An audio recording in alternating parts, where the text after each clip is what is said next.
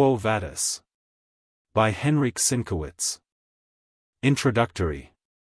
In the trilogy with Fire and Sword, The Deluge, and Pan Michael, Sienkiewicz has given pictures of a great and decisive epoch in modern history. The results of the struggle begun under Bogdan Khmelnytsky have been felt for more than 2 centuries, and they are growing daily in importance. The Russia which rose out of that struggle has become a power not only of European but of worldwide significance, and, to all human seeming, she is yet in an early stage of her career. In Quo Vadis the author gives us pictures of opening scenes in the conflict of moral ideas with the Roman Empire, a conflict from which Christianity issued as the leading force in history. The Slavs are not so well known to Western Europe or to us as they are sure to be in the near future, hence the trilogy, with all its popularity and merit, is not appreciated yet as it will be.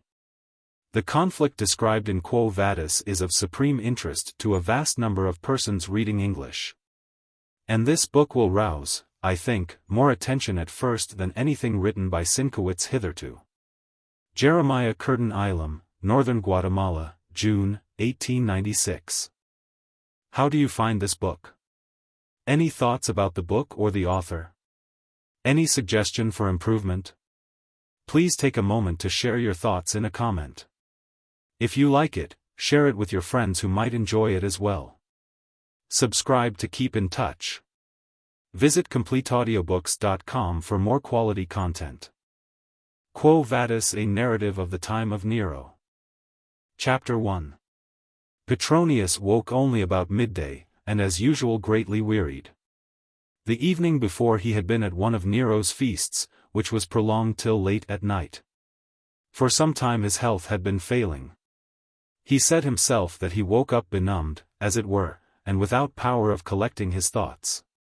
But the morning bath and careful kneading of the body by trained slaves hastened gradually the course of his slothful blood, roused him, quickened him, restored his strength. So that he issued from the Eleothesium, that is, the last division of the bath, as if he had risen from the dead, with eyes gleaming from wit and gladness, rejuvenated, filled with life, exquisite. So unapproachable that Otho himself could not compare with him, and was really that which he had been called, arbiter elegantiarum. He visited the public baths rarely, only when some reader happened there who roused admiration and who was spoken of in the city, or when in the Ephebii there were combats of exceptional interest. Moreover, he had in his own insula private baths which Celer, the famous contemporary of Severus, had extended for him. Reconstructed and arranged with such uncommon taste that Nero himself acknowledged their excellence over those of the emperor. Though the imperial baths were more extensive and finished with incomparably greater luxury. After that feast, at which he was bored by the jesting of Vatinius with Nero, Lucan, and Seneca, he took part in a diatribe as to whether woman has a soul. Rising late, he used, as was his custom, the baths. 2 enormous balneators laid him on a cypress table covered with snow-white Egyptian byssus, and with hands dipped in perfumed olive oil began to rub his shapely body. And he waited with closed eyes till the heat of the laconicum and the heat of their hands passed through him and expelled weariness. But after a certain time he spoke, and opened his eyes. He inquired about the weather, and then about gems which the jeweler Idomeneus had promised to send him for examination that day. It appeared that the weather was beautiful, with a light breeze from the Alban hills, and that the gems had not been brought. Petronius closed his eyes again, and had given command to bear him to the tepidarium, when from behind the curtain the nomenclator looked in, announcing that young Marcus Vinicius, recently returned from Asia Minor, had come to visit him. Petronius ordered to admit the guest to the tepidarium, to which he was borne himself. Vinicius was the son of his oldest sister, who years before had married Marcus Vinicius, a man of consular dignity from the time of Tiberius. The young man was serving then under Corbulo against the Parthians, and at the close of the war had returned to the city. Petronius had for him a certain weakness bordering on attachment, for Marcus was beautiful and athletic, a young man who knew how to preserve a certain aesthetic measure in his profligacy. This, Petronius prized above everything. "A greeting to Petronius," said the young man, entering the tepidarium with a springy step. "May all the gods grant thee success, but especially Asclepius and Cyprus, for under their double protection nothing evil can meet one." "I greet thee in Rome, and may thy rest be sweet after war," replied Petronius, extending his hand from between the folds of soft carbus stuff in which he was wrapped. "What's to be heard in Armenia, or since thou wert in Asia, didst thou not stumble into Bithynia?" Petronius on a time had been proconsul in Bithynia, and, what is more, he had governed with energy and justice. This was a marvelous contrast in the character of a man noted for effeminacy and love of luxury. Hence he was fond of mentioning those times, as they were a proof of what he had been, and of what he might have become had it pleased him. "I happened to visit Heraclea," answered Vinicius.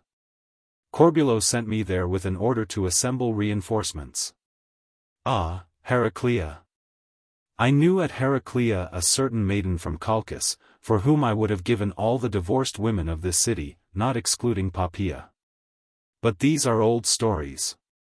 Tell me now, rather, what is to be heard from the Parthian boundary. It is true that they weary me every Vologeses of them, and Tiridates and Tigranes, those barbarians who, as young Arolinus insists, walk on all fours at home, and pretend to be human only when in our presence. But now people in Rome speak much of them, if only for the reason that it is dangerous to speak of aught else. The war is going badly, and but for Corbulo might be turned to defeat." Corbulo. By Bacchus. A real god of war, a genuine Mars, a great leader, at the same time quick-tempered, honest, and dull. I love him, even for this, that Nero is afraid of him. Corbulo is not a dull man. Perhaps thou art right, but for that matter it is all one. Dullness, as Pyrrho says, is in no way worse than wisdom, and differs from it in nothing. Vinicius began to talk of the war. But when Petronius closed his eyes again, the young man, seeing his uncle's tired and somewhat emaciated face, changed the conversation, and inquired with a certain interest about his health. Petronius opened his eyes again. Health, no. He did not feel well. He had not gone so far yet, it is true, as young Sisenna, who had lost sensation to such a degree that when he was brought to the bath in the morning he inquired, "Am I sitting?" But he was not well. Vinicius had just committed him to the care of Asclepius and Cyprus. But he, Petronius, did not believe in Asclepius. It was not known even whose son that Asclepius was, the son of Arsino or Caronis, and if the mother was doubtful, what was to be said of the father? Who, in that time, could be sure who his own father was? Hereupon Petronius began to laugh. Then he continued, 2 years ago, it is true, I sent to Epidaurus 3 dozen live blackbirds and a goblet of gold, but dost thou know why? I said to myself, whether this helps or not, it will do me no harm. Though people make offerings to the gods yet, I believe that all think as I do, all, with the exception, perhaps, of mule drivers hired at the Porta Capena by travelers. Besides Asclepius, I have had dealings with sons of Asclepius. When I was troubled a little last year in the bladder, they performed an incubation for me. I saw that they were tricksters, but I said to myself, what harm? The world stands on deceit, and life is an illusion. The soul is an illusion too.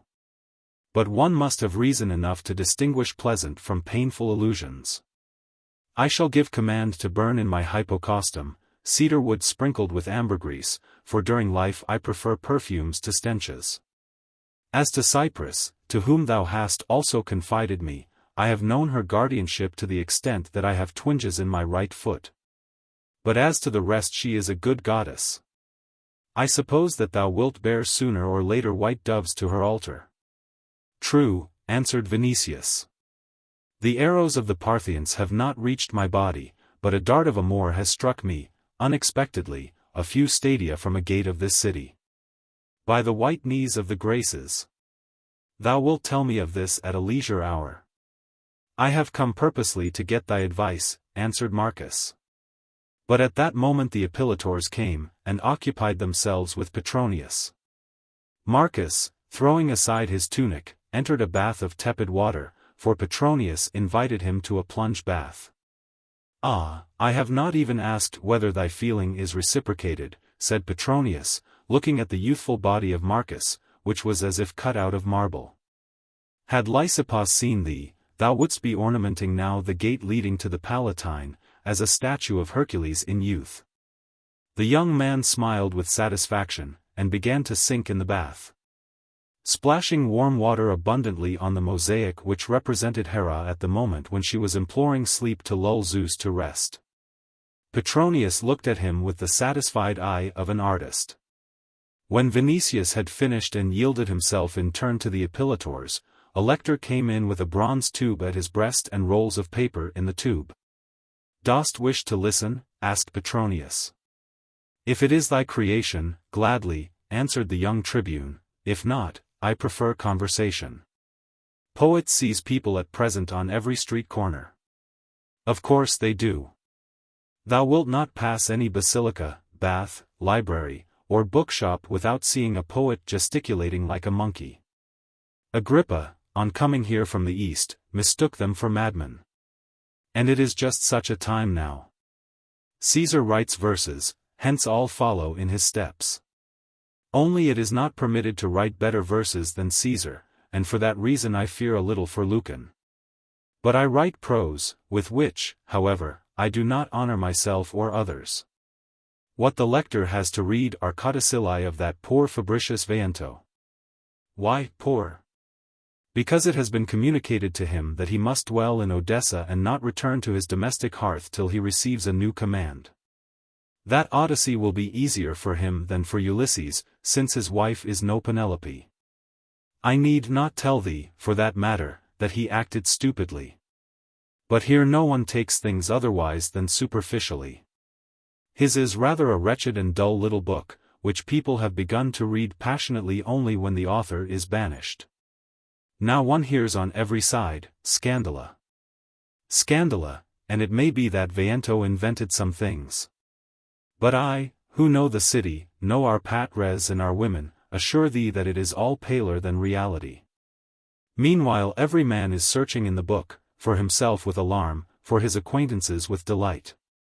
At the bookshop of Avernus 100 copyists are writing at dictation, and its success is assured. Are not thy affairs in it? They are. But the author is mistaken, for I am at once worse and less flat than he represents me. Sayest thou we have lost long since the feeling of what is worthy or unworthy, and to me even it seems that in real truth there is no difference between them, though Seneca, Musonius, and Trasca pretend that they see it. To me it is all one.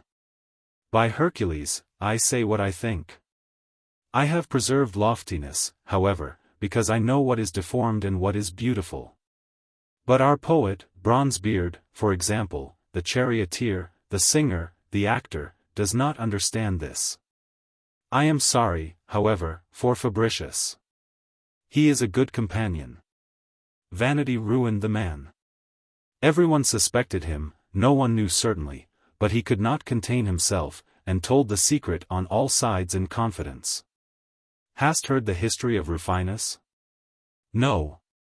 Then come to the Frigidarium to cool, there I will tell thee.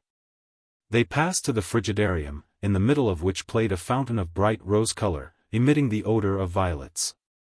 There they sat in niches which were covered with velvet, and began to cool themselves. Silence reigned for a time. Vinicius looked a while thoughtfully at a bronze faun which, bending over the arm of a nymph, was seeking her lips eagerly with his lips. He is right, said the young man. That is what is best in life. More or less. But besides this thou lovest war, for which I have no liking, since under tents one's fingernails break and cease to be rosy. For that matter, every man has his preferences. Bronzebeard loves song, especially his own. And old Scoras his Corinthian vase, which stands near his bed at night, and which he kisses when he cannot sleep. He has kissed the edge off already. Tell me, dost thou not write verses? No. I have never composed a single hexameter. And dost thou not play on the lute and sing? No. And dost thou drive a chariot? I tried once in Antioch, but unsuccessfully. Then I am at rest concerning thee. And to what party in the hippodrome dost thou belong? To the Greens. Now I am perfectly at rest, especially since thou hast a large property indeed, though thou art not so rich as Pallas or Seneca. For sayest thou, with us at present it is well to write verses, to sing to a lute, to declaim, and to compete in the circus. But better, and especially safer, not to write verses, not to play, not to sing, and not to compete in the circus. Best of all, is it to know how to admire when Bronzebeard admires. Thou art a comely young man, hence Poppaea may fall in love with thee. This is thy only peril. But no, she is too experienced, she cares for something else. She has had enough of love with her 2 husbands, with the 3rd she has other views. Dost thou know that stupid Otho loves her yet to distraction? He walks on the cliffs of Spain, and sighs. He has so lost his former habits, and so ceased to care for his person, that 3 hours each day suffice him to dress his hair. Who could have expected this of Otho? I understand him, answered Vinicius, but in his place I should have done something else. What, namely? I should have enrolled faithful legions of mountaineers of that country. They are good soldiers, those Iberians. Vinicius. I almost wish to tell thee that thou wouldst not have been capable of that. And knowest why? Such things are done, but they are not mentioned even conditionally. As to me, in his place, I should have laughed at Poppaea, laughed at Bronzebeard, and formed for myself legions, not of Iberian men, however, but Iberian women. And what is more, I should have written epigrams which I should not have read to anyone, not like that poor Rufinus. Thou wert to tell me his history. I will tell it in the unctorium. But in the unctorium the attention of Vinicius was turned to other objects, namely, to wonderful slave women who were waiting for the bathers. 2 of them, Africans, resembling noble statues of ebony, began to anoint their bodies with delicate perfumes from Arabia. Others, Phrygians, skilled in hairdressing, held in their hands, which were bending and flexible as serpents, combs and mirrors of polished steel. 2 Grecian maidens from Kos, who were simply like deities, waited as vestiplici, till the moment should come to put statuesque folds in the togas of the lords. By the cloud-scattering Zeus! Said Marcus Vinicius, what a choice thou hast! I prefer choice to numbers, answered Petronius. My whole familia one in Rome does not exceed 400, and I judge that for personal attendance only upstarts need a greater number of people. More beautiful bodies even Bronzebeard does not possess, said Vinicius, distending his nostrils. Thou art my relative, answered Petronius, with a certain friendly indifference, and I am neither so misanthropic as Barsus nor such a pedant as Aulus Plautius. When Vinicius heard this last name, he forgot the maidens from Kos for a moment, and, raising his head vivaciously, inquired, whence did Aulus Plautius come to thy mind? Dost thou know that after I had disjointed my arm outside the city, I passed a number of days in his house? It happened that Plautius came up at the moment when the accident happened, and, seeing that I was suffering greatly, he took me to his house. There a slave of his, the physician Marian, restored me to health. I wish to speak with thee touching this very matter. Why? Is it because thou hast fallen in love with Pomponia perchance? In that case I pity thee, she is not young, and she is virtuous. I cannot imagine a worse combination. Br. Not with Pomponia, eheu, answered Vinicius. With whom, then? If I knew myself with whom? But I do not know to a certainty her name even, Ligia or Paulina. They call her Ligia in the house, for she comes of the Lygian nation. But she has her own barbarian name, Paulina. It is a wonderful house, that of those Plautiuses. There are many people in it, but it is quiet there as in the groves of Subiacum. For a number of days I did not know that a divinity dwelt in the house. Once about daybreak I saw her bathing in the garden fountain. And I swear to thee by that foam from which Aphrodite rose, that the rays of the dawn passed right through her body.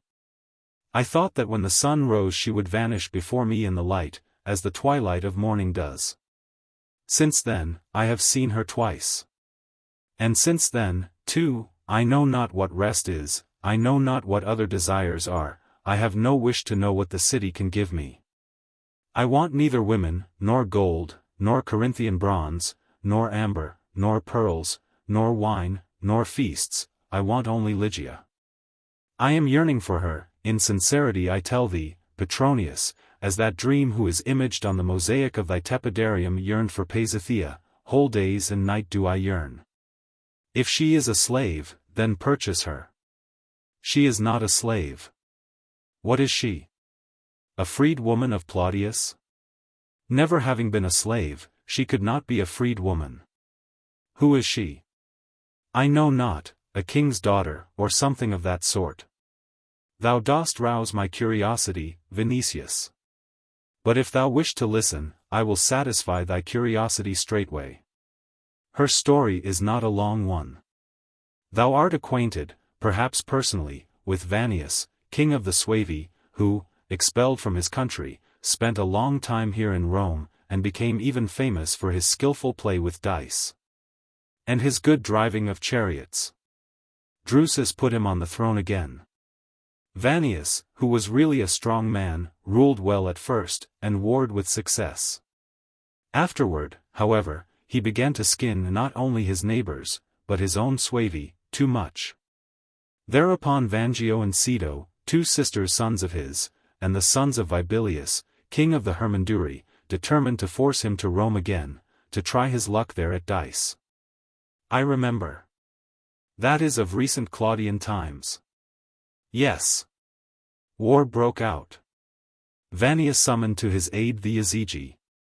His dear nephews called in the Lygians, who, hearing of the riches of Vannius, and enticed by the hope of booty, came in such numbers that Caesar himself, Claudius, began to fear for the safety of the boundary. Claudius did not wish to interfere in a war among barbarians, but he wrote to Atilius Hister, who commanded the legions of the Danube, to turn a watchful eye on the course of the war, and not permit them to disturb our peace. Hister required, then, of the Lygians a promise not to cross the boundary. To this they not only agreed, but gave hostages, among whom were the wife and daughter of their leader. It is known to thee that barbarians take their wives and children to war with them. My Ligia is the daughter of that leader. Whence dost thou know all this? Aulus Plautius told it himself. The Lygians did not cross the boundary, indeed, but barbarians come and go like a tempest. So did the Lygians vanish with their wild ox horns on their heads. They killed Vannius's Suevi and Yazigi. But their own king fell. They disappeared with their booty then, and the hostages remained in Hister's hands. The mother died soon after, and Hister, not knowing what to do with the daughter, sent her to Pomponius, the governor of all Germany. He, at the close of the war with the Catti, returned to Rome, where Claudius, as is known to thee, permitted him to have a triumph. The maiden on that occasion walked after the car of the conqueror. But, at the end of the solemnity, since hostages cannot be considered captives, and since Pomponius did not know what to do with her definitely, he gave her to his sister Pomponia Graecina, the wife of Plautius. In that house where all, beginning with the masters and ending with the poultry in the henhouse, are virtuous, that maiden grew up as virtuous, alas, as Graecina herself, and so beautiful that even Poppaea, if near her, would seem like an autumn fig near an apple of the Hesperides. And what? And I repeat to thee that from the moment when I saw how the sun rays at that fountain passed through her body, I fell in love to distraction. She is as transparent as a lamprey eel, then, or a youthful sardine. Jest not, Petronius. But if the freedom with which I speak of my desire misleads thee, know this, that bright garments frequently cover deep wounds. I must tell thee, too, that, while returning from Asia, I slept one night in the temple of Mopsus to have a prophetic dream. Well, Mopsus appeared in a dream to me, and declared that, through love, a great change in my life would take place. Pliny declares, as I hear, that he does not believe in the gods, but he believes in dreams, and perhaps he is right. My jests do not prevent me from thinking at times that in truth there is only one deity, eternal, creative, all-powerful, Venus Genitrix. She brings souls together, she unites bodies and things. Eros called the world out of chaos. Whether he did well is another question, but, since he did so, we should recognize his might, though we are free not to bless it.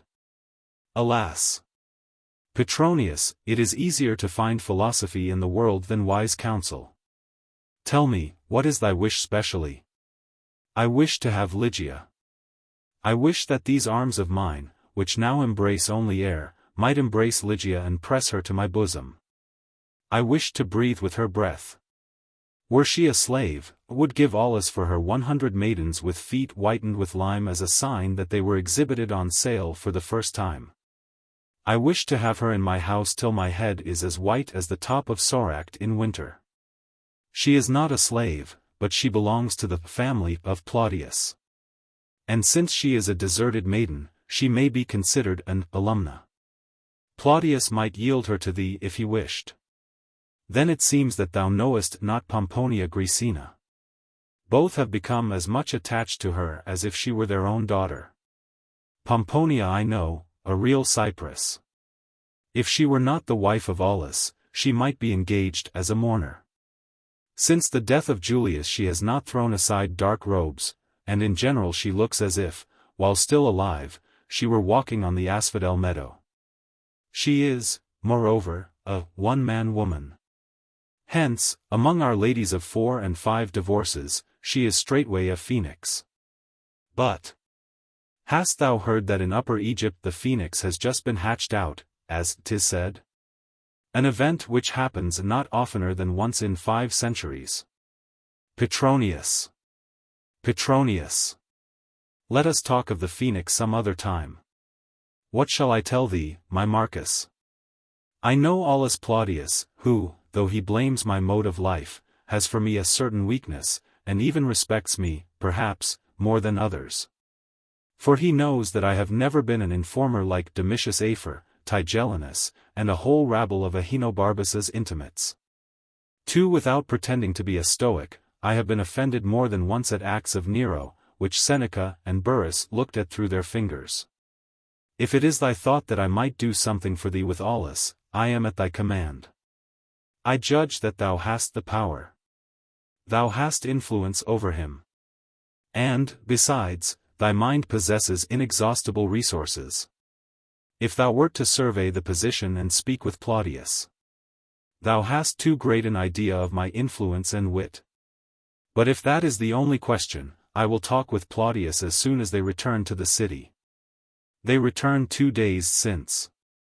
In that case let us go to the triclinium, where a meal is now ready, and when we have refreshed ourselves, let us give command to bear us to Plautius. Thou hast ever been kind to me, answered Vinicius, with vivacity. But now I shall give command to rear thy statue among my Laras, just such a beauty as this one, and I will place offerings before it.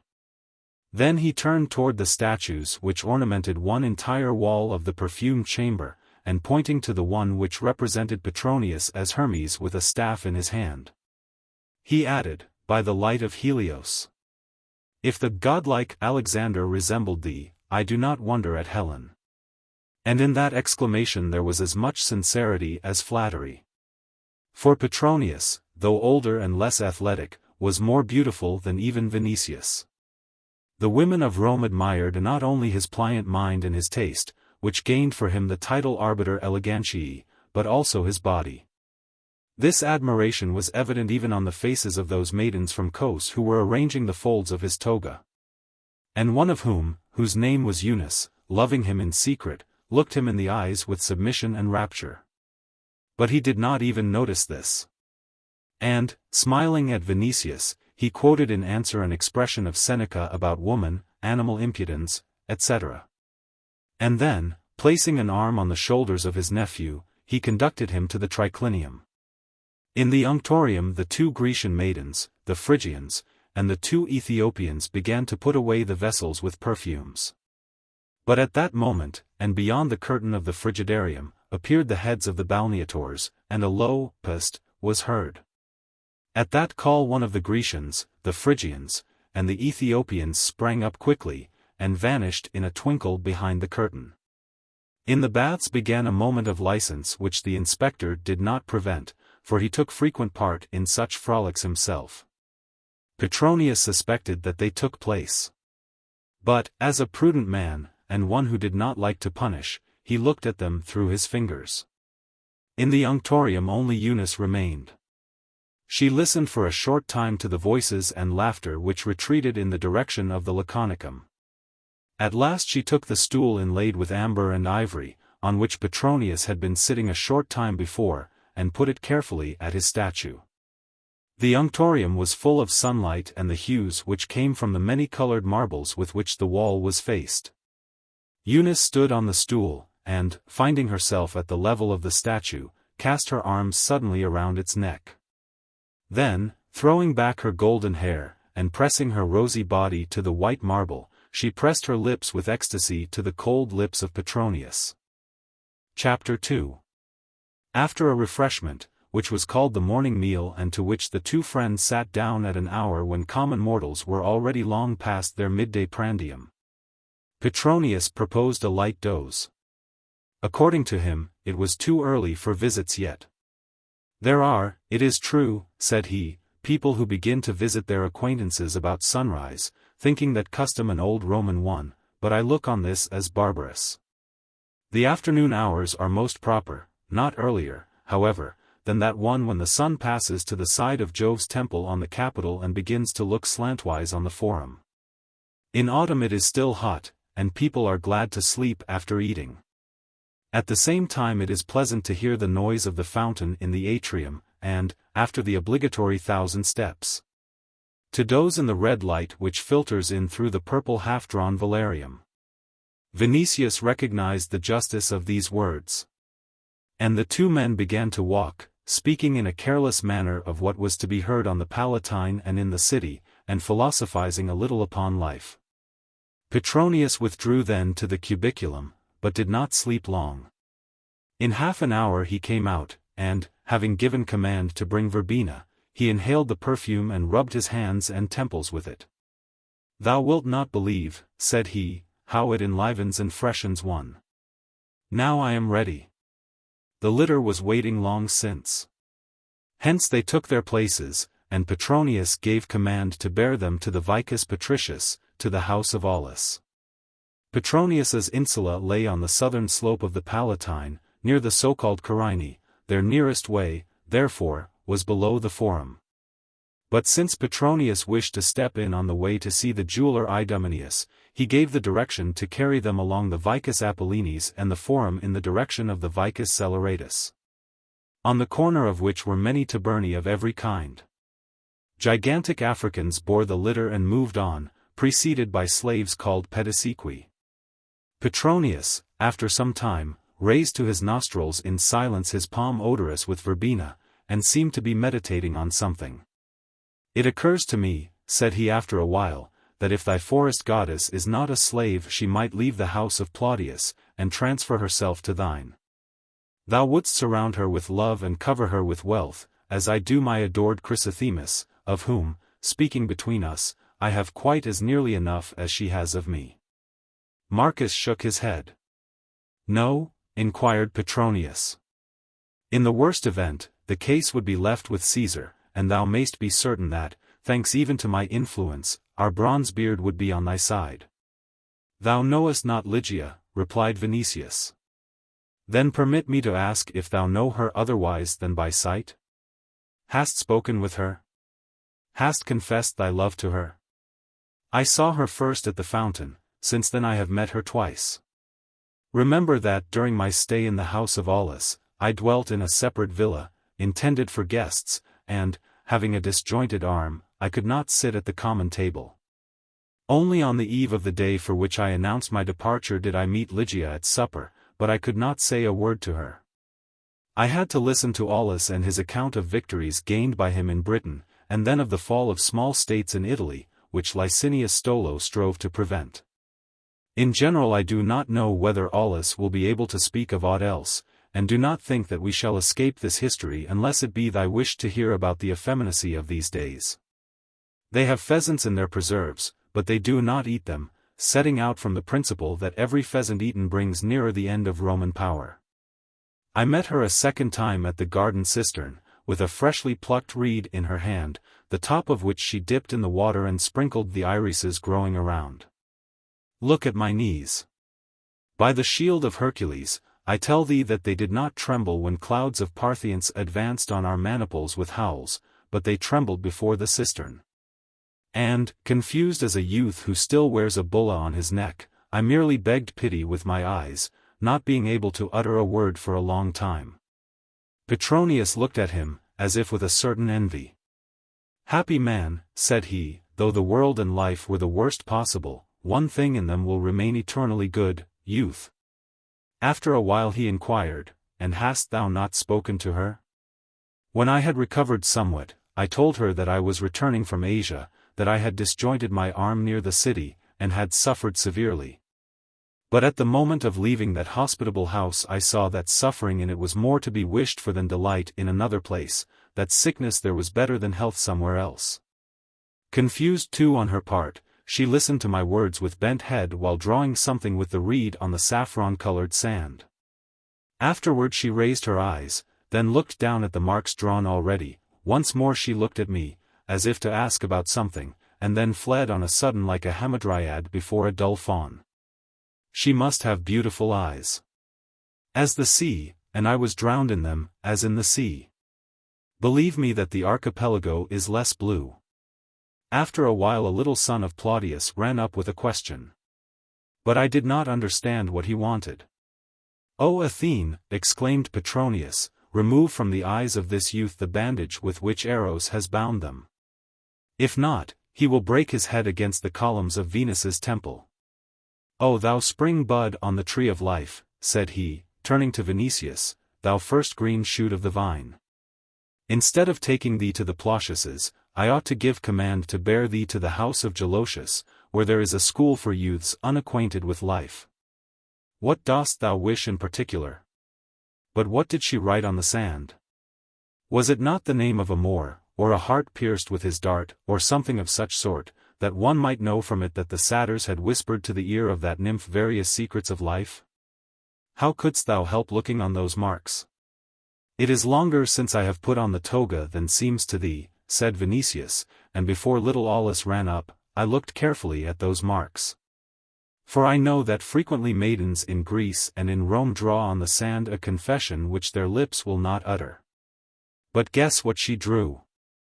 If it is other than I supposed, I shall not guess. A fish. What dost thou say? I say, a fish. What did that mean? That cold blood is flowing in her veins. So far I do not know, but thou, who hast called me a spring bud on the tree of life, wilt be able to understand the sign certainly. Carissime. Ask such a thing of Pliny. He knows fish. If old Apicius were alive, he could tell thee something, for in the course of his life he ate more fish than could find place at one time in the Bay of Naples. Further conversation was interrupted, since they were borne into crowded streets where the noise of people hindered them. From the Vicus Apollinis they turned to the Boarium, and then entered the Forum Romanum, where on clear days, before sunset, crowds of idle people assembled to stroll among the columns. To tell and hear news, to see noted people borne past in litters, and finally to look in at the jewelry shops, the bookshops, the arches where coin was changed, shops for silk, bronze, and all other articles with which the buildings covering that part of the market placed opposite the Capitol were filled. One half of the Forum, immediately under the rock of the Capitol, was buried already in shade, but the columns of the temples, placed higher, seemed golden in the sunshine and the blue. Those lying lower cast lengthened shadows on marble slabs. The place was so filled with columns everywhere that the eye was lost in them as in a forest. Those buildings and columns seemed huddled together. They towered some above others, they stretched toward the right and the left, they climbed toward the height, and they clung to the wall of the Capitol, or some of them clung to others. Like greater and smaller, thicker and thinner, white or gold-colored tree trunks, now blooming under architraves, flowers of the acanthus, now surrounded with Ionic corners. Now finished with a simple Doric quadrangle. Above that forest gleamed colored triglyphs, from tympans stood forth the sculptured forms of gods. From the summits winged golden quadrigi seemed ready to fly away through space into the blue dome, fixed serenely above that crowded place of temples. Through the middle of the market and along the edges of it flowed a river of people. Crowds passed under the arches of the Basilica of Julius Caesar. Crowds were sitting on the steps of Castor and Pollux, or walking around the Temple of Vesta, resembling on that great marble background many-colored swarms of butterflies or beetles.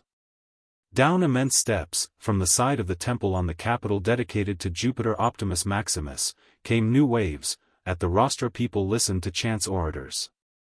In one place and another rose the shouts of hawkers selling fruit, wine, or water mixed with fig juice, of tricksters, of vendors of marvelous medicines, of soothsayers, of discoverers of hidden treasures, of interpreters of dreams. Here and there, in the tumult of conversations and cries, were mingled sounds of the Egyptian sistra, of the sambuci, or of Grecian flutes. Here and there the sick, the pious, or the afflicted were bearing offerings to the temples. In the midst of the people, on the stone flags, gathered flocks of doves, eager for the grain given them, and like movable many-colored and dark spots. Now rising for a moment with a loud sound of wings, now dropping down again to places left vacant by people. From time to time the crowds opened before litters in which were visible the affected faces of women, or the heads of senators and knights, with features, as it were, rigid and exhausted from living. The many-tongued population repeated aloud their names, with the addition of some term of praise or ridicule. Among the unordered groups pushed from time to time, advancing with measured tread, parties of soldiers, or watchers, preserving order on the streets. Around about, the Greek language was heard as often as Latin. Vinicius, who had not been in the city for a long time, looked with a certain curiosity on that swarm of people and on that Forum Romanum, which both dominated the sea of the world and was flooded by it, so that Petronius, who divined the thoughts of his companion, called it the nest of the Carites, without the Carites. In truth, the local element was well nigh lost in that crowd, composed of all races and nations. There appeared Ethiopians, gigantic light-haired people from the distant north, Britons, Gauls, Germans, sloping-eyed dwellers of Laricum. People from the Euphrates and from the Indus, with beards dyed brick color, Syrians from the banks of the Orontes, with black and mild eyes, dwellers in the deserts of Arabia, dried up as a bone. Jews, with their flat breasts, Egyptians, with the eternal, indifferent smile on their faces, Numidians and Africans. Greeks from Hellas, who equally with the Romans commanded the city, but commanded through science, art, wisdom, and deceit. Greeks from the islands, from Asia Minor, from Egypt, from Italy, from Gallia Narbonensis. In the throng of slaves, with pierced ears, were not lacking also freemen, an idle population, which Caesar amused, supported, even clothed, and free visitors, whom the ease of life and the prospects of fortune enticed to the gigantic city. There was no lack of venal persons. There were priests of Serapis, with palm branches in their hands. Priests of Isis, to whose altar more offerings were brought than to the temple of the Capitoline Jove, priests of Cybele, bearing in their hands golden ears of rice, and priests of nomad divinities. And dancers of the East with bright headdresses, and dealers in amulets, and snake-tamers, and Chaldean seers. And, finally, people without any occupation whatever, who applied for grain every week at the storehouses on the Tiber, who fought for lottery tickets to the circus, who spent their nights in rickety houses of districts beyond the Tiber, and sunny and warm days under covered porticos, and in foul eating houses of the Subura, on the Milvian Bridge, or before the Insulae of the Great, where from time to time remnants from the tables of slaves were thrown out to them. Petronius was well known to those crowds. Vinicius' ears were struck continually by hic est. Point 3. They loved him for his munificence, and his peculiar popularity increased from the time when they learned that he had spoken before Caesar in opposition to the sentence of death issued against the whole familia. That is, against all the slaves of the prefect Pedanius Secundus, without distinction of sex or age, because one of them had killed that monster in a moment of despair. Petronius repeated in public. It is true, that it was all one to him, and that he had spoken to Caesar only privately. As the arbiter elegantiarum whose aesthetic taste was offended by a barbarous slaughter befitting Scythians and not Romans. Nevertheless, people who were indignant because of the slaughter loved Petronius from that moment forth. But he did not care for their love. He remembered that that crowd of people had loved also Britannicus. Poisoned by Nero, and Agrippina, killed at his command, and Octavia, smothered in hot steam at the Panditaria, after her veins had been opened previously, and rebellious Plautus, who had been banished, and Thracia, to whom any mourning might bring a death sentence. The love of the mob might be considered rather of ill omen, and the skeptical Petronius was superstitious also. He had a twofold contempt for the multitude, as an aristocrat and an aesthetic person. Men with the odor of roast beans, which they carried in their bosoms, and who besides were eternally hoarse and sweating from playing mora on the street corners and peristyles, did not in his eyes deserve the term human. Hence he gave no answer whatever to the applause, or the kisses sent from lips here and there to him. He was relating to Marcus the case of Pedanius, reviling meanwhile the fickleness of that rabble which, next morning after the terrible butchery, applauded Nero on his way to the temple of Jupiter Stator. But he gave command to halt before the bookshop of Avernus, and, descending from the litter, purchased an ornamented manuscript, which he gave to Vinicius. "Here is a gift for thee," said he. "Thanks," answered Vinicius. Then, looking at the title, he inquired, "Satyricon? Is this something new? Whose is it?" "Mine. But I do not wish to go in the road of Rufinus, whose history I was to tell thee, nor of Fabricius Veiento, hence no one knows of this, and do thou mention it to no man." "Thou hast said that thou art no writer of verses," said Vinicius, looking at the middle of the manuscript, "but here I see prose thickly interwoven with them. When thou art reading, turn attention to Trimalchio's feast. As to verses, they have disgusted me, since Nero is writing an epic. Vitellius, when he wishes to relieve himself, uses ivory fingers to thrust down his throat, others serve themselves with flamingo feathers steeped in olive oil or in a decoction of wild thyme.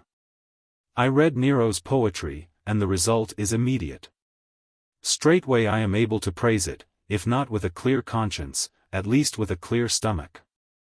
When he had said this, he stopped the litter again before the shop of Idomeneus the goldsmith, and, having settled the affair of the gems, gave command to bear the litter directly to Aulus's mansion.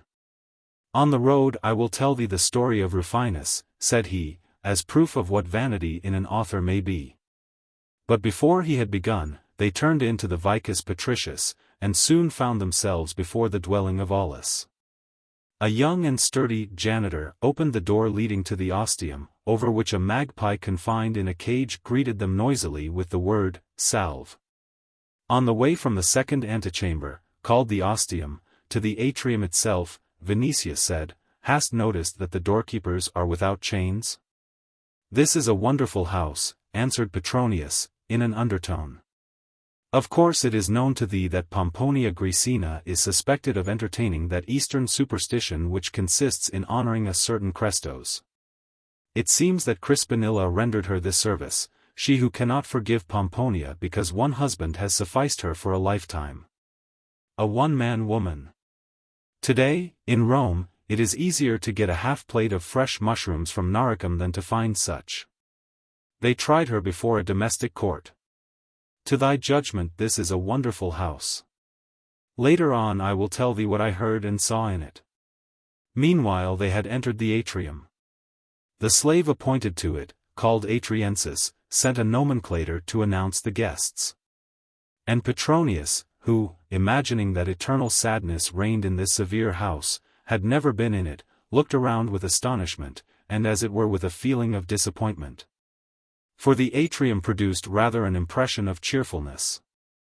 A sheaf of bright light falling from above through a large opening broke into 1,000 sparks on a fountain in a quadrangular little basin, called the impluvium, which was in the middle to receive rain falling through the opening during bad weather. This was surrounded by anemones and lilies. In that house a special love for lilies was evident, for there were whole clumps of them, both white and red. And, finally, sapphire irises, whose delicate leaves were as if silvered from the spray of the fountain. Among the moist mosses, in which lily pots were hidden, and among the bunches of lilies were little bronze statues representing children and waterbirds. In one corner a bronze fawn, as if wishing to drink, was inclining its greenish head, grizzled, too, by dampness. The floor of the atrium was of mosaic. The walls, faced partly with red marble and partly with wood, on which were painted fish, birds, and griffins, attracted the eye by the play of colors. From the door to the side chamber they were ornamented with tortoiseshell or even ivory. At the walls between the doors were statues of Aulus's ancestors. Everywhere calm plenty was evident, remote from excess, but noble and self-trusting. Petronius, who lived with incomparably greater show and elegance, could find nothing which offended his taste. And had just turned to Vinicius with that remark, when a slave, the Valerius, pushed aside the curtain separating the atrium from the tablinum. And in the depth of the building appeared Aulus Plautius approaching hurriedly. He was a man nearing the evening of life, with a head whitened by hoarfrost, but fresh, with an energetic face, a trifle too short, but still somewhat eagle-like. This time there was expressed on it a certain astonishment, and even alarm, because of the unexpected arrival of Nero's friend, companion, and suggester. Petronius was too much a man of the world and too quick not to notice this. Hence, after the first greetings, he announced with all the eloquence and ease at his command that he had come to give thanks for the care which his sister's son had found in that house. And that gratitude alone was the cause of the visit, to which, moreover, he was emboldened by his old acquaintance with Aulus. Aulus assured him that he was a welcome guest. And as to gratitude, he declared that he had that feeling himself, though surely Petronius did not divine the cause of it. In fact, Petronius did not divine it. In vain did he raise his hazel eyes, endeavoring to remember the least service rendered to Aulus or to anyone. He recalled none, unless it might be that which he intended to show Vinicius. Some such thing, it is true, might have happened involuntarily, but only involuntarily. I have great love and esteem for Vespasian, whose life thou didst save, said Aulus, when he had the misfortune to doze while listening to Nero's verses. He was fortunate, replied Petronius, for he did not hear them, but I will not deny that the matter might have ended with misfortune. Bronzebeard wished absolutely to send a centurion to him with the friendly advice to open his veins. But thou, Petronius, laughed him out of it. That is true, or rather it is not true. I told Nero that if Orpheus put wild beasts to sleep with song, his triumph was equal, since he had put Vespasian to sleep. Ahenobarbus may be blamed on condition that to a small criticism a great flattery be added. Our gracious Augusta, Poppaea, understands this to perfection. Alas! Such are the times, answered Aulus. I lack 2 front teeth, knocked out by a stone from the hand of a Briton. I speak with a hiss, still my happiest days were passed in Britain. Because they were days of victory, added Vinicius.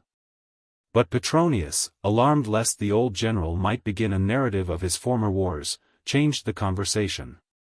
See, said he, in the neighborhood of Praeneste country people found a dead wolf whelp with 2 heads. And during a storm about that time lightning struck off an angle of the temple of Luna, a thing unparalleled, because of the late autumn. A certain Cotta, too, who had told this, added, while telling it, that the priests of that temple prophesied the fall of the city or, at least, The ruin of a great house, ruin to be averted only by uncommon sacrifices.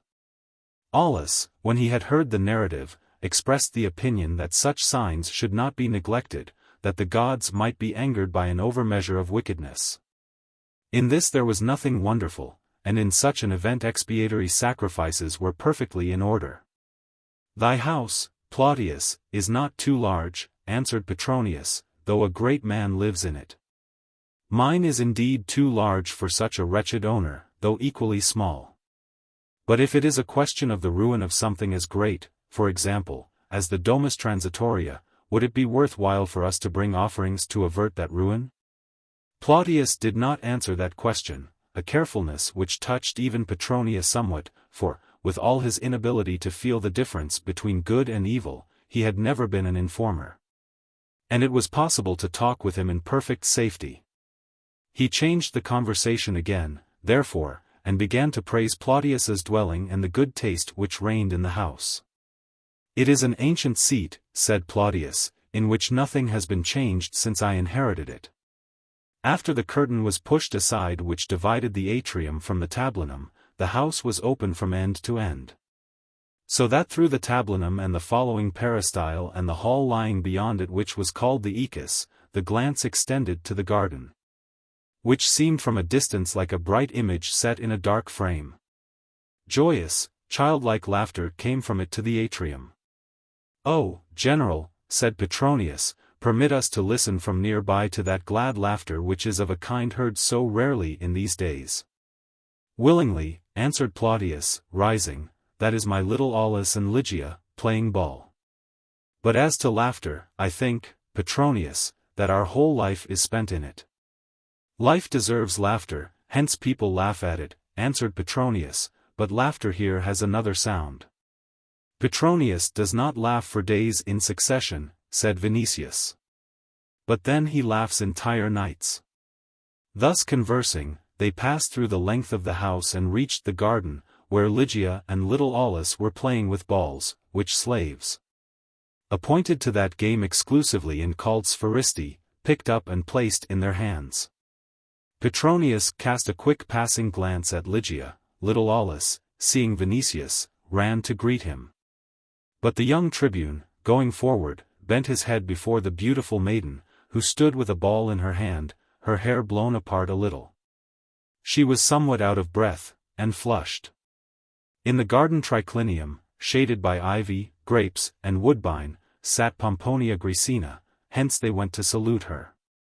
She was known to Petronius, though he did not visit Plautius, for he had seen her at the house of Antistia, the daughter of Rubellius Plautus, and besides at the house of Seneca and Polion.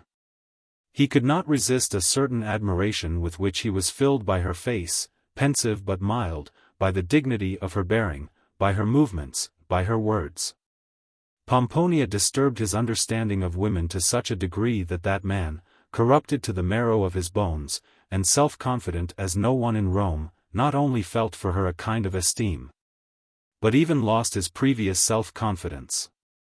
And now, thanking her for her care of Vinicius, he thrust in, as it were involuntarily, Domina, which never occurred to him when speaking, for example, to Calvia Crispinilla, Scribonia, Valeria, Salina, and other women of high society. After he had greeted her and returned thanks, he began to complain that he saw her so rarely, that it was not possible to meet her either in the circus or the amphitheater. To which she answered calmly, laying her hand on the hand of her husband, "We are growing old, and love our domestic quiet more and more, both of us." Petronius wished to oppose. But Aulus Plautius added in his hissing voice, "And we feel stranger and stranger among people who give Greek names to our Roman divinities." "The gods have become for some time mere figures of rhetoric," replied Petronius, carelessly. "But since Greek rhetoricians taught us, it is easier for me even to say Hera than Juno."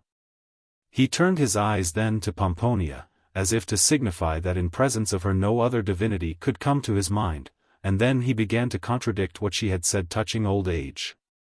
People grow old quickly, it is true, but there are some who live another life entirely, and there are faces moreover which Saturn seems to forget.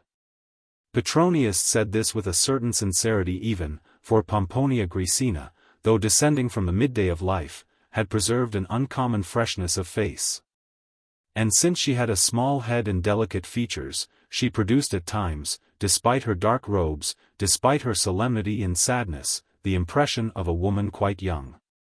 Meanwhile little Aulus, who had become uncommonly friendly with Vinicius during his former stay in the house, approached the young man and entreated him to play ball. Lygia herself entered the triclinium after the little boy.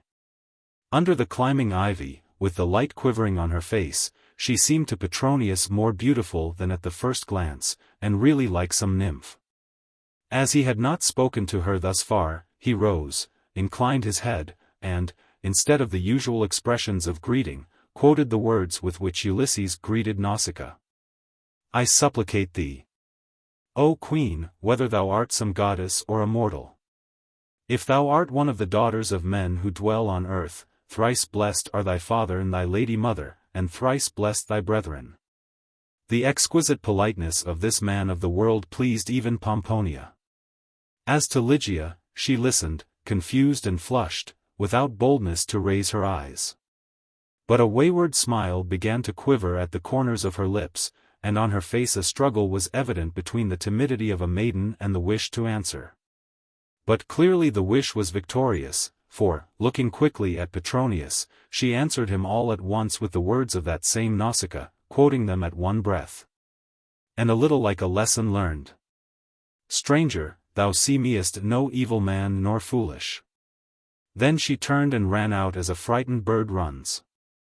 This time the turn for astonishment came to Petronius, for he had not expected to hear verses of Homer from the lips of a maiden of whose barbarian extraction he had heard previously from Vinicius. Hence he looked with an inquiring glance at Pomponia, but she could not give him an answer, for she was looking at that moment, with a smile, at the pride reflected on the face of her husband. He was not able to conceal that pride. First, he had become attached to Ligia as to his own daughter. And second, in spite of his old Roman prejudices, which commanded him to thunder against Greek and the spread of the language, he considered it as the summit of social polish. He himself had never been able to learn it well, over this he suffered in secret. He was glad, therefore, that an answer was given in the language and poetry of Homer to this exquisite man both of fashion and letters, who was ready to consider Plautius's house as barbarian.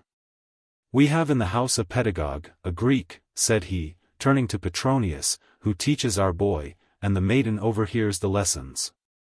She is a wagtail yet, but a dear one, to which we have both grown attached." Petronius looked through the branches of woodbine into the garden, and at the three persons who were playing there. Vinicius had thrown aside his toga, and, wearing only his tunic, was striking the ball, which Ligia, standing opposite, with raised arms was trying to catch. The maiden did not make a great impression on Petronius at the first glance, she seemed to him too slender. But from the moment when he saw her more nearly in the triclinium he thought to himself that Aurora might look like her, and as a judge he understood that in her there was something uncommon. He considered everything and estimated everything. Hence her face, rosy and clear, her fresh lips, as if set for a kiss, her eyes blue as the azure of the sea, the alabaster whiteness of her forehead, the wealth of her dark hair. With the reflection of amber or Corinthian bronze gleaming in its folds, her slender neck, the divine slope of her shoulders, the whole posture, flexible, slender. Young with the youth of May and of freshly opened flowers. The artist was roused in him, and the worshipper of beauty, who felt that beneath a statue of that maiden one might write, "Spring." All at once he remembered Chrysothemis, and pure laughter seized him. Chrysothemis seemed to him, with golden powder on her hair and darkened brows, to be fabulously faded, something in the nature of a yellowed rose tree shedding its leaves. But still Rome envied him that Chrysothemis. Then he recalled Poppaea, and that most famous Poppaea also seemed to him soulless, a waxen mask. In that maiden with Tanagrian outlines there was not only spring, but a radiant soul, which shone through her rosy body as a flame through a lamp. Vinicius is right, thought he, and my Chrysothemis is old, as Troy. Then he turned to Pomponia Graecina, and, pointing to the garden, said, I understand now, Domina, why thou and thy husband prefer this house to the circus and to feasts on the Palatine. Yes, answered she, turning her eyes in the direction of little Aulus and Lygia. But the old general began to relate the history of the maiden, and what he had heard years before from Attilius Hister about the Lygian people who lived in the gloom of the north. The three outside had finished playing ball, and for some time had been walking along the sand of the garden, appearing against the dark background of myrtles and cypresses like three white statues. Lygia held little Aulus by the hand. After they had walked a while they sat on a bench near the fish pond, which occupied the middle of the garden. After a time Aulus sprang up to frighten the fish in the transparent water, but Vinicius continued the conversation begun during the walk. Yes, said he, in a low, quivering voice, scarcely audible, barely had I cast aside the praetexta, when I was sent to the legions in Asia. I had not become acquainted with the city, nor with life, nor with love. I know a small bit of Anacreon by heart, and Horace. But I cannot like Petronius quote verses, when reason is dumb from admiration and unable to find its own words. While a youth I went to school to Musonius, who told me that happiness consists in wishing what the gods wish, and therefore depends on our will. I think, however, that it is something else, something greater and more precious, which depends not on the will, for love only can give it. The gods themselves seek that happiness. Hence I too, O Ligia, who have not known love thus far, follow in their footsteps. I also seek her who would give me happiness. He was silent, and for a time there was nothing to be heard save the light plash of the water into which little Aulus was throwing pebbles to frighten the fish. But after a while Vinicius began again in a voice still softer and lower, But thou knowest of Vespasian's son Titus? They say that he had scarcely ceased to be a youth when he so loved Berenice that grief almost drew the life out of him. So could I too love, O Ligia. Riches, glory, power are mere smoke, vanity.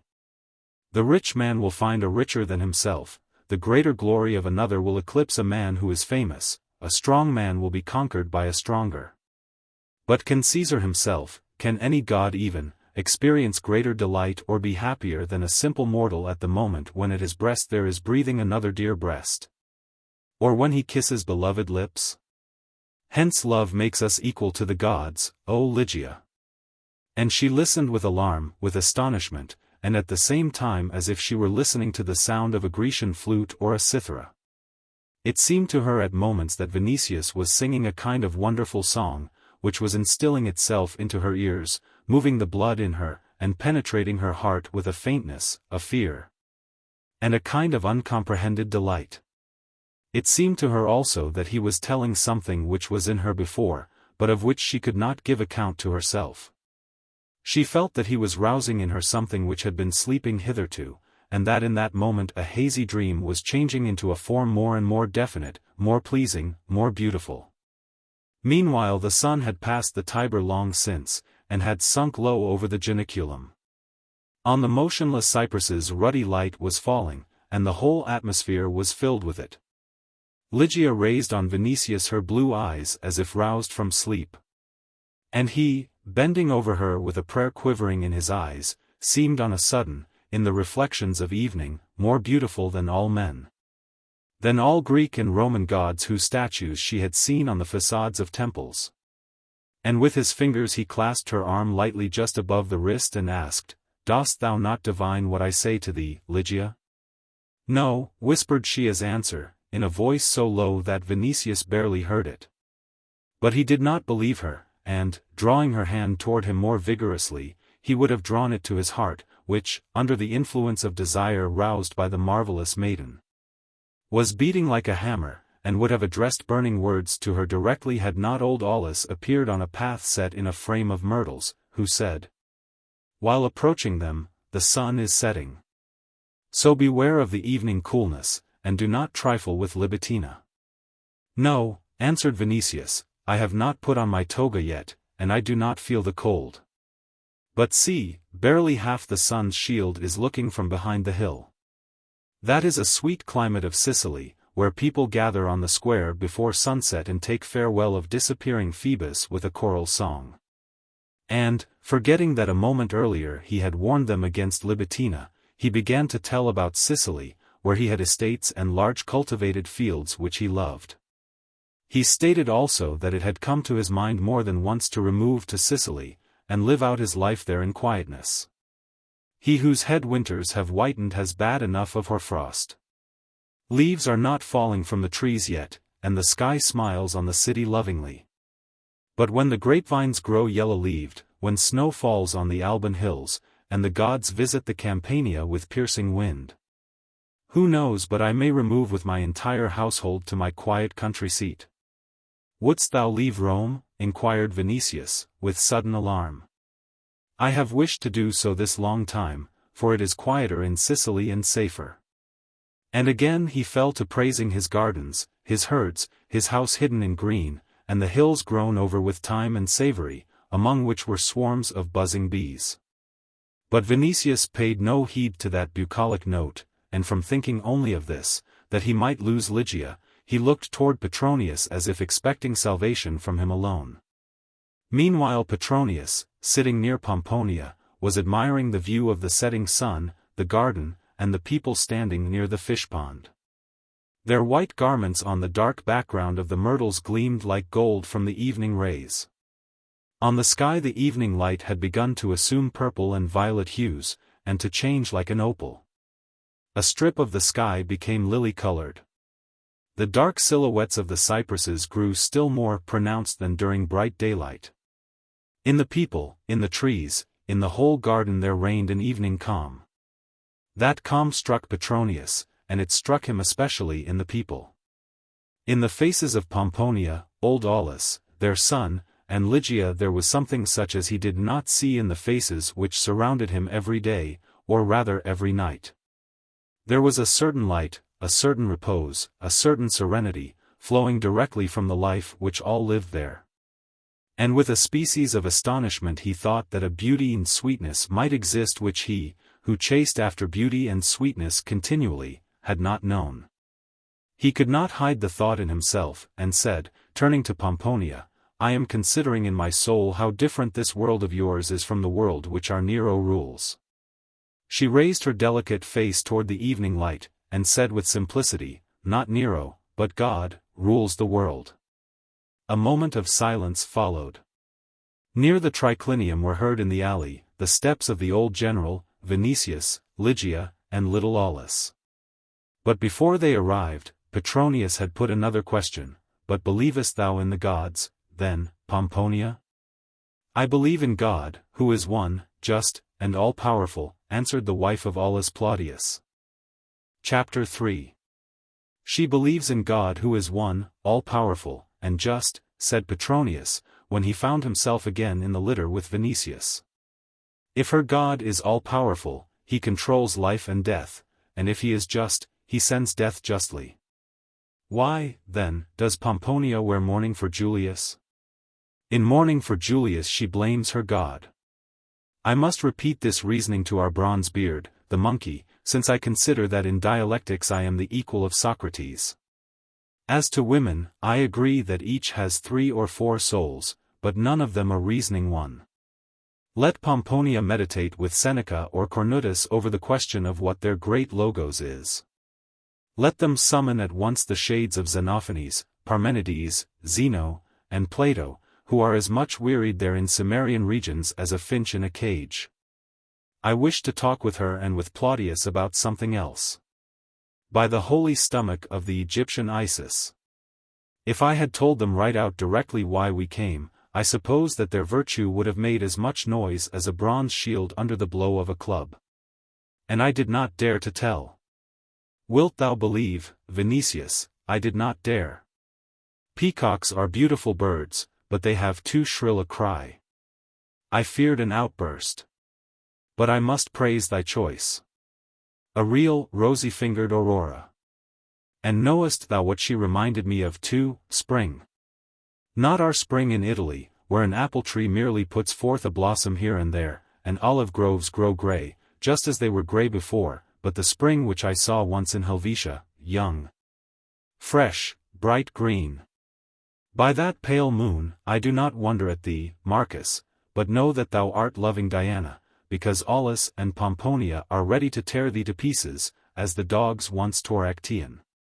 Vinicius was silent a time without raising his head, then he began to speak with a voice broken by passion. I desired her before, but now I desire her still more. When I caught her arm, flame embraced me. I must have her. Were I Zeus, I would surround her with a cloud, as he surrounded Io, or I would fall on her in rain, as he fell on Danae. I would kiss her lips till it pained. I would hear her scream in my arms. I would kill Aulus and Pomponia, and bear her home in my arms. I will not sleep tonight. I will give command to flog one of my slaves, and listen to his groans. Calm thyself, said Petronius. Thou hast the longing of a carpenter from the Subura. All one to me what thou sayest. I must have her. I have turned to thee for aid, but if thou wilt not find it, I shall find it myself. Aulus considers Ligia as a daughter, why should I look on her as a slave? And since there is no other way, let her ornament the door of my house, let her anoint it with wolf's fat, and let her sit at my hearth as wife. Calm thyself, mad descendant of consuls. We do not lead in barbarians bound behind our cars, to make wives of their daughters. Beware of extremes.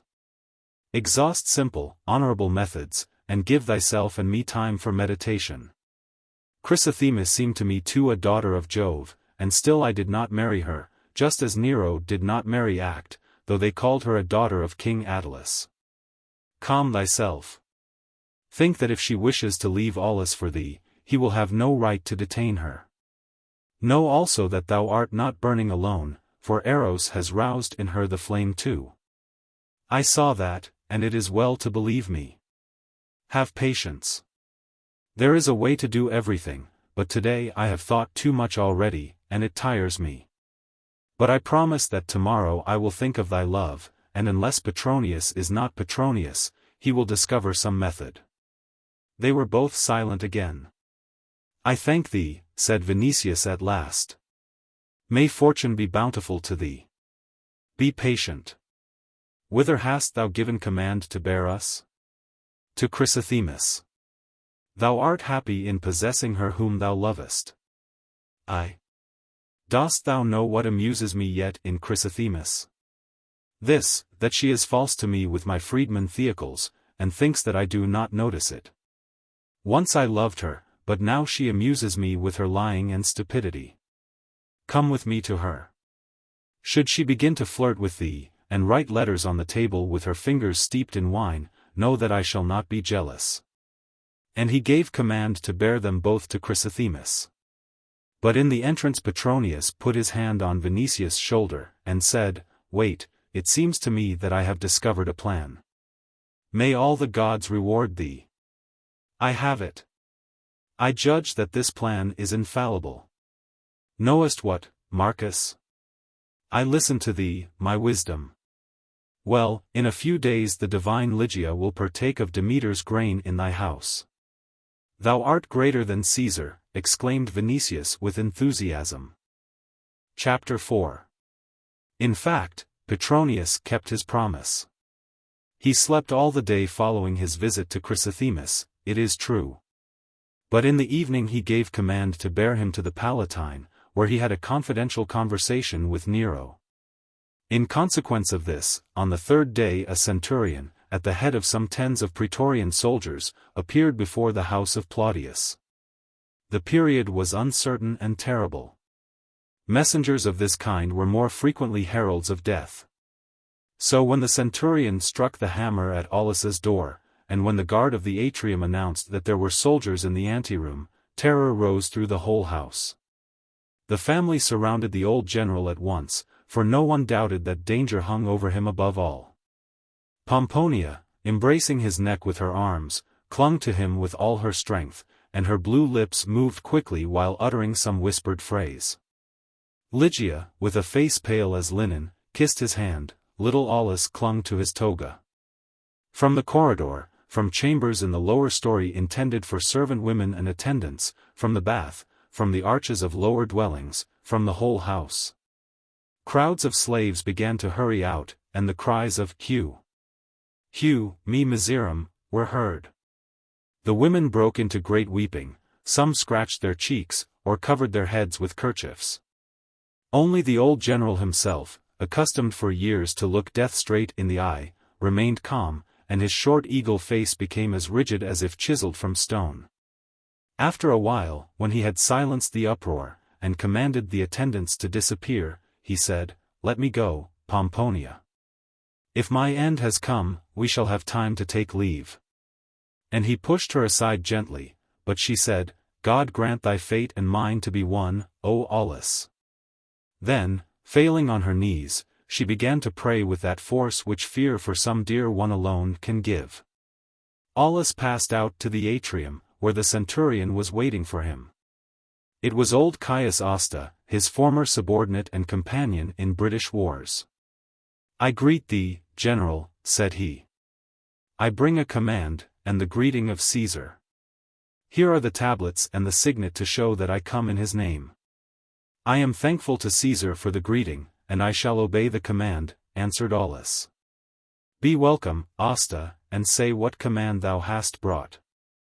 "Aulus Plautius," began Asta, "Caesar has learned that in thy house is dwelling the daughter of the king of the Lygians, whom that king during the life of the divine Claudius gave into the hands of the Romans as a pledge that the boundaries of the empire would never be violated by the Lygians. The divine Nero is grateful to thee, O general, because thou hast given her hospitality in thy house for so many years. But, not wishing to burden thee longer, and considering also that the maiden as a hostage should be under the guardianship of Caesar and the Senate, he commands thee to give her into my hands." Aulus was too much a soldier and too much a veteran to permit himself regret in view of an order, or vain words, or complaint. A slight wrinkle of sudden anger and pain, however, appeared on his forehead. Before that frown legions in Britain had trembled on a time, and even at that moment fear was evident on the face of Asta. But in view of the order, Aulus Plautius felt defenseless. He looked for some time at the tablets and the signet, then raising his eyes to the old centurion, he said calmly, "Wait, Asta, in the atrium till the hostage is delivered to thee." After these words he passed to the other end of the house, to the hall called Ecus, where Pomponia Graecina, Ligia, and little Aulus were waiting for him in fear and alarm. "Death threatens no one, nor banishment to distant islands," said he, "still Caesar's messenger is a herald of misfortune. It is a question of thee, Ligia." "Of Ligia?" exclaimed Pomponia, with astonishment. "Yes," answered Aulus. And turning to the maiden, he began, "Ligia, thou wert reared in our house as our own child, I and Pomponia love thee as our daughter. But know this, that thou art not our daughter. Thou art a hostage, given by thy people to Rome, and guardianship over thee belongs to Caesar. Now Caesar takes thee from our house." The general spoke calmly, but with a certain strange, unusual voice. Ligia listened to his words, blinking, as if not understanding what the question was. Pomponia's cheeks became pallid. In the doors leading from the corridor to the Ecus, terrified faces of slaves began to show themselves a second time. "The will of Caesar must be accomplished," said Aulus. "Aulus!" exclaimed Pomponia, embracing the maiden with her arms, as if wishing to defend her, it would be better for her to die.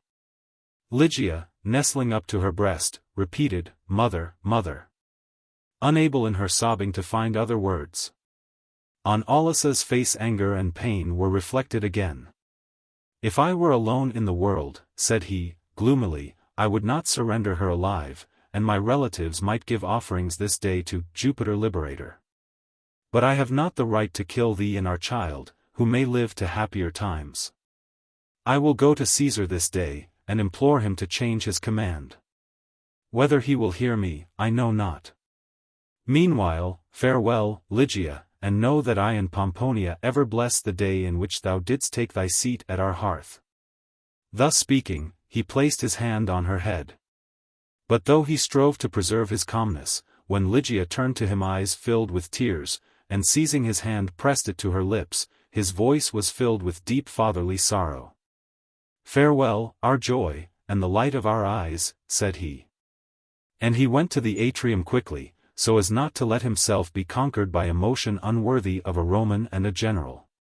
Meanwhile Pomponia, when she had conducted Ligia to the cubiculum, began to comfort, console, and encourage her, uttering words meanwhile which sounded strangely in that house. Where near them in an adjoining chamber the lararium remained yet, and where the hearth was on which Aulus Plautius, faithful to ancient usage, made offerings to the household divinities. Now the hour of trial had come. On a time Virginius had pierced the bosom of his own daughter to save her from the hands of Appius, still earlier Lucretia had redeemed her shame with her life. The house of Caesar is a den of infamy, of evil, of crime. But we, Ligia, know why we have not the right to raise hands on ourselves. Yes.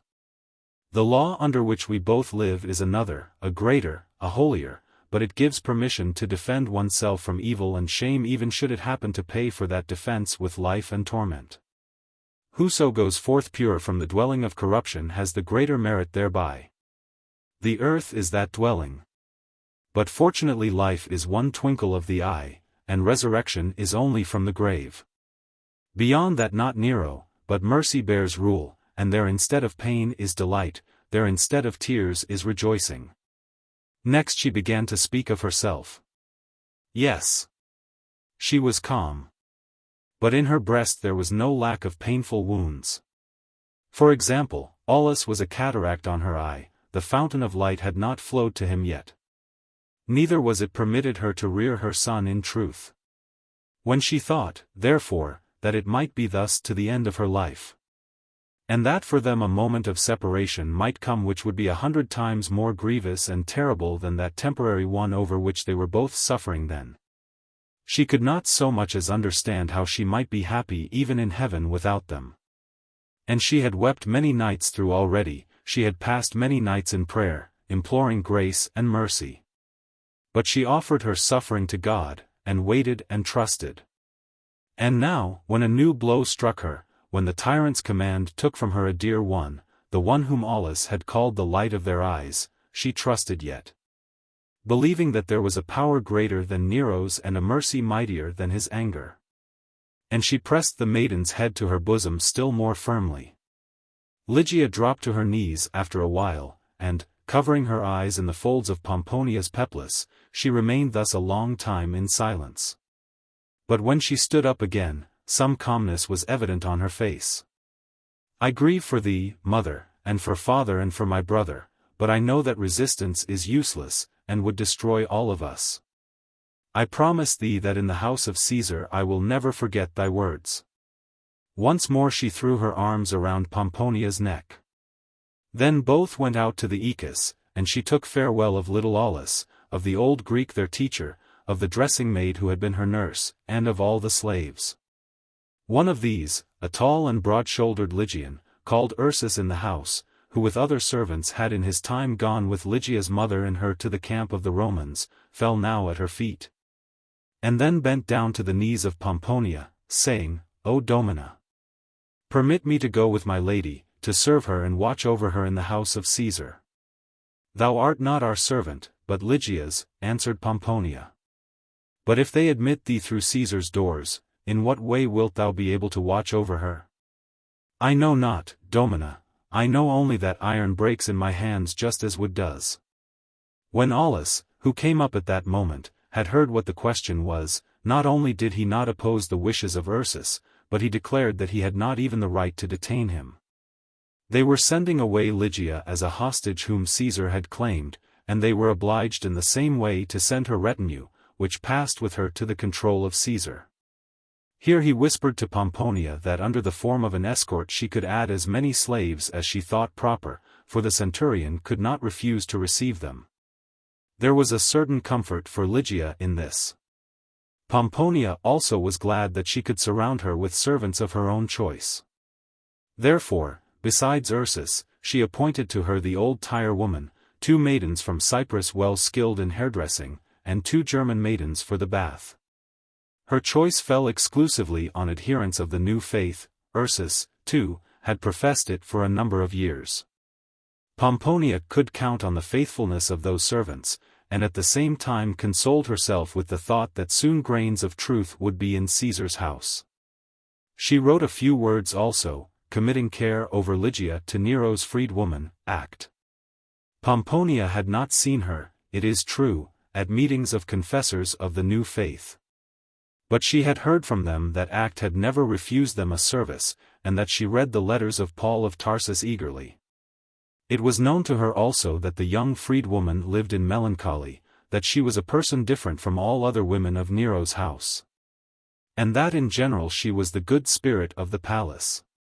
Asta engaged to deliver the letter himself to Act. Considering it natural that the daughter of a king should have a retinue of her own servants, he did not raise the least difficulty in taking them to the palace. But wondered rather that there should be so few. He begged haste, however, fearing lest he might be suspected of want of zeal in carrying out orders. The moment of parting came. The eyes of Pomponia and Ligia were filled with fresh tears.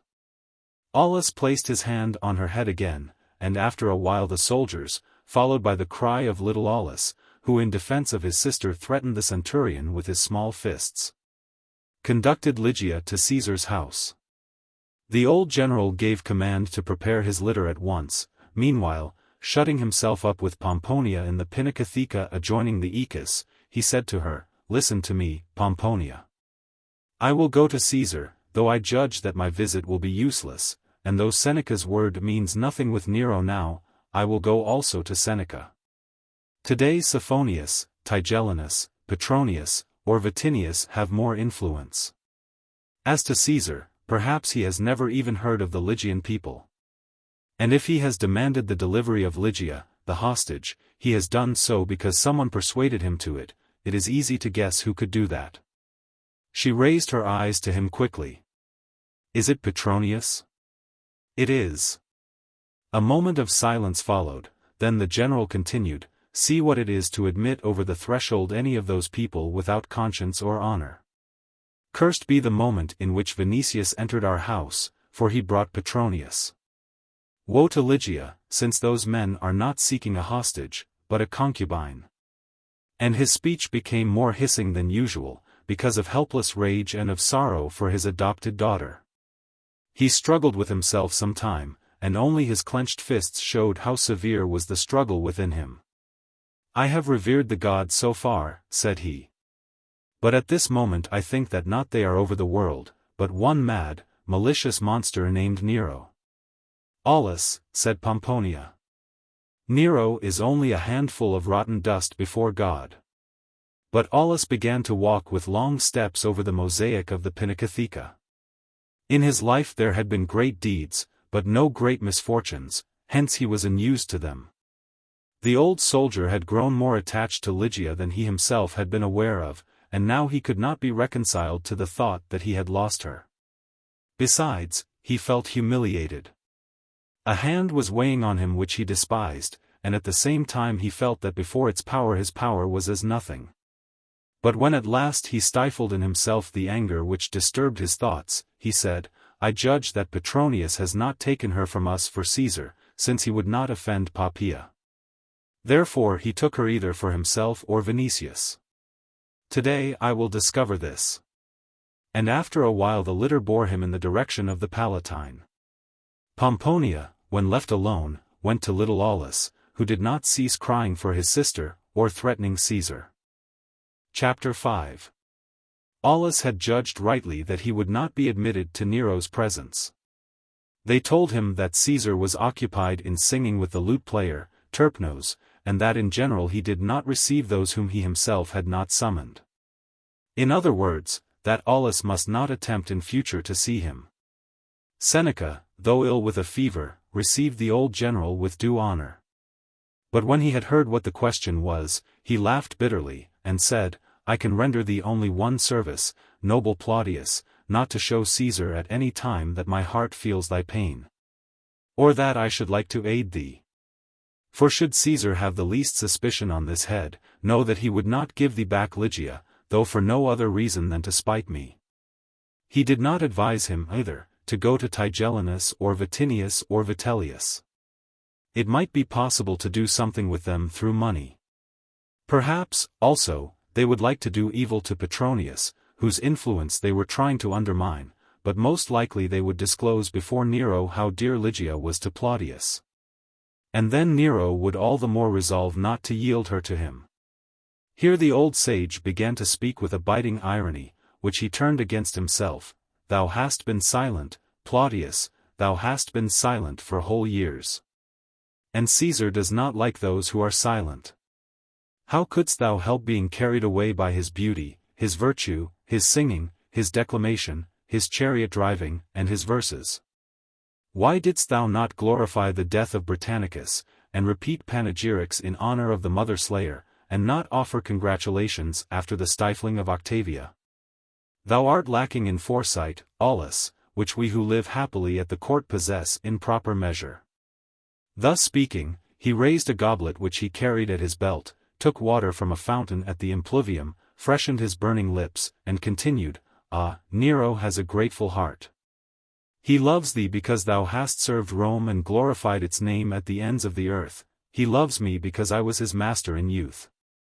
Therefore, sayest thou, I know that this water is not poisoned, and I drink it in peace. Wine in my own house would be less reliable. If thou art thirsty, drink boldly of this water. The aqueducts bring it from beyond the Alban hills, and anyone wishing to poison it would have to poison every fountain in Rome. As thou sayest, it is possible yet to be safe in this world and to have a quiet old age. I am sick, it is true, but rather in soul than in body. This was true. Seneca lacked the strength of soul which Cornutus possessed, for example, or Thracia, hence his life was a series of concessions to crime. He felt this himself. He understood that an adherent of the principles of Zeno, of Citium, should go by another road, and he suffered more from that cause than from the fear of death itself. But the general interrupted these reflections full of grief. Noble Aeneas, said he, I know how Caesar rewarded thee for the care with which thou didst surround his years of youth. But the author of the removal of Lygia is Petronius. Indicate to me a method against him, indicate the influences to which he yields, and use besides with him all the eloquence with which friendship for me of long standing can inspire thee. Petronius and I, answered Seneca, are men of two opposite camps. I know of no method against him, he yields to no man's influence.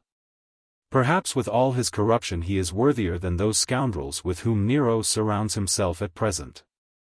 But to show him that he has done an evil deed is to lose time simply. Petronius has lost long since that faculty which distinguishes good from evil. Show him that his act is ugly, he will be ashamed of it. When I see him, I will say, Thy act is worthy of a freedman. If that will not help thee, nothing can. Thanks for that, even, answered the general. Then he gave command to carry him to the house of Vinicius, whom he found at sword practice with his domestic trainer. Aulus was borne away by terrible anger at sight of the young man occupied calmly with fencing during the attack on Ligia. And barely had the curtain dropped behind the trainer when this anger burst forth in a torrent of bitter reproaches and injuries. But Vinicius, when he learned that Lygia had been carried away, grew so terribly pale that Aulus could not for even an instant suspect him of sharing in the deed. The young man's forehead was covered with sweat, the blood, which had rushed to his heart for a moment, returned to his face in a burning wave. His eyes began to shoot sparks, his mouth to hurl disconnected questions. Jealousy and rage tossed him in turn, like a tempest. It seemed to him that Lygia, once she had crossed the threshold of Caesar's house, was lost to him absolutely. When Aulus pronounced the name of Petronius, suspicion flew like a lightning flash through the young soldier's mind, that Petronius had made sport of him. And either wanted to win new favor from Nero by the gift of Lygia, or keep her for himself. That anyone who had seen Lygia would not desire her at once, did not find a place in his head. Impetuousness, inherited in his family, carried him away like a wild horse, and took from him presence of mind. "General," said he, with a broken voice, "return home and wait for me. Know that if Petronius were my own father, I would avenge on him the wrong done to Lygia. Return home and wait for me. Neither Petronius nor Caesar will have her." Then he went with clenched fists to the waxed mask standing clothed in the atrium, and burst out, "By those mortal masks! I would rather kill her and myself." When he had said this, he sent another, "Wait for me," after Aulus, then ran forth like a madman from the atrium, and flew to Petronius's house, thrusting pedestrians aside on the way. Aulus returned home with a certain encouragement. He judged that if Petronius had persuaded Caesar to take Lygia to give her to Vinicius, Vinicius would bring her to their house. Finally, the thought was no little consolation to him, that should Lygia not be rescued she would be avenged and protected by death from disgrace. He believed that Vinicius would do everything that he had promised. He had seen his rage, and he knew the excitability innate in the whole family. He himself, though he loved Lygia as her own father, would rather kill her than give her to Caesar, and had he not regarded his son, the last descendant of his stock, he would doubtless have done so. Aulus was a soldier. He had hardly heard of the Stoics, but in character he was not far from their ideas. Death was more acceptable to his pride than disgrace. When he returned home, he pacified Pomponia, gave her the consolation that he had, and both began to await news from Vinicius. At moments when the steps of some of the slaves were heard in the atrium, they thought that perhaps Vinicius was bringing their beloved child to them. And they were ready in the depth of their souls to bless both. Time passed, however, and no news came. Only in the evening was the hammer heard on the gate. After a while a slave entered and handed Aulus a letter. The old general, though he liked to show command over himself, took it with a somewhat trembling hand, and began to read as hastily as if it were a question of his whole house. All at once his face darkened, as if a shadow from a passing cloud had fallen on it.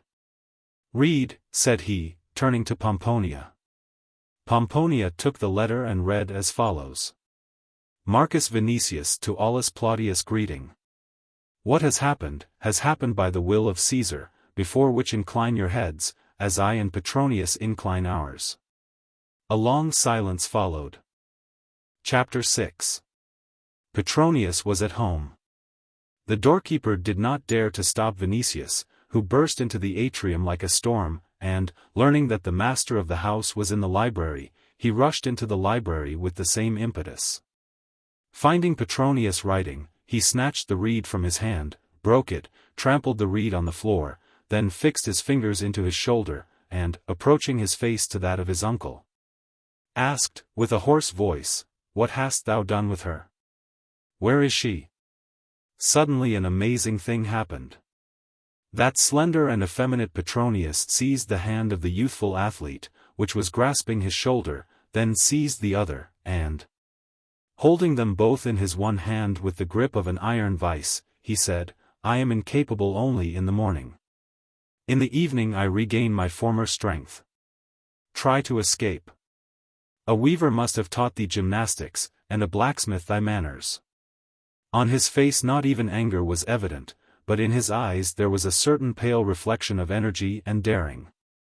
After a while he let the hands of Vinicius drop.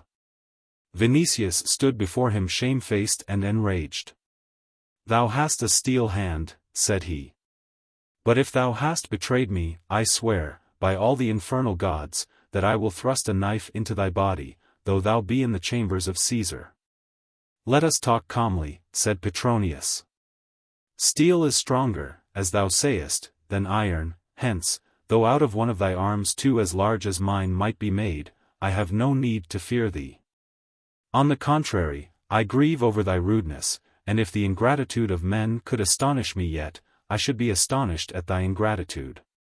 Where is Ligia?" "In a brothel, that is, in the house of Caesar." Petronius. "Calm thyself, and be seated. I asked Caesar for two things, which he promised me, first, to take Lygia from the house of Aulus, and second to give her to thee. Hast thou not a knife there under the folds of thy toga? Perhaps thou wilt stab me. But I advise thee to wait a couple of days, for thou wouldst be taken to prison, and meanwhile Lygia would be wearied in thy house. Silence followed. Vinicius looked for some time with astonished eyes on Petronius, then he said, "Pardon me, I love her, and love is disturbing my faculties. Look at me, Marcus. The day before yesterday I spoke to Caesar as follows: my sister's son, Vinicius, has so fallen in love with a lean little girl who is being reared with the Aulises that his house is turned into a steam bath from sighs. Neither thou, O Caesar, nor I, we who know, each of us, what true beauty is, would give 1,000 sesterces for her. But that lad has ever been as dull as a tripod, and now he has lost all the wit that was in him. Petronius, if thou understand not that I said this to ensure Lygia's safety, I am ready to believe that I told the truth. I persuaded Bronzebeard that a man of his aesthetic nature could not consider such a girl beautiful. And Nero, who so far has not dared to look otherwise than through my eyes, will not find in her beauty, and, not finding it, will not desire her. It was necessary to insure ourselves against the monkey and take him on a rope. Not he, but Poppaea, will value Lygia now. And Poppaea will strive, of course, to send the girl out of the palace at the earliest. I said further to Bronzebeard, in passing, take Lygia and give her to Vinicius. Thou hast the right to do so, for she is a hostage, and if thou take her, thou wilt inflict pain on Aulus. He agreed. He had not the least reason not to agree, all the more since I gave him a chance to annoy decent people. They will make the official guardian of the hostage, and give into thy hands that Lygian treasure. Thou, as a friend of the valiant Lygians, and also a faithful servant of Caesar, wilt not waste any of the treasure, but wilt strive to increase it. Caesar, to preserve appearances, will keep her a few days in his house, and then send her to thy insula. Lucky man! Is this true? Does nothing threaten her there in Caesar's house? If she had to live there permanently, Poppaea would talk about her to Locusta, but for a few days there is no danger. 10,000 people live in it. Nero will not see her, perhaps, all the more since he left everything to me. To the degree that just now the centurion was here with information that he had conducted the maiden to the palace and committed her to act. She is a good soul, that act, hence I gave command to deliver Lygia to her. Clearly Pomponia Graecina is of that opinion too, for she wrote to act. Tomorrow there is a feast at Nero's. I have requested a place for thee at the side of Lygia. Pardon me, Caius, my hastiness. I judged that thou hadst given command to take her for thyself or for Caesar. I can forgive thy hastiness, but it is more difficult to forgive rude gestures, vulgar shouts, and a voice reminding one of players at Mora. I do not like that style, Marcus, and do thou guard against it. Know that Tigellinus is Caesar's pander. But know also that if I wanted the girl for myself now, looking thee straight in the eyes, would say, Vinicius, I take Lygia from thee and I will keep her till I am tired of her. Thus speaking, he began to look with his hazel eyes straight into the eyes of Vinicius with a cold and insolent stare. The young man lost himself completely. The fault is mine, said he. Thou art kind and worthy. I thank thee from my whole soul. Permit me only to put one more question. Why didst thou not have Lygia sent directly to my house? Because Caesar wishes to preserve appearances. People in Rome will talk about this, that we removed Lygia as a hostage. While they are talking, she will remain in Caesar's palace. Afterward she will be removed quietly to thy house, and that will be the end. Bronzebeard is a cowardly cur. He knows that his power is unlimited, and still he tries to give specious appearances to every act. Hast thou recovered to the degree of being able to philosophize a little? More than once have I thought, why does crime, even when as powerful as Caesar, and assured of being beyond punishment, strive always for the appearances of truth, justice, and virtue? Why does it take the trouble? I consider that to murder a brother, a mother, a wife, is a thing worthy of some petty Asiatic king, not a Roman Caesar. But if that position were mine, should not write justifying letters to the Senate. But Nero writes. Nero is looking for appearances, for Nero is a coward. But Tiberius was not a coward. Still he justified every step he took. Why is this? What a marvelous, involuntary homage paid to virtue by evil! And knowest thou what strikes me? This, that it is done because transgression is ugly and virtue is beautiful. Therefore a man of genuine aesthetic feeling is also a virtuous man. Hence I am virtuous. Today I must pour out a little wine to the shades of Protagoras, Prodicus, and Gorgias. It seems that sophists too can be of service. Listen, for I am speaking yet. I took Ligia from Aulus to give her to thee. Well. But Lysippus would have made wonderful groups of her and thee. Ye are both beautiful. Therefore my act is beautiful, and being beautiful it cannot be bad. Marcus, here sitting before thee is virtue incarnate in Caius Petronius. If Aristides were living, it would be his duty to come to me and offer 100 minae for a short treatise on virtue. But Vinicius, as a man more concerned with reality than with treatises on virtue, replied, Tomorrow I shall see Ligia, and then have her in my house daily, always, and till death. Thou wilt have Ligia, and I shall have Aulus on my head. He will summon the vengeance of all the infernal gods against me. And if the beast would take at least a preliminary lesson in good declamation. He will blame me, however, as my former doorkeeper blamed my clients but him I sent to prison in the country. Aulus has been at my house. I promise to give him news of Ligia. Write to him that the will of the divine Caesar is the highest law, and that thy first son will bear the name Aulus. It is necessary that the old man should have some consolation. I am ready to pray Bronzebeard to invite him tomorrow to the feast. Let him see thee in the triclinium next to Ligia. Do not do that. I am sorry for them, especially for Pomponia. And he sat down to write that letter which took from the old general the remnant of his hope. Chapter 7. Once the highest heads in Rome inclined before Act, the former favorite of Nero. But even at that period she showed no desire to interfere in public questions, and if on any occasion she used her influence over the young ruler, it was only to implore mercy for someone. Quiet and unassuming, she won the gratitude of many, and made no one her enemy.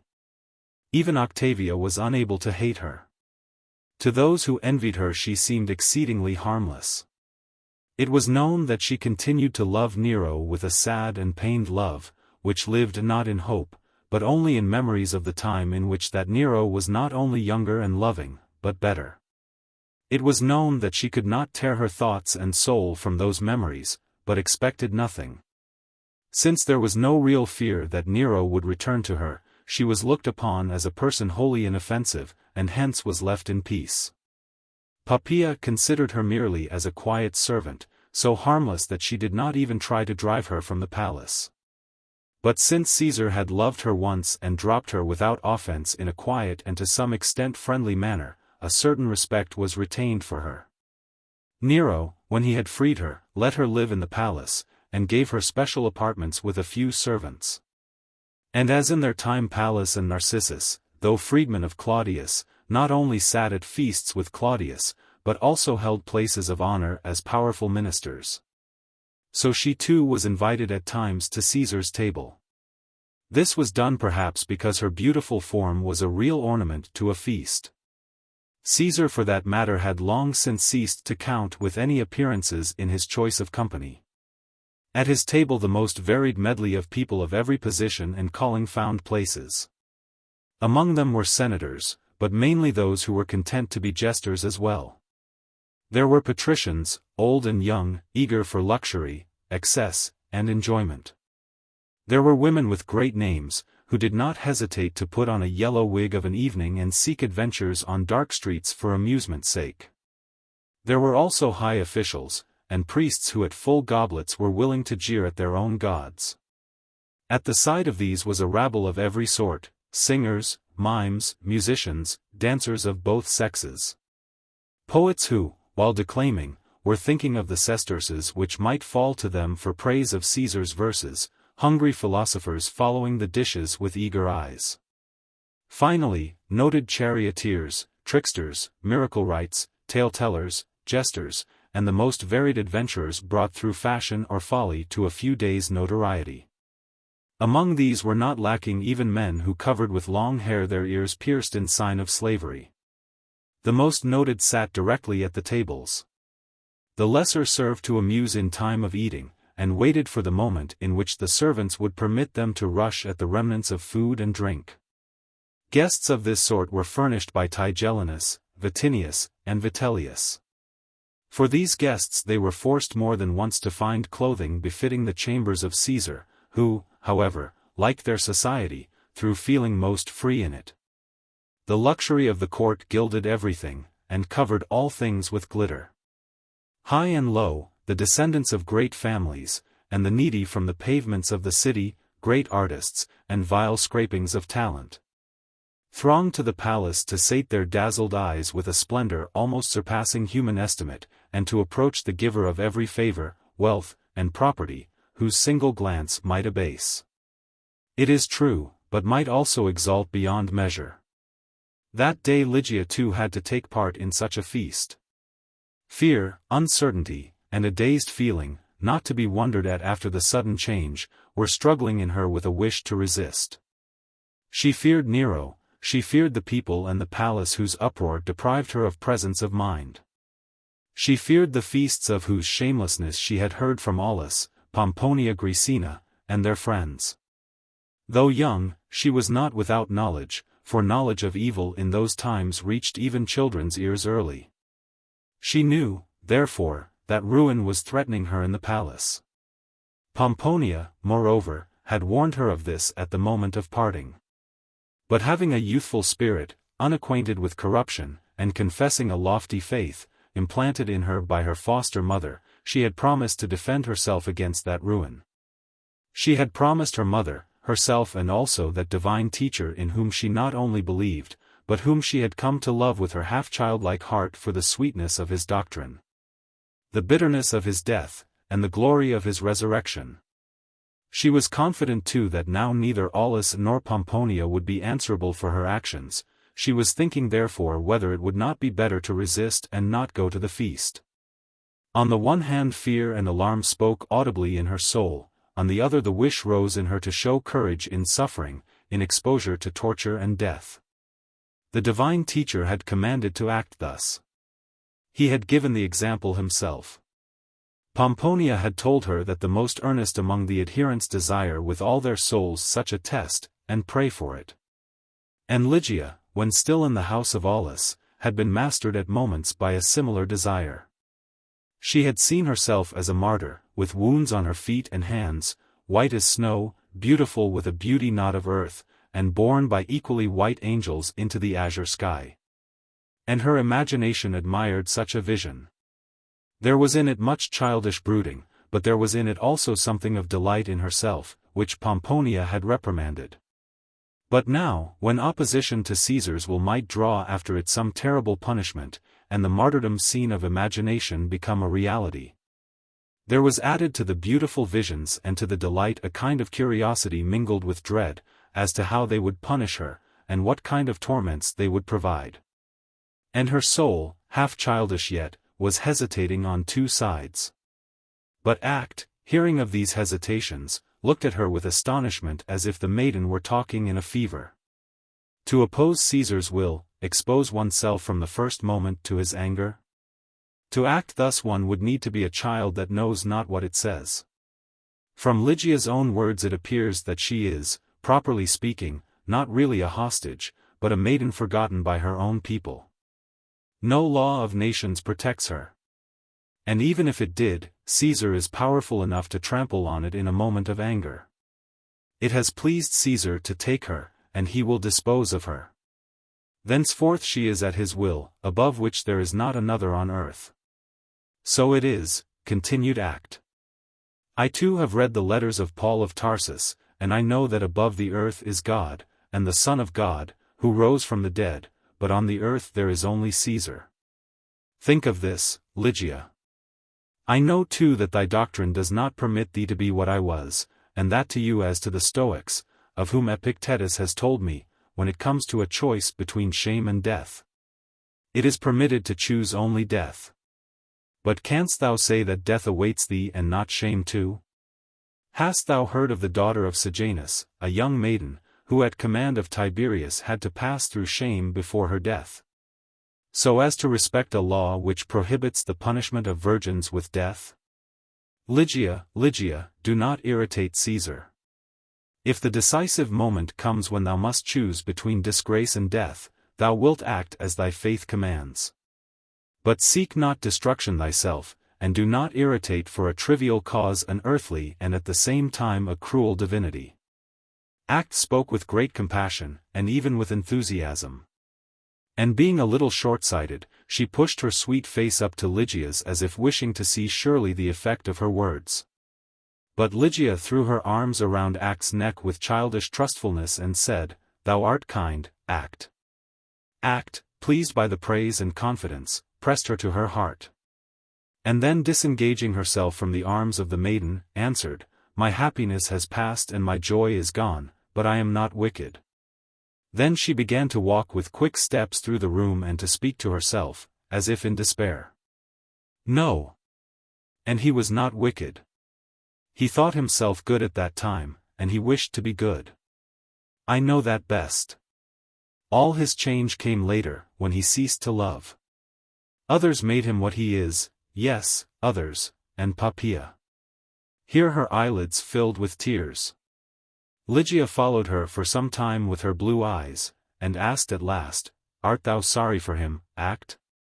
"I am sorry for him," answered the Grecian, with a low voice.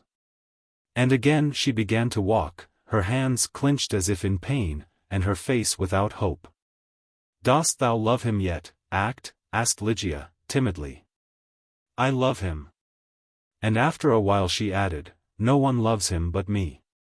Silence followed, during which Act strove to recover her calmness, disturbed by memories.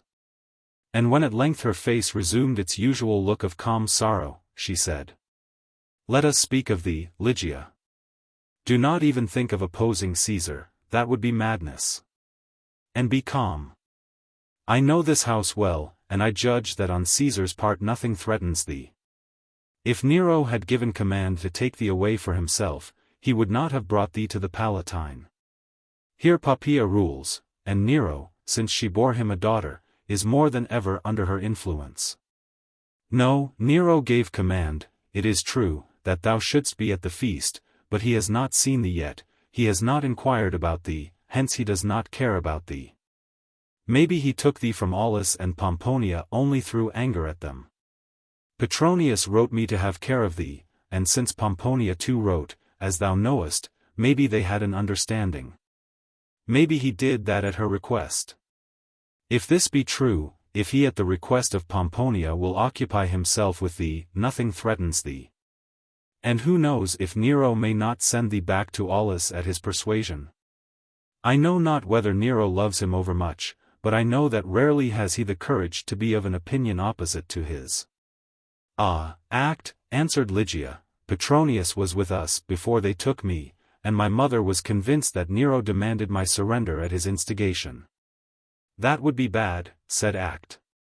But she stopped for a while, and then said, perhaps Petronius only said, in Nero's presence at some supper, that he saw a hostage of the Lygians at Aulus's, and Nero, who is jealous of his own power, demanded thee only because hostages belong to Caesar. But he does not like Aulus and Pomponia. No.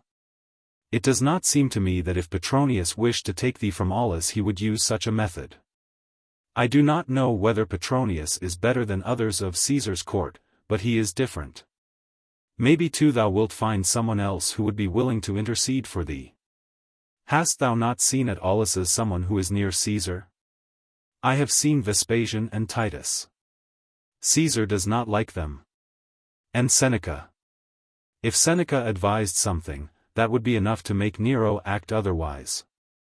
The bright face of Ligia was covered with a blush. And Vinicius? I do not know him. He is a relative of Petronius, and returned not long since from Armenia. Dost thou think that Nero likes him? All like Vinicius. And would he intercede for thee? He would. Act smiled tenderly, and said, Then thou wilt see him surely at the feast. Thou must be there, first, because thou must, only such a child as thou could think otherwise. Second, if thou wish to return to the house of Aulus, thou wilt find means of beseeching Petronius and Vinicius to gain for thee by their influence the right to return. If they were here, both would tell thee as I do, that it would be madness and ruin to try resistance. Caesar might not notice thy absence, it is true. But if he noticed it and thought that thou hadst the daring to oppose his will, here would be no salvation for thee. Go, Ligia.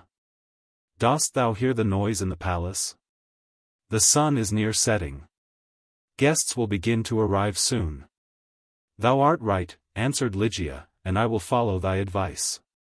How much desire to see Vinicius and Petronius there was in this resolve, how much of woman's curiosity there was to see such a feast once in life, and to see at it Caesar, the court.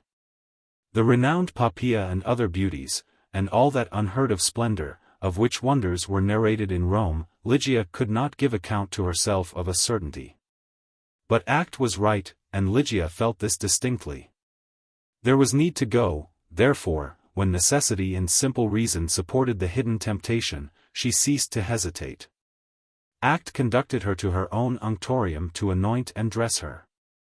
And though there was no lack of slave women in Caesar's house, and Act had enough of them for her personal service, still, through sympathy for the maiden whose beauty and innocence had caught her heart, she resolved to dress her herself. It became clear at once that in the young Grecian, in spite of her sadness and her perusal of the letters of Paul of Tarsus, there was yet much of the ancient Hellenic spirit, to which physical beauty spoke with more eloquence than aught else on earth. When she had undressed Ligia, she could not restrain an exclamation of wonder at sight of her form, at once slender and full, created, as it were, from pearl and roses. And stepping back a few paces, she looked with delight on that matchless, spring-like form.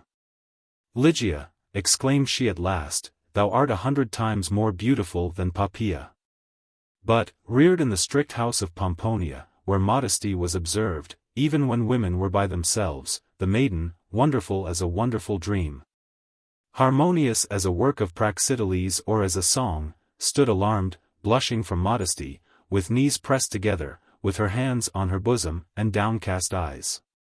At last, raising her arms with sudden movement, she removed the pins which held her hair, and in one moment, with one shake of her head, she covered herself with it as with a mantle. Act, approaching her and touching her dark tresses, said, "Oh, what hair thou hast!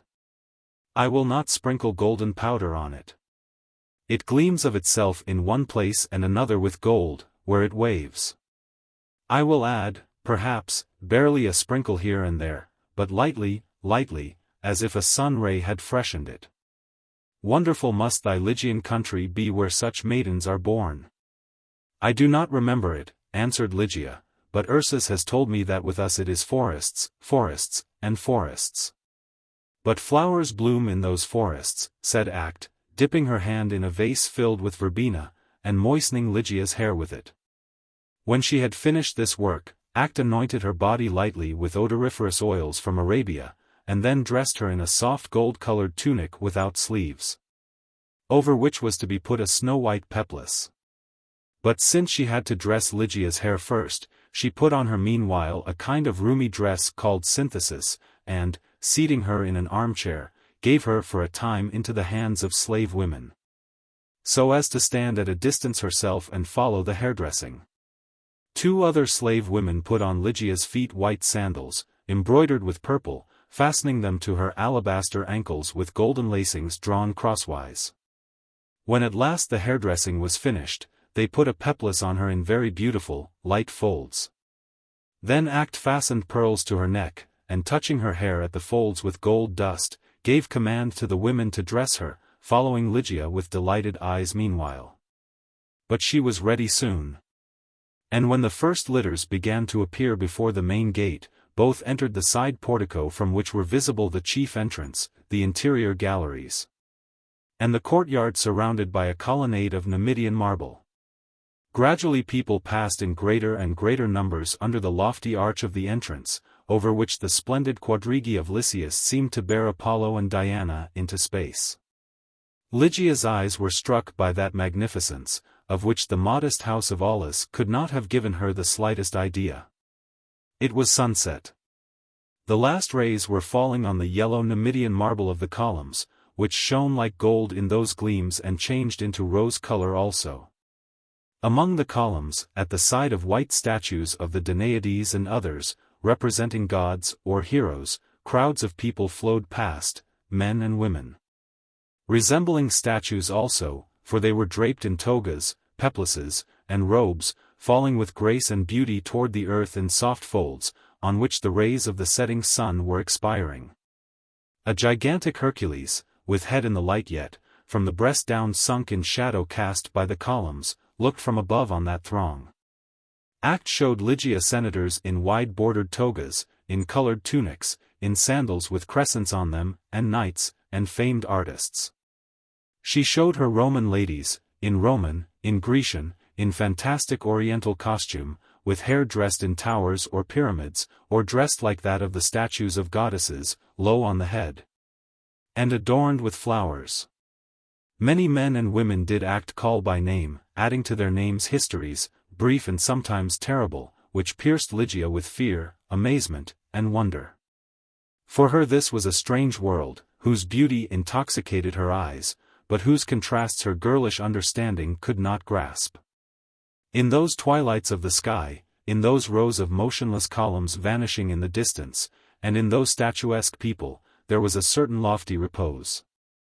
It seemed that in the midst of those marbles of simple lines demigods might live free of care, at peace and in happiness. Meanwhile the low voice of Act disclosed, time after time, a new and dreadful secret of that palace and those people. See! There at a distance is the covered portico on whose columns and floor are still visible red stains from the blood with which Caligula sprinkled the white marble when he fell beneath the knife of Cassius Chaerea. There his wife was slain, there his child was dashed against a stone, under that wing is the dungeon in which the younger Drusus gnawed his hands from hunger, there the elder Drusus was poisoned. There Gemellus quivered in terror, and Claudius in convulsions, there Germanicus suffered. Everywhere those walls had heard the groans and death rattle of the dying.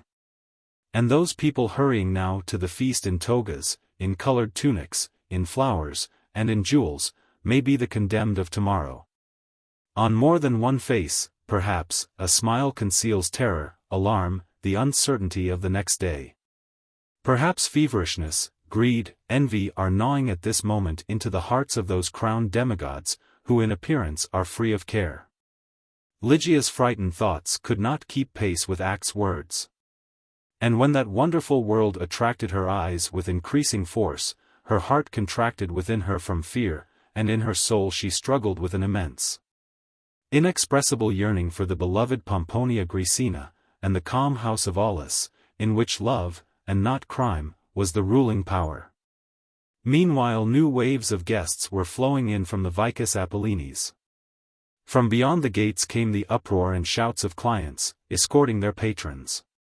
The courtyard and the colonnades were swarming with the multitude of Caesar's slaves, of both sexes, small boys, and praetorian soldiers, who kept guard in the palace. Here and there among dark or swarthy visages was the black face of a Numidian, in a feathered helmet, and with large gold rings in his ears. Some were bearing lutes and citharas, hand lamps of gold, silver, and bronze, and bunches of flowers, reared artificially despite the late autumn season. Louder and louder the sound of conversation was mingled with the splashing of the fountain, the rosy streams of which fell from above on the marble and were broken, as if in sobs. Act had stopped her narration, but Lygia gazed at the throng, as if searching for someone. All at once her face was covered with a blush, and from among the columns came forth Vinicius with Petronius. They went to the great triclinium, beautiful, calm, like white gods, in their togas. It seemed to Ligia, when she saw those two known and friendly faces among strange people, and especially when she saw Vinicius, that a great weight had fallen from her heart. She felt less alone. That measureless yearning for Pomponia and the house of Aulus, which had broken out in her a little while before, ceased at once to be painful. The desire to see Vinicius and to talk with him drowned in her other voices. In vain did she remember all the evil which she had heard of the house of Caesar, the words of Act, the warnings of Pomponia. In spite of those words and warnings, she felt all at once that not only must she be at that feast, but that she wished to be there.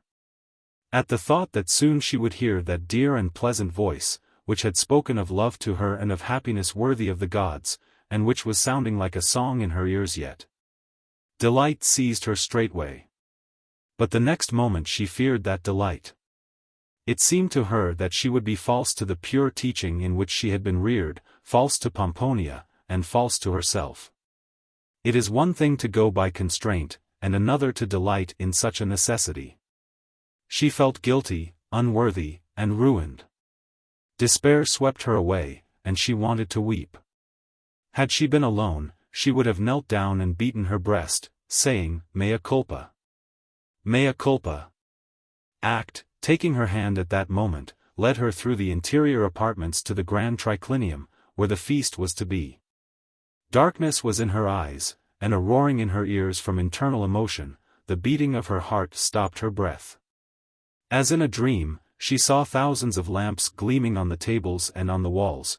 As in a dream, she heard the shout with which the guests greeted Caesar. As through a mist, she saw Caesar himself. The shout deafened her, the glitter dazzled, the odors intoxicated. And, losing the remnant of her consciousness, she was barely able to recognize Act, who seated her at the table and took a place at her side. But after a while a low and known voice was heard at the other side, a greeting, most beautiful of maidens on earth and of stars in heaven. A greeting to thee, divine Paulina.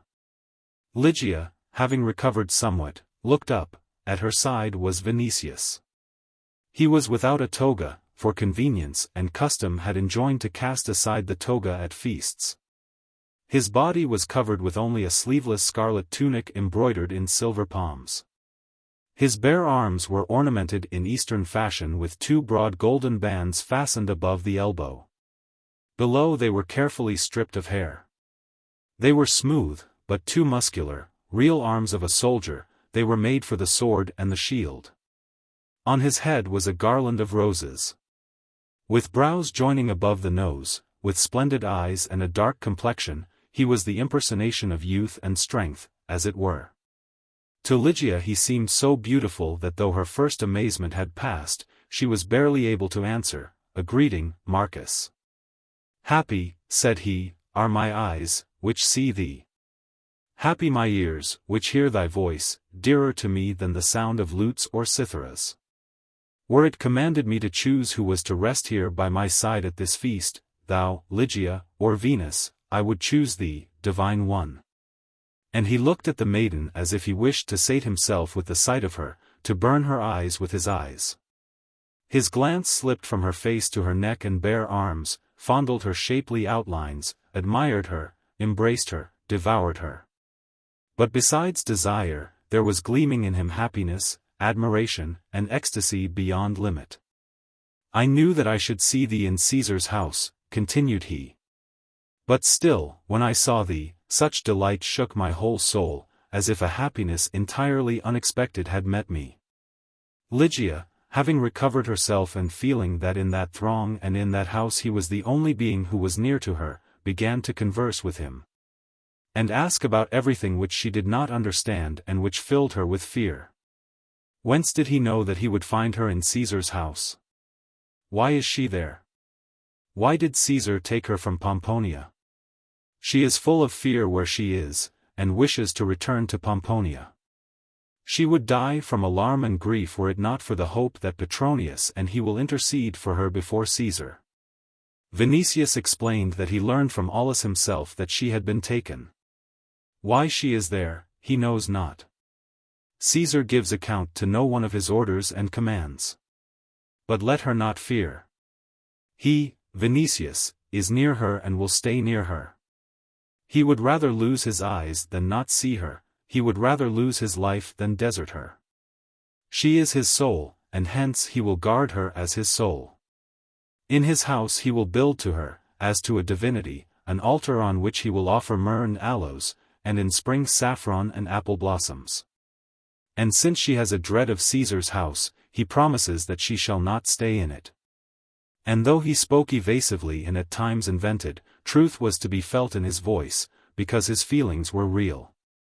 Genuine pity possessed him, too, and her words went to his soul so thoroughly that when she began to thank him and assure him that Pomponia would love him for his goodness, and that she herself would be grateful to him all her life, he could not master his emotion, and it seemed to him that he would never be able in life to resist her prayer.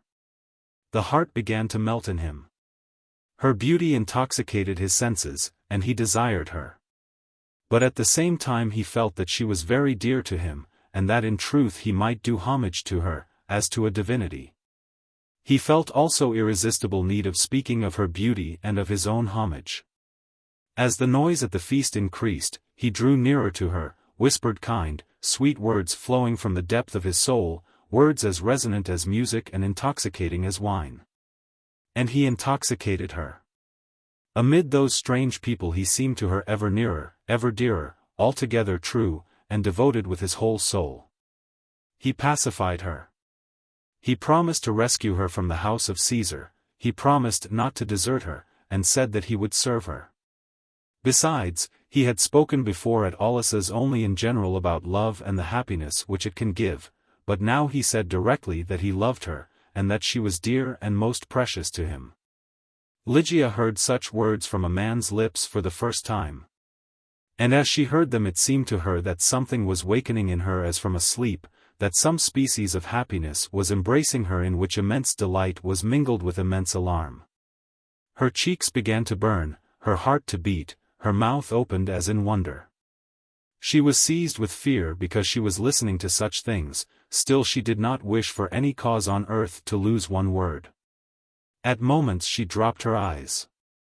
Then again she raised her clear glance to Vinicius, timid and also inquiring, as if she wished to say to him, "Speak on." The sound of the music, the odor of flowers and of Arabian perfumes, began to daze her. In Rome it was the custom to recline at banquets, but at home Ligia occupied a place between Pomponia and little Aulus. Now Vinicius was reclining near her, youthful, immense, in love, burning. And she, feeling the heat that issued from him, felt both delight and shame. A kind of sweet weakness, a kind of faintness and forgetfulness seized her, it was as if drowsiness tortured her. But her nearness to him began to act on Vinicius also. His nostrils dilated, like those of an eastern steed. The beating of his heart with unusual throb was evident under his scarlet tunic. His breathing grew short, and the expressions that fell from his lips were broken. For the first time, too, he was so near her. His thoughts grew disturbed. He felt a flame in his veins which he tried in vain to quench with wine. Not wine, but her marvelous face, her bare arms, her maiden breast heaving under the golden tunic, and her form hidden in the white folds of the peplus, intoxicated him more and more. Finally, he seized her arm above the wrist, as he had done once at Aulus's, and drawing her toward him whispered, with trembling lips, "I love thee, Paulina, divine one." "Let me go, Marcus," said Ligia. But he continued, his eyes mist-covered, "Love me, my goddess." But at that moment was heard the voice of Act, who was reclining on the other side of Ligia. "Caesar is looking at you both." Vinicius was carried away by sudden anger at Caesar and at Act. Her words had broken the charm of his intoxication. To the young man even a friendly voice would have seemed repulsive at such a moment, but he judged that Act wished purposely to interrupt his conversation with Ligia. So, raising his head and looking over the shoulder of Ligia at the young freedwoman, he said with malice, "The hour has passed, Act, when thou didst recline near Caesar's side at banquets. And they say that blindness is threatening thee. How then canst thou see him?" But she answered as if in sadness, "Still I see him." He, too, has short sight, and is looking at thee through an emerald. Everything that Nero did roused attention, even in those nearest him, hence Vinicius was alarmed. He regained self-control, and began imperceptibly to look toward Caesar. Lygia, who, embarrassed at the beginning of the banquet, had seen Nero as in a mist, and afterward, occupied by the presence and conversation of Vinicius, had not looked at him at all. Turned to him eyes at once curious and terrified. Act spoke truly. Caesar had bent over the table, half-closed one eye, and holding before the other a round polished emerald, which he used, was looking at them. For a moment his glance met Lygia's eyes, and the heart of the maiden was straitened with terror. When still a child on Aulus's Sicilian estate, an old Egyptian slave had told her of dragons which occupied dens in the mountains. And it seemed to her now that all at once the greenish eye of such a monster was gazing at her. She caught at Vinicius' hand as a frightened child would, and disconnected, quick impressions pressed into her head. Was not that he, the terrible, the all-powerful? She had not seen him hitherto, and she thought that he looked differently. She had imagined some kind of ghastly face, with malignity petrified in its features. Now she saw a great head, fixed on a thick neck, terrible, it is true, but almost ridiculous, for from a distance it resembled the head of a child. A tunic of amethyst color, forbidden to ordinary mortals, cast a bluish tinge on his broad and short face. He had dark hair, dressed, in the fashion introduced by Otho, in 4 curls. He had no beard, because he had sacrificed it recently to Jove, for which all Rome gave him thanks, though people whispered to each other that he had sacrificed it because his beard, like that of his whole family, was red. In his forehead, projecting strongly above his brows, there remained something Olympian. In his contracted brows the consciousness of supreme power was evident. But under that forehead of a demigod was the face of a monkey, a drunkard, and a comedian, vain, full of changing desires, swollen with fat, notwithstanding his youth. Besides, it was sickly and foul. To Ligia he seemed ominous, but above all repulsive. After a while he laid down the emerald and ceased to look at her. Then she saw his prominent blue eyes, blinking before the excess of light, glassy, without thought, resembling the eyes of the dead. "Is that the hostage with whom Vinicius is in love?" asked he, turning to Petronius. "That is she," answered Petronius. "What are her people called?" "The Lygians." "Does Vinicius think her beautiful?" "Array a rotten olive trunk in the peplus of a woman, and Vinicius will declare it beautiful. But on thy countenance, incomparable judge, I read her sentence already. Thou hast no need to pronounce it. The sentence is true, she is too dry, thin, a mere blossom on a slender stalk, and thou, O divine aesthete, esteemest the stalk in a woman. Thrice and 4 times art thou right. The face alone does not signify. I have learned much in thy company, but even now I have not a perfect cast of the eye. But I am ready to lay a wager with Tullius Senecio concerning his mistress, that, although at a feast, when all are reclining, it is difficult to judge the whole form. Thou hast said in thy mind already, too narrow in the hips. Too narrow in the hips, answered Nero, blinking. On Petronius's lips appeared a scarcely perceptible smile. But Tullius Senecio, who till that moment was occupied in conversing with Vestinius, or rather in reviling dreams, while Vestinius believed in them, turned to Petronius. And though he had not the least idea touching that of which they were talking, he said, "Thou art mistaken. I hold with Caesar." "Very well," answered Petronius. "I have just maintained that thou hast a glimmer of understanding, but Caesar insists that thou art an ass pure and simple." "Habit," said Caesar, laughing and turning down the thumb, as was done in the circus, in sign that the gladiator had received a blow and was to be finished. But Vestinius, thinking that the question was of dreams, exclaimed, "But I believe in dreams, and Seneca told me on a time that he believes too." "Last night I dreamt that I had become a Vestal Virgin," said Calvia Crispinilla, bending over the table. At this Nero clapped his hands, other followed, and in a moment clapping of hands was heard all around, for Crispinilla had been divorced a number of times, and was known throughout Rome for her fabulous debauchery. But she, not disconcerted in the least, said, "Well, they are all old and ugly. Rubria alone has a human semblance, and so there would be two of us, though Rubria gets freckles in summer. But admit, purest Calvia," said Petronius, "that thou couldst become a Vestal only in dreams. But if Caesar commanded? I should believe that even the most impossible dreams might come true." "But they do come true," said Vestinius. "I understand those who do not believe in the gods, but how is it possible not to believe in dreams?" "But predictions?" inquired Nero. "It was predicted once to me, that Rome would cease to exist, and that I should rule the whole Orient." "Predictions and dreams are connected," said Vestinius. "Once a certain proconsul, a great disbeliever, sent a slave to the temple of Mopsus with a sealed letter which he would not let anyone open.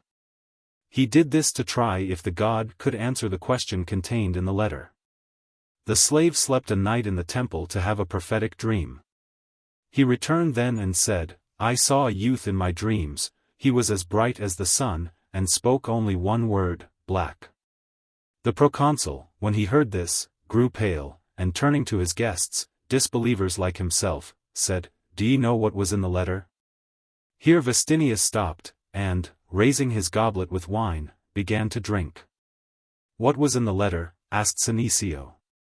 In the letter was the question, 'What is the color of the bull which I am to sacrifice, white or black?' But the interest roused by the narrative was interrupted by Vitellius, who, drunk when he came to the feast, burst forth on a sudden and without cause in senseless laughter. 'What is that keg of tallow laughing at?' asked Nero. 'Laughter distinguishes men from animals,' said Petronius, 'and he has no other proof that he is not a wild boar.' Vitellius stopped halfway in his laughter, and smacking his lips, shining from fat and sauces, looked at those present with as much astonishment as if he had never seen them before. Then he raised his two hands, which were like cushions, and said in a hoarse voice, 'The ring of a knight has fallen from my finger, and it was inherited from my father.' 'Who was a tailor,' added Nero. But Vitellius burst forth again in unexpected laughter, and began to search for his ring in the peplus of Calvia Crispinilla. Hereupon Vestinius fell to imitating the cries of a frightened woman. Nigidia, a friend of Calvia, a young widow with the face of a child and the eyes of a wanton, said aloud, 'He is seeking what he has not lost.'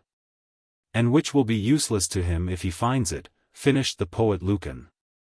The feast grew more animated. Crowds of slaves bore around successive courses. From great vases filled with snow and garlanded with ivy, smaller vessels with various kinds of wine were brought forth unceasingly. All drank freely. On the guests, roses fell from the ceiling at intervals. Petronius entreated Nero to dignify the feast with his song before the guests drank too deeply. A chorus of voices supported his words, but Nero refused at first. It was not a question of courage alone, he said, though that failed him always. The gods knew what efforts every success cost him. He did not avoid them, however, for it was needful to do something for art, and besides, if Apollo had gifted him with a certain voice, it was not proper to let divine gifts be wasted. He understood, even, that it was his duty to the state not to let them be wasted. But that day he was really hoarse. In the night he had placed leaden weights on his chest, but that had not helped in any way. He was thinking even to go to Antium, to breathe the sea air. Lucan implored him in the name of art and humanity. All knew that the divine poet and singer had composed a new hymn to Venus, compared with which Lucretius's hymn was as the howl of a yearling wolf. Let that feast be a genuine feast. So kind a ruler should not cause such tortures to his subjects. Be not cruel, O Caesar. Be not cruel, repeated all who were sitting near. Nero spread his hands in sign that he had to yield. All faces assumed then an expression of gratitude, and all eyes were turned to him, but he gave command first to announce to Poppaea that he would sing. He informed those present that she had not come to the feast, because she did not feel in good health.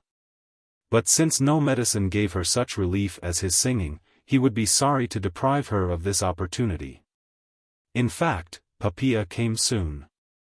Hitherto she had ruled Nero as if he had been her subject, but she knew that when his vanity as a singer, a charioteer, or a poet was involved, there was danger in provoking it. She came in therefore, beautiful as a divinity, arrayed, like Nero, in robes of amethyst color, and wearing a necklace of immense pearls, stolen on a time from Massinissa. She was golden-haired, sweet, and though divorced from 2 husbands she had the face and the look of a virgin. She was greeted with shouts, and the appellation, Divine Augusta. Lygia had never seen anyone so beautiful, and she could not believe her own eyes, for she knew that Poppaea Sabina was one of the vilest women on earth. She knew from Pomponia that she had brought Caesar to murder his mother and his wife, she knew her from accounts given by Aulus's guests and the servants. She had heard that statues to her had been thrown down at night in the city. She had heard of inscriptions, the writers of which had been condemned to severest punishment, but which still appeared on the city walls every morning. Yet at sight of the notorious Poppaea, considered by the confessors of Christ as crime and evil incarnate, it seemed to her that angels or spirits of heaven might look like her. She was unable simply to take her eyes from Poppaea, and from her lips was wrested involuntarily the question, "Ah, Marcus, can it be possible?" But he, roused by wine, and as it were impatient that so many things had scattered her attention, and taken her from him and his words, said, "Yes, she is beautiful. But thou art 100 times more beautiful. Thou dost not know thyself, or thou wouldst be in love with thyself, as Narcissus was. She bathes in ass's milk, but Venus bathed thee in her own milk. Thou dost not know thyself, O sell me. Look not at her. Turn thy eyes to me, O sell me. Touch this goblet of wine with thy lips, and I will put mine on the same place." And he pushed up nearer and nearer, and she began to withdraw toward act. But at that moment silence was enjoined because Caesar had risen. The singer Diodorus had given him a lute of the kind called Delta, another singer named Terpnos, who had to accompany him in playing, approached with an instrument called the Nablium. Nero, resting the Delta on the table, raised his eyes, and for a moment silence reigned in the triclinium, broken only by a rustle, as roses fell from the ceiling. Then he began to chant, or rather to declaim, singingly and rhythmically, to the accompaniment of the 2 lutes, his own hymn to Venus. Neither the voice, though somewhat injured, nor the verses were bad, so that reproaches of conscience took possession of Ligia again. For the hymn, though glorifying the impure pagan Venus, seemed to her more than beautiful, and Caesar himself, with a laurel crown on his head and uplifted eyes, nobler, much less terrible, and less repulsive than at the beginning of the feast. The guests answered with a thunder of applause. Cries of, "Oh, heavenly voice," were heard round about. Some of the women raised their hands, and held them thus, as a sign of delight, even after the end of the hymn. Others wiped their tearful eyes. The whole hall was seething as in a beehive. Poppaea, bending her golden-haired head, raised Nero's hand to her lips, and held it long in silence. Pythagoras, a young Greek of marvelous beauty, the same to whom later the half-insane Nero commanded the Flamens to marry him, with the observance of all rites, knelt now at his feet. But Nero looked carefully at Petronius, whose praises were desired by him always before every other, and who said, "If it is a question of music, Orpheus must at this moment be as yellow from envy as Lucan, who is here present. And as to the verses, I am sorry that they are not worse. If they were I might find proper words to praise them." Lucan did not take the mention of envy evil of him. On the contrary, he looked at Petronius with gratitude, and, affecting ill humor, began to murmur, "Cursed fate, which commanded me to live contemporary with such a poet. One might have a place in the memory of man, and on Parnassus, but now one will quench, as a candle in sunlight." Petronius, who had an amazing memory, began to repeat extracts from the hymn and cite single verses, exalt, and analyze the more beautiful expressions. Lucan, forgetting as it were his envy before the charm of the poetry, joined his ecstasy to Petronius's words. On Nero's face were reflected delight and fathomless vanity, not only nearing stupidity, but reaching it perfectly. He indicated to them verses which he considered the most beautiful. And finally he began to comfort Lucan, and tell him not to lose heart, for though whatever a man is born that he is, the honor which people give Jove does not exclude respect for other divinities.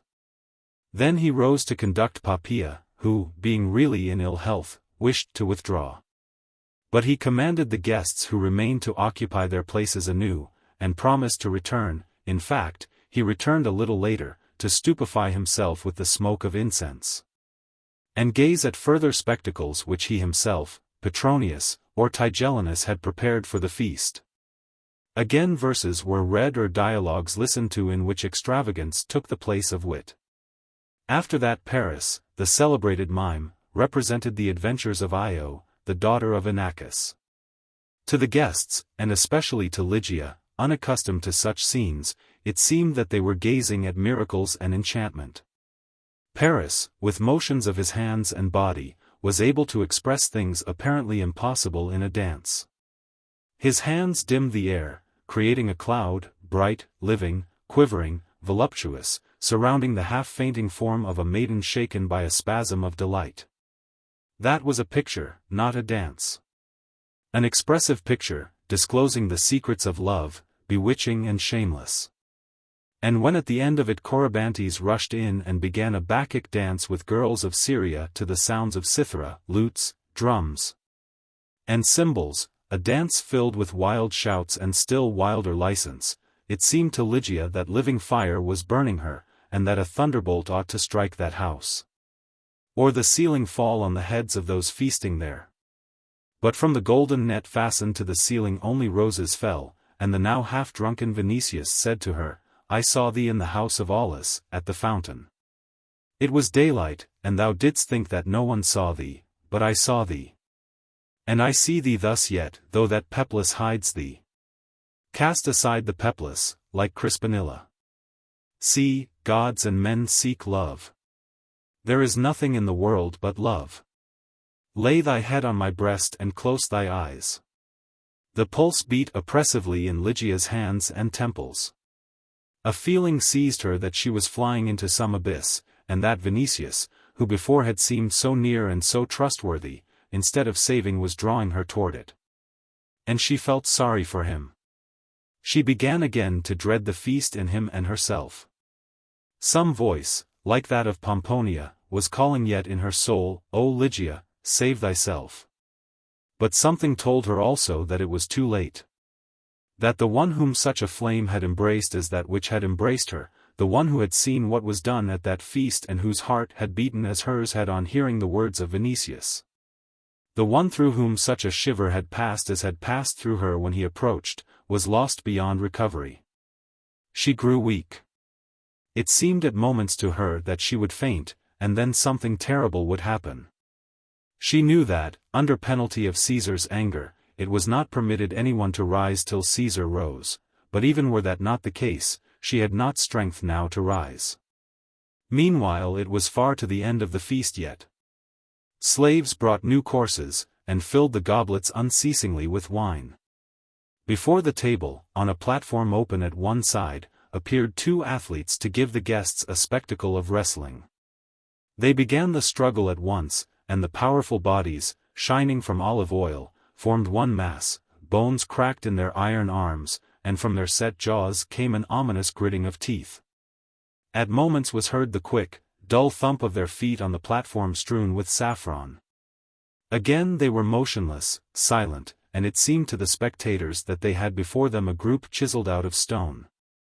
Roman eyes followed with delight the movement of tremendously exerted backs, thighs, and arms. But the struggle was not too prolonged.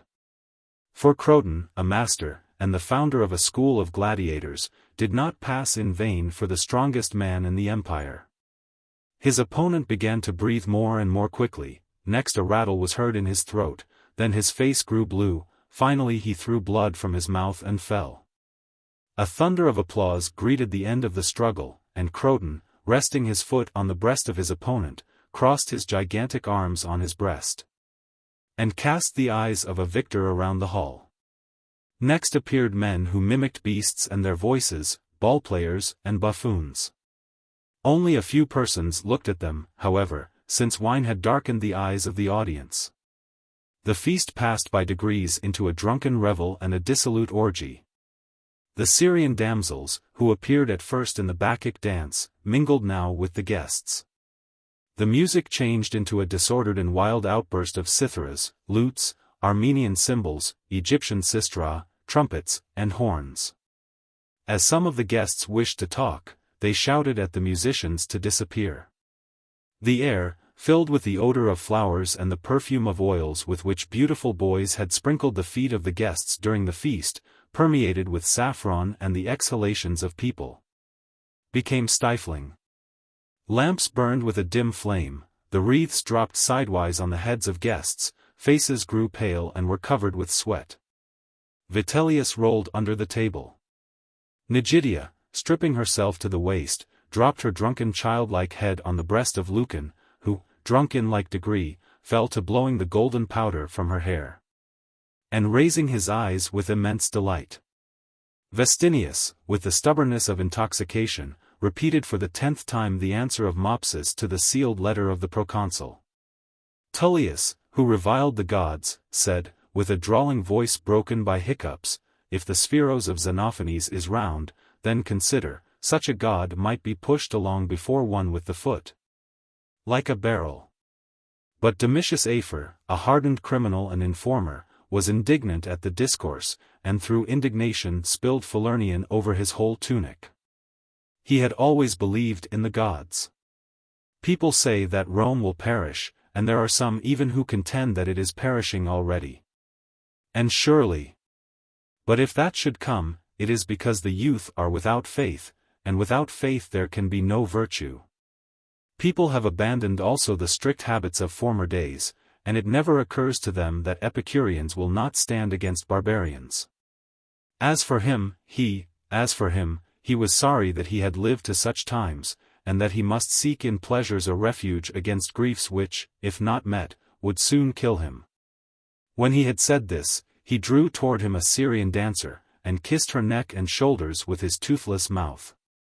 Seeing this, the consul Memmius Regulus laughed, and, raising his bald head with wreath awry, exclaimed, "Who says that Rome is perishing? What folly! I, a consul, know better. Vidient consuls. 30 legions are guarding our Pax Romana." Here he put his fists to his temples and shouted, in a voice heard throughout the triclinium, 30 legions. 30 legions. From Britain to the Parthian boundaries. But he stopped on a sudden, and, putting a finger to his forehead, said, "As I live, I think there are 32. He rolled under the table, and began soon to send forth flamingo tongues, roast and chilled mushrooms, locusts in honey, fish, meat, and everything which he had eaten or drunk. But the number of the legions guarding Roman peace did not pacify Domitius. No, no. Rome must perish, for faith in the gods was lost, and so were strict habits. Rome must perish. And it was a pity, for still life was pleasant there. Caesar was gracious, wine was good. Oh, what a pity! And hiding his head on the arm of a Syrian bacchanal, he burst into tears. What is a future life? Achilles was right, better be a slave in the world beneath the sun than a king in Cimmerian regions. And still the question whether there are any gods, since it is unbelief, is destroying the youth. Lucan meanwhile had blown all the gold powder from Nigidia's hair, and she being drunk had fallen asleep. Next he took wreaths of ivy from the vase before him, put them on the sleeping woman, and when he had finished looked at those present with a delighted and inquiring glance. He arrayed himself in ivy too, repeating, in a voice of deep conviction, "I am not a man at all, but a faun." Petronius was not drunk. But Nero, who drank little at first, out of regard for his heavenly voice, emptied goblet after goblet toward the end, and was drunk. He wanted even to sing more of his verses, this time in Greek, but he had forgotten them, and by mistake sang an ode of Anacreon. Pythagoras, Diodorus, and Terpnos accompanied him. But failing to keep time, they stopped. Nero as a judge and an aesthete was enchanted with the beauty of Pythagoras, and fell to kissing his hands in ecstasy. Such beautiful hands I have seen only once, and whose were they? Then placing his palm on his moist forehead, he tried to remember. After a while terror was reflected on his face. Ah! His mother's, Agrippina's. And a gloomy vision seized him forthwith. They say, said he, that she wanders by moonlight on the sea around Baiae and Bali. She merely walks as if seeking for something. When she comes near a boat, she looks at it and goes away, but the fisherman on whom she has fixed her eye dies. Not a bad theme, said Petronius. But Vestinius, stretching his neck like a stork, whispered mysteriously, I do not believe in the gods, but I believe in spirits, oi. Nero paid no attention to their words, and continued, I celebrated the Lemuria, and have no wish to see her. This is the 5th year, I had to condemn her, for she sent assassins against me. And, had I not been quicker than she, ye would not be listening tonight to my song. Thanks be to Caesar, in the name of the city and the world, cried Domitius Afer. Wine!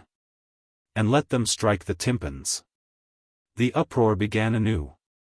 Lucan, all in ivy, wishing to outshout him, rose and cried, I am not a man, but a faun, and I dwell in the forest. Echo. Caesar drank himself drunk at last, men were drunk, and women were drunk. Vinicius was not less drunk than others. And in addition there was roused in him, besides desire, a wish to quarrel, which happened always when he passed the measure. His dark face became paler, and his tongue stuttered when he spoke, in a voice now loud and commanding, Give me thy lips.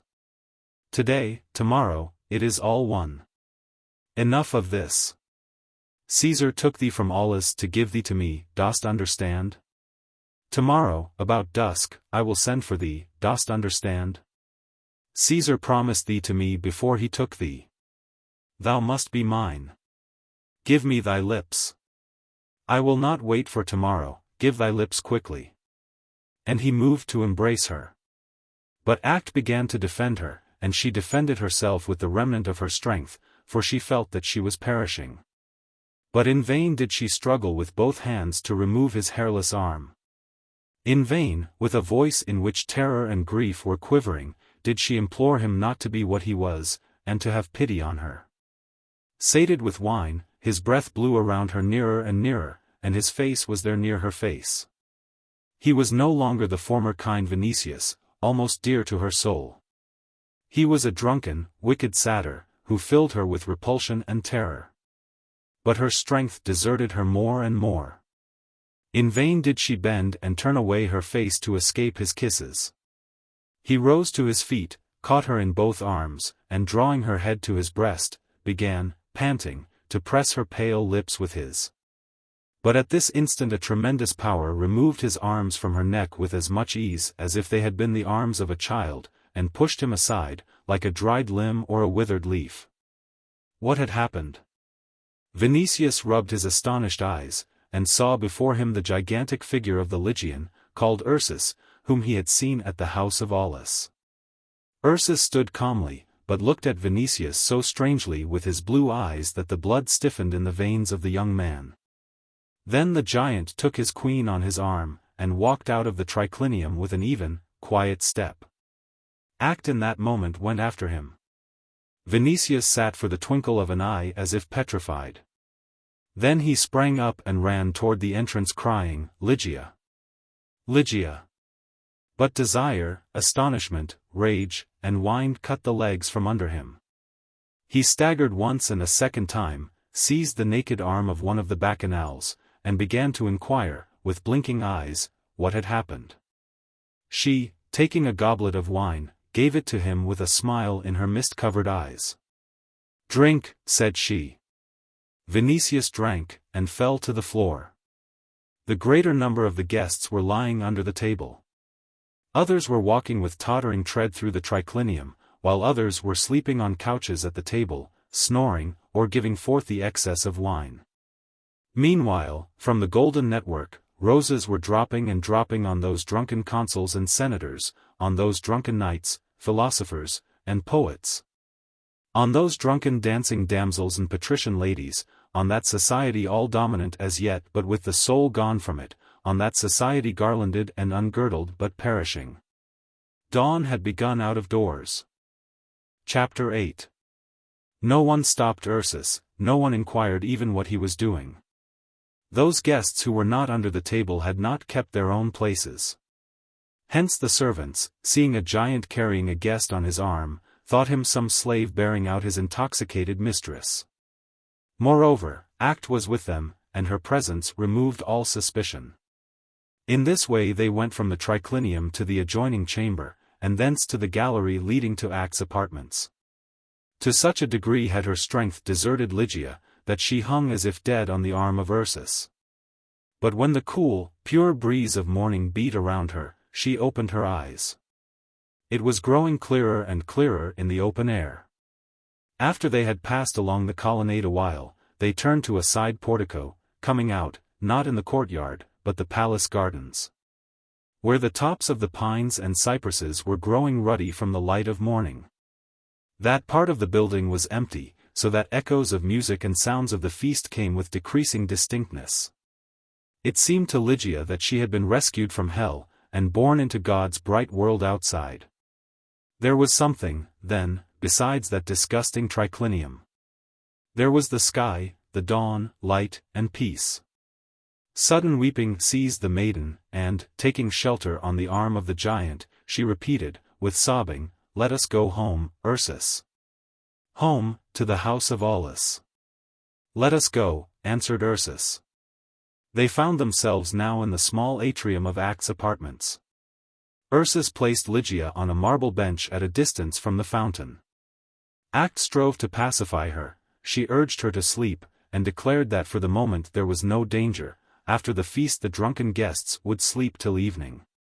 For a long time Ligia could not calm herself, and, pressing her temples with both hands, she repeated like a child, "Let us go home, to the house of Aulus." Ursus was ready. At the gates stood praetorians, it is true, but he would pass them. The soldiers would not stop outgoing people.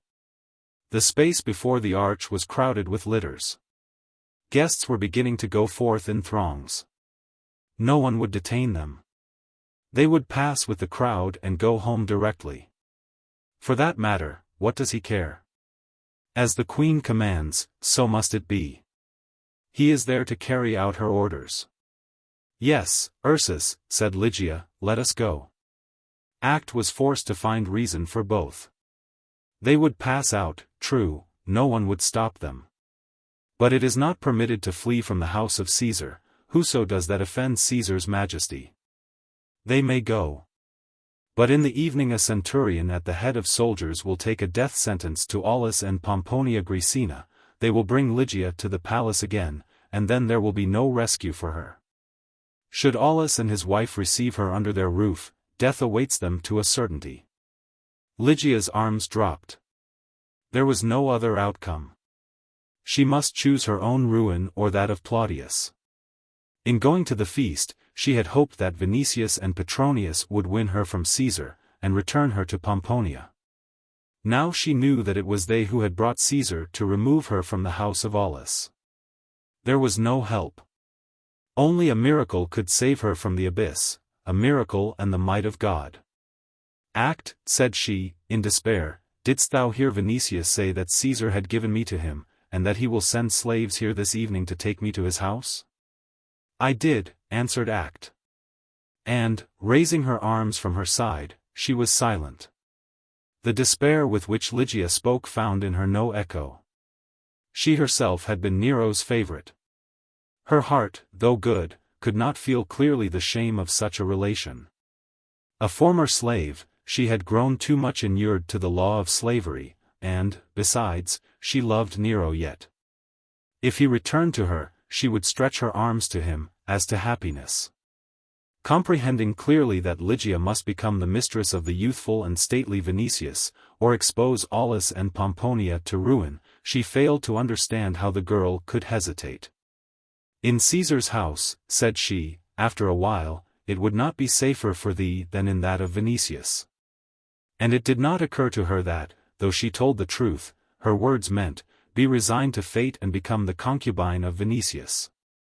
As to Lygia, who felt on her lips yet his kisses, burning as coals and full of beastly desire, the blood rushed to her face with shame at the mere thought of them.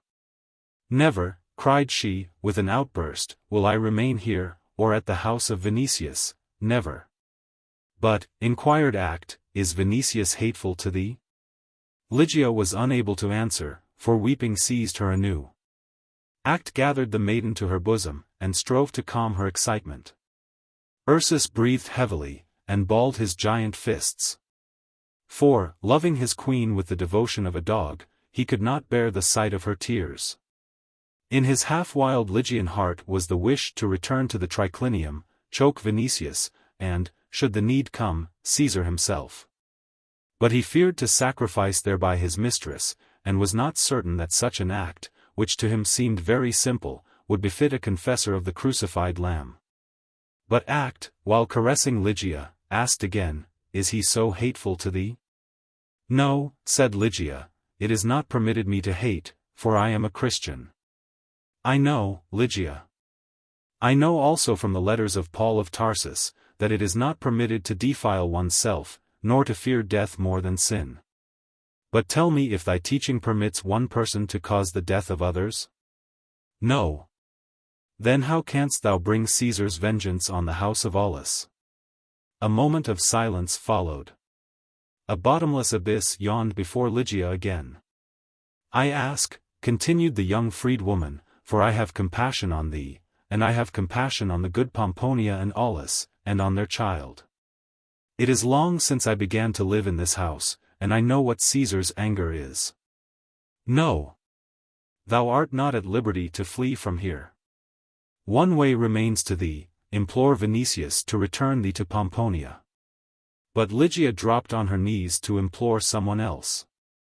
Ursus knelt down after a while, too, and both began to pray in Caesar's house at the morning dawn.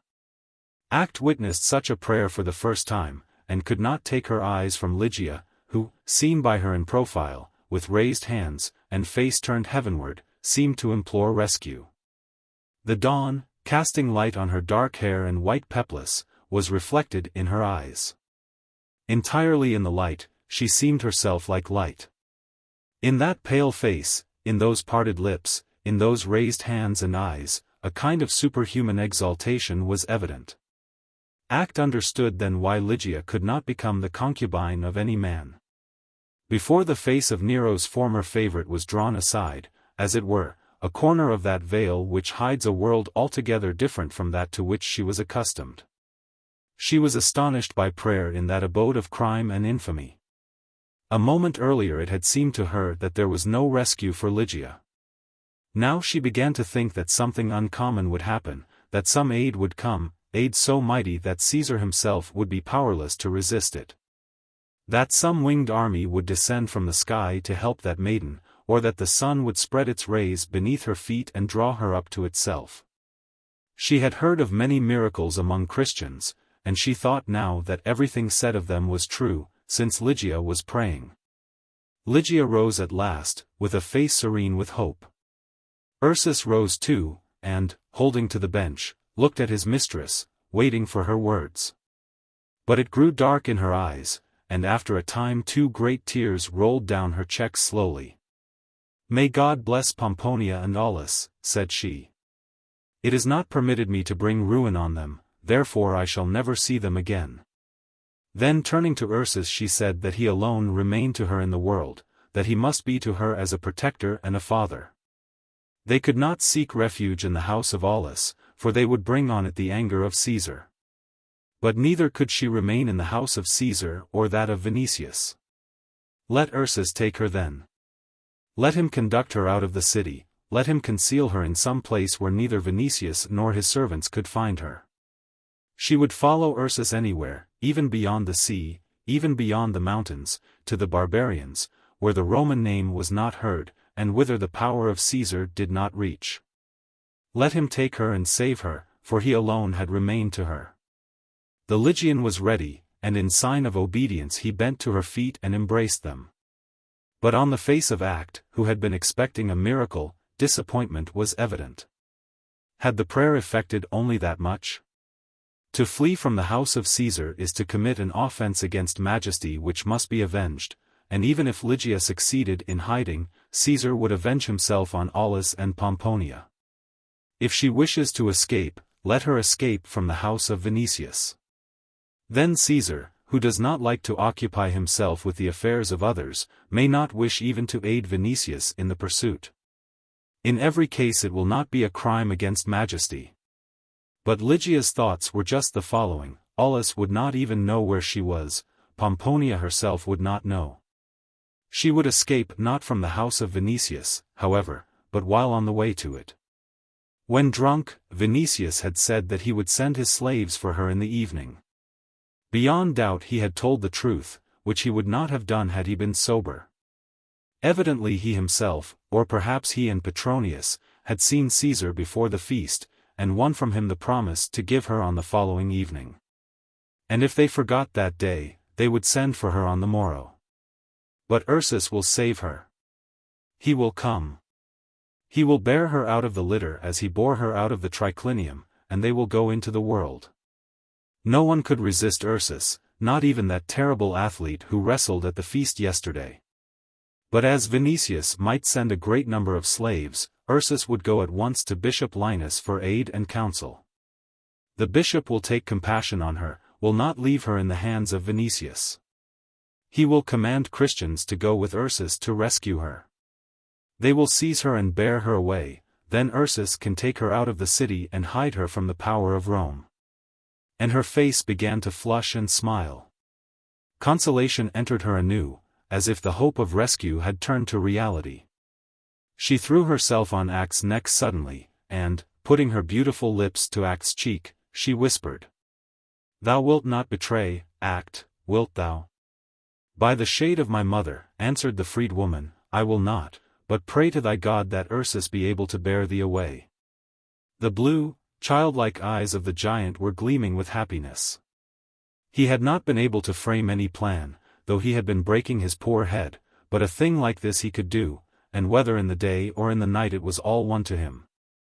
He would go to the bishop, for the bishop can read in the sky what is needed and what is not. Besides, he could assemble Christians himself. Are his acquaintances few among slaves, gladiators, and free people, both in the Subura and beyond the bridges? He can collect a couple of thousand of them. He will rescue his lady, and take her outside the city, and he can go with her. They will go to the end of the world, even to that place from which they had come, where no one has heard of Rome. Here he began to look forward, as if to see things in the future and very distant. To the forest? Aye, what a forest, what a forest! But after a while he shook himself out of his visions. Well, he will go to the bishop at once, and in the evening will wait with something like 100 men for the litter. And let not slaves, but even praetorians, take her from him. Better for any man not to come under his fist, even though in iron armor, for is iron so strong? When he strikes iron earnestly, the head underneath will not survive. But Ligia raised her finger with great and also childlike seriousness. "Ursus, do not kill," said she. Ursus put his fist, which was like a maul, to the back of his head, and, rubbing his neck with great seriousness, began to mutter. But he must rescue his light. She herself had said that his turn had come. He will try all he can. But if something happens in spite of him? In every case he must save her. But should anything happen, he will repent, and so entreat the innocent lamb that the crucified lamb will have mercy on him, poor fellow. He has no wish to offend the lamb. But then his hands are so heavy. Great tenderness was expressed on his face, but wishing to hide it, he bowed and said, "Now I will go to the holy bishop." Act put her arms around Lygia's neck, and began to weep. Once more the freedwoman understood that there was a world in which greater happiness existed, even in suffering, than in all the excesses and luxury of Caesar's house. Once more a kind of door to the light was opened a little before her, but she felt at once that she was unworthy to pass through it. Chapter 9. Lygia was grieved to lose Pomponia Graecina, whom she loved with her whole soul, and she grieved for the household of Aulus. Still her despair passed away. She felt a certain delight even in the thought that she was sacrificing plenty and comfort for her truth, and was entering on an unknown and wandering existence. Perhaps there was in this a little also of childish curiosity as to what that life would be, off somewhere in remote regions, among wild beasts and barbarians. But there was still more a deep and trusting faith, that by acting thus she was doing as the divine master had commanded, and that henceforth he himself would watch over her, as over an obedient and faithful child. In such a case what harm could meet her? If sufferings come, she will endure them in his name. If sudden death comes, he will take her.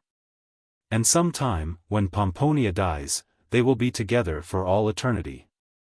More than once when she was in the house of Aulus, she tortured her childish head because she, a Christian, could do nothing for that crucified, of whom Ursus spoke with such tenderness. But now the moment had come. Ligia felt almost happy, and began to speak of her happiness to Act, who could not understand her, however. To leave everything, to leave house, wealth, the city, gardens, temples, porticos, everything that is beautiful, leave a sunny land and people near to one, and for what purpose? To hide from the love of a young and stately knight. In Act's head these things could not find place. At times she felt that Lygia's action was right, that there must be some immense mysterious happiness in it. But she could not give a clear account to herself of the matter, especially since an adventure was before Lygia which might have an evil ending, an adventure in which she might lose her life simply. Act was timid by nature, and she thought with dread of what the coming evening might bring. But she was loath to mention her fears to Lygia. Meanwhile, as the day was clear and the sun looked into the atrium, she began to persuade her to take the rest needed after a night without sleep. Lygia did not refuse. And both went to the cubiculum, which was spacious and furnished with luxury because of Act's former relations with Caesar. There they lay down side by side, but in spite of her weariness Act could not sleep.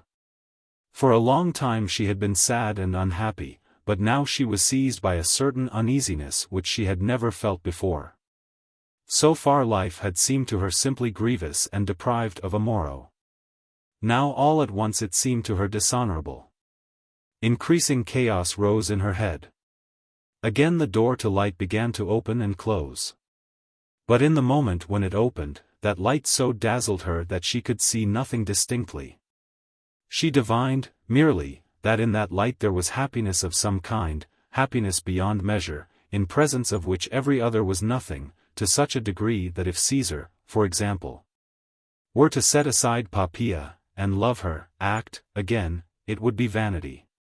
Suddenly the thought came to her that that Caesar whom she loved, whom she held involuntarily as a kind of demigod, was as pitiful as any slave, and that palace, with columns of Numidian marble, no better than a heap of stones. At last, however, those feelings which she had not power to define began to torment her. She wanted to sleep, but being tortured by alarm she could not. Thinking that Lygia, threatened by so many perils and uncertainties, was not sleeping either, she turned to her to speak of her flight in the evening. But Lygia was sleeping calmly. Into the dark cubiculum, past the curtain which was not closely drawn, came a few bright rays, in which golden dust motes were playing. By the light of these rays Act saw her delicate face, resting on her bare arm, her closed eyes, and her mouth slightly open. She was breathing regularly, but as people breathe while asleep. She sleeps, she is able to sleep, thought Act. She is a child yet. Still, after a while it came to her mind that that child chose to flee rather than remain the beloved of Vinicius. She preferred want to shame, wandering to a lordly house, to robes, jewels, and feasts, to the sound of lutes and citharas. Why? And she gazed at Ligia, as if to find an answer in her sleeping face. She looked at her clear forehead, at the calm arch of her brows, at her dark tresses, at her parted lips, at her virgin bosom moved by calm breathing, then she thought again, how different from me. Ligia seemed to her a miracle, a sort of divine vision, something beloved of the gods, 100 times more beautiful than all the flowers in Caesar's garden, than all the statues in his palace. But in the Greek woman's heart there was no envy.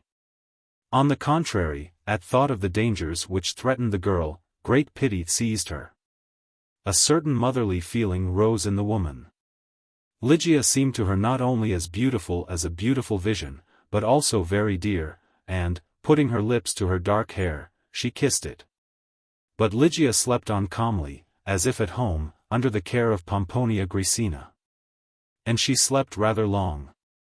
Midday had passed when she opened her blue eyes and looked around the cubiculum in astonishment.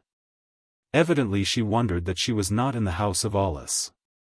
"That is thou, Act?" said she at last, seeing in the darkness the face of the Greek.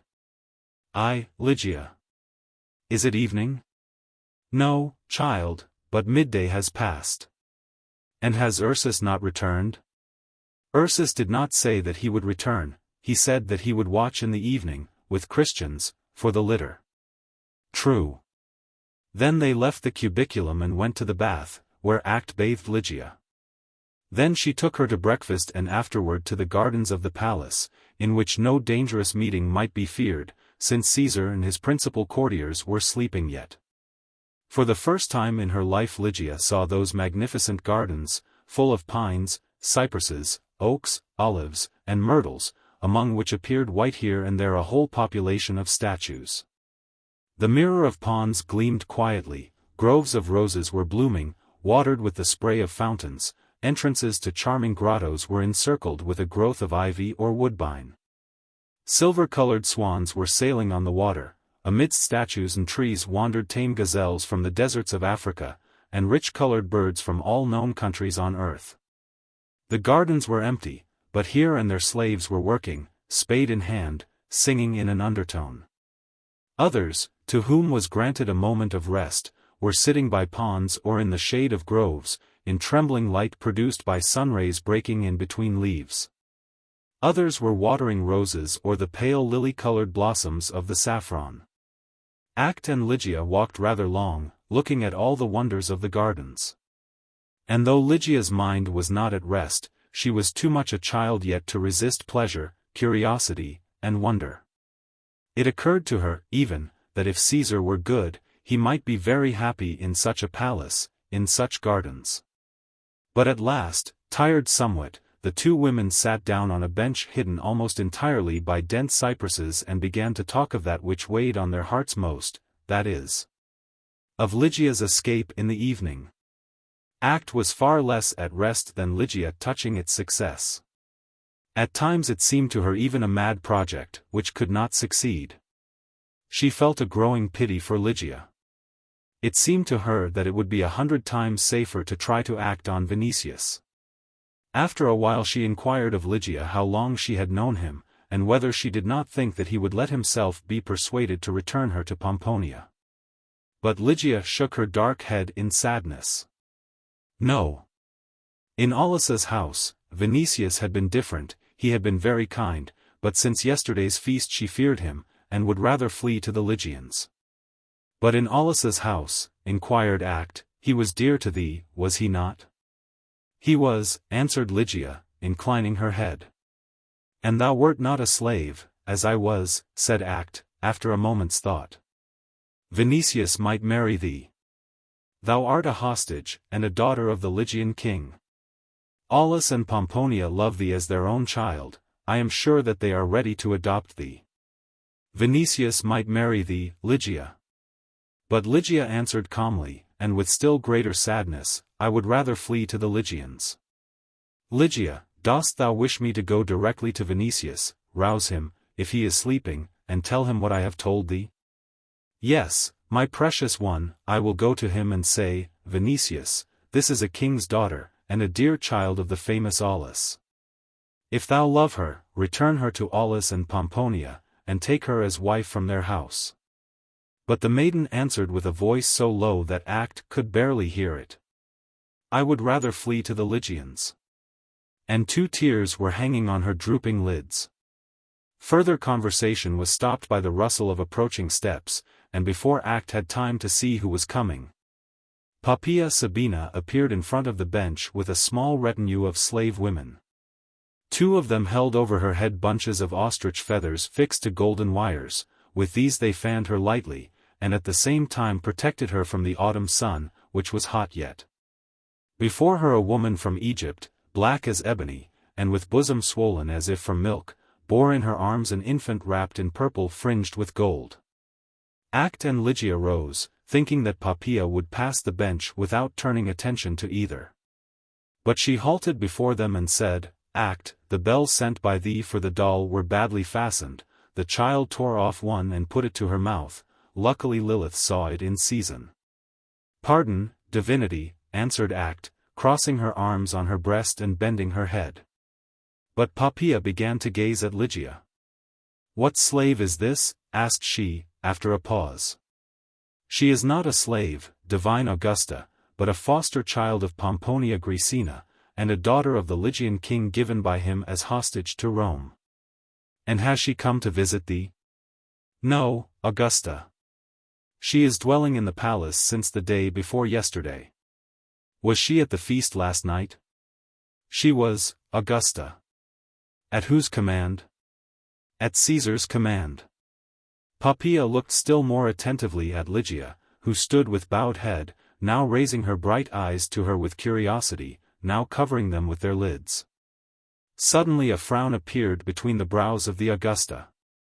Jealous of her own beauty and power, she lived in continual alarm lest at some time a fortunate rival might ruin her, as she had ruined Octavia. Hence every beautiful face in the palace roused her suspicion.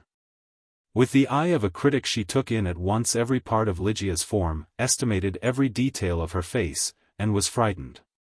That is simply a nymph, thought she, and 'twas Venus who gave birth to her. On a sudden this came to her mind which had never come before at sight of any beauty, that she herself had grown notably older. Wounded vanity quivered in Poppaea, alarm seized her, and various fears shot through her head. Perhaps Nero has not seen the girl, or, seeing her through the emerald, has not appreciated her.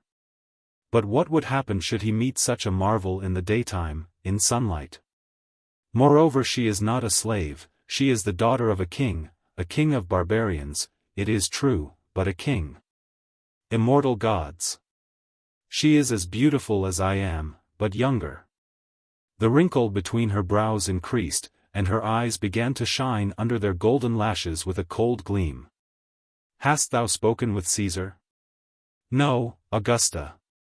Why dost thou choose to be here rather than in the house of Aulis? I do not choose, lady. Petronius persuaded Caesar to take me from Pomponia. I am here against my will. And wouldst thou return to Pomponia? This last question Poppaea gave with a softer and milder voice, hence a sudden hope rose in Ligia's heart.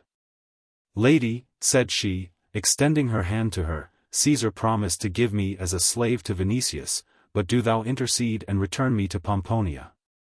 Then Petronius persuaded Caesar to take thee from Aulis, and give thee to Vinicius? True, lady. Vinicius is to send for me today, but thou art good, have compassion on me. When she had said this, she inclined, and, seizing the border of Poppaea's robe, waited for her word with beating heart. Poppaea looked at her for a while, with a face lighted by an evil smile, and said, Then I promise that thou wilt become the slave of Vinicius this day. And she went on, beautiful as a vision, but evil. To the ears of Ligia and Act came only the wail of the infant, which began to cry, it was unknown for what reason. Ligia's eyes too were filled with tears, but after a while she took Act's hand and said, Let us return. Help is to be looked for only whence it can come. And they returned to the atrium, which they did not leave till evening. When darkness had come and slaves brought in tapers with great flames, both women were very pale. Their conversation failed every moment. Both were listening to hear if someone were coming. Ligia repeated again and again that, though grieved to leave act, she preferred that all should take place that day, as Ursus must be waiting in the dark for her then. But her breathing grew quicker from emotion, and louder. Act collected feverishly such jewels as she could, and, fastening them in a corner of Ligia's peplus, implored her not to reject that gift and means of escape. At moments came a deep silence full of deceptions for the ear. It seemed to both that they heard at one time a whisper beyond the curtain, at another the distant weeping of a child, at another the barking of dogs. Suddenly the curtain of the entrance moved without noise, and a tall, dark man, his face marked with smallpox, appeared like a spirit in the atrium. In one moment Ligia recognized Atacinus, a freedman of Vinicius, who had visited the house of Aulus. Act screamed. But Atacinus bent low and said, "A greeting, divine Ligia, from Marcus Vinicius, who awaits thee with a feast in his house which is decked in green." The lips of the maiden grew pale. "I go," said she. Then she threw her arms around Act's neck in farewell. Chapter 10. The house of Vinicius was indeed decked in the green of myrtle and ivy, which had been hung on the walls and over the doors. The columns were wreathed with grapevine. In the atrium, which was closed above by a purple woolen cloth as protection from the night cold, it was as clear as in daylight. 8 and 12 flamed lamps were burning.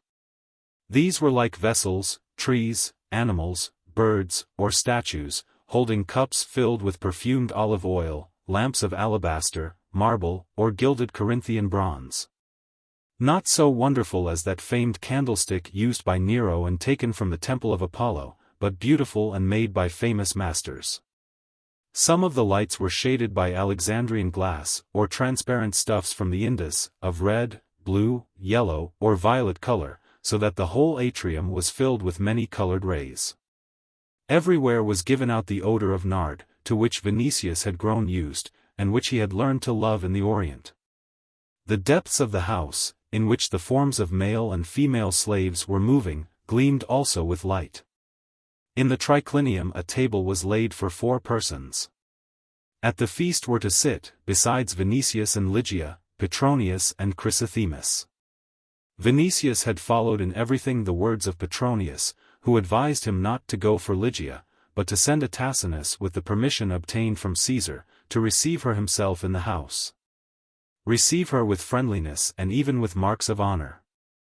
"Thou wert drunk yesterday," said he, "I saw thee. Thou didst act with her like a quarryman from the Alban hills. Be not over-insistent, and remember that one should drink good wine slowly. Know too that it is sweet to desire, but sweeter to be desired." Chrysothemis had her own and a somewhat different opinion on this point. But Petronius, calling her his vestal and his dove, began to explain the difference which must exist between a trained charioteer of the circus and the youth who sits on the quadriga for the first time. Then, turning to Vinicius, he continued, "Win her confidence, make her joyful, be magnanimous. I have no wish to see a gloomy feast. Swear to her, by Hades even, that thou wilt return her to Pomponia, and it will be thy affair that tomorrow she prefers to stay with thee." Then pointing to Chrysothemis, he added, "For 5 years I have acted thus more or less with this timid dove, and I cannot complain of her harshness." Chrysothemis struck him with her fan of peacock feathers, and said, "But I did not resist, thou satyr. Out of consideration for my predecessor. But wert thou not at my feet?" "Yes. To put rings on thy toes." Chrysothemis looked involuntarily at her feet, on the toes of which diamonds were really glittering, and she and Petronius began to laugh. But Vinicius did not give ear to their bantering. His heart was beating unquietly under the robes of a Syrian priest, in which he had arrayed himself to receive Ligia. "They must have left the palace," said he, as if in a monologue. "They must," answered Petronius. "Meanwhile I may mention the predictions of Apollonius of Tyana, or that history of Rufinus which I have not finished, I do not remember why. But Vinicius cared no more for Apollonius of Tyana than for the history of Rufinus. His mind was with Lygia. And though he felt that it was more appropriate to receive her at home than to go in the role of a myrmidon to the palace, he was sorry at moments that he had not gone. For the single reason that he might have seen her sooner, and sat near her in the dark, in the double litter. Meanwhile slaves brought in a tripod ornamented with rams' heads, bronze dishes with coals, on which they sprinkled bits of myrrh and nard. "Now they are turning toward the Carinae," said Vinicius, again. "He cannot wait, he will run to meet the litter, and is likely to miss them," exclaimed Chrysothemis. Vinicius smiled without thinking, and said, "On the contrary, I will wait."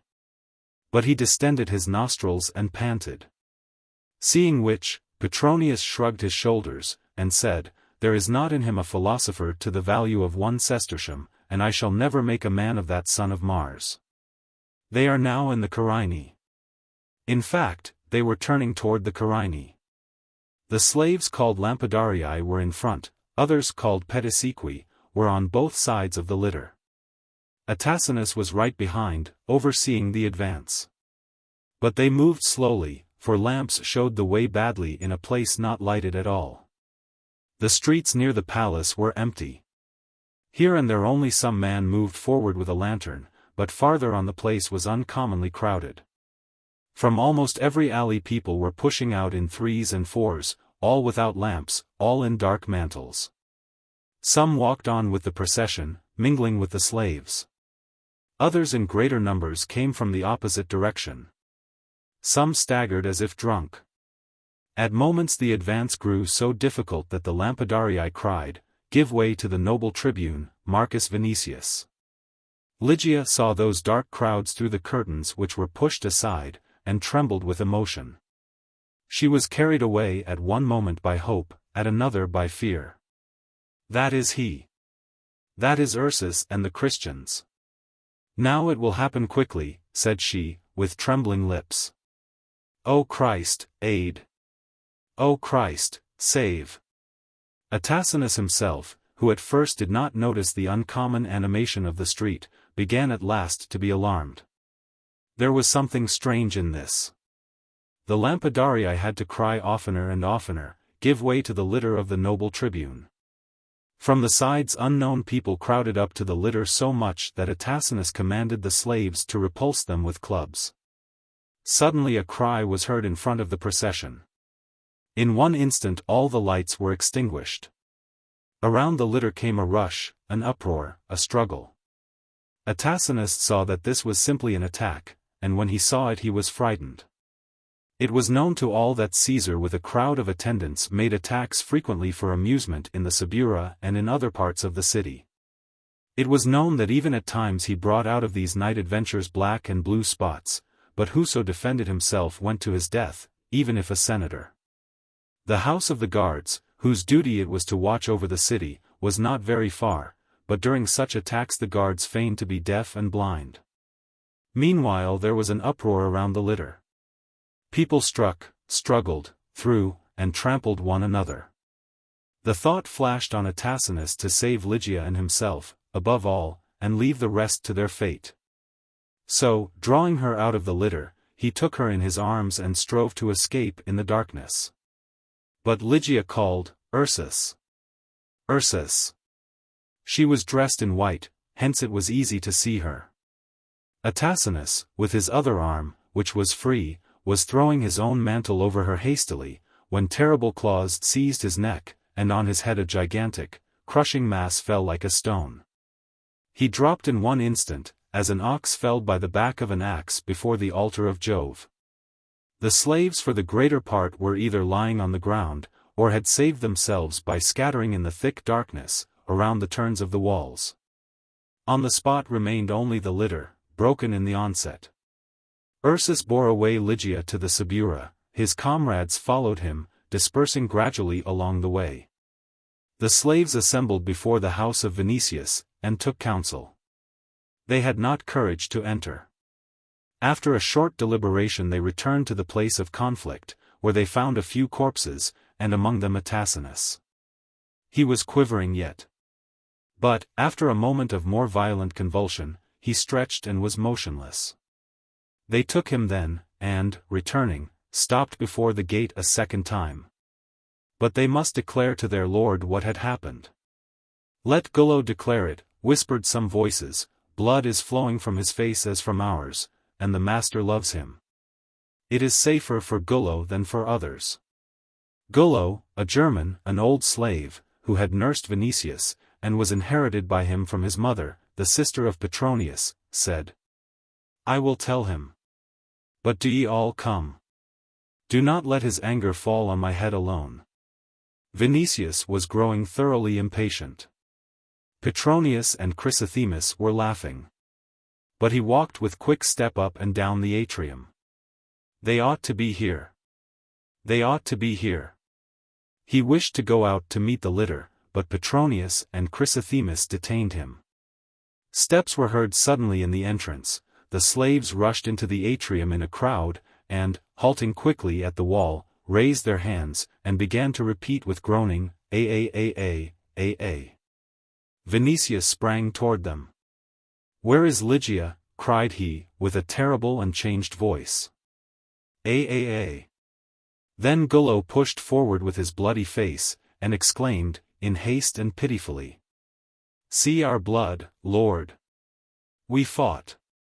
See our blood! See our blood!" But he had not finished when Vinicius seized a bronze lamp, and with one blow shattered the skull of the slave. Then, seizing his own head with both hands, he drove his fingers into his hair, repeating hoarsely, "Me miserum! Me miserum!" His face became blue, his eyes turned in his head, foam came out on his lips. "Whips!" roared he at last, with an unearthly voice. "Lord! A. Take pity," groaned the slaves. Petronius stood up with an expression of disgust on his face. "Come, Chrysothemis," said he. "If 'tis thy wish to look on raw flesh, I will give command to open a butcher's stall on the Carinae." And he walked out of the atrium. But through the whole house, ornamented in the green of ivy and prepared for a feast, were heard, from moment to moment, groans and the whistling of whips, which lasted almost till morning. Chapter 11. Vinicius did not lie down that night. Some time after the departure of Petronius, when the groans of his flogged slaves could allay neither his rage nor his pain, he collected a crowd of other servants, and, though the night was far advanced, rushed forth at the head of these to look for Ligia. He visited the district of the Esquiline, then the Subura, Vicus Celeratus, and all the adjoining alleys. Passing next around the capital, he went to the island over the bridge of Fabricius. After that he passed through a part of the Trans-Tiber. But that was a pursuit without object, for he himself had no hope of finding Ligia, and if he sought her it was mainly to fill out with something a terrible night. In fact he returned home about daybreak, when the carts and mules of dealers in vegetables began to appear in the city, and when bakers were opening their shops. On returning he gave command to put away Gullo's corpse, which no one had ventured to touch. The slaves from whom Ligia had been taken he sent to rural prisons, a punishment almost more dreadful than death.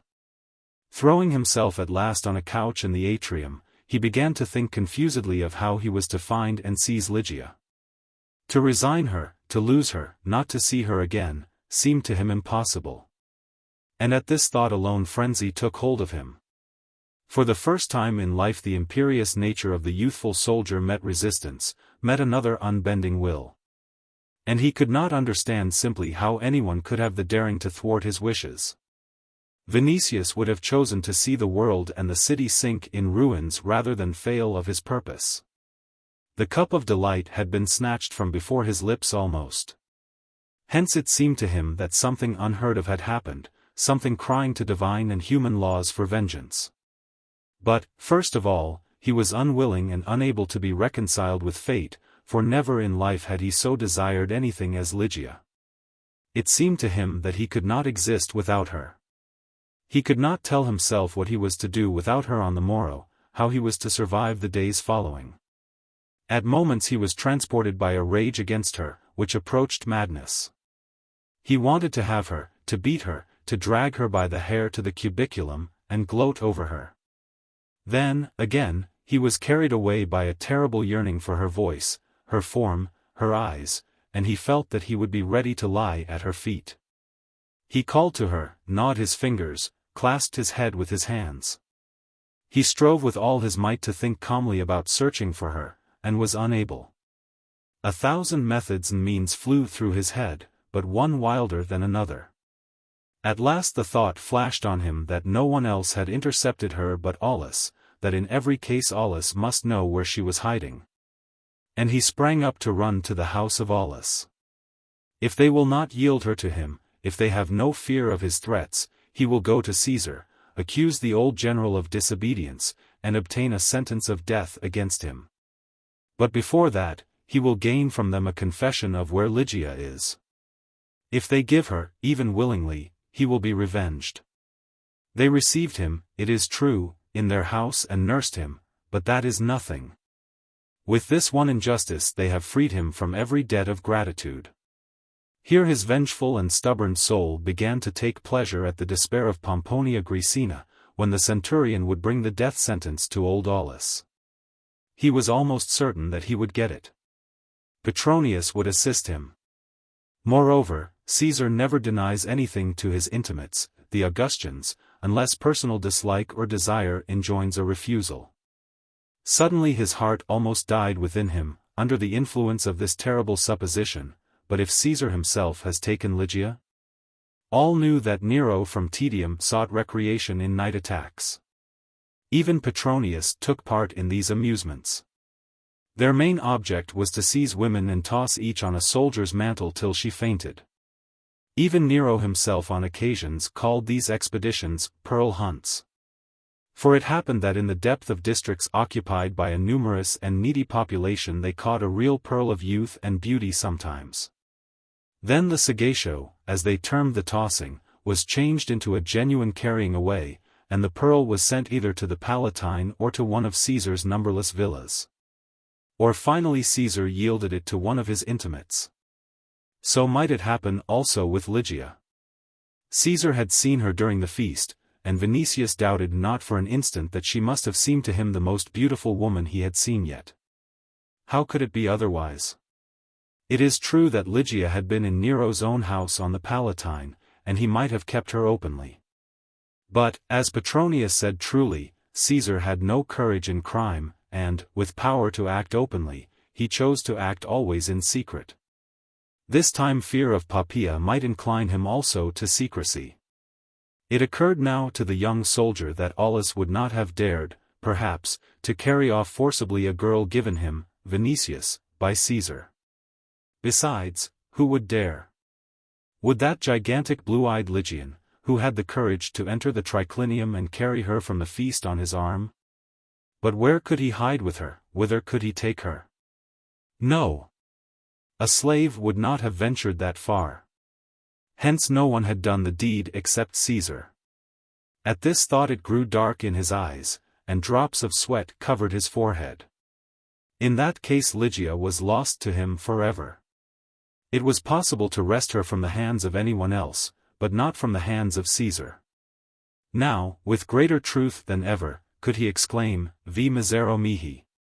His imagination represented Lygia in Nero's arms, and, for the first time in life, he understood that there are thoughts which are simply beyond man's endurance. He knew then, for the first time, how he loved her. As his whole life flashes through the memory of a drowning man, so Lygia began to pass through his. He saw her, heard every word of hers, saw her at the fountain, saw her at the house of Aulus, and at the feast. Felt her near him, felt the odor of her hair, the warmth of her body, the delight of the kisses which at the feast he had pressed on her innocent lips. She seemed to him 100 times sweeter, more beautiful, more desired than ever, 100 times more the only one, the one chosen from among all mortals and divinities. And when he thought that all this which had become so fixed in his heart, which had become his blood and life, might be possessed by Nero, a pain seized him, which was purely physical. And so piercing that he wanted to beat his head against the wall of the atrium, until he should break it. He felt that he might go mad, and he would have gone mad beyond doubt, had not vengeance remained to him.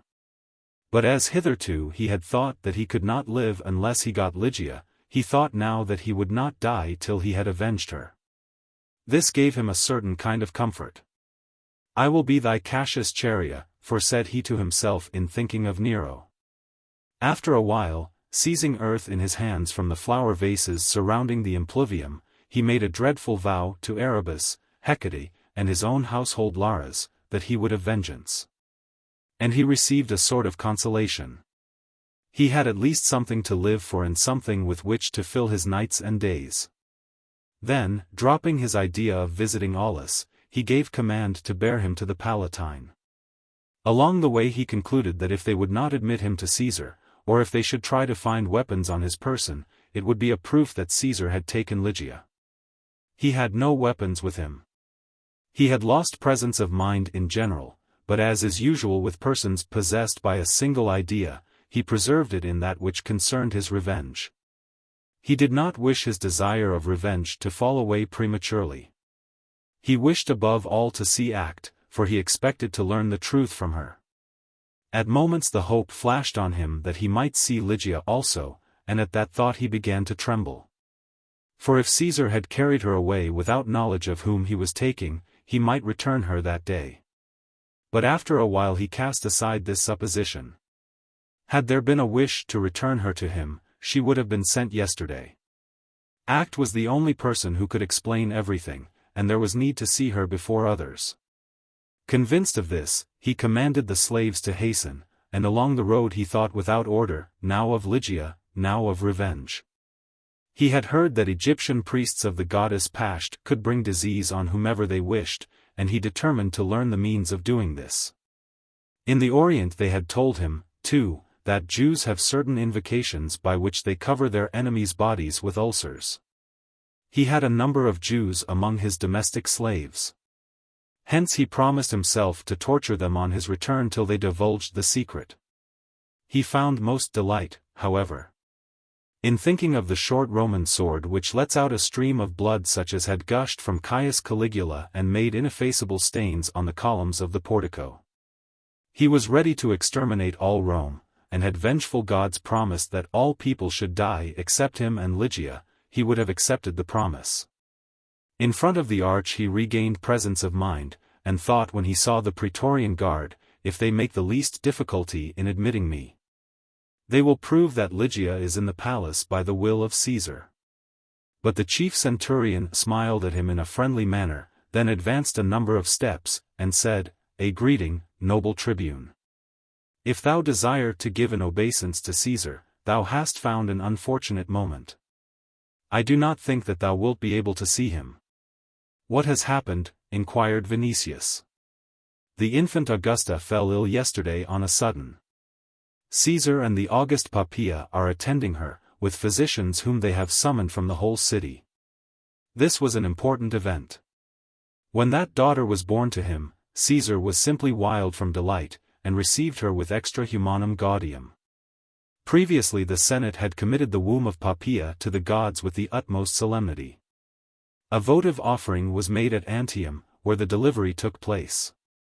Splendid games were celebrated, and besides a temple was erected to the two fortunes. Nero, unable to be moderate in anything, loved the infant beyond measure. To Poppaea the child was dear also, even for this, that it strengthened her position and made her influence irresistible. The fate of the whole empire might depend on the health and life of the infant Augusta. But Vinicius was so occupied with himself, his own case and his love, that without paying attention to the news of the centurion he answered, "I only wish to see Act." And he passed in. But Act was occupied also near the child, and he had to wait a long time to see her. She came only about midday, with a face pale and wearied, which grew paler still at sight of Vinicius. "Act!" cried Vinicius, seizing her hand and drawing her to the middle of the atrium. "Where is Lygia?" "I wanted to ask thee touching that," answered she, looking him in the eyes with reproach. But though he had promised himself to inquire of her calmly, he pressed his head with his hands again, and said, with a face distorted by pain and anger, "She is gone. She was taken from me on the way. After a while, however, he recovered, and thrusting his face up to Acts, said through his set teeth, Act. If life be dear to thee, if thou wish not to cause misfortunes which thou art unable even to imagine, answer me truly. Did Caesar take her? Caesar did not leave the palace yesterday. By the shade of thy mother, by all the gods, is she not in the palace? By the shade of my mother, Marcus, she is not in the palace, and Caesar did not intercept her. The infant Augusta is ill since yesterday, and Nero has not left her cradle. Vinicius drew breath. That which had seemed the most terrible ceased to threaten him. Ah, then, said he, sitting on the bench and clinching his fists, Aulus intercepted her, and in that case woe to him. Aulus Plautius was here this morning. He could not see me, for I was occupied with the child, but he inquired of Epaphroditus, and others of Caesar's servants, touching Lygia, and told them that he would come again to see me. He wished to turn suspicion from himself. If he knew not what happened, he would have come to seek Lygia in my house.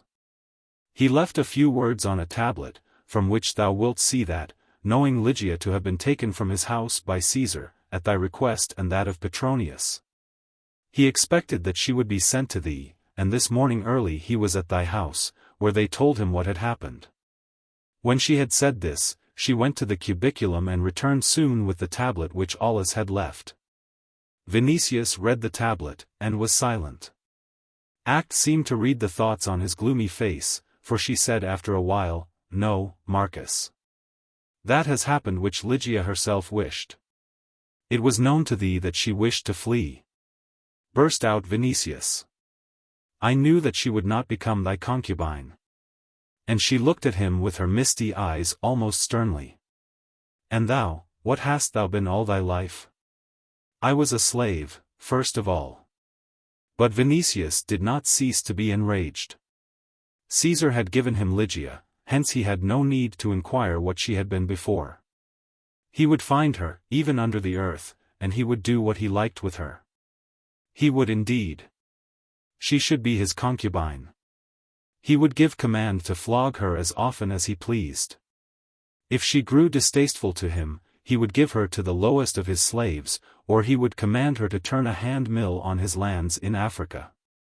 He would seek her out now, and find her only to bend her, to trample on her, and conquer her. And, growing more and more excited, he lost every sense of measure, to the degree that even Act saw that he was promising more than he could execute, that he was talking because of pain and anger. She might have had even compassion on him, but his extravagance exhausted her patience, and at last she inquired why he had come to her. Vinicius did not find an answer immediately. He had come to her because he wished to come, because he judged that she would give him information, but really he had come to Caesar, and, not being able to see him, he came to her. Lygia, by fleeing, opposed the will of Caesar. Hence he would implore him to give an order to search for her throughout the city and the empire, even if it came to using for that purpose all the legions. And to ransacking in turn every house within Roman dominion. Petronius would support his prayer, and the search would begin from that day. Have a care, answered Act, lest thou lose her forever the moment she is found, at command of Caesar. Vinicius wrinkled his brows. What does that mean? Inquired he. Listen to me, Marcus. Yesterday Lygia and I were in the gardens here, and we met Poppaea, with the infant Augusta, born by an African woman, Lilith. In the evening the child fell ill, and Lilith insists that she was bewitched, that foreign woman whom they met in the garden bewitched her.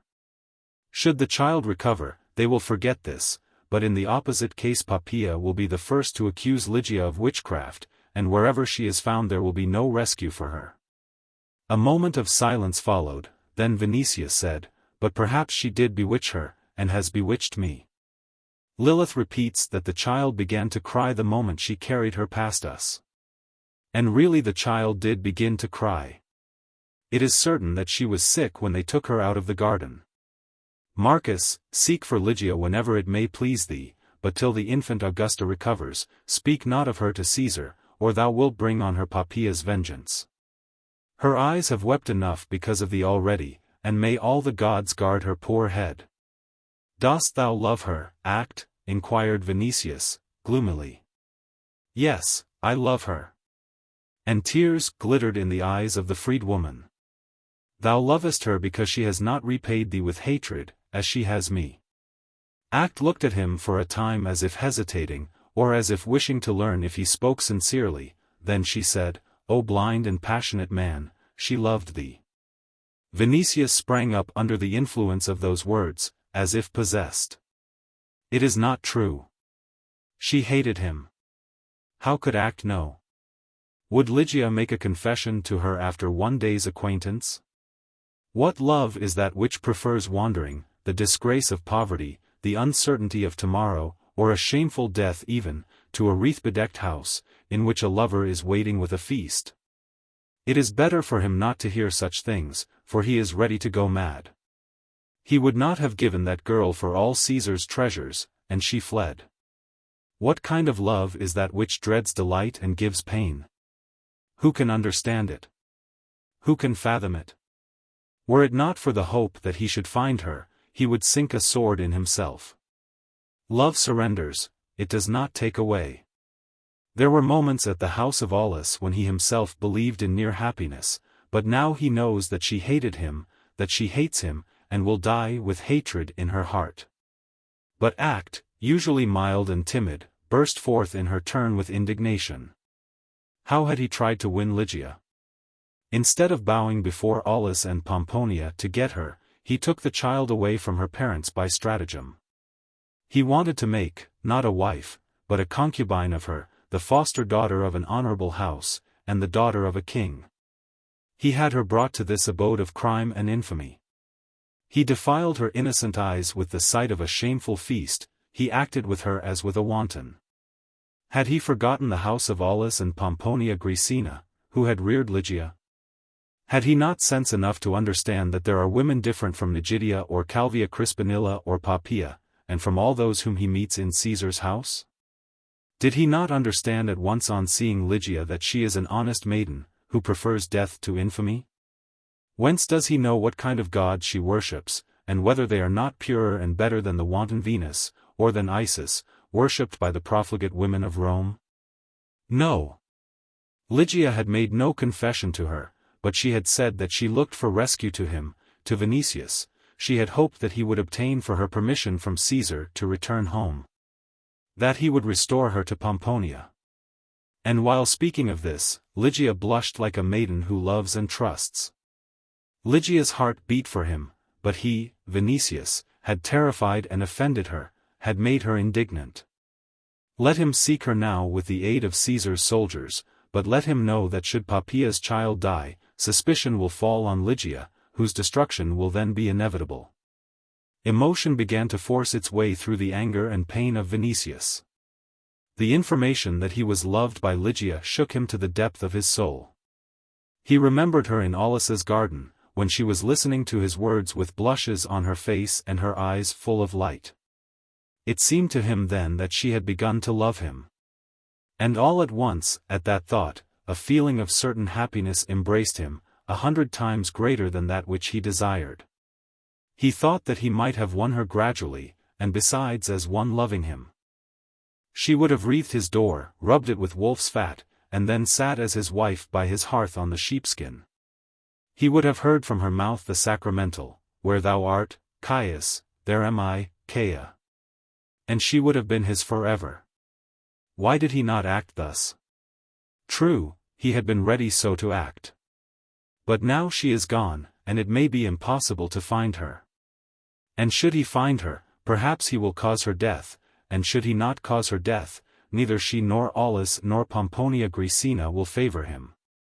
Here anger raised the hair on his head again. But his anger turned now, not against the house of Aulus or Ligia, but against Petronius. Petronius was to blame for everything. Had it not been for him, Ligia would not have been forced to wander. She would be his betrothed, and no danger would be hanging over her dear head. But now all is past, and it is too late to correct the evil which will not yield to correction. Too late. And it seemed to him that a gulf had opened before his feet. He did not know what to begin, how to proceed, whither to betake himself. Act repeated as an echo the words, "too late," which from another's mouth sounded like a death sentence. He understood one thing, however, that he must find Ligia, or something evil would happen to him. And wrapping himself mechanically in his toga, he was about to depart without taking farewell even of Act, when suddenly the curtain separating the entrance from the atrium was pushed aside. And he saw before him the pensive figure of Pomponia Graecina. Evidently she too had heard of the disappearance of Ligia, and, judging that she could see Act more easily than Aulus, had come for news to her. But, seeing Vinicius, she turned her pale, delicate face to him, and said, after a pause, "May God forgive thee the wrong, Marcus, which thou hast done to us and to Ligia." He stood with drooping head, with a feeling of misfortune and guilt, not understanding what God was to forgive him or could forgive him. Pomponia had no cause to mention forgiveness. She ought to have spoken of revenge. At last he went out with a head devoid of counsel, full of grievous thoughts, immense care, and amazement. In the court and under the gallery were crowds of anxious people. Among slaves of the palace were knights and senators who had come to inquire about the health of the infant, and at the same time to show themselves in the palace, and exhibit a proof of their anxiety, even in presence of Nero's slaves. News of the illness of the divine had spread quickly, it was evident, for new forms appeared in the gateway every moment, and through the opening of the arcade whole crowds were visible. Some of the newly arrived, seeing that Vinicius was coming from the palace, attacked him for news. But he hurried on without answering their questions, till Petronius, who had come for news too, almost struck his breast and stopped him. Beyond doubt Vinicius would have become enraged at sight of Petronius, and let himself do some lawless act in Caesar's palace, had it not been that when he had left Act he was so crushed, so weighed down and exhausted, that for the moment even his innate irascibility had left him. He pushed Petronius aside and wished to pass, but the other detained him, by force almost. "How is the divine infant?" asked he. But this constraint angered Vinicius a second time, and roused his indignation in an instant. "May Hades swallow her and all this house," said he, gritting his teeth. "Silence, hapless man," said Petronius, and looking around he added hurriedly, "If thou wish to know something of Ligia, come with me, I will tell nothing here. Come with me, I will tell my thoughts in the litter." And putting his arm around the young tribune, he conducted him from the palace as quickly as possible. That was his main concern, for he had no news whatever. But being a man of resources, and having, in spite of his indignation of yesterday, much sympathy for Vinicius, and finally feeling responsible for all that had happened, he had undertaken something already, and when they entered the litter he said, "I have commanded my slaves to watch at every gate." I gave them an accurate description of the girl, and that giant who bore her from the feast at Caesar's, for he is the man, beyond doubt, who intercepted her. Listen to me, perhaps Aulus and Pomponia wish to secrete her in some estate of theirs, in that case we shall learn the direction in which they took her. If my slaves do not see her at some gate, we shall know that she is in the city yet, and shall begin this very day to search in Rome for her. "Aulus does not know where she is," answered Vinicius. "Art thou sure of that?" "I saw Pomponia. She too is looking for her. She could not leave the city yesterday, for the gates are closed at night. 2 of my people are watching at each gate. One is to follow Ligia and the giant, the other to return at once and inform me. If she is in the city, we shall find her, for that Lygian is easily recognized, even by his stature and his shoulders. Thou art lucky that it was not Caesar who took her, and I can assure thee that he did not, for there are no secrets from me on the Palatine." But Vinicius burst forth in sorrow still more than in anger, and in a voice broken by emotion told Petronius what he had heard from Act. And what new dangers were threatening Ligia, dangers so dreadful that because of them there would be need to hide her from Poppaea most carefully, in case they discovered her. Then he reproached Petronius bitterly for his counsel. Had it not been for him, everything would have gone differently. Lygia would have been at the house of Aulus, and he, Vinicius, might have seen her every day, and he would have been happier at that moment than Caesar. And carried away as he went on with his narrative, he yielded more and more to emotion, till at last tears of sorrow and rage began to fall from his eyes. Petronius, who had not even thought that the young man could love and desire to such a degree, when he saw the tears of despair said to himself, with a certain astonishment, O mighty Lady of Cyprus, thou alone art ruler of gods and men. Chapter 12. When they alighted in front of the arbiter's house, the chief of the atrium answered them that of slaves sent to the gates none had returned yet. The Atrienses had given orders to take food to them, and a new command, that under penalty of rods they were to watch carefully all who left the city. Thou sayest, said Petronius, that they are in Rome, beyond doubt, and in that case we shall find them. But command thy people also to watch at the gates, those, namely, who were sent for Ligia, as they will recognize her easily. I have given orders to send them to rural prisons, said Vinicius, but I will recall the orders at once, and let them go to the gates. And writing a few words on a wax-covered tablet, he handed it to Petronius, who gave directions to send it at once to the house of Vinicius. Then they passed into the interior portico, and, sitting on a marble bench, began to talk. The golden-haired eunuchs and IRAs pushed bronze footstools under their feet, and poured wine for them into goblets, out of wonderful narrow-necked pitchers from Volaterrae and Caecina. Hast thou among thy people anyone who knows that giant Lygian? Asked Petronius. Atacinus and Gullo knew him, but Atacinus fell yesterday at the litter, and Gullo I killed. I am sorry for him, said Petronius. He carried not only thee, but me, in his arms.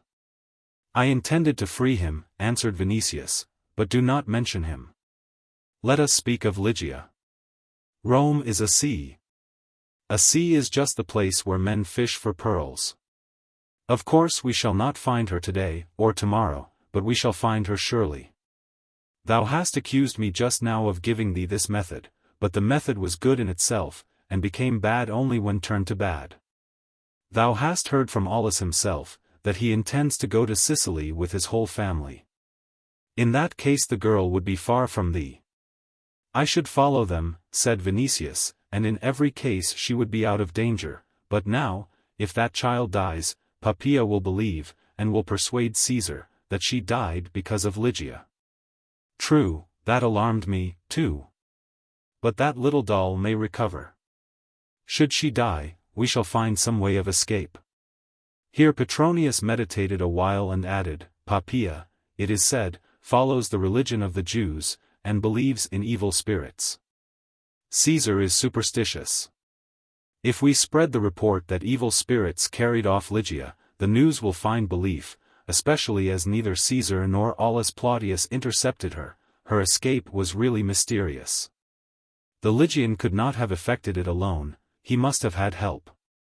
And where could a slave find so many people in the course of one day? Slaves help one another in Rome. Some person pays for that with blood at times. True, they support one another, but not some against others. In this case it was known that responsibility and punishment would fall on thy people. If thou give thy people the idea of evil spirits, they will say at once that they saw such with their own eyes, because that will justify them in thy sight. Ask one of them, as a test, if he did not see spirits carrying off Ligia through the air, he will swear at once by the aegis of Zeus that he saw them. Vinicius, who was superstitious also, looked at Petronius with sudden and great fear. If Ursus could not have men to help him, and was not able to take her alone, who could take her?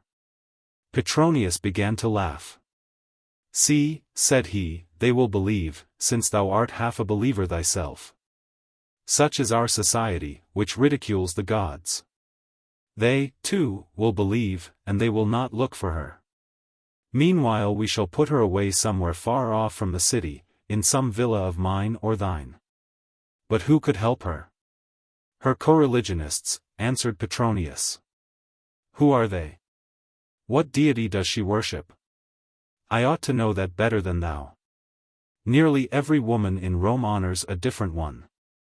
It is almost beyond doubt that Pomponia reared her in the religion of that deity which she herself worships. What one she worships I know not. One thing is certain, that no person has seen her make an offering to our gods in any temple. They have accused her even of being a Christian, but that is not possible. A domestic tribunal cleared her of the charge. They say that Christians not only worship an ass's head, but are enemies of the human race, and permit the foulest crimes. Pomponia cannot be a Christian, as her virtue is known, and an enemy of the human race could not treat slaves as she does. In no house are they treated as at Aulus's, interrupted Vinicius. Ah! Pomponia mentioned to me some god, who must be one powerful and merciful. Where she has put away all the others is her affair. It is enough that that Logos of hers cannot be very mighty, or rather he must be a very weak god, since he has had only 2 adherents, Pomponia and Ligia, and Ursus in addition. It must be that there are more of those adherents, and that they assisted Ligia. That faith commands forgiveness, said Vinicius. At Aix I met Pomponia, who said to me, "May God forgive thee the evil which thou hast done to us and to Ligia." Evidently their God is some curator who is very mild. Ha! Let him forgive thee, and in sign of forgiveness return thee the maiden. I would offer him a hecatomb tomorrow. I have no wish for food, or the bath, or sleep. I will take a dark lantern and wander through the city. Perhaps I shall find her in disguise. I am sick. Petronius looked at him with commiseration. In fact, there was blue under his eyes, his pupils were gleaming with fever, his unshaven beard indicated a dark strip on his firmly outlined jaws, his hair was in disorder. And he was really like a sick man. Iras and the golden-haired Eunice looked at him also with sympathy. But he seemed not to see them, and he and Petronius took no notice whatever of the slave women, just as they would not have noticed dogs moving around them. "Fever is tormenting thee," said Petronius. "It is. Then listen to me. I know not what the doctor has prescribed to thee, but I know how I should act in thy place. Till this lost one is found I should seek in another that which for the moment has gone from me with her. I saw splendid forms at thy villa. Do not contradict me. I know what love is. And I know that when one is desired another cannot take her place. But in a beautiful slave it is possible to find even momentary distraction.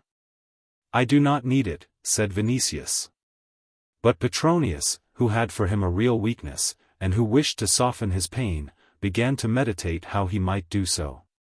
"Perhaps thine have not for thee the charm of novelty," said he, after a while, and here he began to look in turn at Iras and Eunice. And finally he placed his palm on the hip of the golden-haired Eunice. "Look at this grace. For whom some days since Fonteius Capito the younger offered 3 wonderful boys from Clazomene. A more beautiful figure than hers even Scopas himself has not chiseled. I myself cannot tell why I have remained indifferent to her thus far, since thoughts of Chrysothemis have not restrained me. Well, I give her to thee, take her for thyself." When the golden-haired Eunice heard this, she grew pale in one moment, and, looking with frightened eyes on Vinicius, seemed to wait for his answer without breath in her breast. But he sprang up suddenly, and, pressing his temples with his hands, said quickly, like a man who is tortured by disease, and will not hear anything, "No, no. I care not for her. I care not for others. I thank thee, but I do not want her. I will seek that one through the city.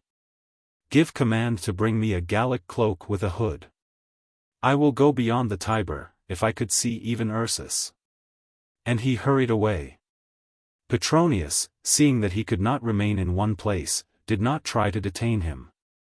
Taking, however, his refusal as a temporary dislike for all women save Ligia, and not wishing his own magnanimity to go for naught, he said, turning to the slave, "Eunice. Thou wilt bathe and anoint thyself, then dress, after that thou wilt go to the house of Vinicius." But she dropped before him on her knees, and with joined palms implored him not to remove her from the house. She would not go to Vinicius, she said. She would rather carry fuel to the hypocaustum in his house than be chief servant in that of Vinicius. She could not go, and she begged him to have pity on her. Let him give command to flog her daily, only not send her away. And trembling like a leaf with fear and excitement, she stretched her hands to him, while he listened with amazement. A slave who ventured to beg relief from the fulfillment of a command, who said, "I will not and I cannot," was something so unheard of in Rome that Petronius could not believe his own ears at first. Finally he frowned. He was too refined to be cruel. His slaves, especially in the department of pleasure, were freer than others, on condition of performing their service in an exemplary manner, and honoring the will of their master. Like that of a god. In case they failed in these two respects, he was able not to spare punishment, to which, according to general custom, they were subject. Since, besides this, he could not endure opposition, nor anything which ruffled his calmness, he looked for a while at the kneeling girl, and then said, "Call Tiresias, and return with him." Eunice rose, trembling, with tears in her eyes, and went out. After a time she returned with the chief of the atrium, Tiresias, a Cretan. "Thou wilt take Eunice," said Petronius, "and give her 25 lashes, in such fashion, however, as not to harm her skin." When he had said this, he passed into the library, and, sitting down at a table of rose-colored marble, began to work on his Feast of Trimalchio. But the flight of Lygia and the illness of the infant Augusta had disturbed his mind so much that he could not work long. That illness, above all, was important. It occurred to Petronius that were Caesar to believe that Lygia had cast spells on the infant, the responsibility might fall on him also, for the girl had been brought at his request to the palace. But he could reckon on this, that at the first interview with Caesar he would be able in some way to show the utter absurdity of such an idea. He counted a little, too, on a certain weakness which Poppaea had for him, a weakness hidden carefully, it is true, but not so carefully that he could not divine it. After a while he shrugged his shoulders at these fears, and decided to go to the triclinium to strengthen himself, and then order the litter to bear him once more to the palace. After that to the Campus Martius, and then to Chrysothemis. But on the way to the triclinium at the entrance to the corridor assigned to servants, he saw unexpectedly the slender form of Eunice standing, among other slaves, at the wall. And forgetting that he had given Tiresias no order beyond flogging her, he wrinkled his brow again, and looked around for the Atriensis. Not seeing him among the servants, he turned to Eunice. "Hast thou received the lashes?" She cast herself at his feet a second time, pressed the border of his toga to her lips, and said, "Oh, yes, Lord, I have received them." "Oh, yes, Lord." In her voice were heard, as it were, joy and gratitude. It was clear that she looked on the lashes as a substitute for her removal from the house, and that now she might stay there. Petronius, who understood this, wondered at the passionate resistance of the girl, but he was too deeply versed in human nature not to know that love alone could call forth such resistance. "Dost thou love someone in this house?" asked he. She raised her blue, tearful eyes to him, and answered, in a voice so low that it was hardly possible to hear her, "Yes, Lord." And with those eyes, with that golden hair thrown back, with fear and hope in her face, she was so beautiful, she looked at him so entreatingly, that Petronius, who, as a philosopher, had proclaimed the might of love, and who, as a man of aesthetic nature, had given homage to all beauty, felt for her a certain species of compassion. "Whom of those dost thou love?" inquired he, indicating the servants with his head.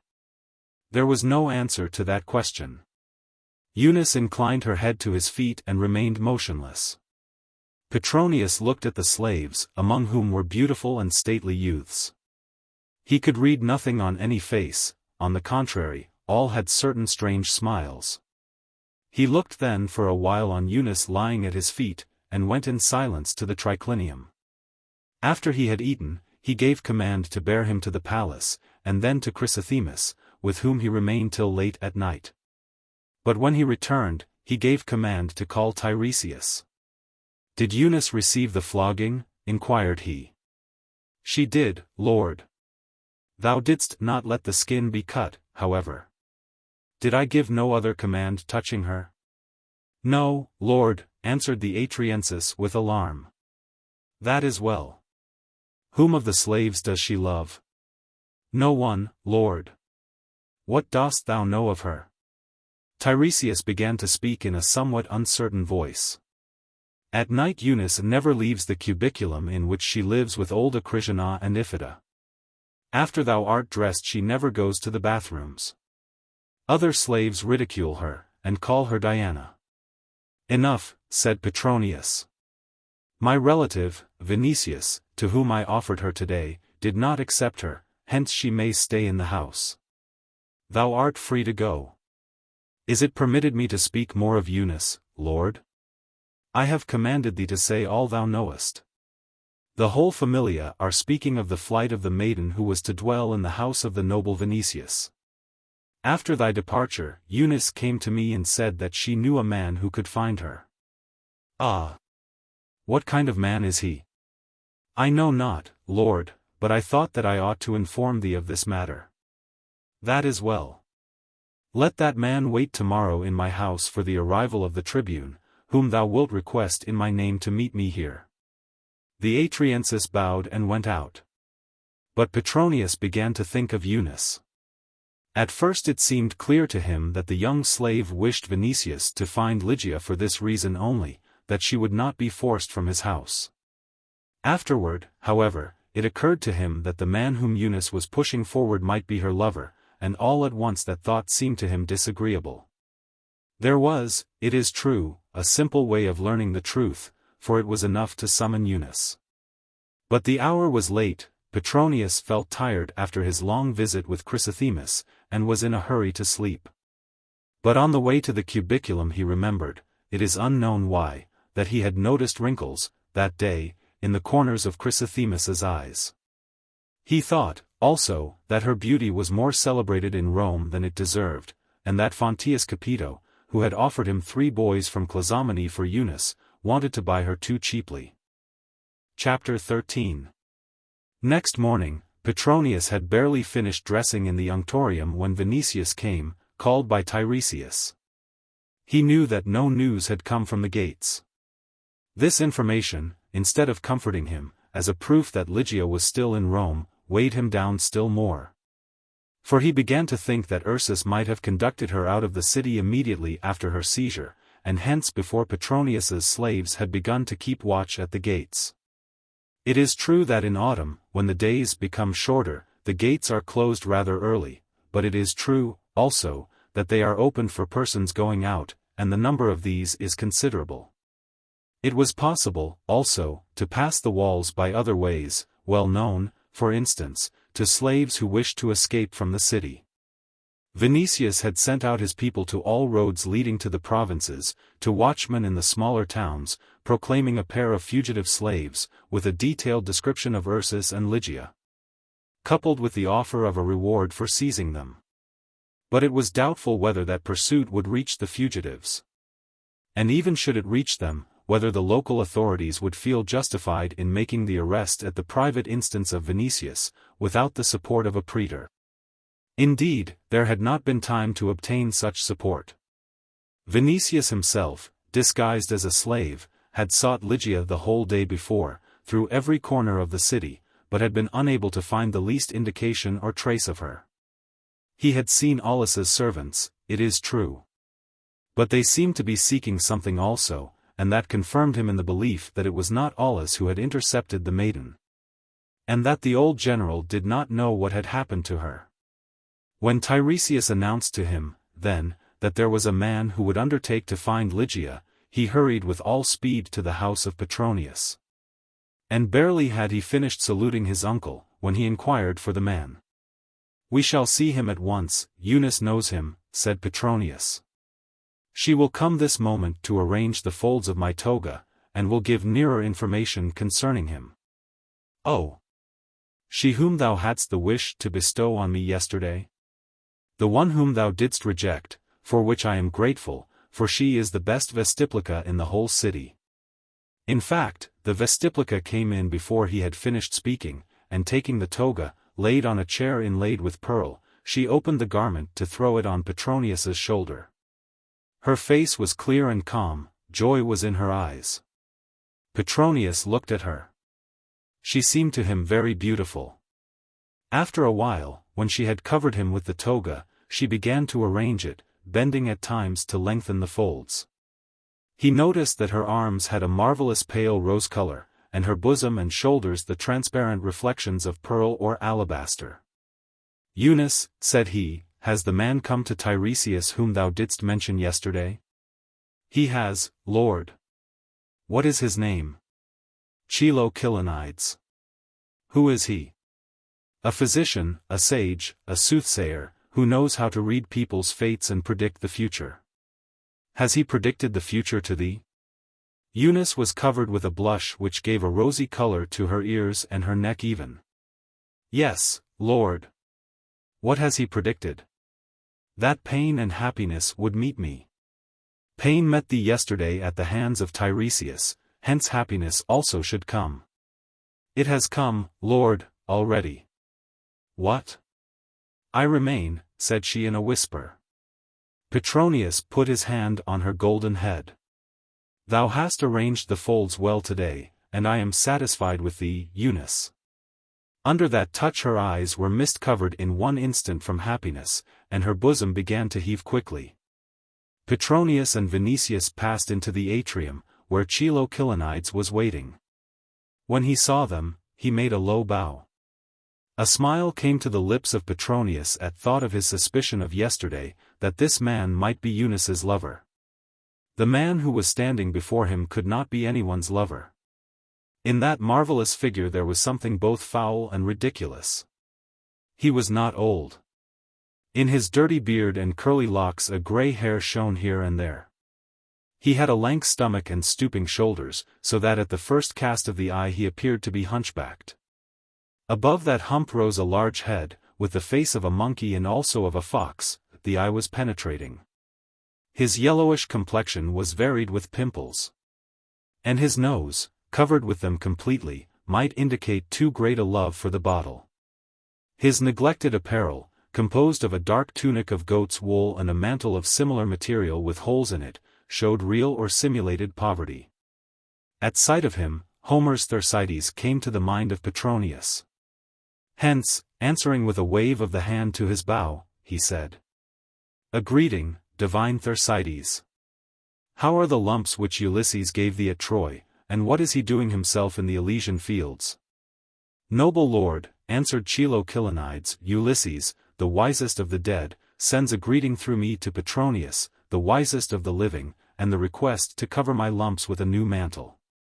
"By Hecate Triformis," exclaimed Petronius, "the answer deserves a new mantle." But further conversation was interrupted by the impatient Vinicius, who inquired directly, "Dost thou know clearly what thou art undertaking?" "When two households in two lordly mansions speak of naught else, and when half Rome is repeating the news, it is not difficult to know," answered Chilo. "The night before last a maiden named Ligia, but specially Caulina, and reared in the house of Aulus Plautius, was intercepted. Thy slaves were conducting her, O Lord, from Caesar's palace to thy insula, and I undertake to find her in the city, or, if she has left the city, which is little likely, to indicate to thee, noble tribune, whither she has fled and where she has hidden." "That is well," said Vinicius, who was pleased with the precision of the answer. "What means hast thou to do this?" Chilo smiled cunningly. "Thou hast the means, Lord, I have the wit only." Petronius smiled also, for he was perfectly satisfied with his guest. "That man can find the maiden," thought he. Meanwhile Vinicius wrinkled his joined brows, and said, "Wretch, in case thou deceive me for gain, I will give command to beat thee with clubs. I am a philosopher, Lord, and a philosopher cannot be greedy of gain, especially of such as thou hast just offered magnanimously." "Oh, art thou a philosopher?" inquired Petronius. "Eunice told me that thou art a physician and a soothsayer." Whence knowest thou Eunice? She came to me for aid, for my fame struck her ears. What aid did she want? Aid in love, Lord. She wanted to be cured of unrequited love. Didst thou cure her? I did more, Lord. I gave her an amulet which secures mutuality. In Paphos, on the island of Cyprus, is a temple, O Lord, in which is preserved a zone of Venus. I gave her 2 threads from that zone, enclosed in an almond shell. And didst thou make her pay well for them? One can never pay enough for mutuality, and I, who lack 2 fingers on my right hand, am collecting money to buy a slave copyist to write down my thoughts, and preserve my wisdom for mankind. Of what school art thou, divine sage? I am a cynic, Lord, because I wear a tattered mantle. I am a stoic, because I bear poverty patiently. I am a peripatetic, for, not owning a litter, I go on foot from one wineshop to another, and on the way teach those who promise to pay for a pitcher of wine. And at the pitcher thou dost become a reader? Heraclitus declares that all is fluid, and canst thou deny, Lord, that wine is fluid? And he declared that fire is a divinity. Divinity, therefore, is blushing in thy nose. But the divine Diogenes from Apollonia declared that air is the essence of things, and the warmer the air the more perfect the beings it makes, and from the warmest come the souls of sages. And since the autumns are cold, a genuine sage should warm his soul with wine. And wouldst thou hinder, O Lord, a pitcher of even the stuff produced in Capua or Lygia from bearing heat to all the bones of a perishable human body? Chilo Kilonides, where is thy birthplace? On the Pontus Euxinus. I come from Mesembria. O, Chilo, thou art great. And unrecognized, said the sage, pensively. But Vinicius was impatient again. In view of the hope which had gleamed before him, he wished Chilo to set out at once on his work, hence the whole conversation seemed to him simply a vain loss of time, and he was angry at Petronius. When wilt thou begin the search? Asked he, turning to the Greek. I have begun it already, answered Chilo. And since I am here, and answering thy affable question, I am searching yet. Only have confidence, honored tribune, and know that if thou wert to lose the string of thy sandal I should find it, or him who picked it up on the street. Hast thou been employed in similar services? Asked Petronius. The Greek raised his eyes. Today men esteem virtue and wisdom too low, for a philosopher not to be forced to seek other means of living. What are thy means? To know everything, and to serve those with news who are in need of it. And who pay for it? Ah, Lord, I need to buy a copyist. Otherwise my wisdom will perish with me. If thou hast not collected enough yet to buy a sound mantle, thy services cannot be very famous. Modesty hinders me. But remember, Lord, that today there are not such benefactors as were numerous formerly, and for whom it was as pleasant to cover service with gold as to swallow an oyster from Puteoli. No. My services are not small, but the gratitude of mankind is small. At times, when a valued slave escapes, who will find him, if not the only son of my father? When on the walls there are inscriptions against the divine Poppaea, who will indicate those who composed them? Who will discover at the bookstalls verses against Caesar? Who will declare what is said in the houses of knights and senators? Who will carry letters which the writers will not entrust to slaves? Who will listen to news at the doors of barbers? For whom have wineshops and bakeshops no secret? In whom do slaves trust? Who can see through every house, from the atrium to the garden? Who knows every street, every alley and hiding place? Who knows what they say in the baths, in the circus, in the markets, in the fencing schools, in slave dealers' sheds, and even in the arenas? By the gods! Enough, noble sage, cried Petronius. We are drowning in thy services, thy virtue, thy wisdom, and thy eloquence. Enough. We wanted to know who thou art, and we know. But Vinicius was glad, for he thought that this man, like a hound, once put on the trail, would not stop till he had found out the hiding place. Well, said he, dost thou need indications? I need arms. Of what kind? Asked Vinicius, with astonishment. The Greek stretched out one hand, with the other he made the gesture of counting money. Such are the times, Lord, said he, with a sigh. Thou wilt be the ass, then, said Petronius, to win the fortress with bags of gold?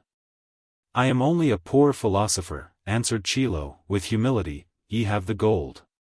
Vinicius tossed him a purse, which the Greek caught in the air, though 2 fingers were lacking on his right hand.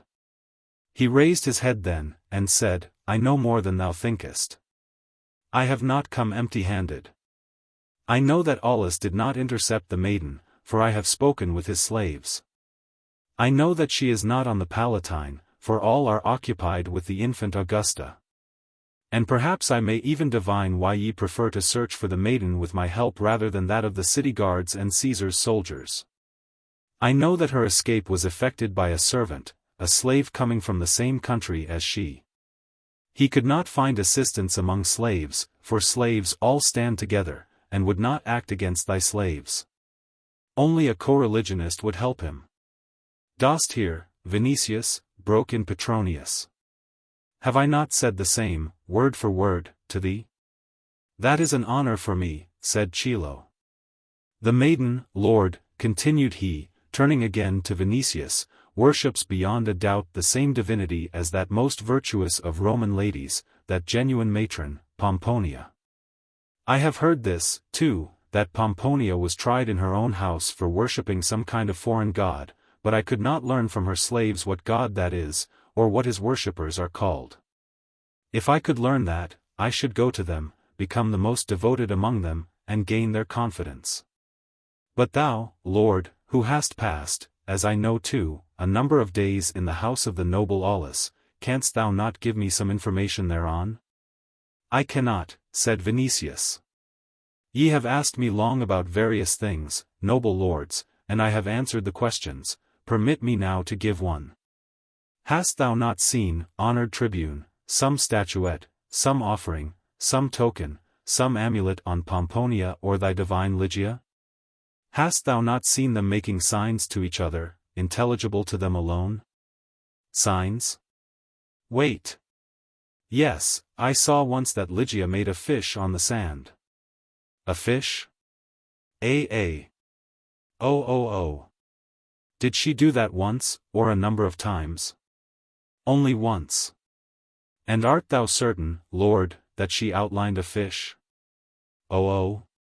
Yes, answered Vinicius, with roused curiosity. Dost thou divine what that means? Do I divine? Exclaimed Chilo. And bowing in sign of farewell, he added, May fortune scatter on you both equally all gifts, worthy lords. Give command to bring thee a mantle, said Petronius to him at parting. Ulysses gives thee thanks for Thersites, said the Greek, and bowing a second time, he walked out. What wilt thou say of that noble sage? Inquired Petronius. This, that he will find Ligia, answered Vinicius, with delight. But I will say, too, that were there a kingdom of rogues he might be the king of it. Most certainly. I shall make a nearer acquaintance with this Stoic. Meanwhile I must give command to perfume the atrium. But Chilo Kilonides, wrapping his new mantle about him, threw up on his palm, under its folds, the purse received from Vinicius, and admired both its weight and its jingle. Walking on slowly, and looking around to see if they were not looking at him from the house, he passed the portico of Livia, and, reaching the corner of the Clivus Verbius, turned toward the Subura.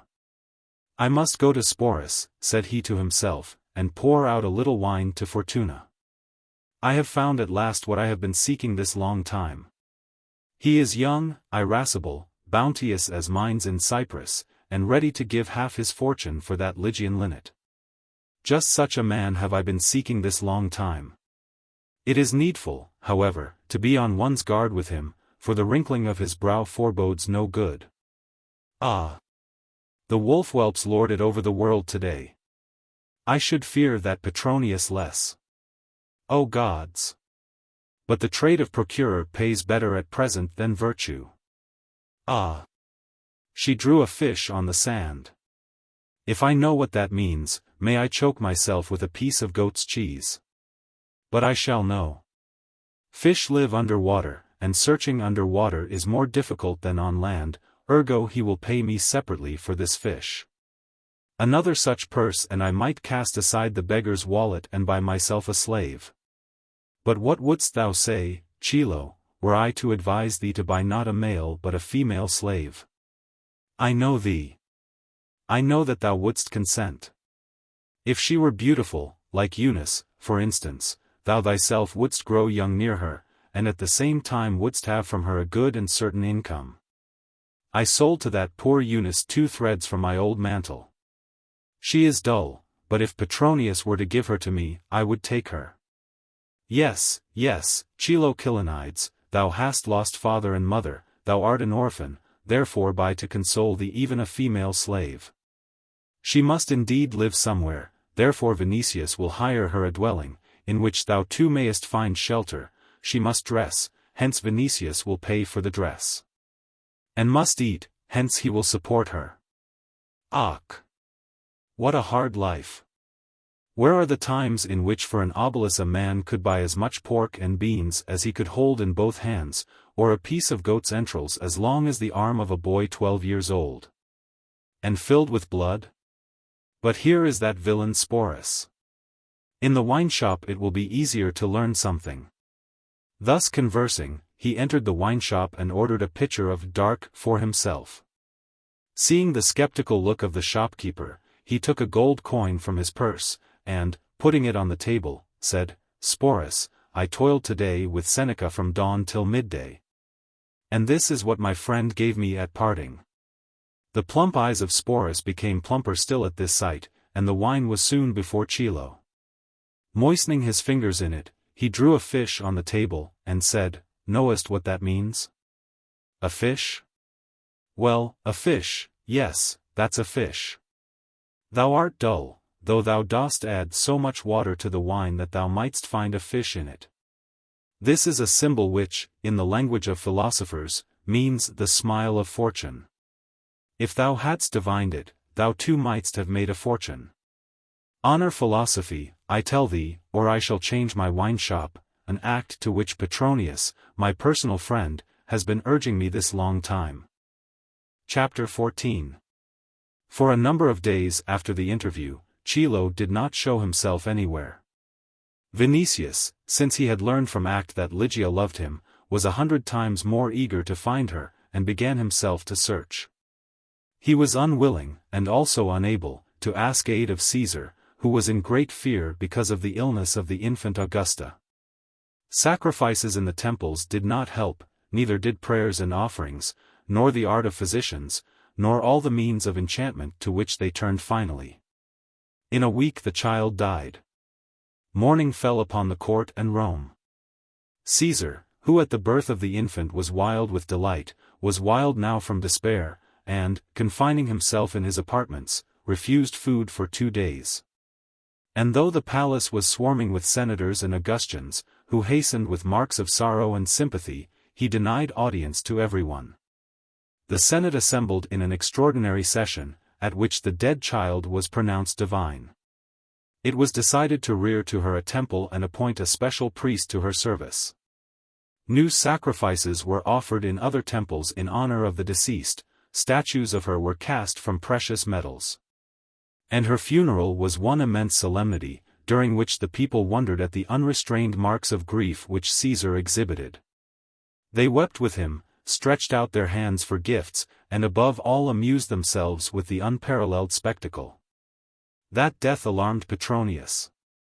All knew in Rome that Poppaea ascribed it to enchantment. The physicians, who were thus enabled to explain the vanity of their efforts, supported her. The priests, whose sacrifices proved powerless, did the same, as well as the sorcerers, who were trembling for their lives, and also the people. Petronius was glad now that Ligia had fled. For he wished no evil to Aulus and Pomponia, and he wished good to himself and Vinicius. Therefore when the cypress, set out before the Palatine as a sign of mourning, was removed. He went to the reception appointed for the senators and Augustans to learn how far Nero had lent ear to reports of spells, and to neutralize results which might come from his belief. Knowing Nero, he thought, too, that though he did not believe in charms, he would feign belief, so as to magnify his own suffering, and take vengeance on someone, finally, to escape the suspicion that the gods had begun to punish him for crimes. Petronius did not think that Caesar could love really and deeply even his own child. Though he loved her passionately, he felt certain, however, that he would exaggerate his suffering. He was not mistaken. Nero listened, with stony face and fixed eyes, to the consolation offered by knights and senators. It was evident that, even if he suffered, he was thinking of this: what impression would his suffering make upon others? He was posing as a Niobe, and giving an exhibition of parental sorrow, as an actor would give it on the stage. He had not the power even then to endure in his silent and as it were petrified sorrow, for at moments he made a gesture as if to cast the dust of the earth on his head. And at moments he groaned deeply.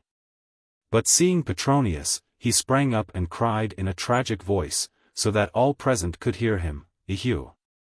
And thou art guilty of her death. At thy advice the evil spirit entered these walls, the evil spirit which, with one look, drew the life from her breast. Woe is me! Would that my eyes had not seen the light of Helios! Woe is me! Eheu! Eheu!"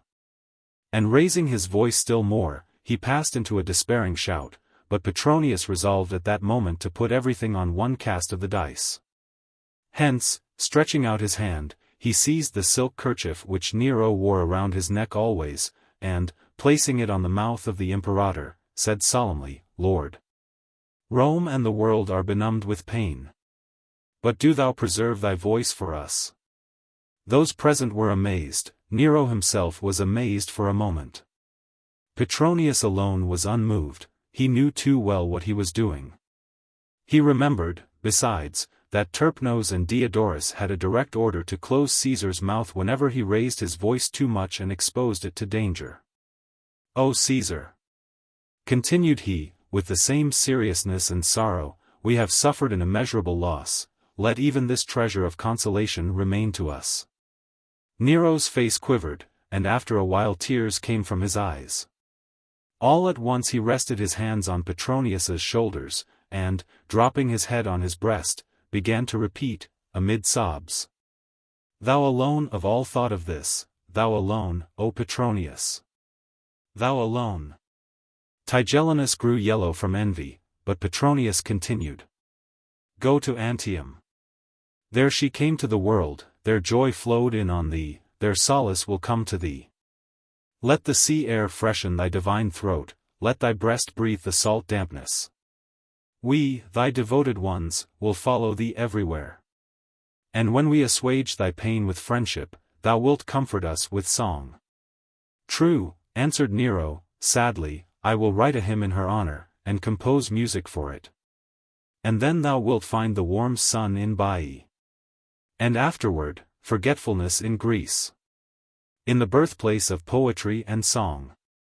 And his stony, gloomy state of mind passed away gradually, as clouds pass that are covering the sun.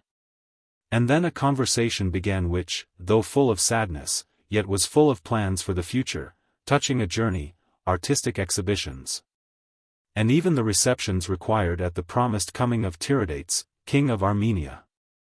Tigellinus tried, it is true, to bring forward again the enchantment, but Petronius, sure now of victory, took up the challenge directly. "Tigellinus," said he, "dost thou think that enchantments can injure the gods?" "Caesar himself has mentioned them," answered the courtier. Pain was speaking, not Caesar. "But thou, what is thy opinion of the matter? The gods are too mighty to be subject to charms. Then wouldst thou deny divinity to Caesar and his family?" "Paractum est," muttered Eprius Marcellus, standing near, repeating that shout which the people gave always when a gladiator in the arena received such a blow that he needed no other. Tigellinus gnawed his own anger. Between him and Petronius there had long existed a rivalry touching Nero. Tigellinus had this superiority, that Nero acted with less ceremony, or rather with none whatever in his presence. While thus far Petronius overcame Tigellinus at every encounter with wit and intellect. So it happened now. Tigellinus was silent, and simply recorded in his memory those senators and knights who, when Petronius withdrew to the depth of the chamber, surrounded him straightway. Supposing that after this incident he would surely be Caesar's first favorite. Petronius, on leaving the palace, betook himself to Vinicius, and described his encounter with Caesar and Tigellinus. "Not only have I turned away danger," said he, "from Aulus Plautius, Pomponia, and us, but even from Ligia, whom they will not seek, even for this reason, that I have persuaded Bronzebeard, the monkey, to go to Antium, and thence to Naples or Baiae, and he will go. I know that he has not ventured yet to appear in the theatre publicly. I have known this long time that he intends to do so at Naples. He is dreaming, moreover, of Greece, where he wants to sing in all the more prominent cities, and then make a triumphal entry into Rome, with all the crowns which the Greculi will bestow on him. During that time we shall be able to seek Ligia unhindered and secrete her in safety. But has not our noble philosopher been here yet?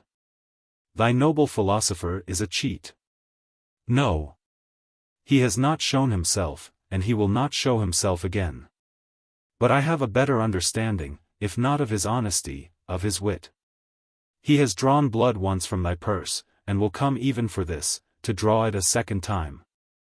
Let him beware lest I draw his own blood. Draw it not. Have patience till thou art convinced surely of his deceit.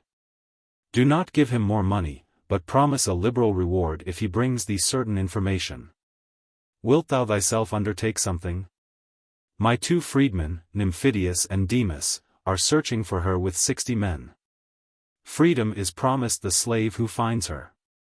Besides, I have sent out special persons by all roads leading from Rome to inquire at every inn for the Lygian and the maiden. I course through the city myself day and night, counting on a chance meeting. Whenever thou hast tidings let me know, for I must go to Antium. I will do so. And if thou wake up some morning and say, it is not worth while to torment myself for one girl, and take so much trouble because of her, come to Antium. There will be no lack of women there, or amusement. Vinicius began to walk with quick steps. Petronius looked for some time at him, and said at last, Tell me sincerely, not as a mad head, who talks something into his brain and excites himself, but as a man of judgment who is answering a friend, art thou concerned as much as ever about this Ligia? Vinicius stopped a moment, and looked at Petronius as if he had not seen him before, then he began to walk again. It was evident that he was restraining an outburst.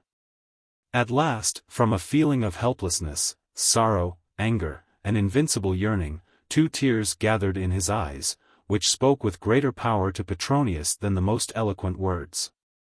Then, meditating for a moment, he said, It is not Atlas who carries the world on his shoulders, but woman, and sometimes she plays with it as with a ball. True, said Vinicius. And they began to take farewell of each other. But at that moment a slave announced that Chilo Kilonides was waiting in the antechamber, and begged to be admitted to the presence of the Lord. Vinicius gave command to admit him immediately, and Petronius said, Ha! Have I not told thee? By Hercules! Keep thy calmness, or he will command thee, not thou him. A greeting and honor to the noble tribune of the army, and to thee, Lord, said Chilo, entering. May your happiness be equal to your fame, and may your fame course through the world from the pillars of Hercules to the boundaries of the Arsacidae. A greeting, O lawgiver of virtue and wisdom, answered Petronius. But Vinicius inquired with affected calmness, What dost thou bring? The first time I came I brought thee hope, O Lord. At present, I bring certainty that the maiden will be found. That means that thou hast not found her yet? Yes, Lord, but I have found what that sign means which she made. I know who the people are who rescued her, and I know the God among whose worshippers to seek her. Vinicius wished to spring from the chair in which he was sitting. But Petronius placed his hand on his shoulder, and turning to Chilo said, "Speak on. Art thou perfectly certain, Lord, that she drew a fish on the sand?" "Yes," burst out Vinicius. "Then she is a Christian and Christians carried her away." A moment of silence followed. "Listen, Chilo," said Petronius. "My relative has predestined to thee a considerable sum of money for finding the girl, but a no less considerable number of rods if thou deceive him. In the first case thou wilt purchase not one, but 3 scribes, in the second, the philosophy of all the 7 sages, with the addition of thy own, will not suffice to get the ointment." "The maiden is a Christian, Lord," cried the Greek. "Stop, Chilo. Thou art not a dull man. We know that Unia and Calvia Crispinilla accused Pomponia Graecina of confessing the Christian superstition, but we know too, that a domestic court acquitted her. Wouldst thou raise this again? Wouldst thou persuade us that Pomponia, and with her Ligia, could belong to the enemies of the human race, to the poisoners of wells and fountains, to the worshippers of an ass's head? To people who murder infants and give themselves up to the foulest license? Think, Chilo, if that thesis which thou art announcing to us will not rebound as an antithesis on thy own back." Chilo spread out his arms in sign that that was not his fault, and then said, "Lord, utter in Greek the following sentence, Jesus Christ, Son of God, Savior, 5. Well, I have uttered it. What comes of that? Now take the first letters of each of those words and put them into one word." "Fish," said Petronius with astonishment. 6. "There, that is why fish has become the watchword of the Christians," answered Chilo, proudly. A moment of silence followed. But there was something so striking in the conclusions of the Greek that the two friends could not guard themselves from amazement. "Vinicius, art thou not mistaken?" asked Petronius. "Did Ligia really draw a fish for thee?" "By all the infernal gods, one might go mad," cried the young man, with excitement. "If she had drawn a bird for me, I should have said a bird." "Therefore she is a Christian," repeated Chilo. "This signifies," said Petronius, "that Pomponia and Ligia poison wells, murder children caught on the street, and give themselves up to dissoluteness. Folly. Thou, Vinicius, wert at their house for a time, I was there a little while, but I know Pomponia and Aulus enough, I know even Ligia enough, to say monstrous and foolish. If a fish is the symbol of the Christians, which it is difficult really to deny, and if those women are Christians, then, by Proserpina. Evidently Christians are not what we hold them to be." "Thou speakest like Socrates, Lord," answered Chilo. "Who has ever examined a Christian? Who has learned their religion? When I was traveling 3 years ago from Naples hither to Rome, oh, why did I not stay in Naples? A man joined me, whose name was Glaucus, of whom people said that he was a Christian.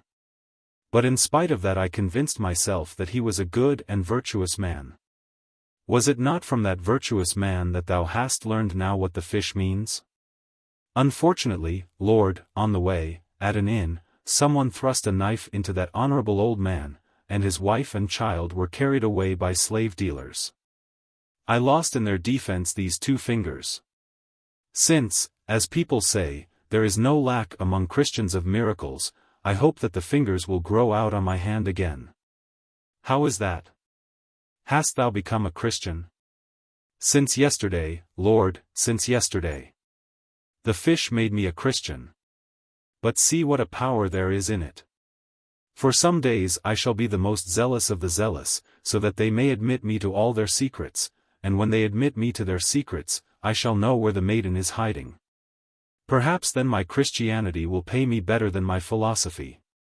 I have made a vow also to Mercury, that if he helps me to find the maiden, I will sacrifice to him 2 heifers of the same size and color and will gild their horns. Then thy Christianity of yesterday and thy philosophy of long standing permit thee to believe in Mercury? I believe always in that in which I need to believe. That is my philosophy, which ought to please Mercury. Unfortunately, ye know, worthy lords, what a suspicious god he is. He does not trust the promises even of blameless philosophers, and prefers the heifers in advance. Meanwhile this outlay is immense. Not everyone is a Seneca, and I cannot afford the sacrifice. Should the noble Vinicius, however, wish to give something, on account of that sum which he promised. Not an obolus, Chilo, said Petronius, not an obolus. The bounty of Vinicius will surpass thy expectations, but only when Ligia is found, that is, when thou shalt indicate to us her hiding place. Mercury must trust thee for the 2 heifers, though I am not astonished at him for not wishing to do so, in this I recognize his acuteness. Listen to me, worthy lords. The discovery which I have made is great, for though I have not found the maiden yet, I have found the way in which I must seek her. Ye have sent freedmen and slaves throughout the city and into the country. Has anyone given you a clue? No. I alone have given one. I tell you more. Among your slaves there may be Christians, of whom ye have no knowledge, for this superstition has spread everywhere, and they, instead of aiding, will betray you. It is unfortunate that they see me here. Do thou therefore, noble Petronius, enjoin silence on Eunice. And thou too, noble Vinicius, spread a report that I sell the anointment which ensures victory in the circus to horses rubbed with it. I alone will search for her, and single-handed I will find the fugitives. And do ye trust in me, and know that whatever I receive in advance will be for me simply an encouragement, for I shall hope always for more. And shall feel the greater certainty that the promised reward will not fail me. Ah, it is true. As a philosopher I despise money, though neither Seneca, nor even Musonius, nor Cornutus despises it, though they have not lost fingers in anyone's defense. And are able themselves to write and leave their names to posterity. But, aside from the slave, whom I intend to buy, and besides Mercury, to whom I have promised the heifers, and ye know how dear cattle have become in these times, the searching itself involves much outlay. Only listen to me patiently. Well, for the last few days my feet are wounded from continual walking. I have gone to wine shops to talk with people, to bakeries, to butcher shops, to dealers in olive oil, and to fishermen. I have run through every street and alley. I have been in the hiding places of fugitive slaves, I have lost money, nearly 100 asses, in playing mora, I have been in laundries, in drying sheds, in cheap kitchens.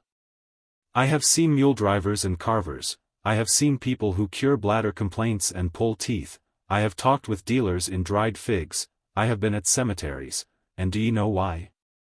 This is why, so as to outline a fish everywhere, look people in the eyes, and hear what they would say of that sign. For a long time I was unable to learn anything, till at last I saw an old slave at a fountain. He was drawing water with a bucket, and weeping. Approaching him, I asked the cause of his tears. When we had sat down on the steps of the fountain, he answered that all his life he had been collecting sestertium after sestertium, to redeem his beloved son. But his master, a certain Pansa, when the money was delivered to him, took it, but kept the son in slavery. And so I am weeping, said the old man, for though I repeat, let the will of God be done, I, poor sinner, am not able to keep down my tears. Then, as if penetrated by a forewarning, I moistened my finger in the water and drew a fish for him. To this he answered, my hope, too, is in Christ. I asked him then, hast thou confessed to me by that sign? I have, said he, and peace be with thee. I began then to draw him out, and the honest old man told me everything. His master, that Pansa, is himself a freedman of the great Pansa. And he brings stones by the Tiber to Rome, where slaves and hired persons unload them from the boats, and carry them to buildings in the night time, so as not to obstruct movement in the streets during daylight. Among these people many Christians work, and also his son, as the work is beyond his son's strength, he wished to redeem him. But Pansa preferred to keep both the money and the slave. While telling me this, he began again to weep, and I mingled my tears with his. Tears came to me easily because of my kind heart, and the pain in my feet, which I got from walking excessively. I began also to lament that as I had come from Naples only a few days since, I knew no one of the brotherhood, and did not know where they assembled for prayer. He wondered that Christians in Naples had not given me letters to their brethren in Rome, but I explained to him that the letters were stolen from me on the road. Then he told me to come to the river at night, and he would acquaint me with brethren who would conduct me to houses of prayer and to elders who govern the Christian community. When I heard this, I was so delighted that I gave him the sum needed to redeem his son, in the hope that the lordly Vinicius would return it to me twofold. Chilo, interrupted Petronius, in thy narrative falsehood appears on the surface of truth, as oil does on water.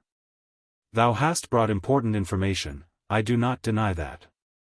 I assert, even, that a great step is made toward finding Lygia, but do not cover thy news with falsehood. What is the name of that old man from whom thou hast learned that the Christians recognize each other through the sign of a fish? Eurytius. A poor, unfortunate old man. He reminded me of Glaucus, whom I defended from murderers, and he touched me mainly by this. I believe that thou didst discover him, and wilt be able to make use of the acquaintance. But thou hast given him no money. Thou hast not given him an as, dost understand me? Thou hast not given anything. But I helped him to lift the bucket, and I spoke of his son with the greatest sympathy. Yes, Lord, what can hide before the penetration of Petronius? Well, I did not give him money, or rather, I gave it to him, but only in spirit, in intention, which, had he been a real philosopher, should have sufficed him. I gave it to him because I saw that such an act was indispensable and useful. For think, Lord, how this act has won all the Christians at once to me, what access to them it has opened, and what confidence it has roused in them. True, said Petronius, and it was thy duty to do it. For this very reason I have come to get the means to do it. Petronius turned to Vinicius, give command to count out to him 5,000 sestertia, but in spirit, in intention. I will give thee a young man, said Vinicius, who will take the sum necessary. Thou wilt say to Eurytius that the youth is thy slave, and thou wilt count out to the old man, in the youth's presence, this money. Since thou hast brought important tidings, thou wilt receive the same amount for thyself. Come for the youth and the money this evening. Thou art a real Caesar, said Chilo. Permit me, Lord, to dedicate my work to thee.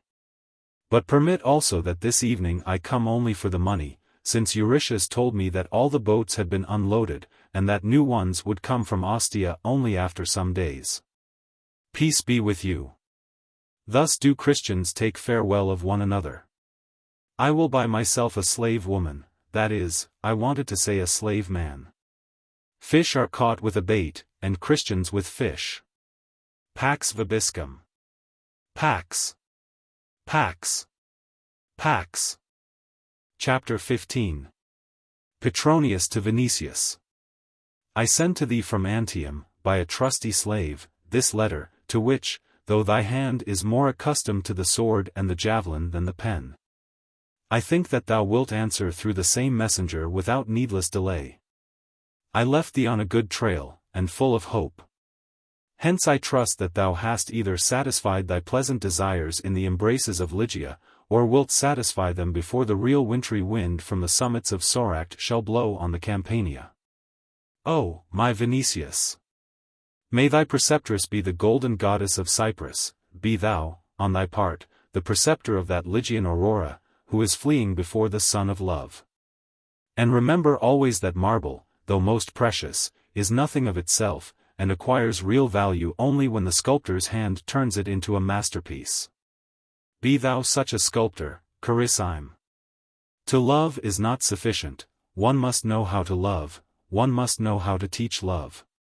Though the plebs, too, and even animals, experience pleasure, a genuine man differs from them in this especially, that he makes love in some way a noble art, and, admiring it, knows all its divine value, makes it present in his mind, thus satisfying not his body merely, but his soul.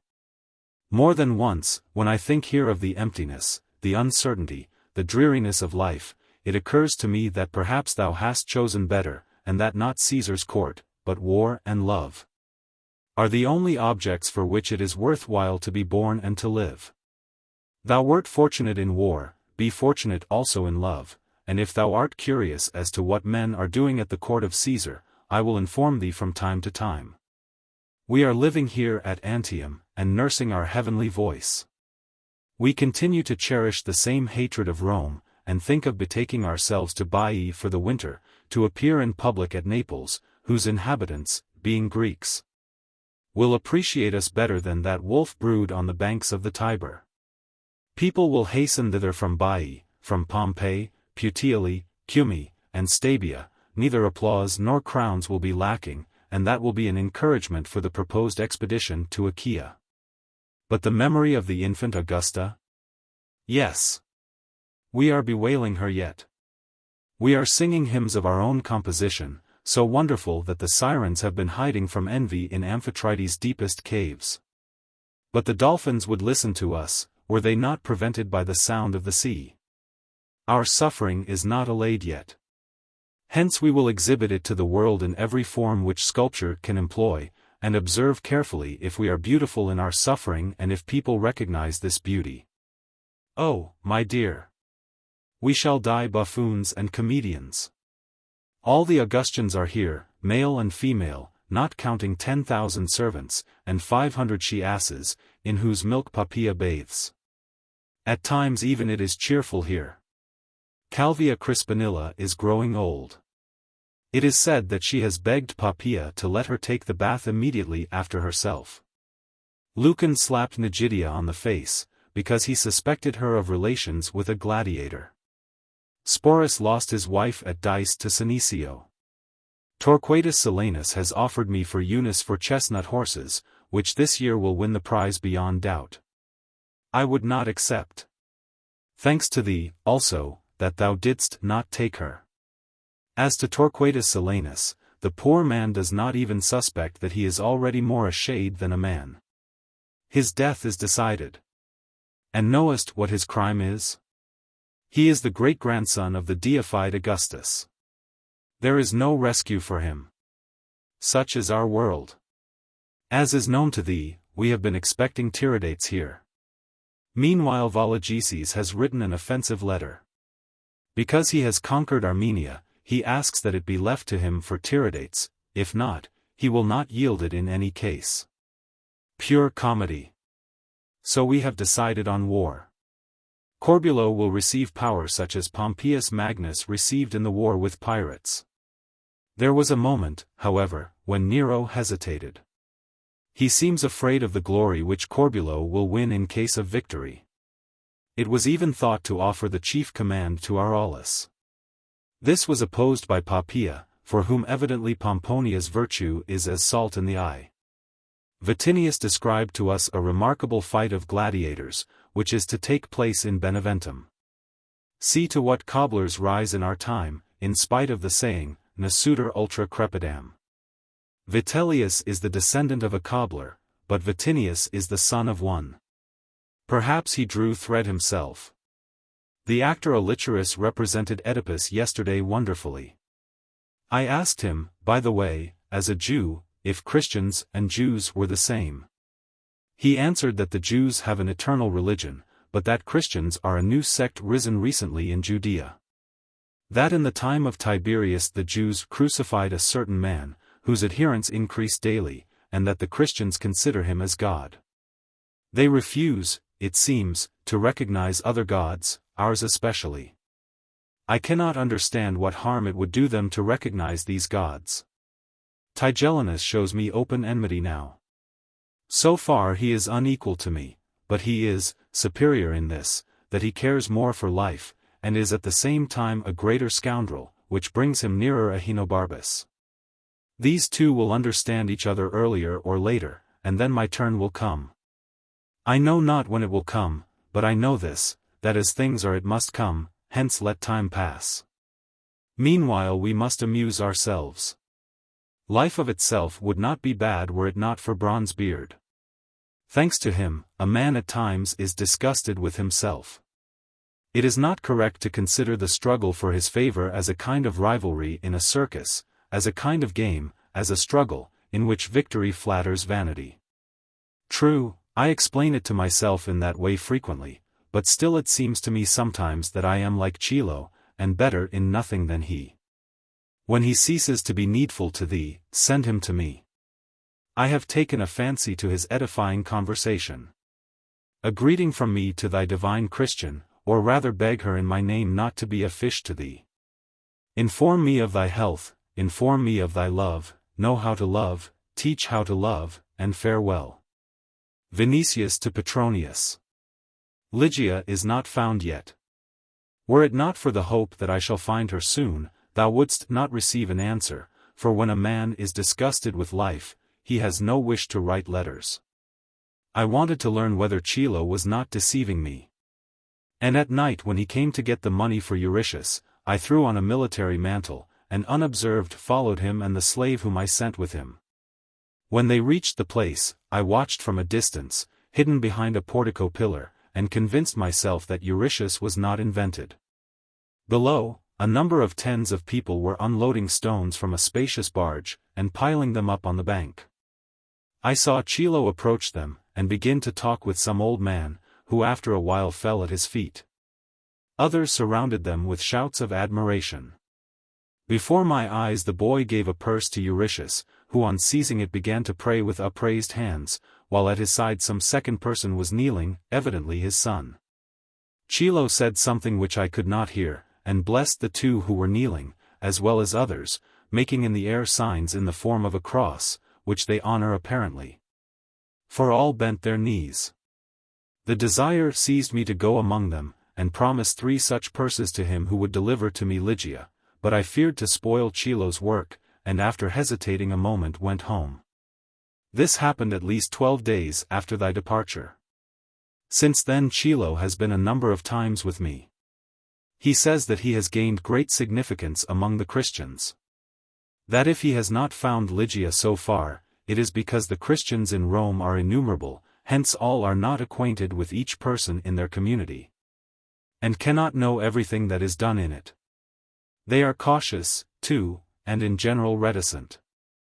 He gives assurance, however, that when he reaches the elders, who are called presbyters, he will learn every secret.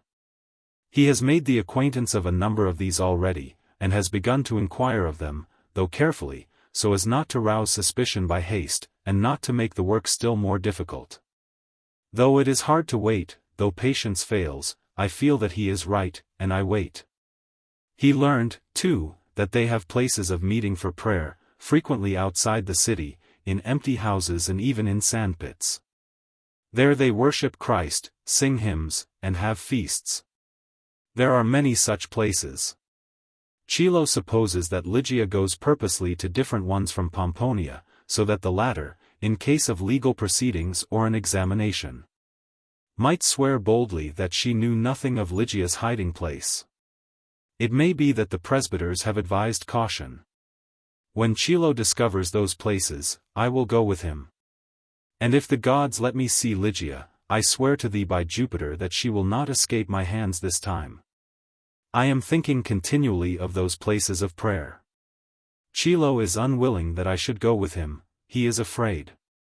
But I cannot stay at home. I should know her at once, even in disguise or if veiled. They assemble in the night, but I should recognize her in the night even. I should know her voice and motions anywhere. I will go myself in disguise, and look at every person who goes in or out.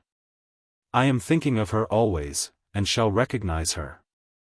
Chilo is to come tomorrow, and we shall go. I will take arms. Some of my slaves sent to the provinces have returned empty-handed. But I am certain now that she is in the city, perhaps not far away even. I myself have visited many houses under pretext of renting them. She will fare better with me 100 times. Where she is, whole legions of poor people dwell. Besides, I shall spare nothing for her sake. Thou writest that I have chosen well. I have chosen suffering and sorrow. We shall go first to those houses which are in the city, then beyond the gates. Hope looks for something every morning, otherwise life would be impossible. Thou sayest that one should know how to love. I knew how to talk of love to Ligia. But now I only yearn, I do nothing but wait for Chilo. Life to me is unendurable in my own house. Farewell.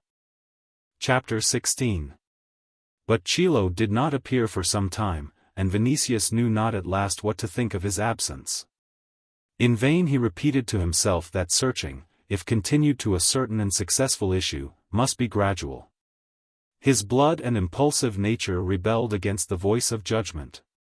To do nothing, to wait, to sit with folded arms, was so repulsive to him that he could not be reconciled to it in any way. To search the alleys of the city in the dark garb of a slave, through this alone, that it was useless, seemed to him merely a mask for his own inefficiency, and could give no satisfaction. His freedmen, persons of experience, whom he commanded to search independently, turned out 100 times less expert than Chilo. Meanwhile there rose in him, besides his love for Ligia, the stubbornness of a player resolved to win. Vinicius had been always a person of this kind. From earliest youth he had accomplished what he desired with the passionateness of one who does not understand failure, or the need of yielding something. For a time military discipline had put his self-will within bounds, but also it had engrafted into him the conviction that every command of his to subordinates must be fulfilled. His prolonged stay in the Orient, among people pliant and inured to slavish obedience, confirmed in him the faith that for his "I wish" there were no limits. At present his vanity, too, was wounded painfully. There was, besides, in Ligia's opposition and resistance, and in her flight itself, which was to him incomprehensible, a kind of riddle. In trying to solve this riddle he racked his head terribly. He felt that act had told the truth, and that Ligia was not indifferent. But if this were true, why had she preferred wandering in misery to his love, his tenderness, and a residence in his splendid mansion?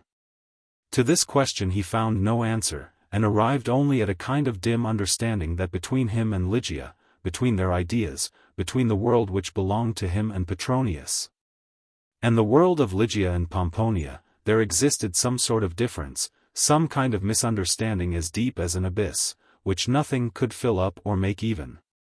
It seemed to him, then, that he must lose Ligia, and at this thought he lost the remnant of balance which Petronius wished to preserve in him.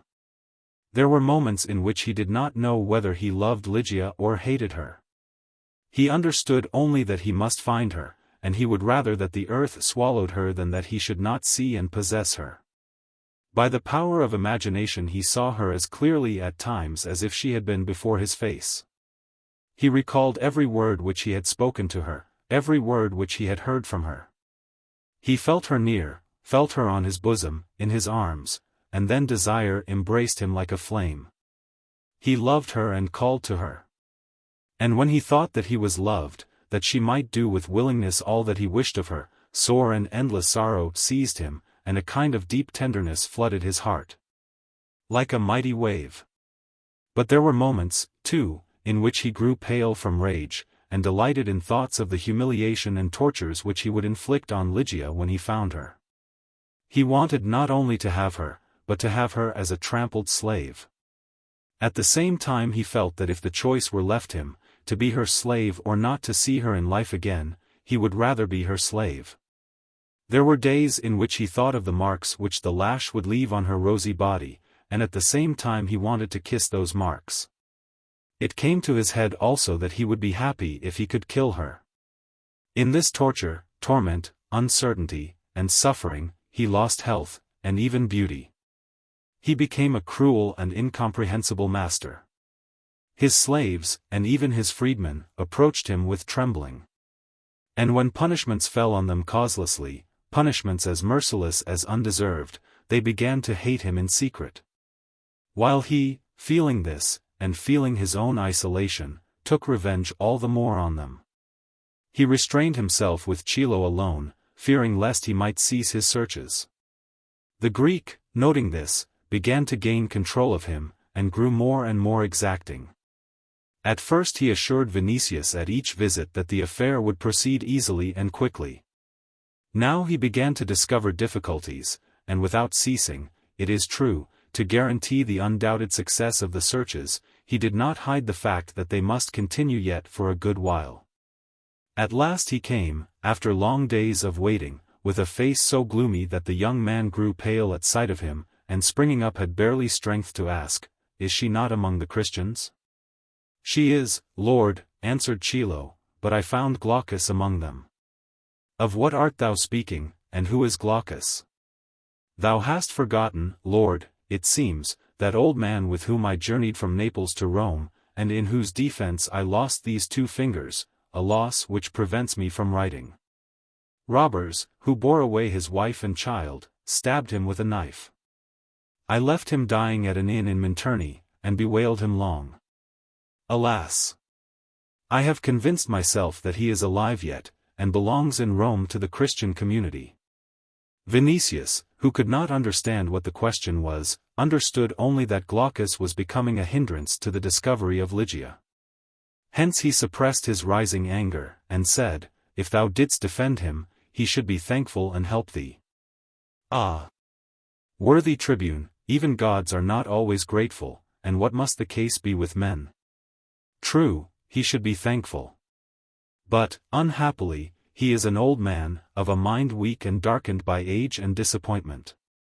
For which reason, not only is he not grateful, but, as I learned from his co-religionists, he accuses me of having conspired with the robbers, and says that I am the cause of his misfortunes. That is the recompense for my fingers. Scoundrel!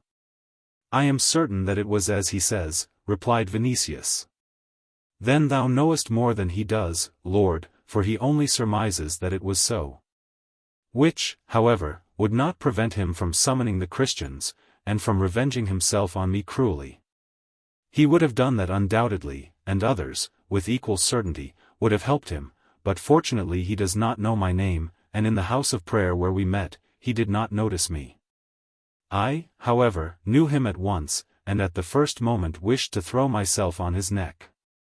Wisdom, however, and the habit of thinking before every step which I intend to take, restrained me. Therefore, on issuing from the house of prayer, I inquired concerning him, and those who knew him declared that he was the man who had been betrayed by his comrade on the journey from Naples.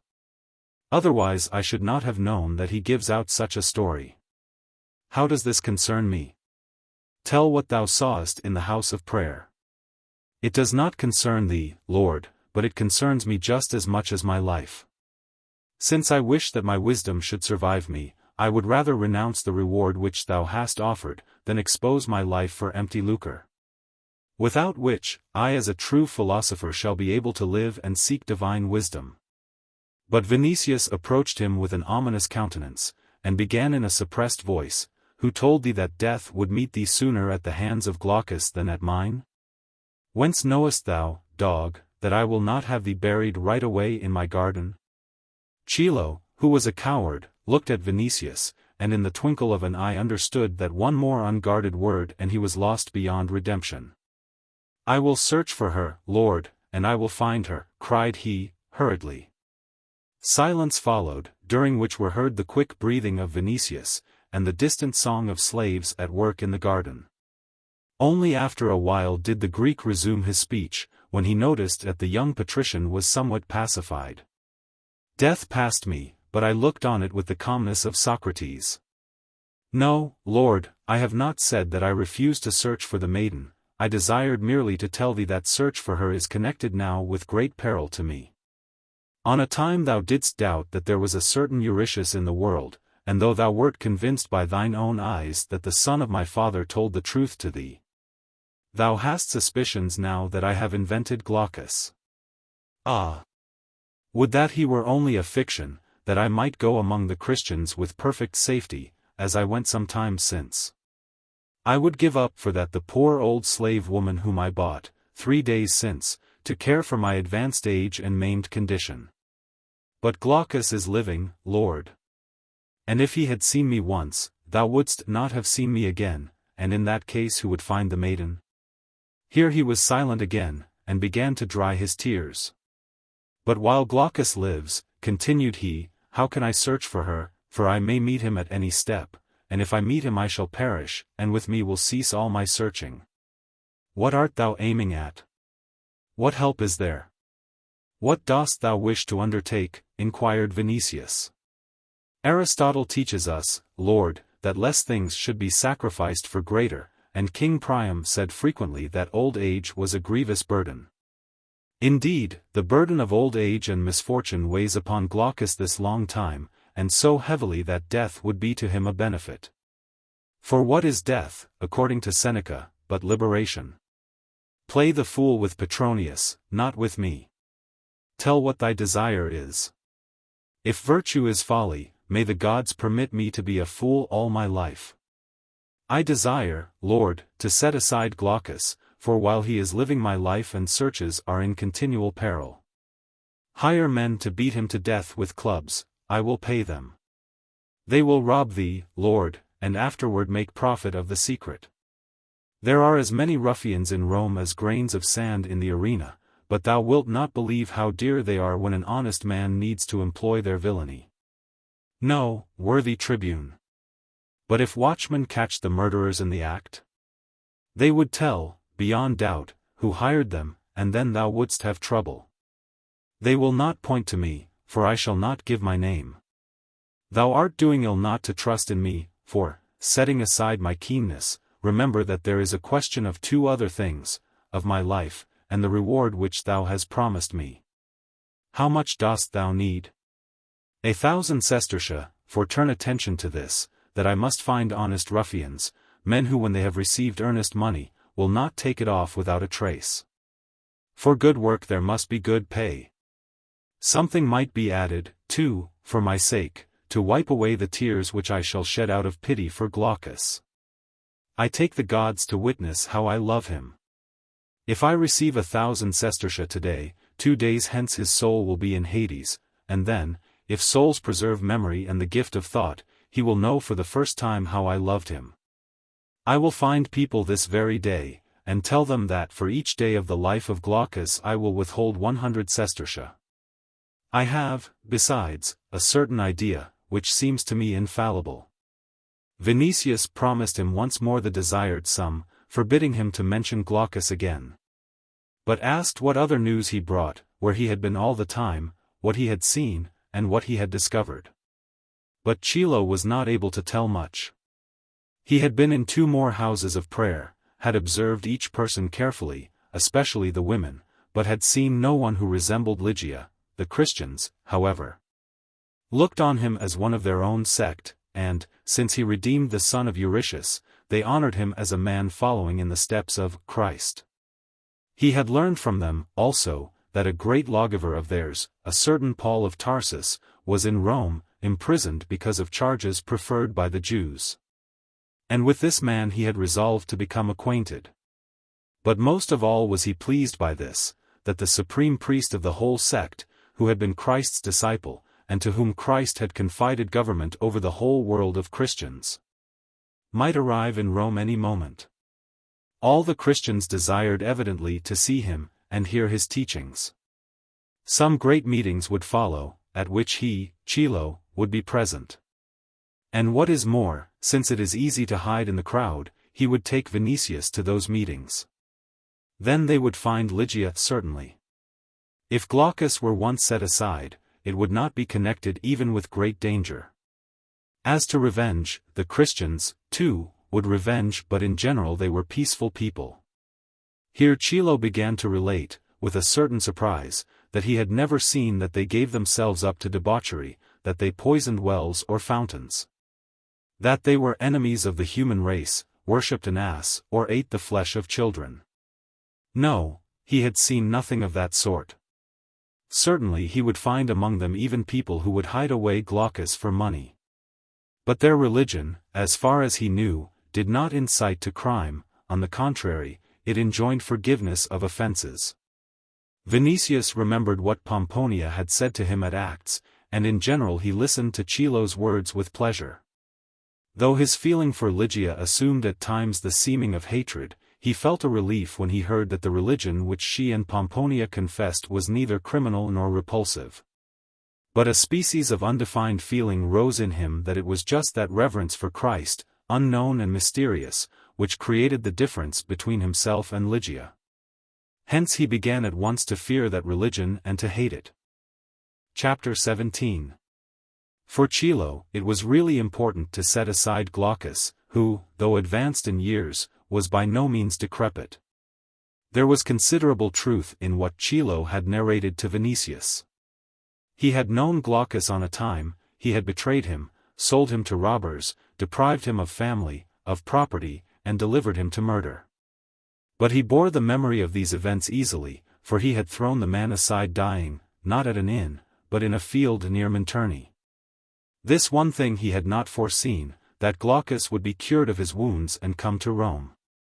When he saw him, therefore, in the house of prayer, he was in truth terrified, and at the first moment wished to discontinue the search for Lygia. But on the other hand, Vinicius terrified him still more. He understood that he must choose between the fear of Glaucus, and the pursuit and vengeance of a powerful patrician, to whose aid would come, beyond doubt, another and still greater, Petronius. In view of this, Chilo ceased to hesitate. He thought it better to have small enemies than great ones, and, though his cowardly nature trembled somewhat at bloody methods, he saw the need of killing Glaucus through the aid of other hands. At present the only question with him was the choice of people, and to this he was turning that thought of which he had made mention to Vinicius. Spending his nights in wineshops most frequently, and lodging in them, among men without a roof, without faith or honor, he could find persons easily to undertake any task. And still more easily others who, if they sniffed coin on his person, would begin, but when they had received earnest money, would extort the whole sum by threatening to deliver him to justice. Besides, for a certain time past Chilo had felt a repulsion for nakedness, for those disgusting and terrible figures lurking about suspected houses in the Subura or in the Trans-Tiber. Measuring everything with his own measure, and not having fathomed sufficiently the Christians or their religion, he judged that among them, too, he could find willing tools. Since they seemed more reliable than others, he resolved to turn to them and present the affair in such fashion that they would undertake it, not for money's sake merely, but through devotion. In view of this, he went in the evening to Eurytius, whom he knew as devoted with whole soul to his person, and who, he was sure, would do all in his power to assist him. Naturally cautious, Chilo did not even dream of revealing his real intentions, which would be in clear opposition, moreover, to the faith which the old man had in his piety and virtue. He wished to find people who were ready for anything, and to talk with them of the affair only in such a way that, out of regard to themselves, they would guard it as an eternal secret. The old man Eurytius, after the redemption of his son, hired one of those little shops so numerous near the Circus Maximus, in which were sold olives, beans, unleavened paste, and water sweetened with honey, to spectators coming to the circus. Chilo found him at home arranging his shop, and when he had greeted him in Christ's name, he began to speak of the affair which had brought him. Since he had rendered them a service, he considered that they would pay him with gratitude. He needed 2 or 3 strong and courageous men, to ward off danger threatening not only him, but all Christians. He was poor, it was true, since he had given to Eurytius almost all that he owned. Still he would pay such men for their services if they would trust him and perform faithfully what he commanded. Eurytius and his son Quartus listened to him as their benefactor almost on their knees. Both declared that they were ready themselves to do all that he asked of them, believing that a man so holy could not ask for deeds inconsistent with the teaching of Christ. Chilo assured them that that was true, and, raising his eyes to heaven, he seemed to be praying. In fact, he was thinking whether it would not be well to accept their proposal, which might save him 1,000 sestertia. But after a moment of thought he rejected it. Eurytius was an old man, perhaps not so much weighted by years as weakened by care and disease. Quartus was 16 years of age. Chilo needed dexterous, and, above all, stalwart men. As to the 1,000 sestertia, he considered that, thanks to the plan which he had invented, he would be able in every case to spare a large part of it. They insisted for some time, but when he refused decisively they yielded. "I know the baker Demas," said Quartus, "in whose mills slaves and hired men are employed. One of those hired men is so strong that he would take the place, not of 2, but of 4. I myself have seen him lift stones from the ground which 4 men could not stir. If that is a God-fearing man, who can sacrifice himself for the brotherhood, make me acquainted with him, said Chilo. He is a Christian, Lord, answered Quartus. Nearly all who work for Demas are Christians. He has night as well as day laborers, this man is of the night laborers. Were we to go now to the mill, we should find them at supper, and thou mightest speak to him freely. Demas lives near the Emporium. Chilo consented most willingly. The Emporium was at the foot of the Aventine, hence not very far from the Circus Maximus. It was possible, without going around the hill, to pass along the river through the Porticus Aemilia, which would shorten the road considerably. I am old, said Chilo, when they went under the colonnade, at times I suffer effacement of memory. Yes, though our Christ was betrayed by one of his disciples, the name of the traitor I cannot recall at this moment. Judas, Lord, who hanged himself, answered Quartus, wondering a little in his soul how it was possible to forget that name. Oh, yes, Judas. I thank thee, said Chilo. And they went on some time in silence. When they came to the Emporium, which was closed, they passed it, and going around the storehouse, from which grain was distributed to the populace, they turned toward the left. To houses which stretched along the Via Ostiensis, up to the Mons Testaceus and the Forum Pistorium. There they halted before a wooden building, from the interior of which came the noise of millstones. Quartus went in. But Chilo, who did not like to show himself to large numbers of people, and was in continual dread that some fate might bring him to meet Glaucus, remained outside. I am curious about that Hercules who serves in a mill, said he to himself, looking at the brightly shining moon. If he is a scoundrel and a wise man, he will cost me something. If a virtuous Christian and dull, he will do what I want without money. Further meditation was interrupted by the return of Quartus, who issued from the building with a second man, wearing only a tunic called exomus, cut in such fashion that the right arm and right breast were exposed. Such garments, since they left perfect freedom of movement, were used especially by laborers. Chilo, when he saw the man coming, drew a breath of satisfaction, for he had not seen in his life such an arm and such a breast. Here, Lord, said Quartus, is the brother whom it was thy wish to see. May the peace of Christ be with thee, answered Chilo. Do thou, Quartus, tell this brother whether I deserve faith and trust, and then return in the name of God, for there is no need that thy gray-haired father should be left in loneliness. This is a holy man, said Quartus, who gave all his property to redeem me from slavery, me, a man unknown to him. May our Lord the Saviour prepare him a heavenly reward therefor. The gigantic laborer, hearing this, bent down and kissed Chilo's hand. What is thy name, brother? Inquired the Greek. At holy baptism, father, the name Urban was given me. Urban, my brother, hast thou time to talk with me freely? Our work begins at midnight, and only now are they preparing our supper. Then there is time sufficient. Let us go to the river. There thou wilt hear my words. They went, and sat on the embankment, in a silence broken only by the distant sound of the millstones and the plash of the onflowing river. Chilo looked into the face of the laborer, which, notwithstanding a somewhat severe and sad expression, such as was usual on faces of barbarians living in Rome, seemed to him kind and honest. This is a good-natured, dull man who will kill Glaucus for nothing, thought Chilo. Urban, inquired he then, dost thou love Christ? I love him from the soul of my heart, said the laborer. And thy brethren and sisters, and those who taught thee truth and faith in Christ? I love them, too, Father. Then may peace be with thee. And with thee, Father. Again silence set in, but in the distance the millstones were roaring, and the river was plashing below the two men. Chilo looked with fixed gaze into the clear moonlight, and with a slow, restrained voice began to speak of Christ's death. He seemed not as speaking to Urban, but as if recalling to himself that death, or some secret which he was confiding to the drowsy city. There was in this, too, something touching as well as impressive. The laborer wept. And when Chilo began to groan and complain that in the moment of the Saviour's passion there was no one to defend him, if not from crucifixion, at least from the insults of Jews and soldiers. The gigantic fists of the barbarian began to squeeze from pity and suppressed rage. The death only moved him, but at thought of that rabble reviling the Lamb nailed to the cross, the simple soul in him was indignant, and a wild desire of vengeance seized the man. "Urban, dost thou know who Judas was?" asked Chilo, suddenly.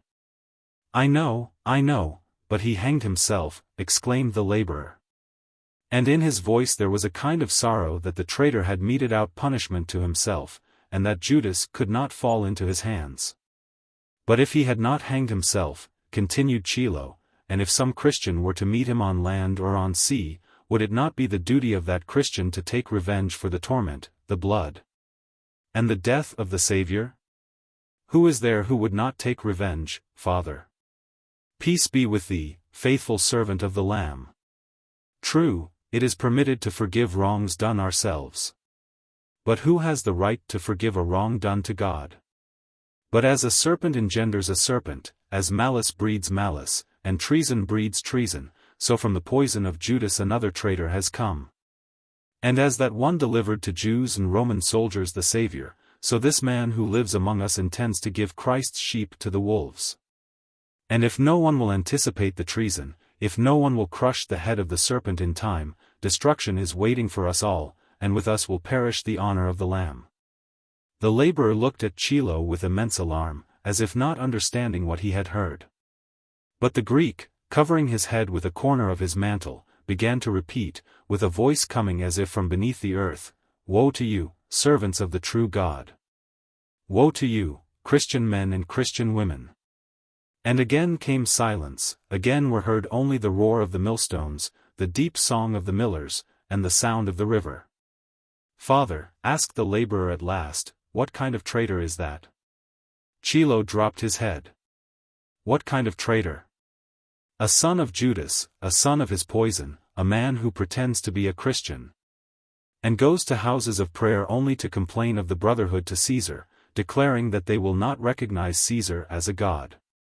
That they poison fountains, murder children, and wish to destroy the city, so that one stone may not remain on another. Behold! In a few days a command will be given to the praetorians to cast old men, women, and children into prison, and lead them to death, just as they led to death the slaves of Pedanius Secundus.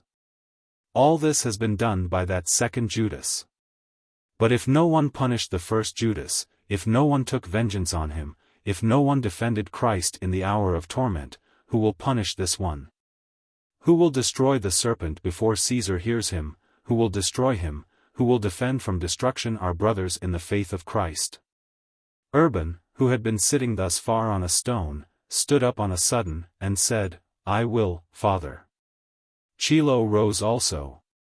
He looked for a while on the face of the laborer, lighted up by the shining of the moon, then, stretching his arm, he put his hand slowly on his head.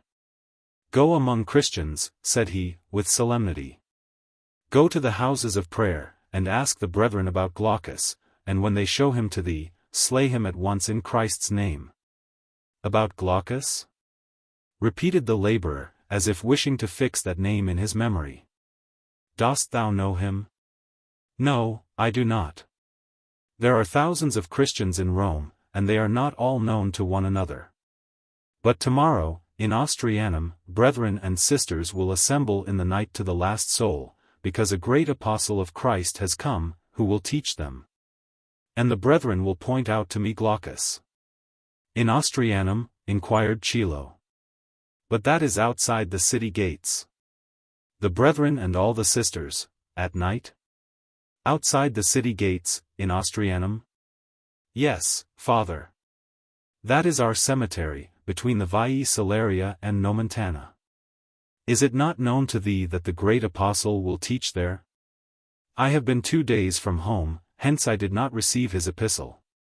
And I do not know where Austrianum is, for I came here not long since from Corinth, where I govern a Christian community.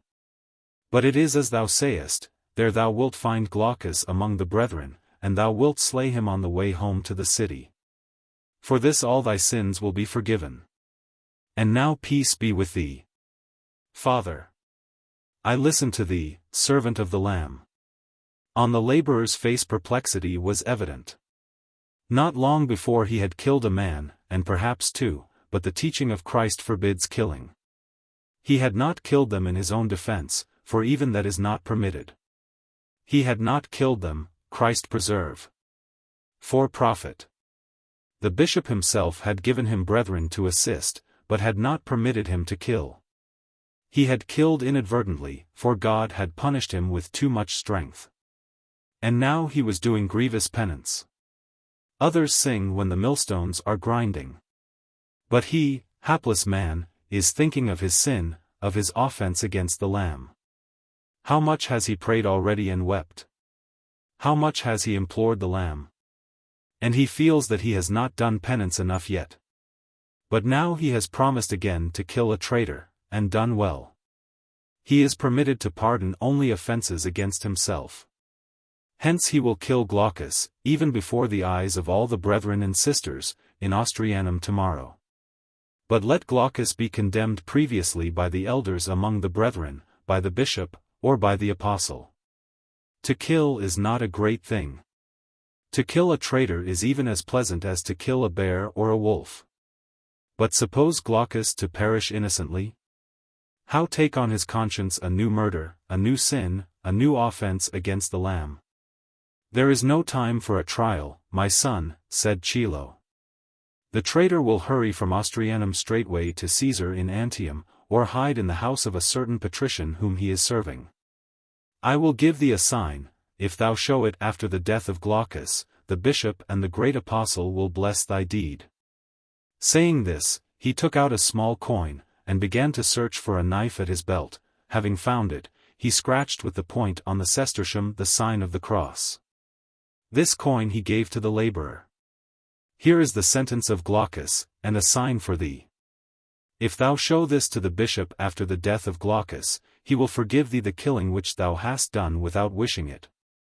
The laborer stretched out his hand involuntarily for the coin. But having the first murder too freshly in his memory just then, he experienced a feeling of terror.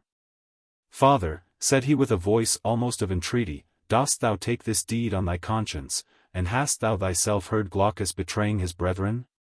Chilo understood that he must give proofs, mention names, otherwise doubt might creep into the heart of the giant. All at once a happy thought flashed through his head.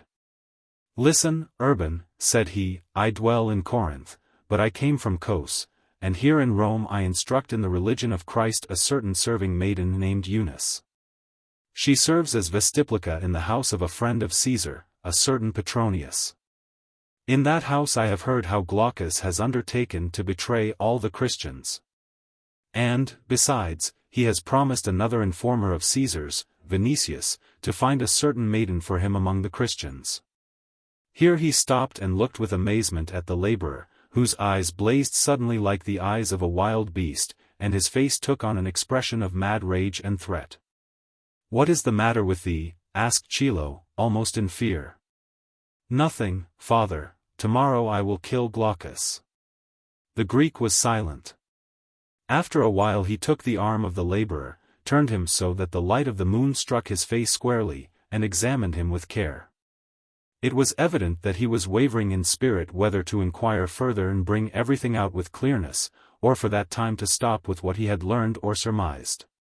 At last, however, his innate caution prevailed. He breathed deeply once and a second time.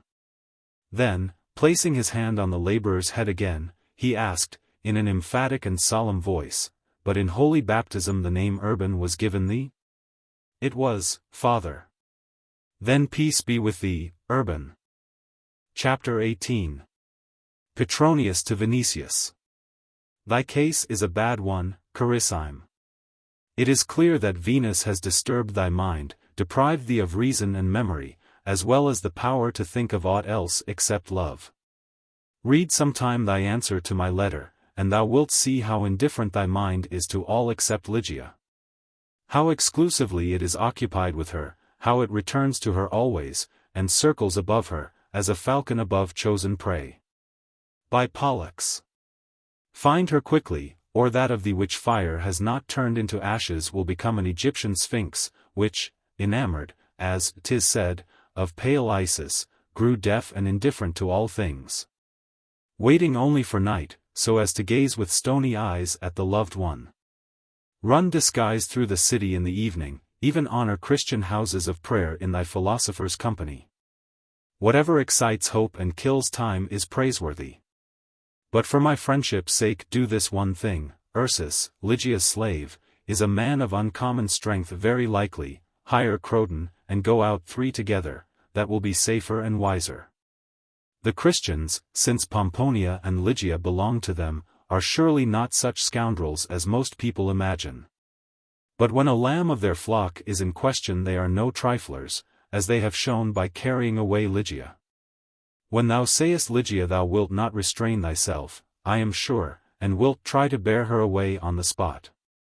But how wilt thou and Chilonides do it? Croton would take care of himself, even though 10 like Ursus defended the maiden. Be not plundered by Chilo, but be not sparing of money on Croton. Of all counsels which I can give this is the best one. Here they have ceased to speak of the infant Augusta, or to say that she perished through witchcraft. Poppaea mentions her at times yet. But Caesar's mind is stuffed with something else. Moreover, if it be true that the divine Augusta is in a changed state again, the memory of that child will be blown away without trace. We have been in Naples for some days, or rather in Baiae. If thou art capable of any thought, echoes of our life must strike thy ear, for surely Rome talks of naught else. We went directly to Baiae, where at first memories of the mother attacked us, and reproaches of conscience. But dost thou know to what Ahenobarbus has gone already? To this, that for him even the murder of his mother is a mere theme for verses, and a reason for buffoonish tragic scenes. Formerly he felt real reproaches only in so far as he was a coward. Now, when he is convinced that the earth is under his feet as before, and that no god is taking vengeance, he feigns them only to move people by his fate. He springs up at night sometimes declaring that the Furies are hunting him. He rouses us, looks around, assumes the posture of an actor playing the role of Orestes, and the posture of a bad actor too. He declaims Greek verses, and looks to see if we are admiring him. We admire him apparently, and instead of saying to him, "Go to sleep, thou buffoon," we bring ourselves also to the tone of tragedy, and protect the great artist from the Furies. By Castor. This news at least must have reached thee, that he has appeared in public at Naples. They drove in from the city and the surrounding towns all the Greek ruffians, who filled the arena with such a vile odor of sweat and garlic that I thank the gods that, instead of sitting in the first rows with the Augustans, I was behind the scenes with Ahenobarbus. And wilt thou believe it, he was afraid really. He took my hand and put it to his heart, which was beating with increased pulsation. His breath was short. And at the moment when he had to appear he grew as pale as a parchment, and his forehead was covered with drops of sweat. Still he saw that in every row of seats were praetorians, armed with clubs, to rouse enthusiasm if the need came. But there was no need. No herd of monkeys from the environs of Carthage could howl as did this rabble. I tell thee that the smell of garlic came to the stage. But Nero bowed, pressed his hand to his heart, sent kisses from his lips, and shed tears. Then he rushed in among us, who were waiting behind the scenes, like a drunken man, crying, "What were the triumphs of Julius compared with this triumph of mine?" But the rabble was howling yet and applauding, knowing that it would applaud to itself favors, gifts, banquets, lottery tickets, and a fresh exhibition by the imperial buffoon. I do not wonder that they applauded, for such a sight had not been seen till that evening. And every moment he repeated, "See what the Greeks are. See what the Greeks are." From that evening it has seemed to me that his hatred for Rome is increasing. Meanwhile special couriers were hurried to Rome announcing the triumph, and we expect thanks from the Senate one of these days. Immediately after Nero's first exhibition, a strange event happened here. The theater fell in on a sudden, but just after the audience had gone. I was there, and did not see even one corpse taken from the ruins. Many, even among the Greeks, see in this event the anger of the gods, because the dignity of Caesar was disgraced. He, on the contrary, finds in it favor of the gods, who have his song, and those who listen to it, under their evident protection. Hence there are offerings in all the temples, and great thanks. For Nero it is a great encouragement to make the journey to Achaia. A few days since he told me, however, that he had doubts as to what the Roman people might say. That they might revolt out of love for him, and fear touching the distribution of grain and touching the games, which might fail them in case of his prolonged absence. We are going, however, to Beneventum to look at the cobbler magnificence which Vatinius will exhibit, and thence to Greece, under the protection of the divine brothers of Helen. As to me, I have noted one thing, that when a man is among the mad he grows mad himself, and, what is more, finds a certain charm in mad pranks. Greece and the journey in 1,000 ships. A kind of triumphal advance of Bacchus among nymphs and bacchantes crowned with myrtle, vine, and honeysuckle. There will be women in tiger skins harnessed to chariots. Flowers, thyrses, garlands, shouts of Evo, music, poetry, and applauding Hellas. All this is well, but we cherish besides more daring projects. We wish to create a species of Oriental imperium, an empire of palm trees, sunshine, poetry, and reality turned into a dream, reality turned into the delight of life only. We want to forget Rome. To fix the balancing point of the world somewhere between Greece, Asia, and Egypt, to live the life not of men but of gods, not to know what commonness is. To wander in golden galleys under the shadow of purple sails along the archipelago, to be Apollo, Osiris, and Baal in one person, to be rosy with the dawn, golden with the sun, silver with the moon. To command, to sing, to dream. And wilt thou believe that I, who have still sound judgment to the value of a sestertium, and sense to the value of an as, let myself be borne away by these fantasies? And I do this for the reason that, if they are not possible, they are at least grandiose and uncommon. Such a fabulous empire would be a thing which, some time or other, after long ages, would seem a dream to mankind. Except when Venus takes the form of Lygia, or even of a slave Eunice, or when art beautifies it, life itself is empty, and many a time it has the face of a monkey. But Bronzebeard will not realize his plans, even for this cause, that in his fabulous kingdom of poetry and the Orient no place is given to treason, meanness, and death. And that in him with the poses of a poet sits a wretched comedian, a dull charioteer, and a frivolous tyrant. Meanwhile we are killing people whenever they displease us in any way. Poor Torquatus Silanus is now a shade, he opened his veins a few days since. Licanius and Licinus will enter on the consulate with terror. Old Thracia will not escape death, for he dares to be honest. Tigellinus is not able yet to frame a command for me to open my veins. I am still needed not only as elegantiae arbiter, but as a man without whose counsel and taste the expedition to Achaia might fail. More than once, however, I think that sooner or later it must end in opening my veins, and knowest thou what the question will be then with me? That Bronzebeard should not get my goblet, which thou knowest and admirest. Shouldst thou be near at the moment of my death, I will give it to thee, shouldst thou be at a distance, I will break it. But meanwhile I have before me yet Beneventum of the cobblers in Olympian Greece, I have fate too, which, unknown and unforeseen, points out the road to everyone. Be well, and engage Croton. Otherwise they will snatch Ligia from thee a second time. When Kilonide ceases to be needful, send him to me wherever I may be.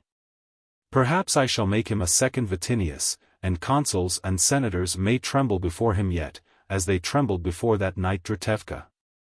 It would be worth while to live to see such a spectacle. When thou hast found Ligia, let me know, so that I may offer for you both a pair of swans and a pair of doves in the round temple of Venus here.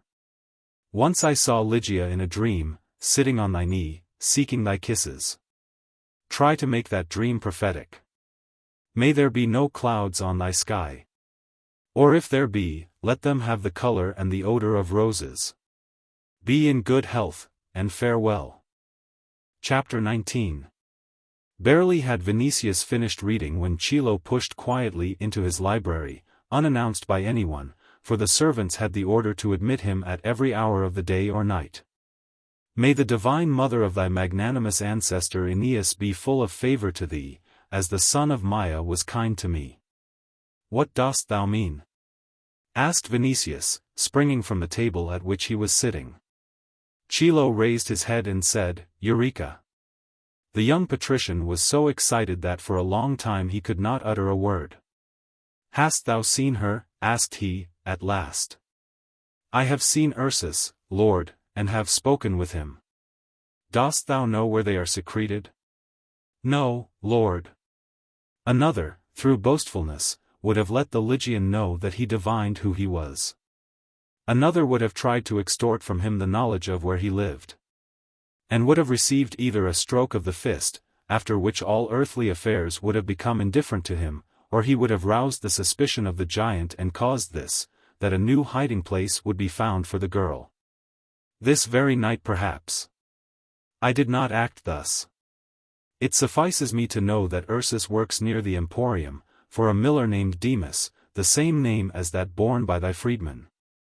Now any trusted slave of thine may go in the morning on his track, and discover their hiding place. I bring thee merely the assurance that, since Ursus is here, the divine Ligia also is in Rome, and a second news that she will be in Austrianum tonight, almost certainly. In Austrianum? Where is that? Interrupted Vinicius, wishing evidently to run to the place indicated. An old hypogeum between the Vie Salaria and Nomentana. That Pontifex Maximus of the Christians, of whom I spoke to thee, and whom they expected somewhat later, has come, and tonight he will teach and baptize in that cemetery. They hide their religion, for, though there are no edicts to prohibit it as yet, the people hate them, so they must be careful. Ursus himself told me that all, to the last soul, would be in Austrianum tonight, for everyone wishes to see and hear him who was the foremost disciple of Christ, and whom they call apostle. Since among them women hear instruction as well as men, Pomponia alone perhaps of women will not be there. She could not explain to Aulus, a worshipper of the ancient gods, her absence from home at night. But Ligia, Lord, who is under the care of Ursus and the Christian elders, will go undoubtedly with other women. Vinicius, who had lived hitherto in a fever, and upheld as it were, by hope alone. Now that his hope seemed fulfilled felt all at once the weakness that a man feels after a journey which has proved beyond his strength. Chilo noticed this, and resolved to make use of it. The gates are watched, it is true, by thy people, and the Christians must know that. But they do not need gates. The Tiber, too, does not need them, and though it is far from the river to those roads, it is worthwhile to walk one road more to see the great apostle. Moreover, they may have 1,000 ways of going beyond the walls, and I know that they have. In Austrianum thou wilt find Ligia. And even should she not be there, which I will not admit, Ursus will be there, for he has promised to kill Glaucus. He told me himself that he would be there, and that he would kill him. Dost hear, noble tribune? Either thou wilt follow Ursus and learn where Ligia dwells, or thou wilt command thy people to seize him as a murderer, and, having him in thy hand, thou wilt make him confess where he has hidden Ligia. I have done my best. Another would have told thee that he had drunk 10 cantas of the best wine with Ursus before he wormed the secret out of him. Another would have told thee that he had lost 1,000 sestertia to him in scripto duodecim, or that he had bought the intelligence for 2,000. I know that thou wouldst repay me doubly, but in spite of that, once in my life, as always in my life, I shall be honest, for I think, as the magnanimous Petronius says, that thy bounty exceeds all my hopes and expectations. Vinicius, who was a soldier and accustomed not only to take counsel of himself in all cases, but to act, was overcome by a momentary weakness and said, Thou wilt not deceive thyself as to my liberality, but first thou wilt go with me to Austrianum. I, to Austrianum? Inquired Chilo, who had not the least wish to go there. I, noble tribune, promised thee to point out Lygia, but I did not promise to take her away for thee. Think, Lord, what would happen to me if that Lygian bear, when he had torn Glaucus to pieces, should convince himself straightway that he had torn him not altogether justly? Would he not look on me, of course without reason, as the cause of the accomplished murder? Remember, Lord, that the greater philosopher a man is, the more difficult it is for him to answer the foolish questions of common people. What should I answer him were he to ask me why I calumniated Glaucus? But if thou suspect that I deceive thee, I say, pay me only when I point out the house in which Lygia lives. Show me today only a part of thy liberality, so that if thou, Lord, which may all the gods ward from thee, succumb to some accident, I shall not be entirely without recompense. Thy heart could not endure that. Vinicius went to a casket called Area, standing on a marble pedestal, and, taking out a purse, threw it to Chilo. There are scrupula, said he. When Lygia shall be in my house, thou wilt get the same full of aurii. Thou art Jove, exclaimed Chilo. But Vinicius frowned. Thou wilt receive food here, said he, then thou mayest rest. Thou wilt not leave this house till evening, and when night falls thou wilt go with me to Ostrianum. Fear and hesitation were reflected on the Greek's face for a time. But afterward he grew calm, and said, Who can oppose thee, Lord? Receive these my words as of good omen, just as our great hero received words like them in the temple of Ammon. As to me, these scruples, here he shook the purse, have outweighed mine, not to mention thy society, which for me is delight and happiness. Vinicius interrupted him impatiently, and asked for details of his conversation with Ursus. From them it seemed clear that either Lygia's hiding place would be discovered that night, or he would be able to seize her on the road back from Ostrianum. At thought of this, Vinicius was borne away by wild delight. Now, when he felt clearly sure of finding Lygia, his anger against her, and his feeling of offense almost vanished. In return for that delight he forgave her every fault. He thought of her only as dear and desired, and he had the same impression as if she were returning after a long journey. He wished to summon his slaves and command them to deck the house with garlands. In that hour he had not a complaint against Ursus, even. He was ready to forgive all people everything. Chilo, for whom, in spite of his services, he had felt hitherto a certain repulsion, seemed to him for the first time an amusing and also an uncommon person. His house grew radiant. His eyes and his face became bright. He began again to feel youth and the pleasure of life. His former gloomy suffering had not given him yet a sufficient measure of how he loved Lygia. He understood this now for the first time, when he hoped to possess her. His desires woke in him, as the earth, warmed by the sun, wakes in spring. But his desires this time were less blind and wild, as it were, and more joyous and tender. He felt also within himself energy without bounds, and was convinced that should he but see Lygia with his own eyes, all the Christians on earth could not take her from him, nor could Caesar himself. Chilo, emboldened by the young tribune's delight, regained power of speech and began to give advice. According to him, it behooved Vinicius not to look on the affair as one, and to observe the greatest caution, without which all their work might end in nothing. He implored Vinicius not to carry off Lygia from Ostrianum. They ought to go there with hoods on their heads, with their faces hidden, and restrict themselves to looking at all who were present from some dark corner. When they saw Lygia, it would be safest to follow her at a distance, see what house she entered, surround it next morning at daybreak, and take her away in open daylight. Since she was a hostage and belonged specially to Caesar, they might do that without fear of law. In the event of not finding her in Ostrianum they could follow Ursus, and the result would be the same. To go to the cemetery with a crowd of attendants was impracticable, that might draw attention to them easily. Then the Christians need only put out the lights, as they did when she was intercepted, and scatter in the darkness, or betake themselves to places known to them only. But Vinicius and he should arm, and, still better, take a couple of strong, trusty men to defend them in case of need. Vinicius saw the perfect truth of what he said, and, recalling Petronius's counsel, commanded his slaves to bring Croton. Chilo, who knew everyone in Rome, was set at rest notably when he heard the name of the famous athlete, whose superhuman strength in the arena he had wondered at more than once. And he declared that he would go to Austrianum. The purse filled with great aurei seemed to him much easier of acquisition through the aid of Croton. Hence he sat down in good spirits at the table to which, after a time, he was called by the chief of the atrium. While eating, he told the slaves that he had obtained for their master a miraculous ointment. The worst horse, if rubbed on the hoofs with it, would leave every other far behind. A certain Christian had taught him how to prepare that ointment, for the Christian elders were far more skilled in enchantment and miracles than even the Thessalians. Though Thessaly was renowned for its witches, the Christians had immense confidence in him. Why, anyone easily understands who knows what a fish means. While speaking he looked sharply at the eyes of the slaves, in the hope of discovering a Christian among them and informing Vinicius. But when the hope failed him, he fell to eating and drinking uncommon quantities, not sparing praises on the cook, and declaring that he would endeavor to buy him of Vinicius.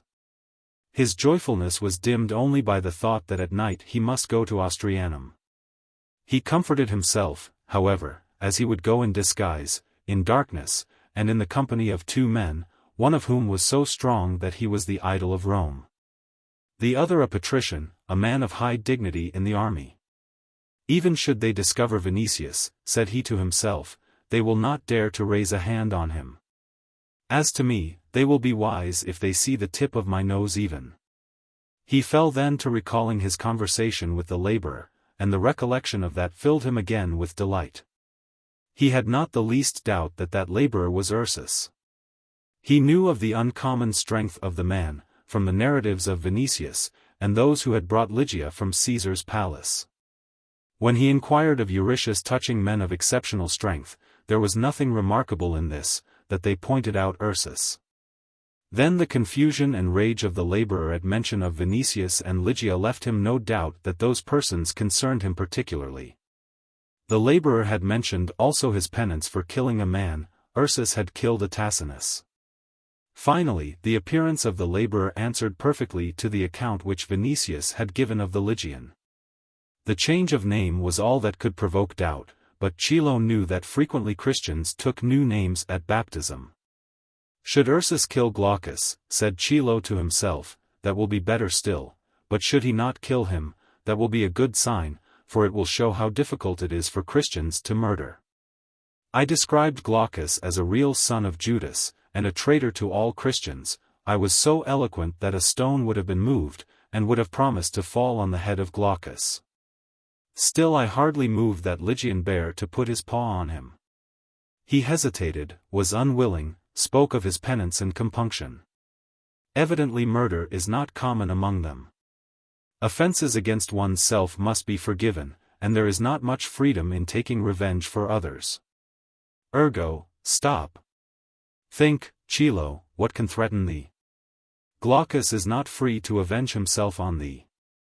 If Ursus will not kill Glaucus for such a great crime as the betrayal of all Christians, so much the more will he not kill thee for the small offense of betraying one Christian. Moreover, when I have once pointed out to this ardent wood-pigeon the nest of that turtle-dove, I will wash my hands of everything, and transfer myself to Naples. The Christians talk, also, of a kind of washing of the hands, that is evidently a method by which, if a man has an affair with them, he may finish it decisively. What good people these Christians are, and how ill men speak of them. O God! Such is the justice of this world. But I love that religion, since it does not permit killing. But if it does not permit killing, it certainly does not permit stealing, deceit, or false testimony, hence I will not say that it is easy. It teaches, evidently, not only to die honestly, as the Stoics teach, but to live honestly also. If ever I have property in a house, like this, and slaves in such numbers as Vinicius, perhaps I shall be a Christian as long as may be convenient. For a rich man can permit himself everything, even virtue. This is a religion for the rich, hence I do not understand how there are so many poor among its adherents. What good is it for them, and why do they let virtue tie their hands? I must think over this some time.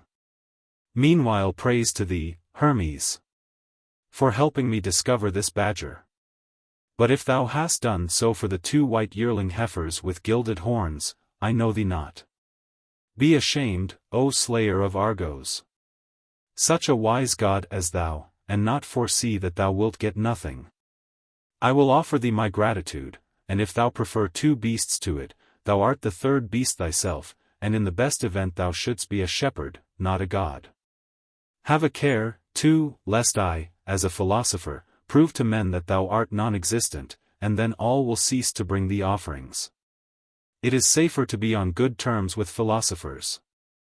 Speaking thus to himself and to Hermes, he stretched on the sofa, put his mantle under his head, and was sleeping when the slave removed the dishes. He woke, or rather they roused him, only at the coming of Croton.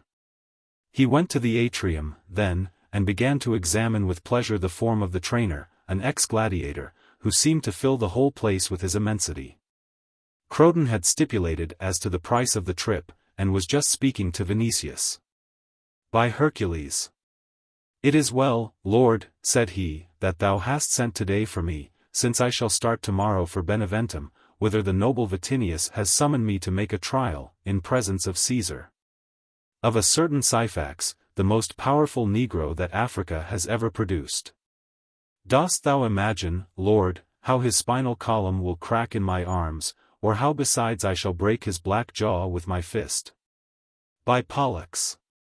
Croton, I am sure that thou wilt do that, answered Vinicius. And thou wilt act excellently, added Chilo. Yes, to break his jaw, besides. That's a good idea, and a deed which befits thee. But rub thy limbs with olive oil today, my Hercules, and gird thyself, for know this, you mayst meet a real Cacus. The man who is guarding that girl in whom the worthy Vinicius takes interest, has exceptional strength very likely. Chilo spoke thus only to rouse Croton's ambition. That is true, said Vinicius. I have not seen him, but they tell me that he can take a bull by the horns and drag him wherever he pleases. Oi! Exclaimed Chilo, who had not imagined that Ursus was so strong. But Croton laughed, from contempt. I undertake, worthy lord, said he, to bear away with this hand whomever thou shalt point out to me, and with this other defend myself against 7 such Lygians. And bring the maiden to thy dwelling though all the Christians in Rome were pursuing me like Calabrian wolves. If not, I will let myself be beaten with clubs in this impluvium. Do not permit that, Lord, cried Chilo. They will hurl stones at us, and what could his strength effect? Is it not better to take the girl from the house, not expose thyself or her to destruction? This is true, Croton, said Vinicius. I receive thy money, I do thy will. But remember, Lord, that tomorrow I go to Beneventum. I have 500 slaves in the city, answered Vinicius. He gave them a sign to withdraw, went to the library himself, and sitting down wrote the following words to Petronius. The Lygian has been found by Chilo. I go this evening with him and Croton to Ostrianum, and shall carry her off from the house tonight or tomorrow. May the gods pour down on thee everything favorable. Be well, O Carissime. For joy will not let me write further. Laying aside the reed then, he began to walk with quick step, for besides delight, which was overflowing his soul, he was tormented with fever. He said to himself that tomorrow Ligia would be in that house. He did not know how to act with her, but felt that if she would love him he would be her servant. He recalled Act's assurance that he had been loved, and that moved him to the uttermost. Hence it would be merely a question of conquering a certain maiden modesty, and a question of certain ceremonies which Christian teaching evidently commanded. But if that were true, Ligia, when once in his house, would yield to persuasion or superior force, she would have to say to herself, it has happened, and then she would be amiable and loving. But Chilo appeared and interrupted the course of these pleasant thoughts. Lord, said the Greek, this is what has come to my head. Have not the Christians signs, passwords, without which no one will be admitted to Austrianum? I know that it is so in houses of prayer, and I have received those passwords from Euritius. Permit me then to go to him, Lord, to ask precisely, and receive the needful signs. Well, noble sage, answered Vinicius, gladly. Thou speakest as a man of forethought, and for that praise belongs to thee. Thou wilt go, then, to Euritius, or whithersoever it may please thee. But as security thou wilt leave on this table here that purse which thou hast received from me.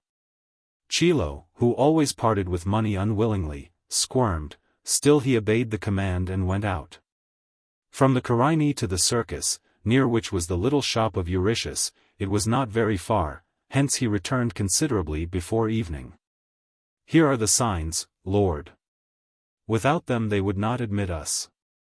I have inquired carefully about the road. I told Euritius that I needed the signs only for my friends. That I would not go myself, since it was too far for my advanced age, that, moreover, should see the great apostle myself tomorrow, and he would repeat to me the choicest parts of his sermon. How? Thou wilt not be there? Thou must go, said Vinicius. I know that I must, but I will go well hooded, and I advise thee to go in like manner, or we may frighten the birds. In fact they began soon to prepare, for darkness had come on the world. They put on Gallic cloaks with hoods, and took lanterns. Vinicius, besides, armed himself and his companions with short, curved knives. Chilo put on a wig, which he obtained on the way from the old man's shop, and they went out, hurrying so as to reach the distant Porta Nomentana before it was closed. Chapter 20. They went through the Vicus Patricius, along the Viminal to the former Viminal Gate, near the plain on which Diocletian afterward built splendid baths. They passed the remains of the wall of Servius Tullius, and through places more and more deserted they reached the Via Nomentana. There, turning to the left, towards the Via Salaria, they found themselves among hills full of sandpits, and here and there they found graveyards.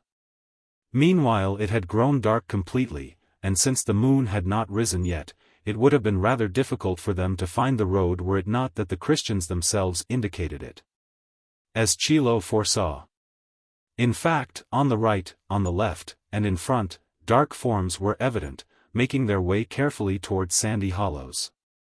Some of these people carried lanterns, covering them, however, as far as possible with mantles, others, knowing the road better, went in the dark. The trained military eye of Vinicius distinguished, by their movements, younger men from old ones, who walked with canes, and from women, wrapped carefully in long mantles. The highway police, and villagers leaving the city, took those night wanderers, evidently, for laborers, going to sandpits. Or grave-diggers, who at times celebrated ceremonies of their own in the night-time. In proportion, however, as the young patrician and his attendants pushed forward, more and more lanterns gleamed, and the number of persons grew greater. Some of them sang songs in low voices, which to Vinicius seemed filled with sadness. At moments a separate word or a phrase of the song struck his ear, as, for instance, "Awake, thou that sleepest," or "Rise from the dead." At times, again, the name of Christ was repeated by men and women. But Vinicius turned slight attention to the words, for it came to his head that one of those dark forms might be Ligia. Some, passing near, said, "Peace be with thee," or "Glory be to Christ," but disquiet seized him, and his heart began to beat with more life, for it seemed to him that he heard Ligia's voice. Forms or movements like hers deceived him in the darkness every moment, and only when he had corrected mistakes made repeatedly did he begin to distrust his own eyes. The way seemed long to him. He knew the neighborhood exactly, but could not fix places in the darkness. Every moment they came to some narrow passage, or piece of wall, or booths, which he did not remember as being in the vicinity of the city. Finally the edge of the moon appeared from behind a mass of clouds, and lighted the place better than dim lanterns. Something from afar began at last to glimmer like a fire, or the flame of a torch. Vinicius turned to Chilo. "Is that Austrianum?" asked he. Chilo, on whom night, distance from the city, and those ghost-like forms made a deep impression, replied in a voice somewhat uncertain, "I know not, Lord, I have never been in Austrianum." But they might praise God in some spot nearer the city. After a while, feeling the need of conversation, and of strengthening his courage, he added, "They come together like murderers. Still they are not permitted to murder, unless that Lygian has deceived me shamefully." Vinicius, who was thinking of Ligia, was astonished also by the caution and mysteriousness with which her co-religionists assembled to hear their highest priest. Hence he said, "Like all religions, this has its adherents in the midst of us, but the Christians are a Jewish sect. Why do they assemble here, when in the Trans-Tiber there are temples to which the Jews take their offerings in daylight? The Jews, Lord, are their bitterest enemies. I have heard that, before the present Caesar's time, it came to war, almost, between Jews and Christians. Those outbreaks forced Claudius Caesar to expel all the Jews, but at present that edict is abolished. The Christians, however, hide themselves from Jews, and from the populace, who, as is known to thee, accuse them of crimes and hate them." They walked on some time in silence, till Chilo, whose fear increased as he receded from the gates, said, "When returning from the shop of Eurytius, I borrowed a wig from a barber, and have put 2 beans in my nostrils. They must not recognize me, but if they do, they will not kill me. They are not malignant. They are even very honest. I esteem and love them." "Do not win them to thyself by premature praises," retorted Vinicius. They went now into a narrow depression, closed, as it were, by 2 ditches on the side, over which an aqueduct was thrown in one place.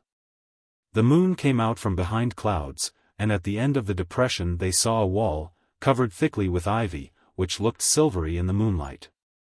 That was Austrianum. Vinicius' heart began to beat now with more vigor. At the gate 2 quarrymen took the signs from them.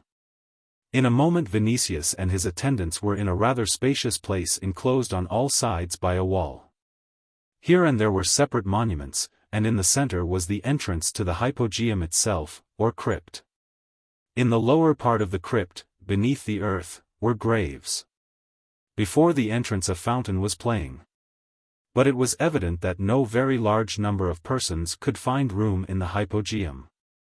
Hence Vinicius divined without difficulty that the ceremony would take place outside, in the space where a very numerous throng was soon gathered. As far as the eye could reach, lantern gleamed near lantern, but many of those who came had no light whatever. With the exception of a few uncovered heads, all were hooded, from fear of treason or the cold. And the young patrician thought with alarm that, should they remain thus, he would not be able to recognize Ligia in that crowd and in the dim light. But all at once, near the crypt, some pitch torches were ignited and put into a little pile. There was more light. After a while the crowd began to sing a certain strange hymn, at first in a low voice, and then louder. Vinicius had never heard such a hymn before. The same yearning which had struck him in the hymns murmured by separate persons on the way to the cemetery, was heard now and that, but with far more distinctness and power. And at last it became as penetrating and immense as if together with the people, the whole cemetery, the hills, the pits, and the region about, had begun to yearn. It might seem, also, that there was in it a certain calling in the night, a certain humble prayer for rescue in wandering and darkness. Eyes turned upward seemed to see someone far above, there on high, and outstretched hands seemed to implore him to descend. When the hymn ceased, there followed a moment as it were of suspense, so impressive that Vinicius and his companions looked unwittingly toward the stars. As if in dread that something uncommon would happen, and that someone would really descend to them. Vinicius had seen a multitude of temples of most various structure in Asia Minor, in Egypt, and in Rome itself. He had become acquainted with a multitude of religions, most varied in character, and had heard many hymns.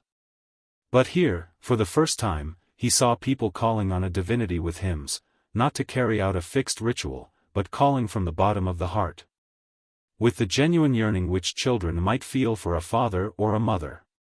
One had to be blind not to see that those people not merely honored their god, but loved him with the whole soul. Vinicius had not seen the like, so far, in any land, during any ceremony, in any sanctuary. For in Rome and in Greece those who still rendered honor to the gods did so to gain aid for themselves or through fear, but it had not even entered anyone's head to love those divinities. Though his mind was occupied with Ligia, and his attention with seeking her in the crowd, he could not avoid seeing those uncommon and wonderful things which were happening around him. Meanwhile a few more torches were thrown on the fire, which filled the cemetery with ruddy light and darkened the gleam of the lanterns. That moment an old man, wearing a hooded mantle but with a bare head, issued from the hypogeum. This man mounted a stone which lay near the fire. The crowd swayed before him. Voices near Vinicius whispered, "Peter! Peter!" Some knelt, others extended their hands toward him. There followed a silence so deep that one heard every charred particle that dropped from the torches, the distant rattle of wheels on the Via Nomentana, and the sound of wind through the few pines which grew close to the cemetery. Chilo bent toward Vinicius and whispered, "This is he. The foremost disciple of Christ, a fisherman." The old man raised his hand, and with the sign of the cross blessed those present, who fell on their knees simultaneously. Vinicius and his attendants, not wishing to betray themselves, followed the example of others.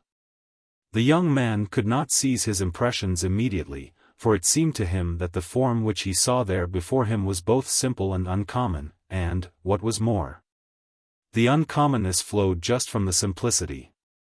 The old man had no mitre on his head, no garland of oak leaves on his temples, no palm in his hand, no golden tablet on his breast. He wore no white robe embroidered with stars. In a word, he bore no insignia of the kind worn by priests, Oriental, Egyptian, or Greek, or by Roman flamens. And Vinicius was struck by that same difference again which he felt when listening to the Christian hymns. For that fisherman, too, seemed to him, not like some high priest skilled in ceremonial, but as it were a witness, simple, aged, and immensely venerable, who had journeyed from afar to relate a truth which he had seen, which he had touched, which he believed as he believed in existence. And he had come to love this truth precisely because he believed it. There was in his face, therefore, such a power of convincing as truth itself has. And Vinicius, who had been a skeptic, who did not wish to yield to the charm of the old man, yielded, however, to a certain feverish curiosity to know what would flow from the lips of that companion of the mysterious Christus, and what that teaching was of which Lygia and Pomponia Graecina were followers. Meanwhile Peter began to speak, and he spoke from the beginning like a father instructing his children and teaching them how to live. He enjoined on them to renounce excess and luxury, to love poverty, purity of life, and truth, to endure wrongs and persecutions patiently, to obey the government and those placed above them, to guard against treason, deceit, and calumny. Finally, to give an example in their own society to each other, and even to pagans.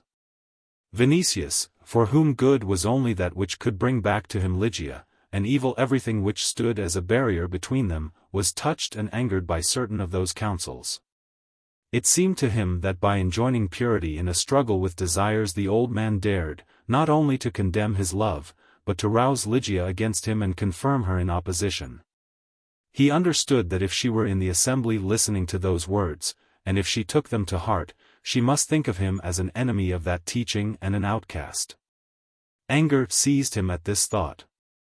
"What have I heard that is new?" thought he. "Is this the new religion? Everyone knows this, everyone has heard it. The Cynics enjoined poverty and a restriction of necessities, Socrates enjoined virtue as an old thing and a good one. The first Stoic one meets, even such a one as Seneca, who has 500 tables of lemon wood, praises moderation, enjoins truth, patience in adversity, endurance in misfortune, and all that is like stale, mouse-eaten grain. But people do not wish to eat it because it smells of age." And besides anger, he had a feeling of disappointment, for he expected the discovery of unknown, magic secrets of some kind. and thought that at least he would hear a reader astonishing by his eloquence. Meanwhile he heard only words which were immensely simple, devoid of every ornament. He was astonished only by the mute attention with which the crowd listened. But the old man spoke on to those people sunk in listening, told them to be kind, poor, peaceful, just, and pure. Not that they might have peace during life, but that they might live eternally with Christ after death, in such joy and such glory, in such health and delight, as no one on earth had attained at any time. And here Vinicius, though predisposed unfavorably, could not but notice that still there was a difference between the teaching of the old man and that of the Cynics, Stoics, and other philosophers. For they enjoined good and virtue as reasonable, and the only thing practical in life, while he promised immortality, and that not some kind of hapless immortality beneath the earth, in wretchedness, emptiness, and want, but a magnificent life, equal to that of the gods almost. He spoke meanwhile of it as of a thing perfectly certain. Hence, in view of such a faith, virtue acquired a value simply measureless, and the misfortunes of this life became incomparably trivial.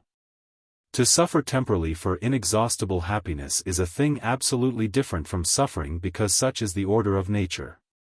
But the old man said further that virtue and truth should be loved for themselves, since the highest eternal good and the virtue existing before ages is God. Whoso therefore loves them loves God, and by that same becomes a cherished child of his. Vinicius did not understand this well, but he knew previously, from words spoken by Pomponia Graecina to Petronius, that, according to the belief of Christians, God was one and almighty.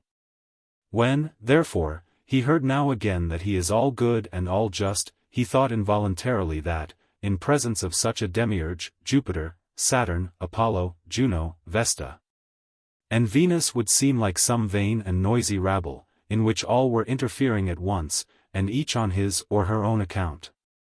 But the greatest astonishment seized him when the old man declared that God was universal love also, hence he who loves man fulfills God's supreme command.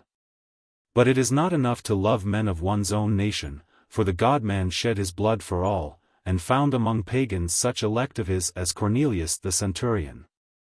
It is not enough either to love those who do good to us, for Christ forgave the Jews who delivered him to death, and the Roman soldiers who nailed him to the cross. We should not only forgive but love those who injure us, and return them good for evil. It is not enough to love the good, we must love the wicked also, since by love alone is it possible to expel from them evil. Chilo at these words thought to himself that his work had gone for nothing, that never in the world would Ursus dare to kill Glaucus, either that night or any other night. But he comforted himself at once by another inference from the teaching of the old man, namely, that neither would Glaucus kill him, though he should discover and recognize him. Vinicius did not think now that there was nothing new in the words of the old man, but with amazement he asked himself, what kind of God is this, what kind of religion is this? And what kind of people are these? All that he had just heard could not find place in his head simply. For him all was an unheard-of medley of ideas. He felt that if he wished, for example, to follow that teaching, he would have to place on a burning pile all his thoughts, habits, and character, his whole nature up to that moment. Burn them into ashes, and then fill himself with a life altogether different, and an entirely new soul. To him the science or the religion which commanded a Roman to love Parthians, Syrians, Greeks, Egyptians, Gauls, and Britons, to forgive enemies, to return them good for evil, and to love them, seemed madness. At the same time he had a feeling that in that madness itself there was something mightier than all philosophies so far. He thought that because of its madness it was impracticable, but because of its impracticability it was divine. In his soul he rejected it. But he felt that he was parting as if from a field full of spikenard, a kind of intoxicating incense. When a man has once breathed of this he must, as in the land of the lotus-eaters, forget all things else ever after, and yearn for it only. It seemed to him that there was nothing real in that religion, but that reality in presence of it was so paltry that it deserved not the time for thought. Expanses of some kind, of which hitherto he had not had a suspicion, surrounded him, certain immensities, certain clouds. That cemetery began to produce on him the impression of a meeting place for madmen, but also of a place mysterious and awful, in which, as on a mystic bed, something was in progress of birth the like of which had not been in the world so far. He brought before his mind all that, which from the first moment of his speech, the old man had said touching life, truth, love, God. And his thoughts were dazed from the brightness, as the eyes are blinded from lightning flashes which follow each other unceasingly. As is usual with people for whom life has been turned into one single passion, Vinicius thought of all this through the medium of his love for Ligia. And in the light of those flashes he saw one thing distinctly, that if Ligia was in the cemetery, if she confessed that religion, obeyed and felt it, she never could and never would be his mistress. For the first time, then, since he had made her acquaintance at Aulus's, Vinicius felt that though now he had found her he would not get her. Nothing similar had come to his head so far, and he could not explain it to himself then, for that was not so much an express understanding as a dim feeling of irreparable loss and misfortune. There rose in him an alarm, which was turned soon into a storm of anger against the Christians in general, and against the old man in particular. That fisherman, whom at the first cast of the eye he considered a peasant, now filled him with fear almost, and seemed some mysterious power deciding his fate inexorably and therefore tragically.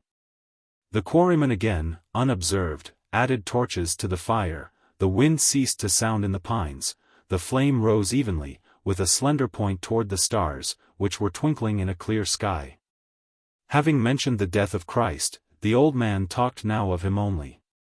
All held the breath in their breasts, and a silence set in which was deeper than the preceding one, so that it was possible almost to hear the beating of hearts. That man had seen. And he narrated as one in whose memory every moment had been fixed in such a way that were he to close his eyes he would see yet. He told, therefore, how on their return from the cross he and John had sat 2 days and nights in the supper chamber, neither sleeping nor eating, in suffering, in sorrow, in doubt, in alarm, holding their heads in their hands, and thinking that he had died. Oh, how grievous that was!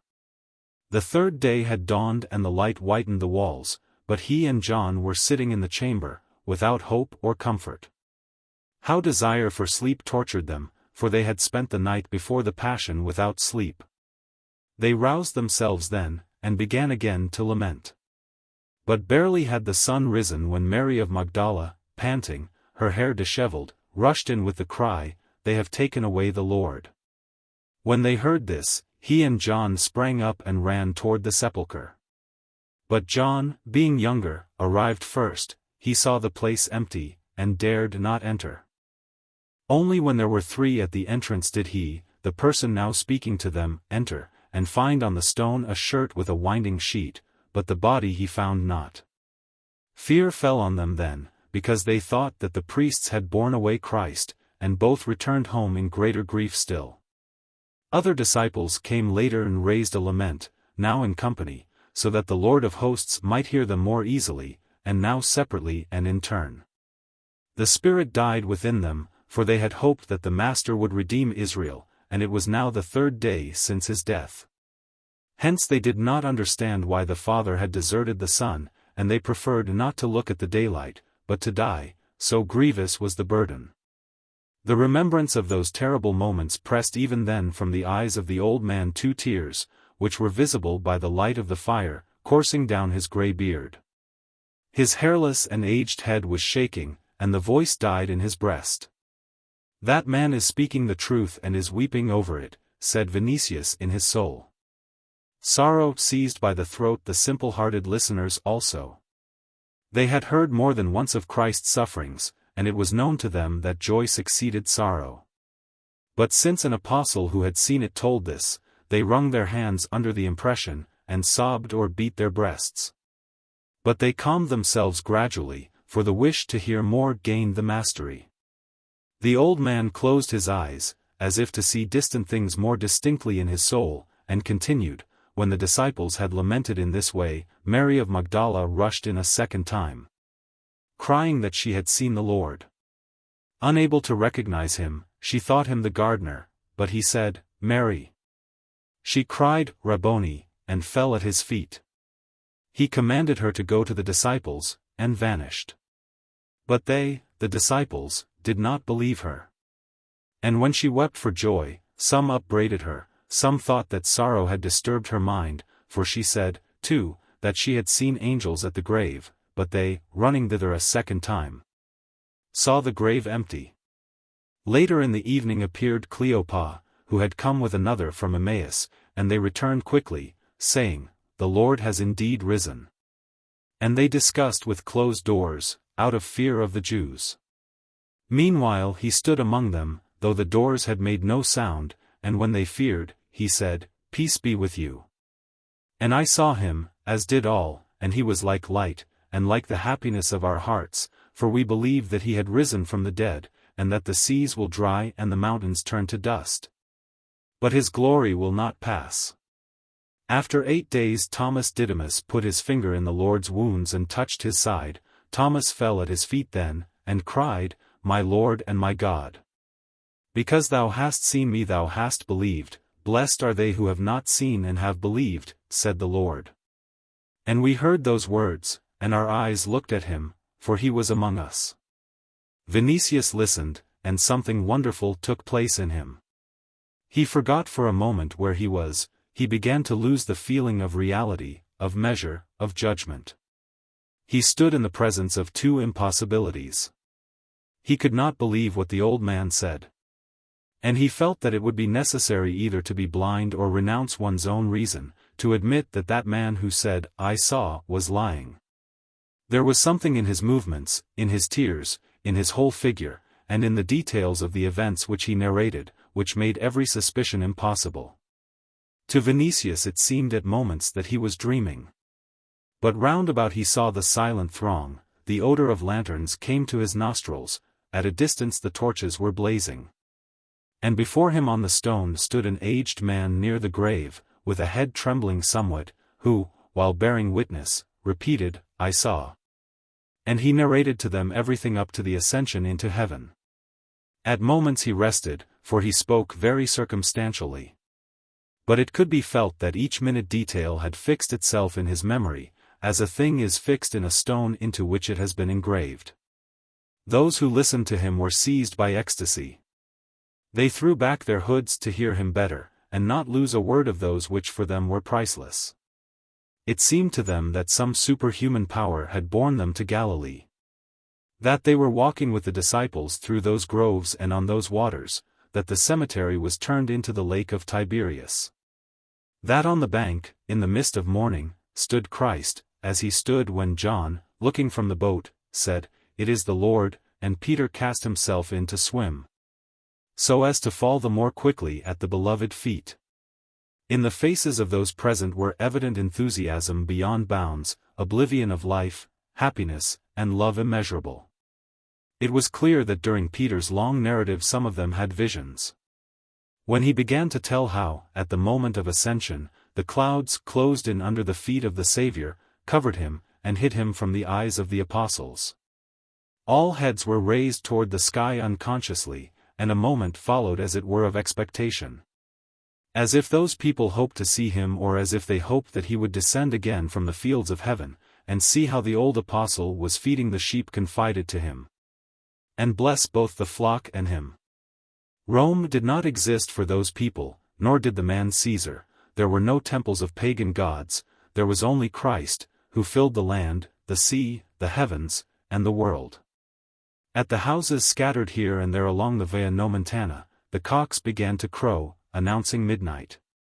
At that moment Chilo pulled the corner of Vinicius' mantle and whispered, Lord, I see Urban over there, not far from the old man, and with him is a maiden. Vinicius shook himself, as if out of a dream, and, turning in the direction indicated by the Greek, he saw Ligia. Chapter 21. Every drop of blood quivered in the young patrician at sight of her. He forgot the crowd, the old man, his own astonishment at the incomprehensible things which he had heard, he saw only her. At last, after all his efforts, after long days of alarm, trouble, and suffering, he had found her. For the first time he realized that joy might rush at the heart, like a wild beast, and squeeze it till breath was lost. He, who had supposed hitherto that on Fortuna had been imposed a kind of duty to accomplish all his wishes, hardly believed his own eyes now and his own happiness. Were it not for that disbelief, his passionate nature might have urged him to some unconsidered step. But he wished to convince himself first that that was not the continuation of those miracles with which his head was filled, and that he was not dreaming. But there was no doubt, he saw Ligia, and an interval of barely a few steps divided them. She stood in perfect light, so that he could rejoice in the sight of her as much as he liked. The hood had fallen from her head and dishevelled her hair, her mouth was open slightly, her eyes raised toward the apostle, her face fixed in listening and delighted. She was dressed in a dark woolen mantle, like a daughter of the people, but never had Vinicius seen her more beautiful. And notwithstanding all the disorder which had risen in him, he was struck by the nobility of that wonderful patrician head in distinction to the dress, almost that of a slave. Love flew over him like a flame, immense, mixed with a marvelous feeling of yearning, homage, honor, and desire. He felt the delight which the sight of her caused him. He drank of her as of life-giving water after long thirst. Standing near the gigantic Lygian, she seemed to him smaller than before, almost a child. He noticed, too, that she had grown more slender. Her complexion had become almost transparent, she made on him the impression of a flower, and a spirit. But all the more did he desire to possess that woman, so different from all women whom he had seen or possessed in Rome or the Orient. He felt that for her he would have given them all, and with them Rome and the world in addition. He would have lost himself in gazing, and forgotten himself altogether, had it not been for Chilo, who pulled the corner of his mantle, out of fear that he might do something to expose them to danger. Meanwhile the Christians began to pray and sing. After a while Maranatha thundered forth, and then the great apostle baptized with water from the fountain those whom the presbyters presented as ready for baptism.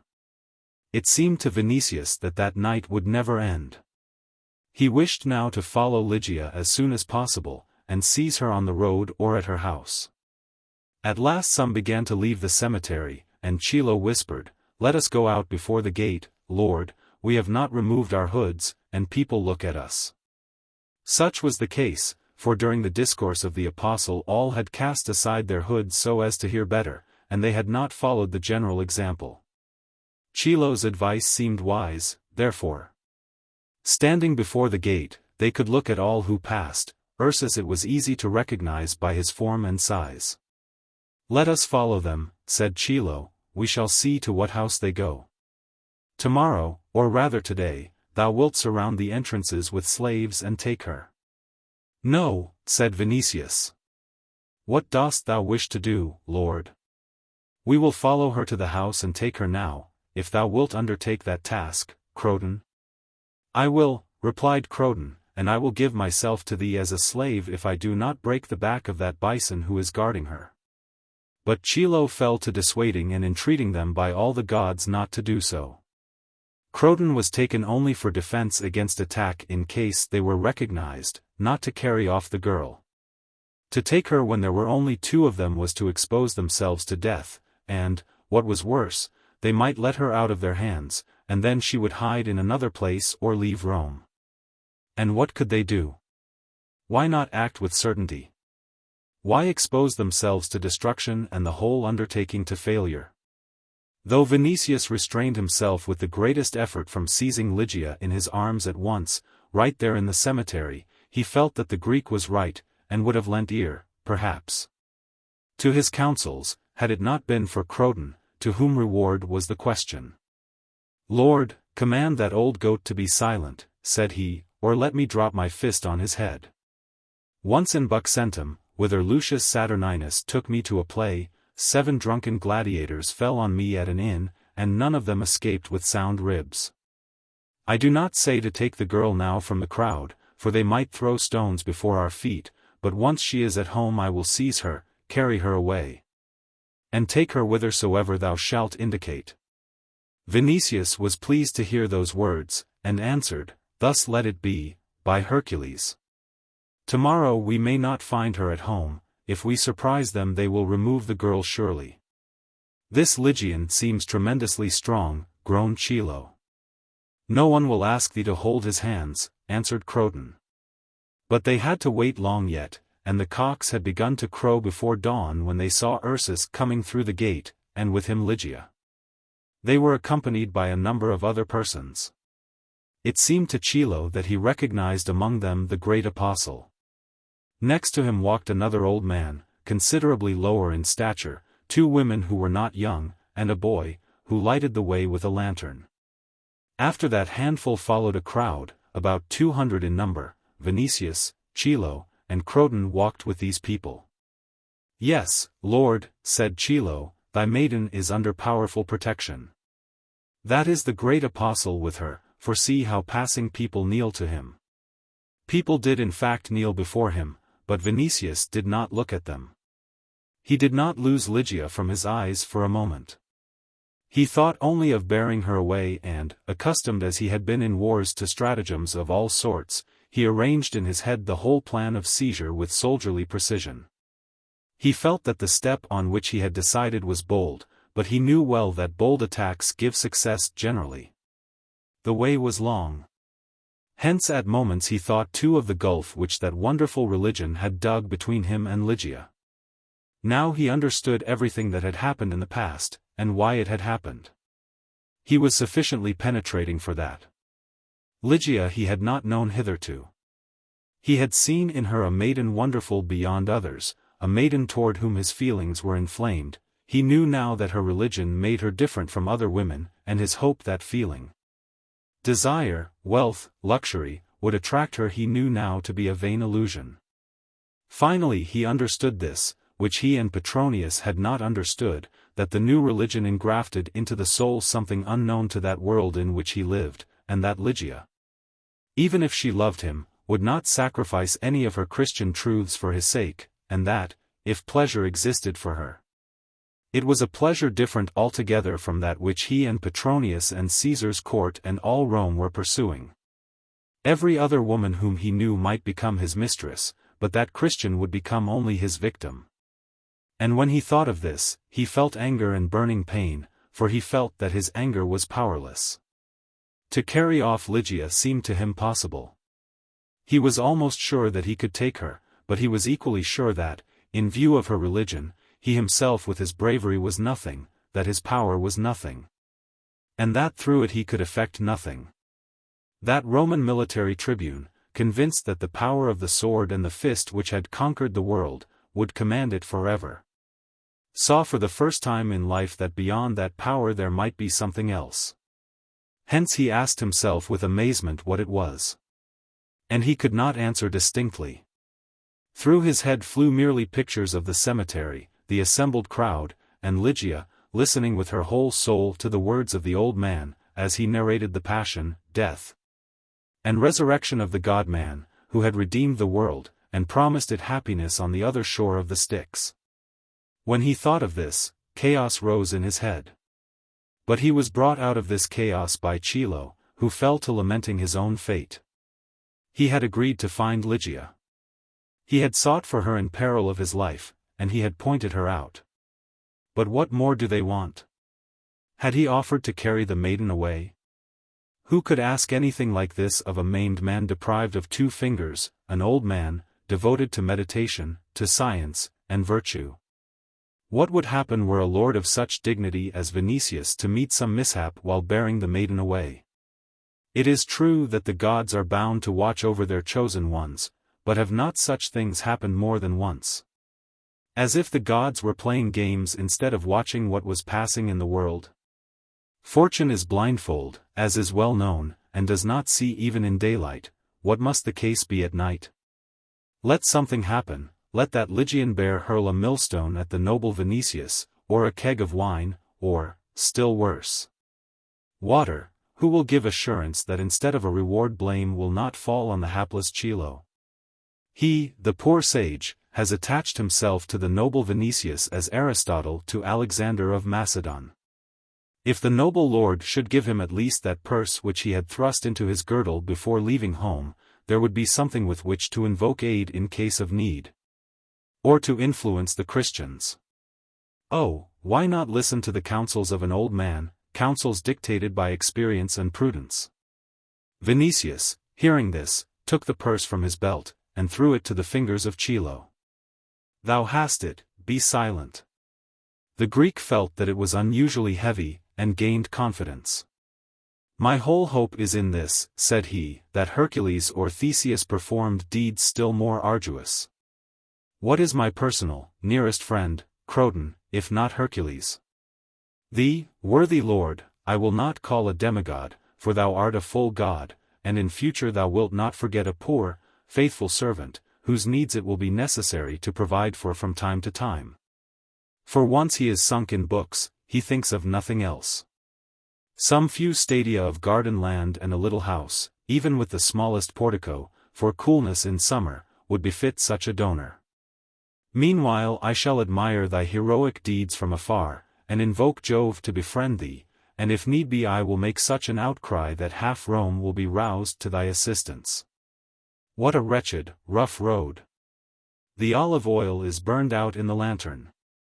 And if Croton, who is as noble as he is strong, would bear me to the gate in his arms, he would learn, to begin with, whether he will carry the maiden easily. Second, he would act like Aeneas, and win all the good gods to such a degree that touching the result of the enterprise I should be thoroughly satisfied. I should rather carry a sheep which died of mange a month ago, answered the gladiator, but give that purse, bestowed by the worthy tribune, and I will bear thee to the gate. Mayst thou knock the great toe from thy foot, replied the Greek, what profit hast thou from the teachings of that worthy old man, who described poverty and charity as the two foremost virtues? Has he not commanded thee expressly to love me?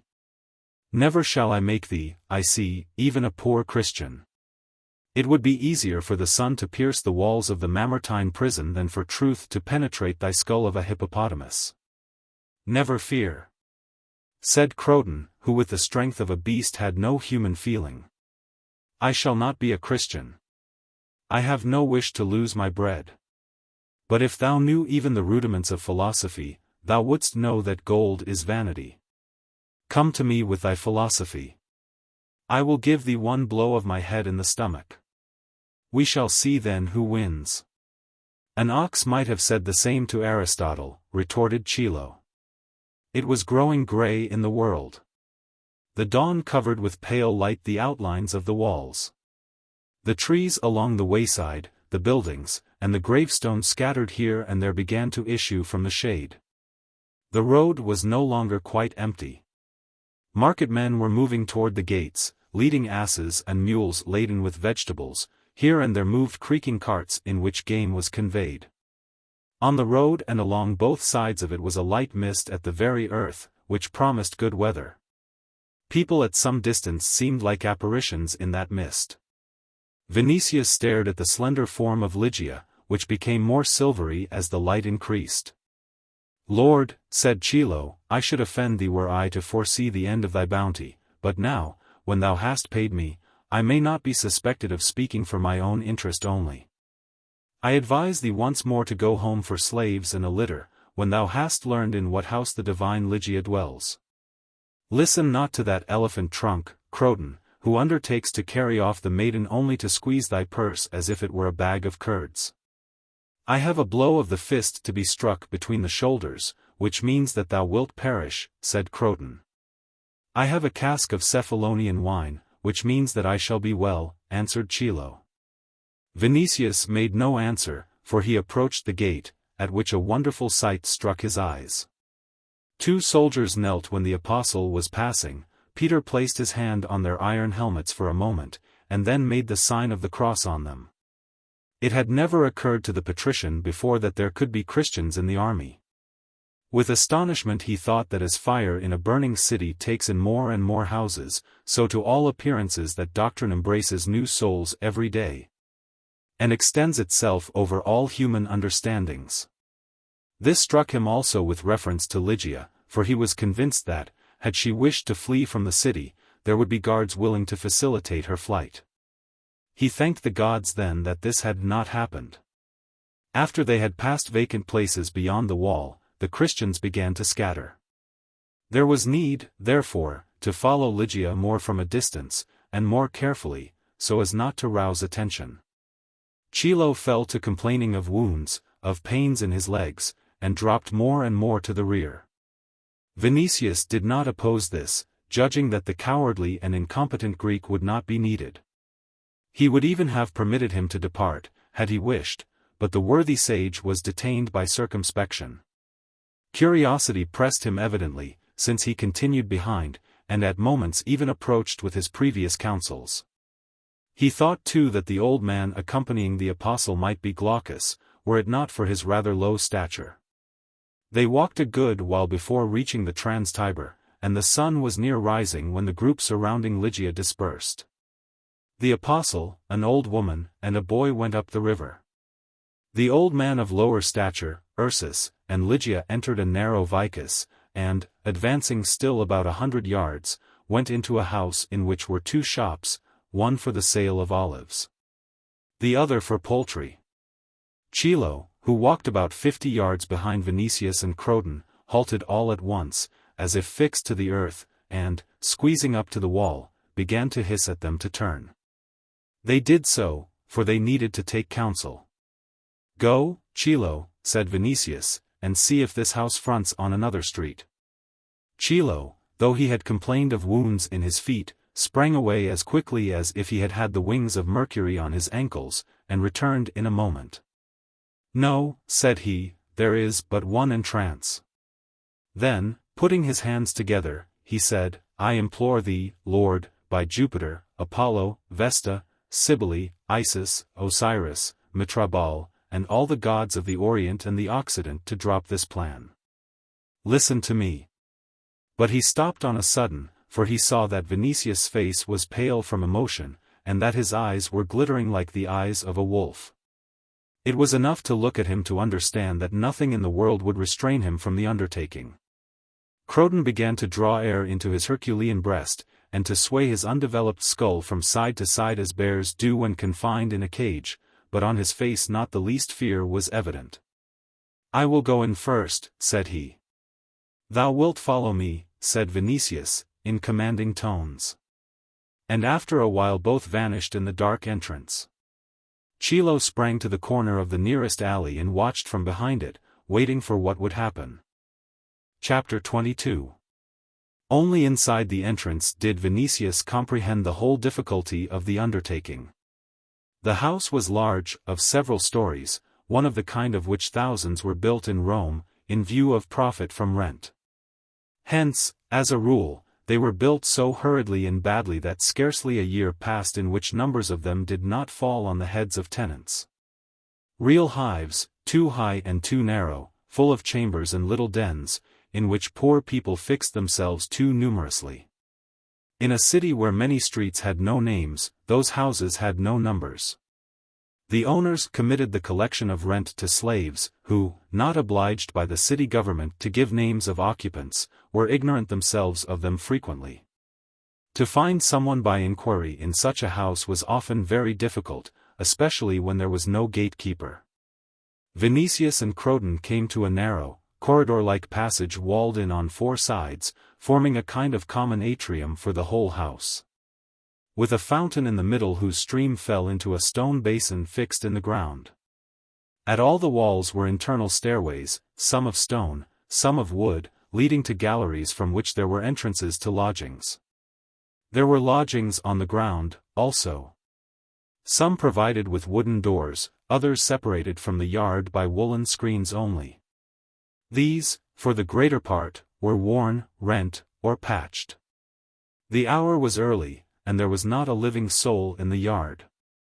It was evident that all were asleep in the house except those who had returned from Ostrianum. "What shall we do, Lord?" asked Croton, halting. "Let us wait here, someone may appear," replied Vinicius. "We should not be seen in the yard." At this moment, he thought Chilo's counsel practical.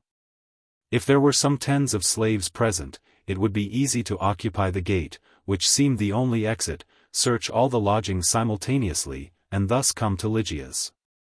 Otherwise Christians, who surely were not lacking in that house, might give notice that people were seeking her. In view of this, there was risk in inquiring of strangers.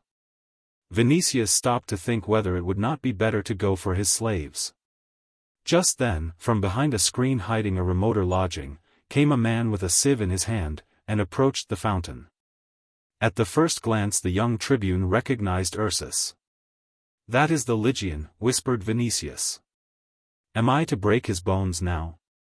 "Wait a while." Ursus did not notice the two men, as they were in the shadow of the entrance, and he began quietly to sink in water vegetables which filled the sieve. It was evident that, after a whole night spent in the cemetery, he intended to prepare a meal. After a while the washing was finished, he took the wet sieve and disappeared behind the screen. Croton and Vinicius followed him, thinking that they would come directly to Ligia's lodgings. Their astonishment was great when they saw that the screen divided from the court, not lodgings, but another dark corridor, at the end of which was a little garden containing a few cypresses, some myrtle bushes, and a small house fixed to the windowless stone wall of another stone building. Both understood at once that this was for them a favoring circumstance. In the courtyard all the tenants might assemble, the seclusion of the little house facilitated the enterprise. They would set aside defenders, or rather Ursus, quickly, and would reach the street just as quickly with the captured Ligia, and there they would help themselves. It was likely that no one would attack them. If attacked, they would say that a hostage was fleeing from Caesar. Vinicius would declare himself then to the guards, and summon their assistance. Ursus was almost entering the little house, when the sound of steps attracted his attention. He halted, and, seeing two persons, put his sieve on the balustrade and turned to them. "What do you want here?" asked he. Said Vinicius. Then, turning to Croton, he said in a low, hurried voice, "Kill." Croton rushed at him like a tiger, and in one moment, before the Lygian was able to think or to recognize his enemies, Croton had caught him in his arms of steel. Vinicius was too confident in the man's preternatural strength to wait for the end of the struggle. He passed the two, sprang to the door of the little house, pushed it open and found himself in a room a trifle dark, lighted, however, by a fire burning in the chimney. A gleam of this fire fell on Ligia's face directly. A second person, sitting at the fire, was that old man who had accompanied the young girl and Ursus on the road from Ostrianum. Vinicius rushed in so suddenly that before Ligia could recognize him he had seized her by the waist, and, raising her, rushed toward the door again. The old man barred the way, it is true. But pressing the girl with one arm to his breast, Vinicius pushed him aside with the other, which was free. The hood fell from his head, and at sight of that face, which was known to her and which at that moment was terrible, the blood grew cold in Ligia from fright, and the voice died in her throat. She wished to summon aid, but had not the power. Equally vain was her wish to grasp the door, to resist. Her fingers slipped along the stone, and she would have fainted but for the terrible picture which struck her eyes when Vinicius rushed into the garden. Ursus was holding in his arms some man doubled back completely, with hanging head and mouth filled with blood. When he saw them, he struck the head once more with his fist, and in the twinkle of an eye sprang toward Vinicius like a raging wild beast.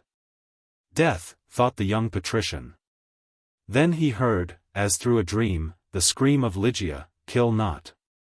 He felt that something, as it were a thunderbolt, opened the arms with which he held Ligia.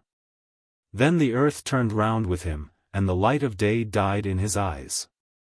Chilo, hidden behind the angle of the corner house, was waiting for what would happen, since curiosity was struggling with fear in him. He thought that if they succeeded in carrying off Ligia, he would fare well near Vinicius. He feared Urban no longer, for he also felt certain that Croton would kill him. And he calculated that in case a gathering should begin on the streets, which so far were empty, if Christians, or people of any kind, should offer resistance, he, Chilo, would speak to them as one representing authority, as an executor of Caesar's will, and if need came, call the guards to aid the young patrician against the street rabble, thus winning to himself fresh favor. In his soul he judged yet that the young tribune's method was unwise. Considering, however, Croton's terrible strength, he admitted that it might succeed, and thought, if it go hard with him, Vinicius can carry the girl, and Croton clear the way. Delay grew wearisome, however, the silence of the entrance which he watched alarmed him. If they do not hit upon her hiding place, and make an uproar, they will frighten her. But this thought was not disagreeable, for Chilo understood that in that event he would be necessary again to Vinicius, and could squeeze afresh a goodly number of sestertia from the tribune. Whatever they do, said he to himself, they will work for me, though no one divines that. O gods! O gods! Only permit me. And he stopped suddenly, for it seemed to him that someone was bending forward through the entrance. Then, squeezing up to the wall, he began to look, holding the breath in his breast. And he had not deceived himself, for a head thrust itself half out of the entrance and looked around. After a while, however, it vanished. That is Vinicius, or Croton, thought Chilo, but if they have taken the girl, why does she not scream, and why are they looking out to the street? They must meet people anyhow, for before they reach the Carini there will be movement in the city. What is that? By the immortal gods! And suddenly the remnant of his hair stood on end. In the door appeared Ursus, with the body of Croton hanging on his arm, and looking around once more, he began to run, bearing it along the empty street toward the river. Chilo made himself as flat against the wall as a bit of mud. I am lost if he sees me, thought he. But Ursus ran past the corner quickly, and disappeared beyond the neighboring house. Chilo, without further waiting, his teeth chattering from terror, ran along the cross street with a speed which even in a young man might have roused admiration. If he sees me from a distance when he is returning, he will catch and kill me, said he to himself. Save me, Zeus, save me, Apollo, save me, Hermes, save me, O God of the Christians. I will leave Rome, I will return to Mesembria, but save me from the hands of that demon. And that Lygian who had killed Croton seemed to him at that moment some superhuman being. While running, he thought that he might be some god who had taken the form of a barbarian. At that moment he believed in all the gods of the world, and in all myths, at which he jeered usually. It flew through his head, too, that it might be the god of the Christians who had killed Croton, and his hair stood on end again at the thought that he was in conflict with such a power. Only when he had run through a number of alleys, and saw some workmen coming toward him from a distance, was he calmed somewhat. Breath failed in his breast. So he sat on the threshold of a house and began to wipe, with a corner of his mantle, his sweat-covered forehead. I am old, and need calm, said he. The people coming toward him turned into some little side street, and again the place round about was empty. The city was sleeping yet. In the morning movement began earlier in the wealthier parts of the city, where the slaves of rich houses were forced to rise before daylight. In portions inhabited by a free population, supported at the cost of the state, hence unoccupied, they woke rather late, especially in winter. Chilo, after he had sat some time on the threshold, felt a piercing cold. So he rose, and, convincing himself that he had not lost the purse received from Vinicius, turned toward the river with a step now much slower. I may see Croton's body somewhere, said he to himself. O gods! That Lygian, if he is a man, might make millions of sestertia in the course of 1 year. For if he choked Croton, like a whelp, who can resist him? They would give for his every appearance in the arena as much gold as he himself weighs. He guards that maiden better than Cerberus does Hades. But may Hades swallow him, for all that. I will have nothing to do with him. He is too bony. But where shall I begin in this case? A dreadful thing has happened. If he has broken the bones of such a man as Croton, beyond a doubt the soul of Vinicius is puling above that cursed house now, awaiting his burial. By Castor. But he is a patrician, a friend of Caesar, a relative of Petronius, a man known in all Rome, a military tribune. His death cannot pass without punishment. Suppose I were to go to the Praetorian camp, or the guards of the city, for instance. Here he stopped and began to think, but said after a while, woe is me! Who took him to that house if not I? His freedmen and his slaves know that I came to his house, and some of them know with what object. What will happen if they suspect me of having pointed out to him purposely the house in which his death met him? Though it appear afterward, in the court, that I did not wish his death, they will say that I was the cause of it. Besides, he is a patrician, hence in no event can I avoid punishment. But if I leave Rome in silence, and go far away somewhere, I shall place myself under still greater suspicion. It was bad in every case. The only question was to choose the less evil. Rome was immense, still Chilo felt that it might become too small for him. Any other man might go directly to the prefect of the city guards and tell what had happened, and, though some suspicion might fall on him, await the issue calmly. But Chilo's whole past was of such character that every closer acquaintance with the prefect of the city or the prefect of the guard must cause him very serious trouble, and confirm also every suspicion which might enter the heads of officials. On the other hand, to flee would be to confirm Petronius in the opinion that Vinicius had been betrayed and murdered through conspiracy. Petronius was a powerful man, who could command the police of the whole empire, and who beyond doubt would try to find the guilty parties even at the ends of the earth. Still, Chilo thought to go straight to him, and tell what had happened. Yes, that was the best plan.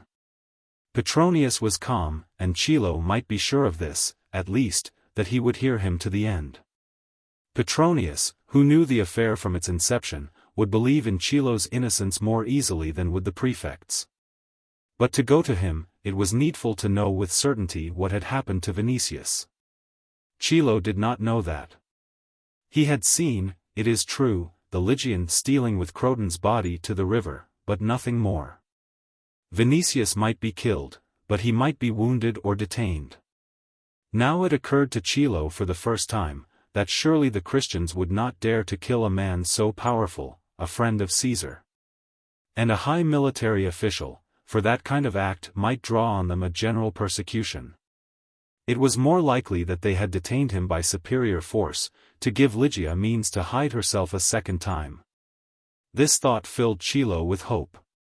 If that Lygian dragon has not torn him to pieces at the first attack, he is alive, and if he is alive he himself will testify that I have not betrayed him. And then not only does nothing threaten me, but, O Hermes, count again on 2 heifers, a fresh field is opening.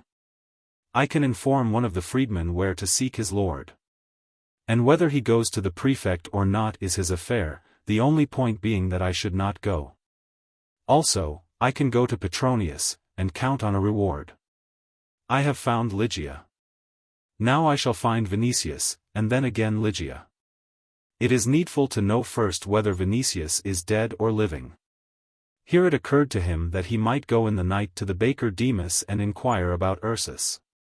But he rejected that thought immediately. He preferred to have nothing to do with Ursus. He might suppose, justly, that if Ursus had not killed Glaucus he had been warned, evidently, by the Christian elder to whom he had confessed his design, warned that the affair was an unclean one, to which some traitor had persuaded him. In every case, at the mere recollection of Ursus, a shiver ran through Chilo's whole body. But he thought that in the evening he would send Eurytius for news to that house in which the thing had happened. Meanwhile he needed refreshment, a bath, and rest. The sleepless night, the journey to Austrianum, the flight from the Trans-Tiber, had wearied him exceedingly. One thing gave him permanent comfort: he had on his person 2 purses, that which Vinicius had given him at home, and that which he had thrown him on the way from the cemetery. In view of this happy circumstance, and of all the excitement through which he had passed, he resolved to eat abundantly, and drink better wine than he drank usually. When the hour for opening the wine-shop came at last, he did so in such a marked measure that he forgot the bath. He wished to sleep, above all, and drowsiness overcame his strength so that he returned with tottering step to his dwelling in the Subura, where a slave woman, purchased with money obtained from Vinicius, was waiting for him. When he had entered a sleeping room, as dark as the den of a fox, he threw himself on the bed, and fell asleep in one instant. He woke only in the evening, or rather he was roused by the slave woman, who called him to rise, for someone was inquiring, and wished to see him on urgent business. The watchful Chilo came to himself in one moment, threw on his hooded mantle hastily, and, commanding the slave woman to stand aside, looked out cautiously. And he was benumbed. For he saw before the door of the sleeping room the gigantic form of Ursus. At that sight he felt his feet and head grow icy cold, the heart ceased to beat in his bosom, and shivers were creeping along his back. For a time he was unable to speak. Then with chattering teeth he said, or rather groaned. "Sire, I am not at home, I don't know that, good man." "I told him that thou wert at home, but asleep, lord," answered the girl. "He asked to rouse thee." "O gods! I will command that thou—" But Ursus, as if impatient of delay, approached the door of the sleeping room, and, bending, thrust in his head. "O Chilo Kilonides," said he. "Pax tecum." "Pax. Pax," answered Chilo. "O best of Christians." "Yes, I am Chilo, but this is a mistake, I do not know thee." "Chilo Kilonides," repeated Ursus, "thy lord, Vinicius, summons thee to go with me to him." Chapter 23. A piercing pain roused Vinicius. At the first moment he could not understand where he was, nor what was happening. He felt a roaring in his head, and his eyes were covered as if with mist. Gradually, however, his consciousness returned, and at last he beheld through that mist 3 persons bending over him. 2 he recognized, one was Ursus, the other the old man whom he had thrust aside when carrying off Ligia. The third, an utter stranger, was holding his left arm, and feeling it from the elbow upward as far as the shoulder blade. This caused so terrible a pain that Vinicius, thinking it a kind of revenge which they were taking, said through his set teeth, "Kill me." But they paid no apparent heed to his words, just as though they heard them not, or considered them the usual groans of suffering. Ursus, with his anxious and also threatening face of a barbarian, held a bundle of white cloth torn in long strips. The old man spoke to the person who was pressing the arm of Vinicius, "Glaucus, art thou certain that the wound in the head is not mortal?" "Yes, worthy Crispus," answered Glaucus. "While serving in the fleet as a slave, and afterward while living at Naples, I cured many wounds, and with the pay which came to me from that occupation I freed myself and my relatives at last. The wound in the head is slight. When this 1 inch, here he pointed to Ursus with his head, took the girl from the young man, he pushed him against the wall. The young man while falling put out his arm, evidently to save himself, he broke and disjointed it, but by so doing saved his head and his life. Thou hast had more than one of the brotherhood in thy care," added Crispus, "and hast the repute of a skillful physician, therefore I sent Ursus to bring thee." Ursus, who on the road confessed that yesterday he was ready to kill me. He confessed his intention earlier to me than to thee. But I, who know thee and thy love for Christ, explained to him that the traitor is not thou, but the unknown, who tried to persuade him to murder. "That was an evil spirit, but I took him for an angel," said Ursus, with a sigh. "Some other time thou wilt tell me, but now we must think of this wounded man." Thus speaking, he began to set the arm. Though Crispus sprinkled water on his face, Vinicius fainted repeatedly from suffering. That was, however, a fortunate circumstance, since he did not feel the pain of putting his arm into joint, nor of setting it. Glaucus fixed the limb between 2 strips of wood, which he bound quickly and firmly, so as to keep the arm motionless. When the operation was over, Vinicius recovered consciousness again and saw Ligia above him. She stood there at the bed holding a brass basin with water, in which from time to time Glaucus dipped a sponge and moistened the head of his patient. Vinicius gazed and could not believe his eyes. What he saw seemed a dream, or the pleasant vision brought by fever, and only after a long time could he whisper, "Ligia." The basin trembled in her hand at that sound, but she turned on him eyes full of sadness. "Peace be with thee," answered she, in a low voice. She stood there with extended arms, her face full of pity and sorrow. But he gazed, as if to fill his sight with her, so that after his lids were closed the picture might remain under them. He looked at her face, paler and smaller than it had been, at the tresses of dark hair, at the poor dress of a laboring woman. He looked so intently that her snowy forehead began to grow rose-colored under the influence of his look. And first he thought that he would love her always. And second, that paleness of hers and that poverty were his work, that it was he who had driven her from a house where she was loved, and surrounded with plenty and comfort, and thrust her into that squalid room, and clothed her in that poor robe of dark wool. He would have arrayed her in the costliest brocade, in all the jewels of the earth. Hence astonishment, alarm, and pity seized him, and sorrow so great that he would have fallen at her feet had he been able to move. "Ligia," said he, "thou didst not permit my death." "May God return health to thee," she answered, with sweetness.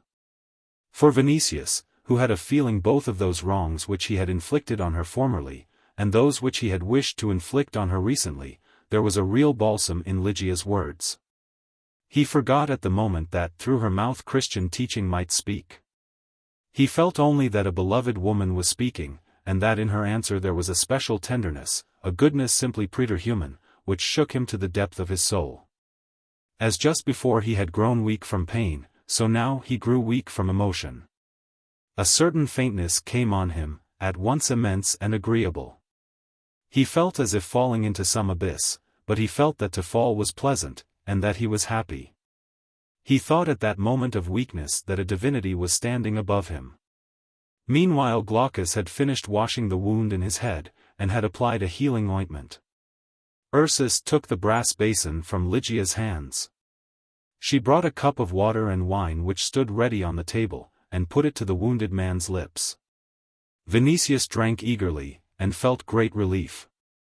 After the operation the pain had almost passed, the wound and contusion began to grow firm, perfect consciousness returned to him. "Give me another drink," said he. Ligia took the empty cup to the next room. Meanwhile Crispus, after a few words with Glaucus, approached the bed saying, "God has not permitted thee, Vinicius, to accomplish an evil deed, and has preserved thee in life so that thou shouldst come to thy mind. He, before whom man is but dust, delivered thee defenseless into our hands, but Christ, in whom we believe, commanded us to love even our enemies. Therefore we have dressed thy wounds, and, as Ligia has said, we will implore God to restore thy health, but we cannot watch over thee longer. Be in peace, then, and think whether it beseems thee to continue thy pursuit of Ligia. Thou hast deprived her of guardians, and us of a roof, though we return thee good for evil." "Do ye wish to leave me?" inquired Vinicius. "We wish to leave this house, in which prosecution by the prefect of the city may reach us. Thy companion was killed. Thou, who art powerful among thy own people, art wounded. This did not happen through our fault, but the anger of the law might fall on us." "Have no fear of prosecution," replied Vinicius. "I will protect you." Crispus did not like to tell him that with them it was not only a question of the prefect and the police, but of him.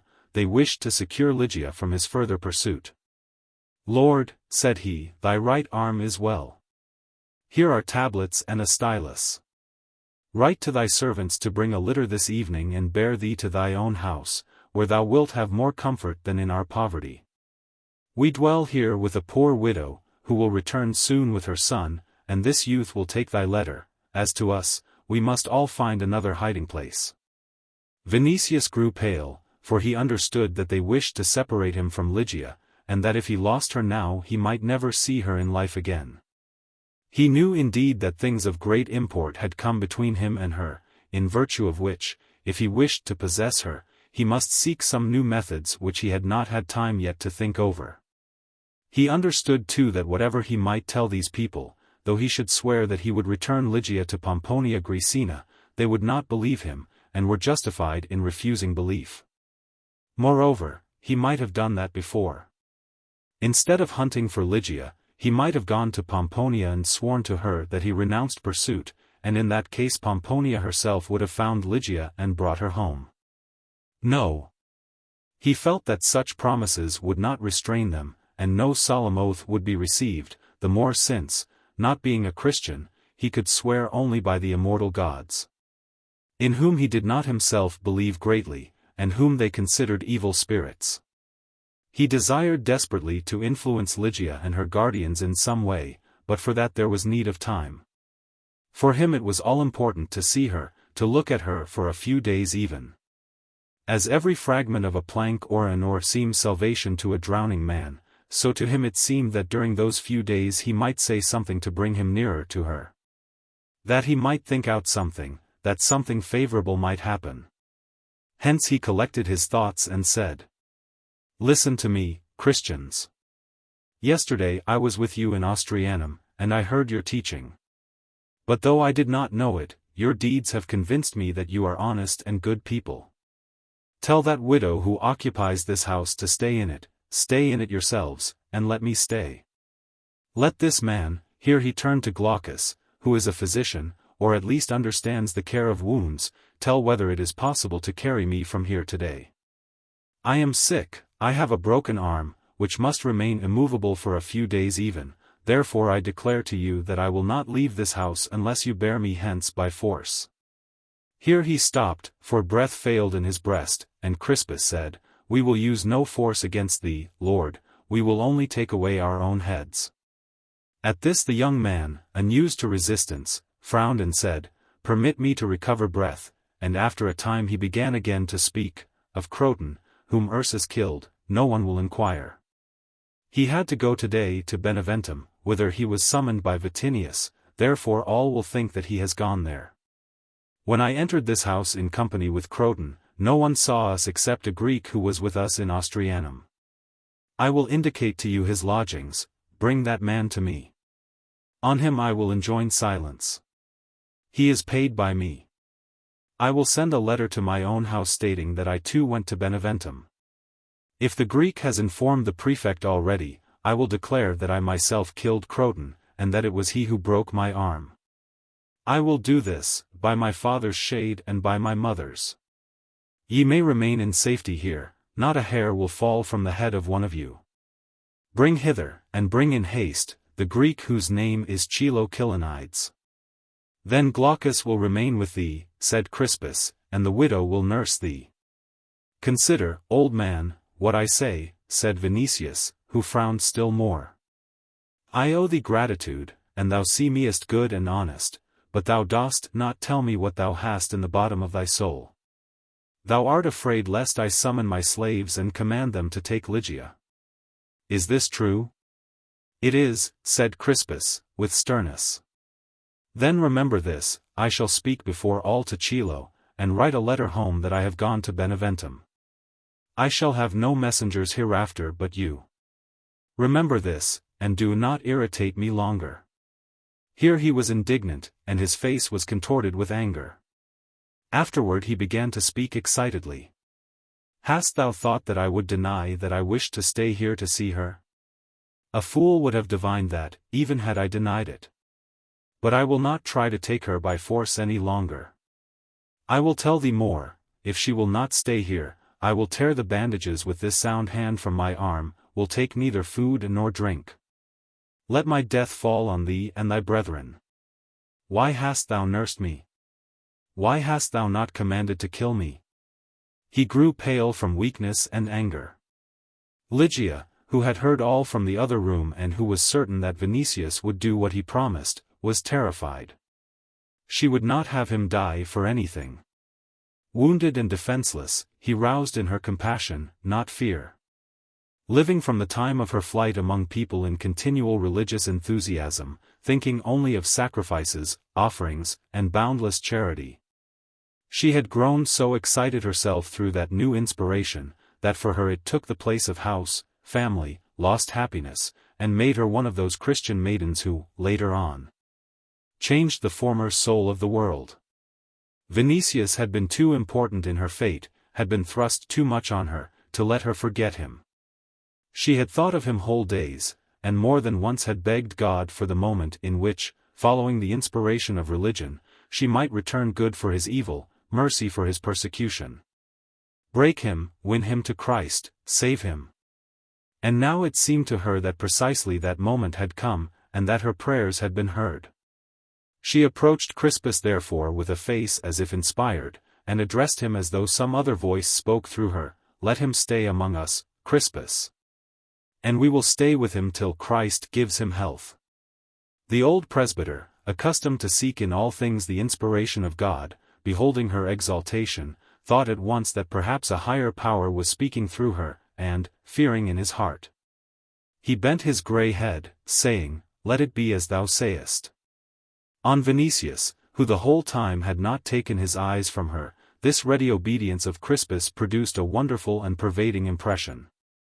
It seemed to him that among the Christians Lygia was a kind of sibyl or priestess whom they surrounded with obedience and honor, and he yielded himself also to that honor. To the love which he felt was joined now a certain awe, in presence of which love itself became something almost insolent. He could not familiarize himself, however, with the thought that their relations had changed, that now not she was dependent on his will, but he on hers, that he was lying there sick and broken. That he had ceased to be an attacking, a conquering force, that he was like a defenseless child in her care. For his proud and commanding nature such relations with any other person would have been humiliating. Now, however, not only did he not feel humiliated, but he was thankful to her as to his sovereign. In him those were feelings unheard of, feelings which he could not have entertained the day before, and which would have amazed him even on that day had he been able to analyze them clearly. But he did not inquire at the moment why it was so, just as if the position had been perfectly natural, he merely felt happy because he remained there. And he wished to thank her with gratefulness, and still with a kind of feeling unknown to him in such a degree that he knew not what to call it, for it was simply submission. His previous excitement had so exhausted him that he could not speak, and he thanked her only with his eyes, which were gleaming from delight because he remained near her, and would be able to see her, tomorrow, next day, perhaps a long time. That delight was diminished only by the dread that he might lose what he had gained. So great was this dread that when Ligia gave him water a second time, and the wish seized him to take her hand, he feared to do so. He feared. He, that Vinicius who at Caesar's feast had kissed her lips in spite of her. He, that Vinicius who after her flight had promised himself to drag her by the hair to the cubiculum, or give command to flog her. Chapter 24. But he began also to fear that some outside force might disturb his delight. Chilo might give notice of his disappearance to the prefect of the city, or to his freedmen at home. And in such an event an invasion of the house by the city guards was likely. Through his head flew the thought, it is true, that in that event he might give command to seize Ligia and shut her up in his house, but he felt that he ought not to do so. And he was not capable of acting thus. He was tyrannical, insolent, and corrupt enough, if need be he was inexorable, but he was not Tigellinus or Nero. Military life had left in him a certain feeling of justice, and religion, and a conscience to understand that such a deed would be monstrously mean. He would have been capable, perhaps, of committing such a deed during an access of anger and while in possession of his strength, but at that moment he was filled with tenderness, and was sick. The only question for Vinicius at that time was that no one should stand between him and Ligia. He noticed, too, with astonishment, that from the moment when Ligia had taken his part, neither she herself nor Crispus asked from him any assurances, just as if they felt confident that, in case of need, some superhuman power would defend them. The young tribune, in whose head the distinction between things possible and impossible had grown involved and faint since the discourse of the apostle in Austrianum, was also not too far from supposing that that might take place. But considering things more soberly, he remembered what he had said of the Greek, and asked again that Chilo be brought to him. Crispus agreed, and they decided to send Ursus. Vinicius, who in recent days, before his visit to Austrianum, had sent slaves frequently to Chilo, though without result, indicated his lodgings accurately to the Lygian. Then writing a few words on the tablet, he said, turning to Crispus, I give a tablet, for this man is suspicious and cunning. Frequently when summoned by me, he gave directions to answer my people that he was not at home. He did so always when he had no good news for me, and feared my anger. If I find him, I will bring him, willing or unwilling, said Ursus. Then, taking his mantle, he went out hurriedly. To find anyone in Rome was not easy, even with the most accurate directions. But in those cases the instinct of a hunter aided Ursus, and also his great knowledge of the city. After a certain time, therefore, he found himself at Chilo's lodgings. He did not recognize Chilo, however. He had seen him but once in his life before, and moreover, in the night. Besides, that lofty and confident old man who had persuaded him to murder Glaucus was so unlike the Greek, bent double from terror, that no one could suppose the two to be one person. Chilo, noticing that Ursus looked at him as a perfect stranger, recovered from his first fear. The sight of the tablet, with the writing of Vinicius, calmed him still more. At least the suspicion that he would take him into an ambush purposely did not trouble him. He thought, besides, that the Christians had not killed Vinicius, evidently because they had not dared to raise hands on so noted a person. And then Vinicius will protect me in case of need, thought he. Of course he does not send to deliver me to death. Summoning some courage, therefore, he said, My good man, has not my friend the noble Vinicius sent a litter? My feet are swollen, I cannot walk so far. He has not, answered Ursus. We shall go on foot. But if I refuse?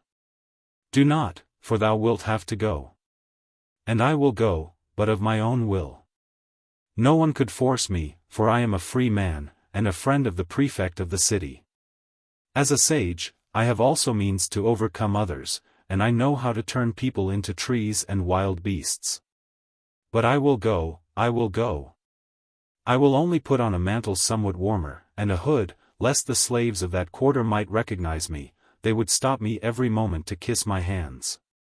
He put on a new mantle then, and let down a broad Gallic hood, lest Ursus might recognize his features on coming into clearer light. Where wilt thou take me? Asked he on the road. To the Trans-Tiber. I am not long in Rome, and I have never been there, but there too, of course, live men who love virtue. But Ursus, who was a simple man, and had heard Vinicius say that the Greek had been with him in Ostrianum, and had seen him with Croton enter the house in which Ligia lived, stopped for a moment and said, Speak no untruth, old man, for today thou wert with Vinicius in Ostrianum and under our gate. Ah, said Chilo, then is your house in the Trans-Tiber? I have not been long in Rome, and know not how the different parts are named. That is true, friend. I was under the gate, and implored Vinicius in the name of virtue not to enter. I was in Ostrianum, and dost thou know why? I am working for a certain time over the conversion of Vinicius, and wished him to hear the chief of the apostles. May the light penetrate his soul and thine. But thou art a Christian, and wishest truth to overcome falsehood. That is true, answered Ursus, with humility. Courage returned to Chilo completely. Vinicius is a powerful lord, said he, and a friend of Caesar. He listens often yet to the whisperings of the evil spirit. But if even a hair should fall from his head, Caesar would take vengeance on all the Christians. A higher power is protecting us. Surely, surely. But what do ye intend to do with Vinicius? Inquired Chilo, with fresh alarm. I know not. Christ commands mercy. Thou hast answered excellently. Think of this always, or thou wilt fry in hell like a sausage in a frying pan. Ursus sighed, and Chilo thought that he could always do what he liked with that man, who was terrible at the moment of his first outburst. So, wishing to know what happened at the seizing of Ligia, he asked further, in the voice of a stern judge, How did ye treat Croton? Speak, and do not prevaricate. Ursus sighed a second time. Vinicius will tell thee. That means that thou didst stab him with a knife, or kill him with a club. I was without arms. The Greek could not resist amazement at the superhuman strength of the barbarian. May Pluto, that is to say, may Christ pardon thee. They went on for some time in silence. Then Chilo said, I will not betray thee, but have a care of the watches. I fear Christ, not the watches. And that is proper. There is no more grievous crime than murder. I will pray for thee.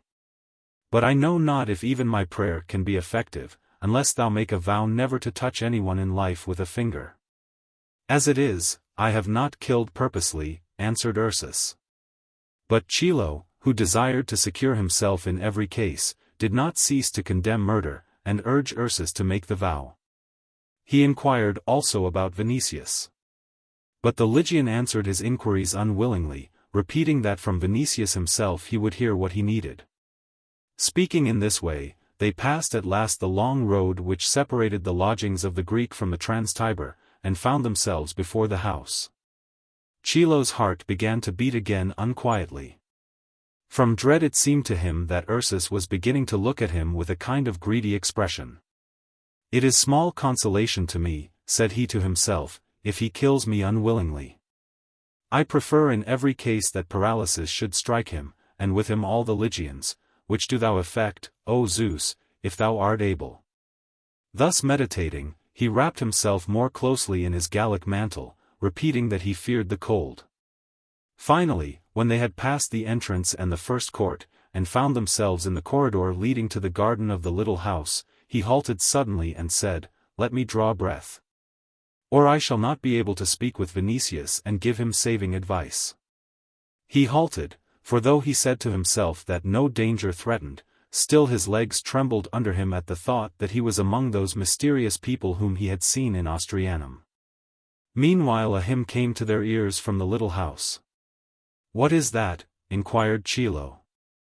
Thou sayest that thou art a Christian, and knowest not that among us it is the custom after every meal to glorify our Saviour with singing, answered Ursus. Miriam and her son must have returned, and perhaps the apostle is with them, for he visits the widow and Crispus every day. Conduct me directly to Vinicius. Vinicius is in the same room with all, for that is the only large one, the others are very small chambers, to which we go only to sleep. Come in, thou wilt rest there. They entered. It was rather dark in the room, the evening was cloudy and cold, the flames of a few candles did not dispel the darkness altogether. Vinicius divined rather than recognized Chilo in the hooded man. Chilo, seeing the bed in the corner of the room, and on it Vinicius, moved toward him directly, not looking at the others, as if with the conviction that it would be safest near him. "O, Lord, why didst thou not listen to my counsels?" exclaimed he, putting his hands together. "Silence," said Vinicius, "and listen." Here he looked sharply into Chilo's eyes, and spoke slowly with emphasis, as if wishing the Greek to understand every word of his as a command, and to keep it forever in memory. "Croton threw himself on me to kill and rob me, dost understand? I killed him then, and these people dressed the wounds which I received in the struggle." Chilo understood in a moment that if Vinicius spoke in this way it must be in virtue of some agreement with the Christians, and in that case he wished people to believe him. He saw this, too, from his face, hence in one moment, without showing doubt or astonishment, he raised his eyes and exclaimed, "That was a faith-breaking ruffian. But I warn thee, Lord, not to trust him." My teachings bounded from his head as do peas when thrown against a wall. In all Hades there are not torments enough for him. He who cannot be honest must be a rogue. What is more difficult than for a rogue to become honest? But to fall on his benefactor, a lord so magnanimous, O gods! Here he remembered that he had represented himself to Ursus on the way as a Christian, and stopped. "Were it not for the Sicca, which I brought, he would have slain me," said Vinicius. "I bless the moment in which I advised thee to take a knife even." Vinicius turned an inquiring glance on the Greek, and asked, "What hast thou done today?" "How? What? Have I not told thee, Lord, that I made a vow for thy health? Nothing more? I was just preparing to visit thee, when this good man came and said that thou hadst sent for me. Here is a tablet. Thou wilt go with it to my house, thou wilt find my freedman and give it to him. It is written on the tablet that I have gone to Beneventum. Thou wilt tell Demas from thyself that I went this morning, summoned by an urgent letter from Petronius. Here he repeated with emphasis, I have gone to Beneventum, dost understand? Thou hast gone, Lord. This morning I took leave of thee at the Porta Capena, and from the time of thy departure such sadness possesses me that if thy magnanimity will not soften it, I shall cry myself to death. Like the unhappy wife of Zethus in grief for Idolos. 7. Vinicius, though sick and accustomed to the Greek suppleness, could not repress a smile. He was glad, moreover, that Chilo understood in a flash. Hence he said, Therefore I will write that thy tears be wiped away. Give me the candle. Chilo, now pacified perfectly, rose, and, advancing a few steps toward the chimney, took one of the candles which was burning at the wall.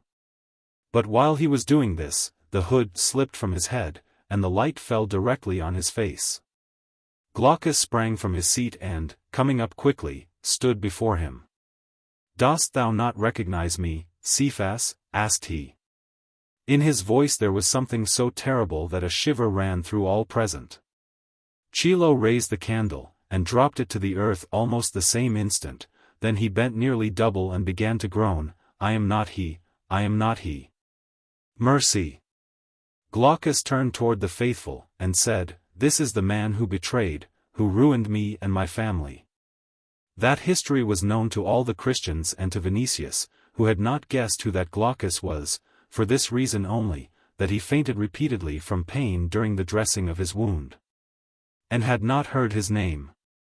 But for Ursus that short moment, with the words of Glaucus, was like a lightning flash in darkness. Recognizing Chilo, he was at his side with one spring, and, seizing his arm, bent it back, exclaiming, This is the man who persuaded me to kill Glaucus. Mercy, groaned Chilo.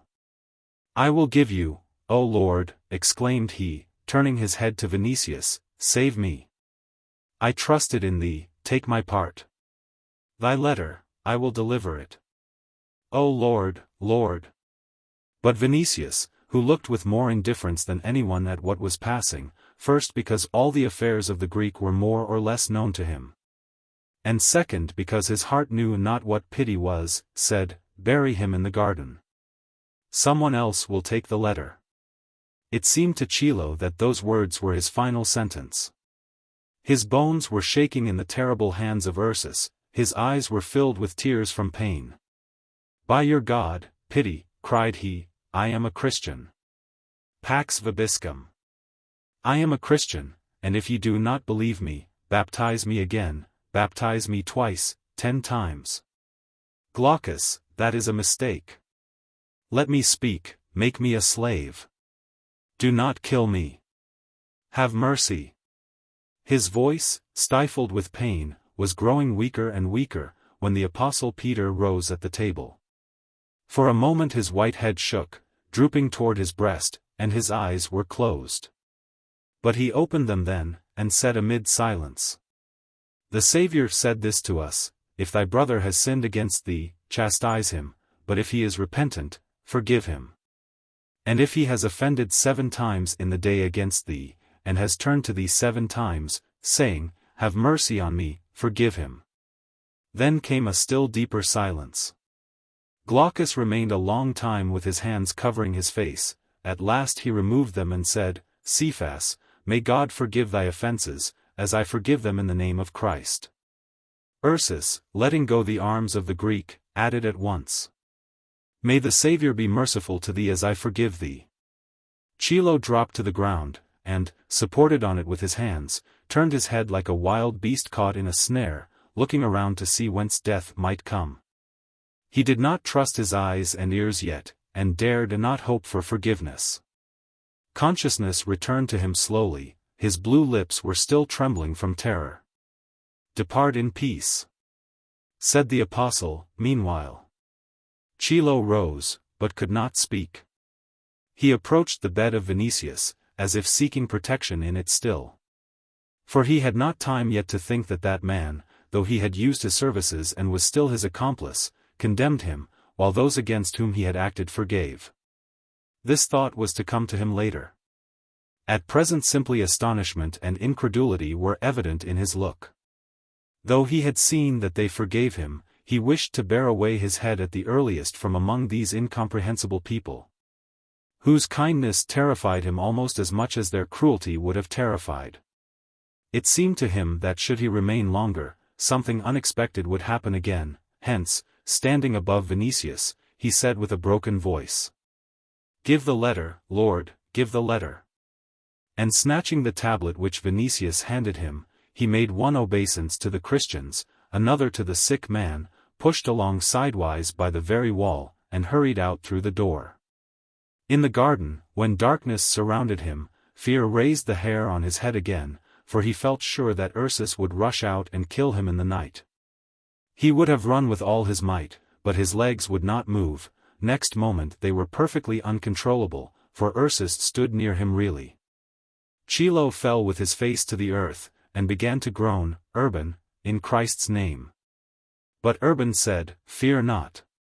The apostle commanded me to lead thee out beyond the gate, lest thou might go astray in the darkness, and, if strength failed thee, to conduct thee home. What dost thou say?" asked Chilo, raising his face. "What? Thou wilt not kill me?" "No, I will not, and if I seized thee too roughly and harmed a bone in thee, pardon me." "Help me to rise," said the Greek. "Thou wilt not kill me? Thou wilt not? Take me to the street, I will go farther alone." Ursus raised him as he might a feather, and placed him on his feet. Then he conducted him through the dark corridor to the second court. From there was a passage to the entrance and the street. In the corridor Chilo repeated again in his soul, "It is all over with me." Only when he found himself on the street did he recover and say, "I can go on alone. Peace be with thee. And with thee. And with thee. Let me draw breath." And after Ursus had gone, he breathed with a full breast. He felt his waist and hips, as if to convince himself that he was living, and then moved forward with hurried step. But why did they not kill me? And in spite of all his talk with Euritius about Christian teaching, in spite of his conversation at the river with Urban, and in spite of all that he had heard in Austrianum, he could find no answer to that question. Chapter 25. Neither could Vinicius discover the cause of what had happened, and in the bottom of his soul he was almost as much astonished as Chilo. That those people should treat him as they had, and, instead of avenging his attack, dress his wounds carefully, he ascribed partly to the doctrine which they confessed, more to Ligia, and a little also to his great significance. But their conduct with Chilo simply went beyond his understanding of man's power of forgiveness. And the question thrust itself into his mind, why did they not kill the Greek? They might have killed him with impunity. Ursus would have buried him in the garden, or borne him in the dark to the Tiber, which during that period of night murders, committed by Caesar himself even, cast up human bodies so frequently in the morning that no one inquired whence they came. To his thinking, the Christians had not only the power, but the right to kill Chilo. True, pity was not entirely a stranger to that world to which the young patrician belonged. The Athenians raised an altar to pity, and opposed for a long time the introduction of gladiatorial combats into Athens. In Rome itself the conquered received pardon sometimes, as, for instance, Callicratus, king of the Britons, who, taken prisoner in the time of Claudius, and provided for by him bountifully, dwelt in the city in freedom. But vengeance for a personal wrong seemed to Vinicius, as to all, proper and justified. The neglect of it was entirely opposed to his spirit. True, he had heard in Austrianum that one should love even enemies, that, however, he considered as a kind of theory without application in life.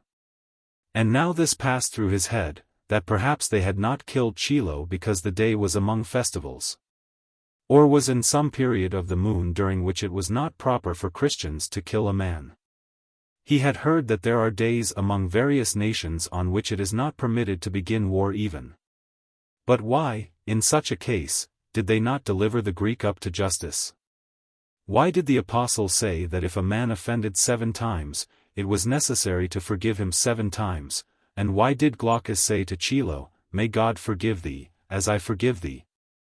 Chilo had done him the most terrible wrong that one man could do another. At the very thought of how he would act with a man who killed Lygia, for instance, the heart of Vinicius seethed up, as does water in a cauldron. There were no torments which he would not inflict in his vengeance. But Glaucus had forgiven. Ursus, too, had forgiven, Ursus, who might in fact kill whomever he wished in Rome with perfect impunity, for all he needed was to kill the king of the grove in Nemi, and take his place. Could the gladiator holding that office to which he had succeeded only by killing the previous king, resist the man whom Croton could not resist? There was only one answer to all these questions, that they refrained from killing him through a goodness so great that the like of it had not been in the world up to that time. And through an unbounded love of man, which commands to forget one's self, one's wrongs, one's happiness and misfortune, and live for others. What reward those people were to receive for this, Vinicius heard in Austrianum, but he could not understand it.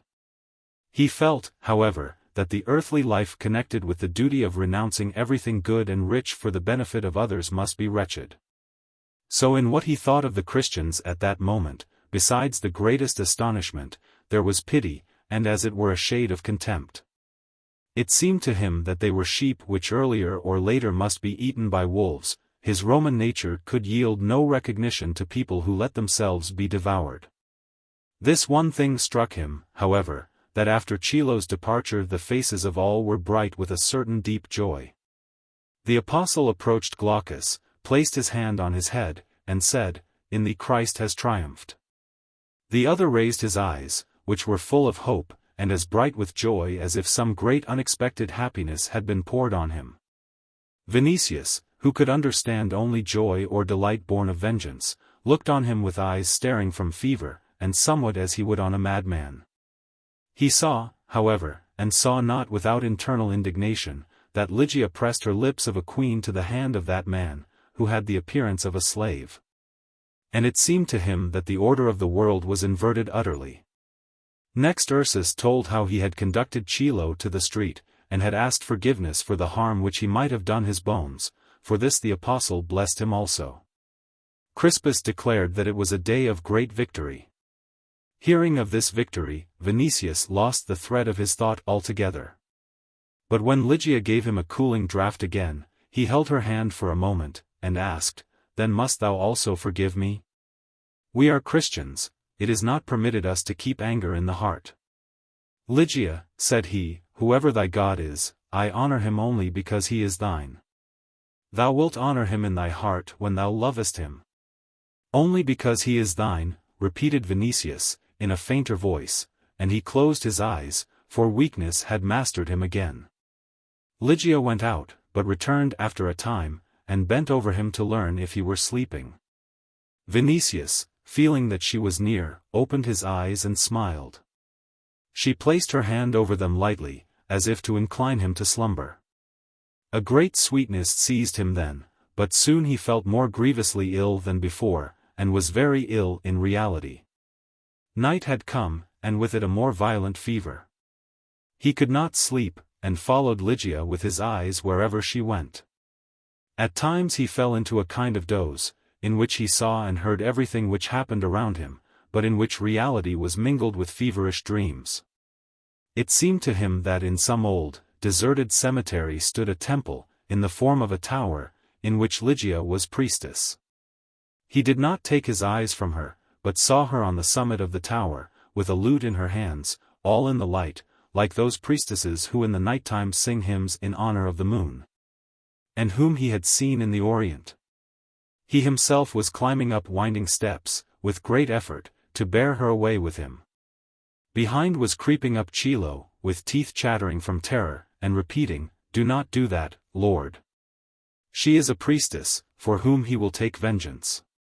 Vinicius did not know who that he was, but he understood that he himself was going to commit some sacrilege, and he felt a boundless fear also. But when he went to the balustrades surrounding the summit of the tower, the apostle with his silvery beard stood at Lygia's side on a sudden and said, "Do not raise a hand, she belongs to me." Then he moved forward with her, on a path formed by rays from the moon, as if on a path made to heaven. He stretched his hands toward them, and begged both to take him into their company. Here he woke, became conscious, and looked before him. The lamp on the tall staff shone more dimly, but still cast a light sufficiently clear. All were sitting in front of the fire warming themselves, for the night was chilly, and the chamber rather cold. Vinicius saw the breath coming as steam from their lips. In the midst of them sat the apostle, at his knees, on a low footstool, was Ligia.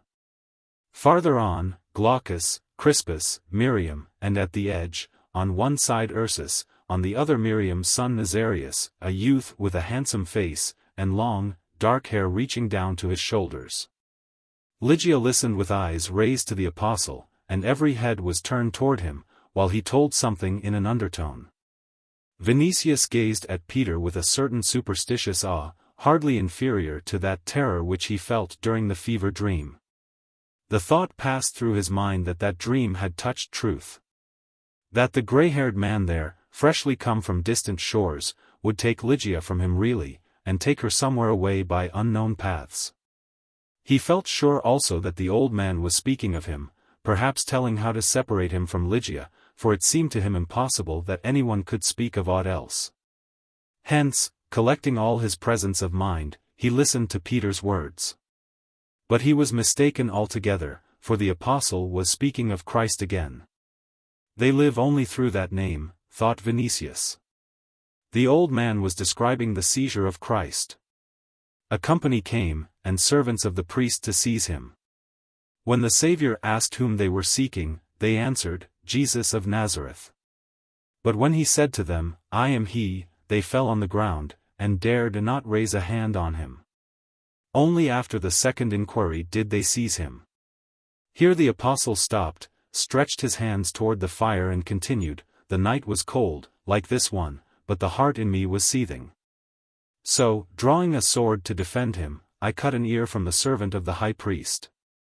I would have defended him more than my own life had he not said to me, 'Put thy sword into the sheath, the cup which my Father has given me, shall I not drink it?'" Then they seized and bound him. When he had spoken thus far, Peter placed his palm on his forehead, and was silent, wishing before he went further to stop the crowd of his recollections. But Ursus, unable to restrain himself, sprang to his feet, trimmed the light on the staff till the sparks scattered in golden rain and the flame shot up with more vigor. Then he sat down, and exclaimed, "No matter what happened. He stopped suddenly, for Ligia had put her finger to her lips.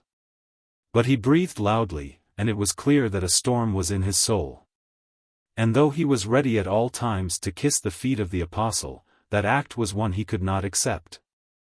If someone in his presence had raised hands on the Redeemer, if he had been with him on that night, splinters would have shot from the soldiers, the servants of the priest, and the officials.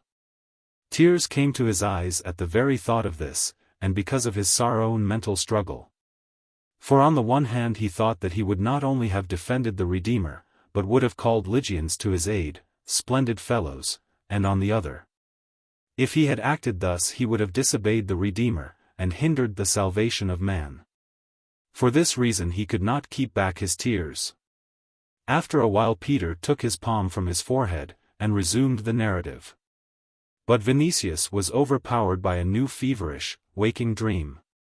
What he heard now was in his mind mixed up with what the apostle had told the night previous in Ostrianum, of that day in which Christ appeared on the shore of the Sea of Tiberias.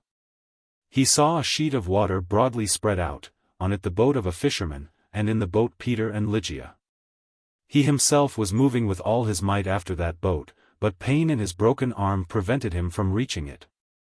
The wind hurled waves in his eyes, he began to sink, and called with entreating voice for rescue. Ligia knelt down then before the apostle, who turned his boat, and reached an oar, which Vinicius seized. With their assistance he entered the boat and fell on the bottom of it. It seemed to him, then, that he stood up, and saw a multitude of people sailing after them. Waves covered their heads with foam, in the whirl only the hands of a few could be seen. But Peter saved the drowning time after time, and gathered them into his boat, which grew larger, as if by a miracle. Soon crowds filled it, as numerous as those which were collected in Ostrianum, and then still greater crowds. Vinicius wondered how they could find place there, and he was afraid that they would sink to the bottom. But Lygia pacified him by showing him a light on the distant shore toward which they were sailing. These dream pictures of Vinicius were blended again with descriptions which he had heard in Ostrianum, from the lips of the apostle, as to how Christ had appeared on the lake once. So that he saw now in that light on the shore a certain form toward which Peter was steering, and as he approached it the weather grew calmer, the water grew smoother, the light became greater. The crowd began to sing sweet hymns, the air was filled with the odor of nard. The play of water formed a rainbow, as if from the bottom of the lake lilies and roses were looking, and at last the boat struck its breast safely against the sand. Ligia took his hand then, and said, "Come, I will lead thee," and she led him to the light. Vinicius woke again, but his dreaming ceased slowly, and he did not recover at once the sense of reality. It seemed for a time to him that he was still on the lake, and surrounded by crowds, among which, not knowing the reason himself, he began to look for Petronius, and was astonished not to find him. The bright light from the chimney, at which there was no one at that time, brought him completely to his senses. Olive sticks were burning slowly under the rosy ashes. But the splinters of pine, which evidently had been put there some moments before, shot up a bright flame, and in the light of this, Vinicius saw Ligia, sitting not far from his bedside. The sight of her touched him to the depth of his soul. He remembered that she had spent the night before in Ostrianum, and had busied herself the whole day in nursing him, and now when all had gone to rest, she was the only one watching. It was easy to divine that she must be wearied, for while sitting motionless her eyes were closed. Vinicius knew not whether she was sleeping or sunk in thought. He looked at her profile, at her drooping lashes, at her hands lying on her knees.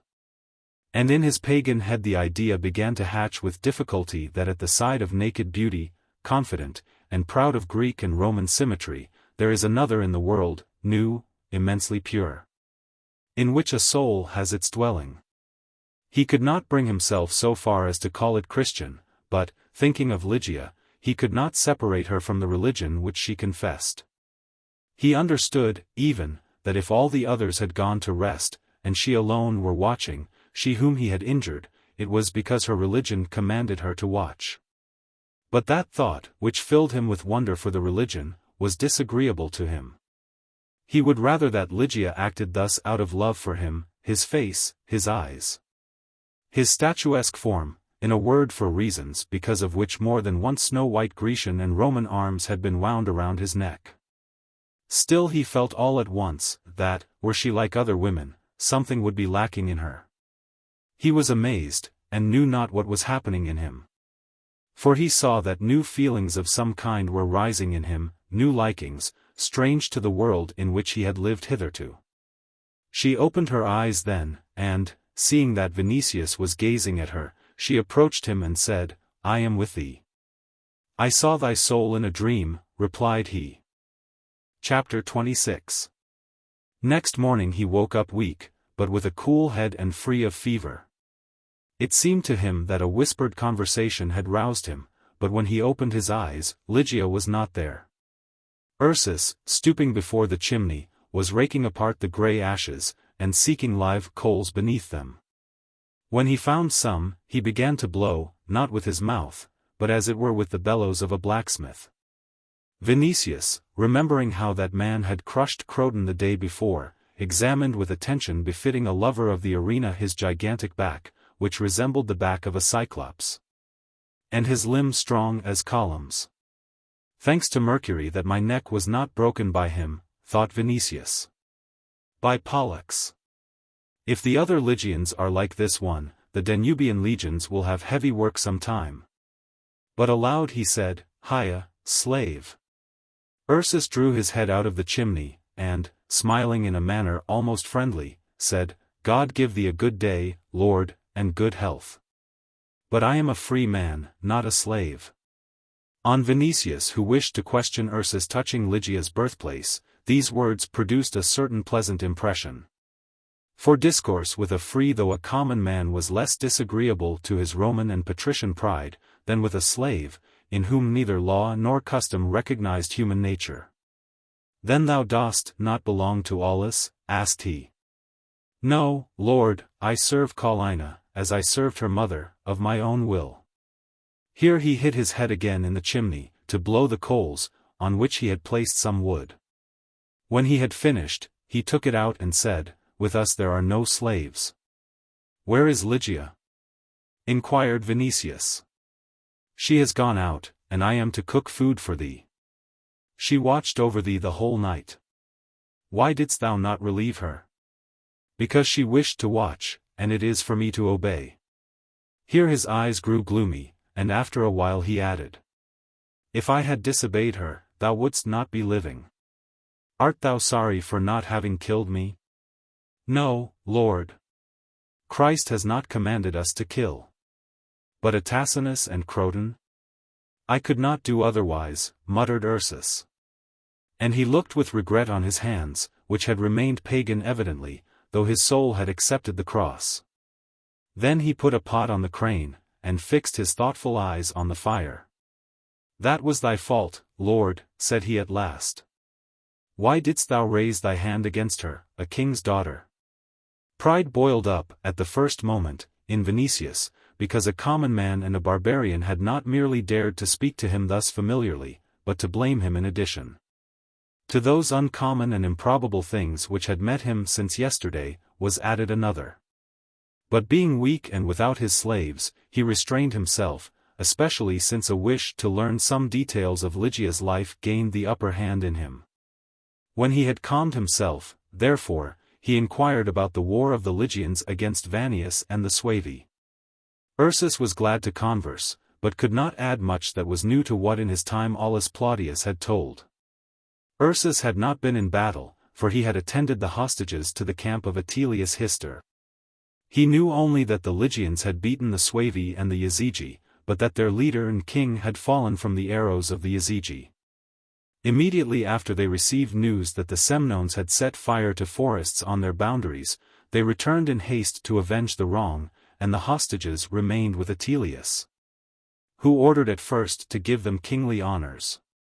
Afterward Ligia's mother died. The Roman commander knew not what to do with the child.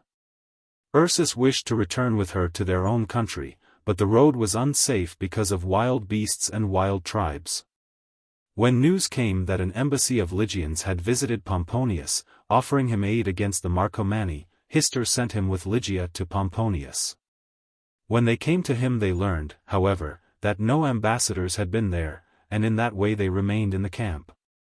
Whence Pomponius took them to Rome, and at the conclusion of his triumph he gave the king's daughter to Pomponia Graecina. Though only certain small details of this narrative had been unknown to Vinicius, he listened with pleasure. For his enormous pride of family was pleased that an eyewitness had confirmed Ligia's royal descent. As a king's daughter she might occupy a position at Caesar's court equal to the daughters of the very first families, all the more since the nation whose ruler her father had not warred with Rome so far, and, though barbarian, it might become terrible. For, according to Atilius Hister himself, it possessed an immense force of warriors. Ursus, moreover, confirmed this completely. "We live in the woods," said he, in answer to Vinicius, "but we have so much land that no man knows where the end is, and there are many people on it. There are also wooden towns in the forest, in which there is great plenty, for what the Semnones, the Marcomanni, the Vandals, and the Quadi plunder through the world, we take from them. They dare not come to us, but when the wind blows from their side, they burn our forests. We fear neither them nor the Roman Caesar." "The gods gave Rome dominion over the earth," said Vinicius severely. "The gods are evil spirits," replied Ursus, with simplicity, "and where there are no Romans, there is no supremacy." Here he fixed the fire, and said, as if to himself, "When Caesar took Paulina to the palace, and I thought that harm might meet her. I wanted to go to the forest and bring Lygians to help the king's daughter. And Lygians would have moved toward the Danube, for they are virtuous people though pagan. There I should have given them good tidings. But as it is, if ever Paulina returns to Pomponia Graecina, I will bow down to her for permission to go to them, for Christus was born far away, and they have not even heard of him. He knew better than I where he should be born, but if he had come to the world with us, in the forests, we would not have tortured him to death, that is certain. We would have taken care of the child, and guarded him, so that never should he want for game, mushrooms, beaver skins, or amber. And what we plundered from the Suevi and the Marcomanni we would have given him, so that he might have comfort and plenty. Thus speaking, he put near the fire the vessel with food for Vinicius, and was silent. His thoughts wandered evidently, for a time yet, through the Lygian wildernesses, till the liquid began to boil. Then he poured it into a shallow plate, and, cooling it properly, said, Glaucus advises thee, Lord, to move even thy sound arm as little as possible. Paulina has commanded me to give thee food. Ligia commanded. There was no answer to that. It did not even come to Vinicius' head to oppose her will, just as if she had been the daughter of Caesar or a goddess. He uttered not a word, therefore, and Ursus, sitting near his bed, took out the liquid with a small cup, and put it to his mouth. He did this so carefully, and with such a kindly smile, that Vinicius could not believe his own eyes, could not think him the same terrible Titan who the day before had crushed Croton, and, rushing on him like a storm, would have torn him to pieces but for Lygia's pity. The young patrician, for the first time in life, began to ponder over this, what can take place in the breast of a simple man, a barbarian, and a servant? But Ursus proved to be a nurse as awkward as painstaking. The cup was lost among his Herculean fingers so completely that there was no place left for the mouth of the sick man. After a few fruitless efforts the giant was troubled greatly, and said, Ei. It would be easier to lead an aurochs out of a snare. The anxiety of the Lygian amused Vinicius, but his remark did not interest him less. He had seen in circuses the terrible urus, brought from wildernesses of the north, against which the most daring bestiarii went with dread, and which yielded only to elephants in size and strength. Hast thou tried to take such beasts by the horns? Inquired he, with astonishment. Till the 20th winter passed over me, I was afraid, answered Ursus, but after that it happened. And he began to feed Vinicius still more awkwardly than before. I must ask Miriam or Nazarius, said he. But now Lygia's pale face appeared from behind the curtain. I will assist directly, said she. And after a while she came from the cubiculum, in which she had been preparing to sleep, as it seemed, for she was in a single close tunic, called by the ancients capitium, covering the breast completely, and her hair was unbound. Vinicius, whose heart beat with more quickness at sight of her, began to upbraid her for not thinking of sleep yet. But she answered joyously, I was just preparing to sleep, but first I will take the place of Ursus. She took the cup, and, sitting on the edge of the bed, began to give food to Vinicius, who felt at once overcome and delighted.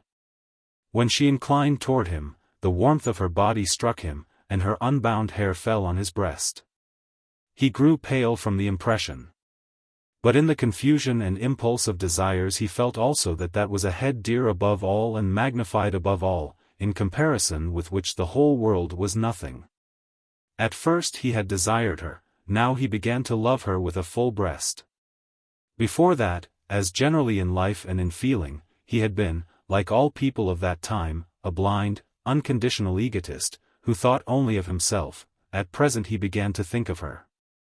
After a while, therefore, he refused further nourishment, and though he found inexhaustible delight in her presence and in looking at her, he said, Enough. Go to rest, my divine one. Do not address me in that way, answered Ligia, it is not proper for me to hear such words. She smiled at him, however, and said that sleep had fled from her, that she felt no toil, that she would not go to rest till Glaucus came. He listened to her words as to music. His heart rose with increasing delight, increasing gratitude, and his thought was struggling to show her that gratitude. Lygia, said he, after a moment of silence, I did not know thee hitherto. But I know now that I wished to attain thee by a false way, hence I say, return to Pomponia Graecina, and be assured that in future no hand will be raised against thee. Her face became sad on a sudden. I should be happy, answered she, could I look at her, even from a distance, but I cannot return to her now.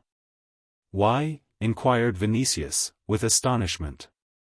We Christians know, through act, what is done on the Palatine. Hast thou not heard that Caesar, soon after my flight and before his departure for Naples, summoned Aulus and Pomponia, and, thinking that they had helped me, threatened them with his anger? Fortunately Aulus was able to say to him, Thou knowest, Lord, that a lie has never passed my lips. I swear to thee now that we did not help her to escape, and we do not know, as thou dost not, what has happened to her. Caesar believed, and afterward forgot. By the advice of the elders I have never written to mother where I am, so that she might take an oath boldly at all times that she has no knowledge of me. Thou wilt not understand this, perhaps, O Vinicius, but it is not permitted us to lie, even in a question involving life. Such is the religion on which we fashion our hearts. Therefore I have not seen Pomponia from the hour when I left her house. From time to time distant echoes barely reach her that I am alive and not in danger. Here a longing seized Ligia, and her eyes were moist with tears, but she calmed herself quickly, and said, I know that Pomponia, too, yearns for me, but we have consolation which others have not. Yes, answered Vinicius, Christ is your consolation, but I do not understand that. Look at us.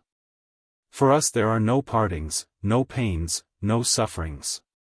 Or if they come they are turned into pleasure.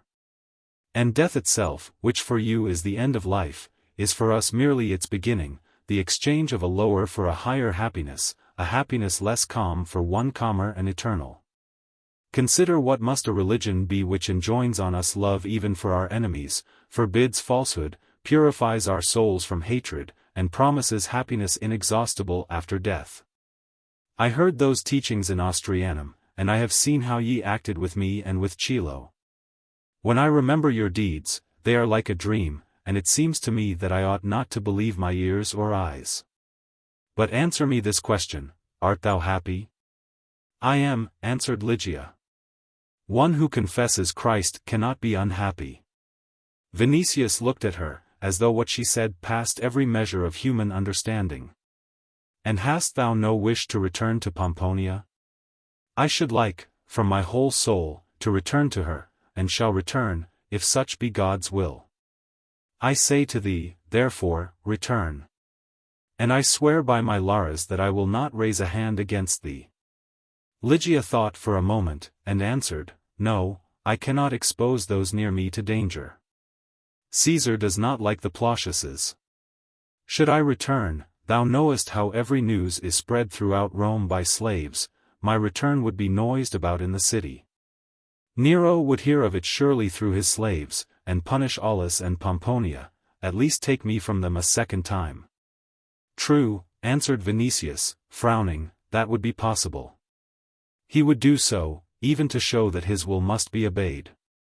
It is true that he only forgot thee, or would remember thee, because the loss was not his, but mine.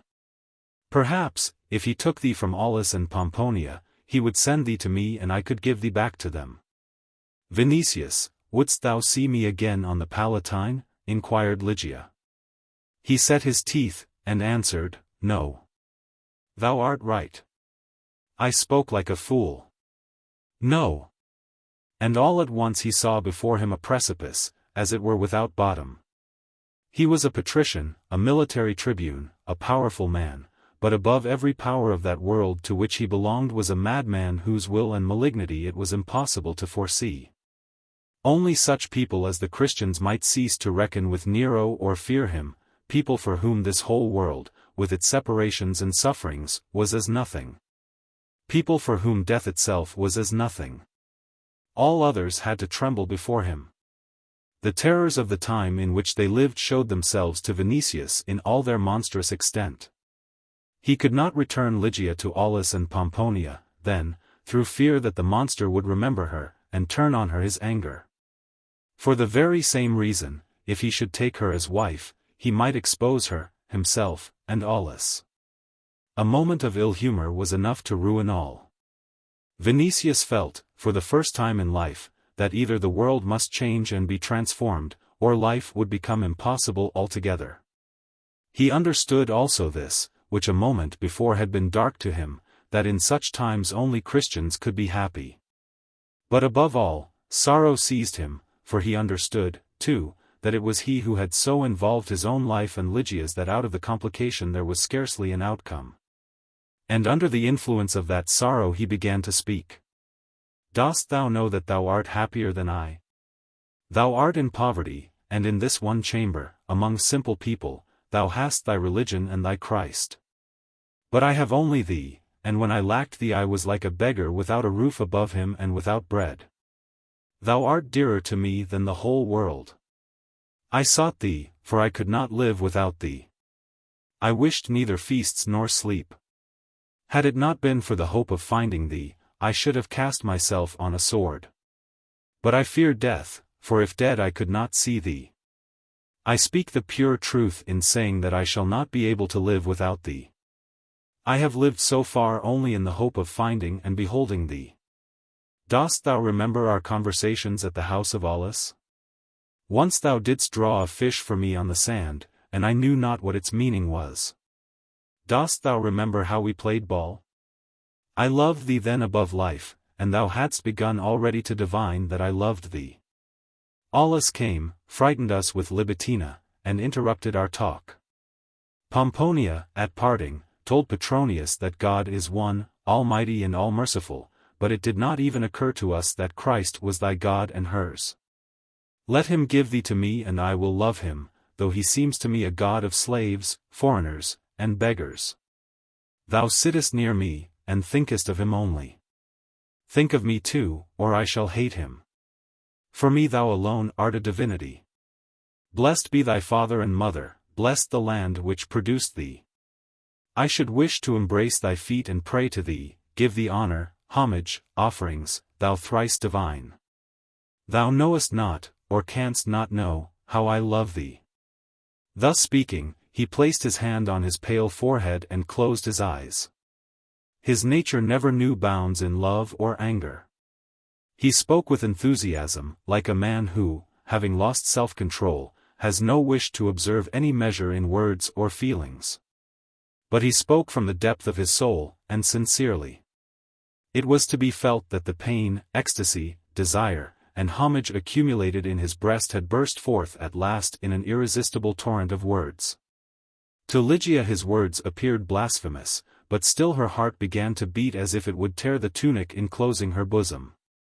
She could not resist pity for him and his suffering. She was moved by the homage with which he spoke to her.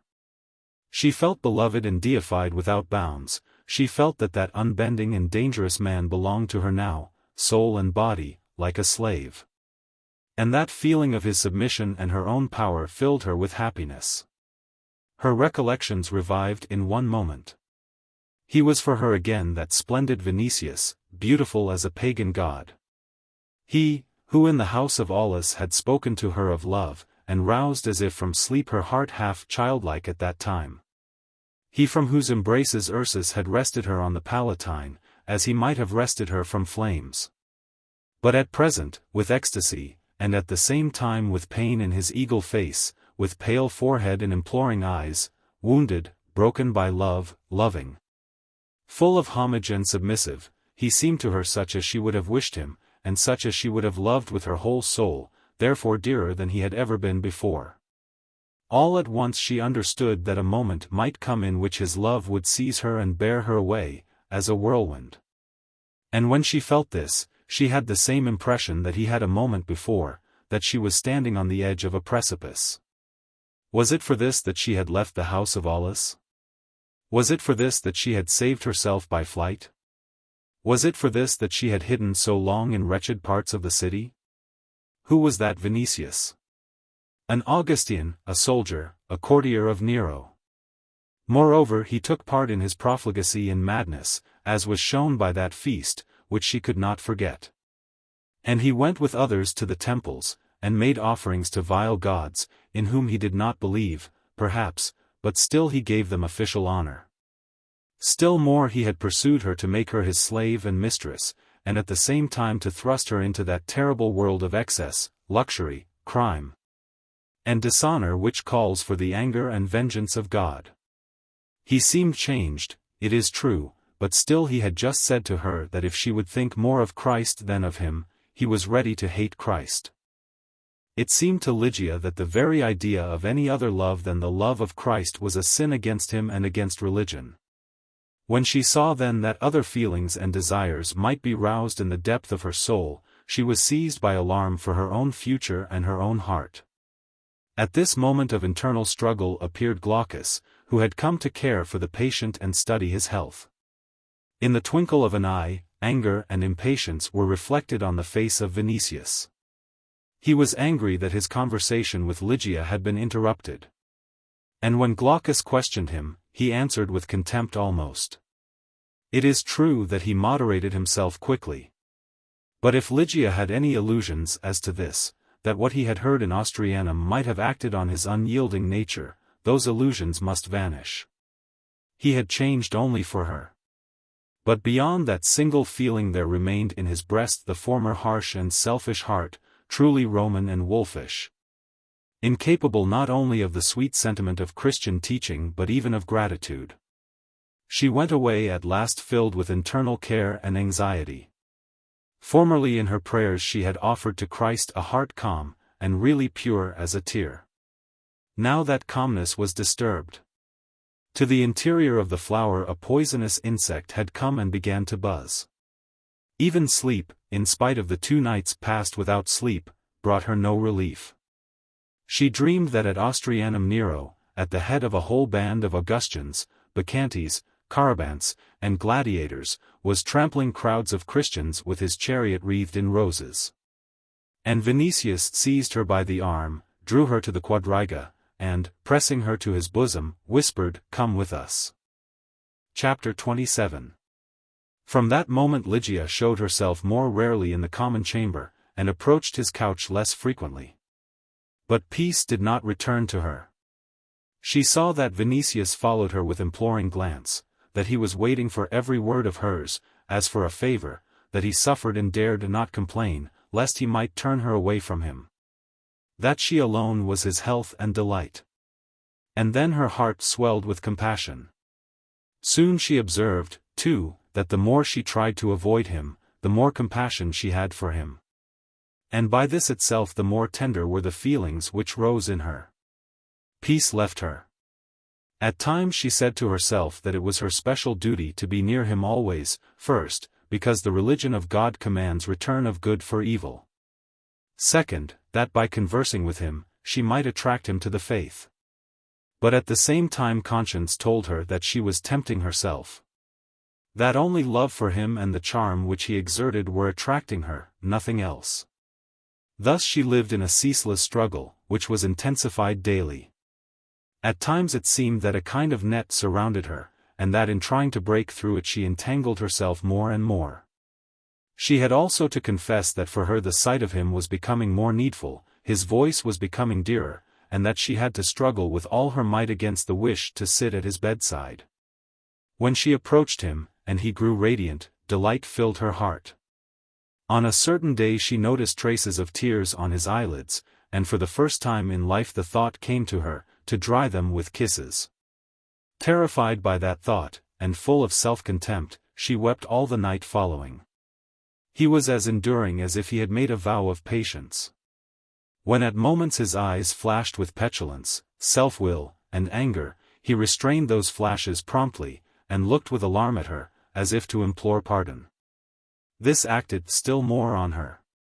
Never had she such a feeling of being greatly loved as then, and when she thought of this, she felt at once guilty and happy.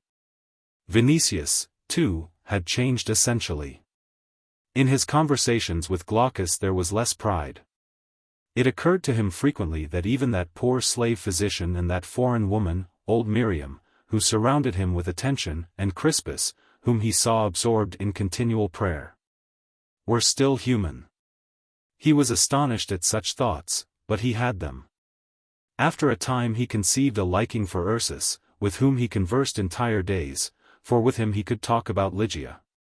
The giant, on his part, was inexhaustible in narrative, and while performing the most simple services for the sick man, he began to show him also some attachment. For Vinicius, Lygia had been at all times a being of another order, higher 100 times than those around her. Nevertheless, he began to observe simple and poor people, a thing which he had never done before, and he discovered in them various traits the existence of which he had never suspected. Nazarius, however, he could not endure, for it seemed to him that the young lad had dared to fall in love with Lygia. He had restrained his aversion for a long time, it is true. But once when he brought her 2 quails, which he had bought in the market with his own earned money, the descendant of the Quirites spoke out in Vinicius, for whom one who had wandered in from a strange people had less worth than the meanest worm. When he heard Lygia's thanks, he grew terribly pale, and when Nazarius went out to get water for the birds, he said, "Lygia, canst thou endure that he should give thee gifts? Dost thou not know that the Greeks call people of his nation Jewish dogs? I do not know what the Greeks call them, but I know that Nazarius is a Christian and my brother." When she had said this she looked at Vinicius with astonishment and regret, for he had disaccustomed her to similar outbursts. And he set his teeth, so as not to tell her that he would have given command to beat such a brother with sticks, or would have sent him as a competitus ape to dig earth in his Sicilian vineyards. He restrained himself, however, throttled the anger within him, and only after a while did he say, "Pardon me, Lygia. For me thou art the daughter of a king and the adopted child of Claudius." And he subdued himself to that degree that when Nazarius appeared in the chamber again, he promised him, on returning to his villa, the gift of a pair of peacocks or flamingos, of which he had a garden full. Lygia understood what such victories over himself must have cost him, but the oftener he gained them the more her heart turned to him. His merit with regard to Nazarius was less, however, than she supposed. Vinicius might be indignant for a moment, but he could not be jealous of him. In fact, the son of Miriam did not, in his eyes, mean much more than a dog. Besides, he was a child yet, who, if he loved Lygia, loved her unconsciously and servilely. Greater struggles must the young tribune have with himself to submit, even in silence, to that honor with which among those people the name of Christ and his religion was surrounded. In this regard wonderful things took place in Vinicius. That was in every case a religion which Lygia believed, hence for that single reason he was ready to receive it. Afterward, the more he returned to health, the more he remembered the whole series of events which had happened since that night at Ostrianum. And the whole series of thoughts which had come to his head from that time, the more he was astonished at the superhuman power of that religion which changed the souls of men to their foundations. He understood that in it there was something uncommon, something which had not been on earth before, and he felt that could it embrace the whole world, could it engraft on the world its love and charity, an epoch would come recalling that in which not Jupiter, but Saturn had ruled. He did not dare either to doubt the supernatural origin of Christ, or his resurrection, or the other miracles. The eyewitnesses who spoke of them were too trustworthy and despised falsehood too much to let him suppose that they were telling things that had not happened. Finally, Roman skepticism permitted disbelief in the gods, but believed in miracles. Vinicius, therefore, stood before a kind of marvelous puzzle which he could not solve. On the other hand, however, that religion seemed to him opposed to the existing state of things, impossible of practice, and mad in a degree beyond all others. According to him, people in Rome and in the whole world might be bad, but the order of things was good. Had Caesar, for example, been an honest man, had the Senate been composed, not of insignificant libertines, but of men like Thrasea, what more could one wish? Nay, Roman peace and supremacy were good, distinction among people just and proper. But that religion, according to the understanding of Vinicius, would destroy all order, all supremacy, every distinction. What would happen then to the dominion and lordship of Rome? Could the Romans cease to rule, or could they recognize a whole herd of conquered nations as equal to themselves? That was a thought which could find no place in the head of a patrician. As regarded him personally, that religion was opposed to all his ideas and habits, his whole character and understanding of life. He was simply unable to imagine how he could exist were he to accept it. He feared and admired it, but as to accepting it, his nature shuddered at that. He understood, finally, that nothing save that religion separated him from Ligia, and when he thought of this, he hated it with all the powers of his soul. Still he acknowledged to himself that it had adorned Ligia with that exceptional, unexplained beauty which in his heart had produced, besides love, respect, besides desire, homage. And had made of that same Ligia a being dear to him beyond all others in the world. And then he wished anew to love Christ. And he understood clearly that he must either love or hate him, he could not remain indifferent. Meanwhile two opposing currents were as if driving him, he hesitated in thoughts, in feelings. He knew not how to choose, he bowed his head, however, to that God by him uncomprehended, and paid silent honor for this sole reason, that he was Ligia's God. Ligia saw what was happening in him. She saw how he was breaking himself, how his nature was rejecting that religion. And though this mortified her to the death, compassion, pity, and gratitude for the silent respect which he showed Christ inclined her heart to him with irresistible force. She recalled Pomponia Graecina and Aulus. For Pomponia a source of ceaseless sorrow and tears that never dried was the thought that beyond the grave she would not find Aulus. Ligia began now to understand better that pain, that bitterness. She too had found a being dear to her, and she was threatened by eternal separation from this dear one. At times, it is true, she was self-deceived, thinking that his soul would open itself to Christ's teaching, but these illusions could not remain. She knew and understood him too well. Vinicius a Christian, these two ideas could find no place together in her unenlightened head. If the thoughtful, discreet Aulus had not become a Christian under the influence of the wise and perfect Pomponia, how could Vinicius become one? To this there was no answer, or rather there was only one, that for him there was neither hope nor salvation. But Ligia saw with terror that that sentence of condemnation which hung over him instead of making him repulsive made him still dearer simply through compassion. At moments the wish seized her to speak to him of his dark future.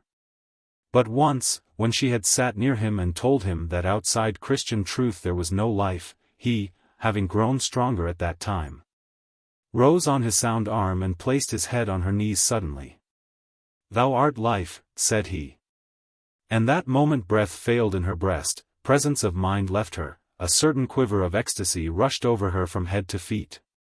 Seizing his temples with her hands, she tried to raise him, but bent the while so that her lips touched his hair.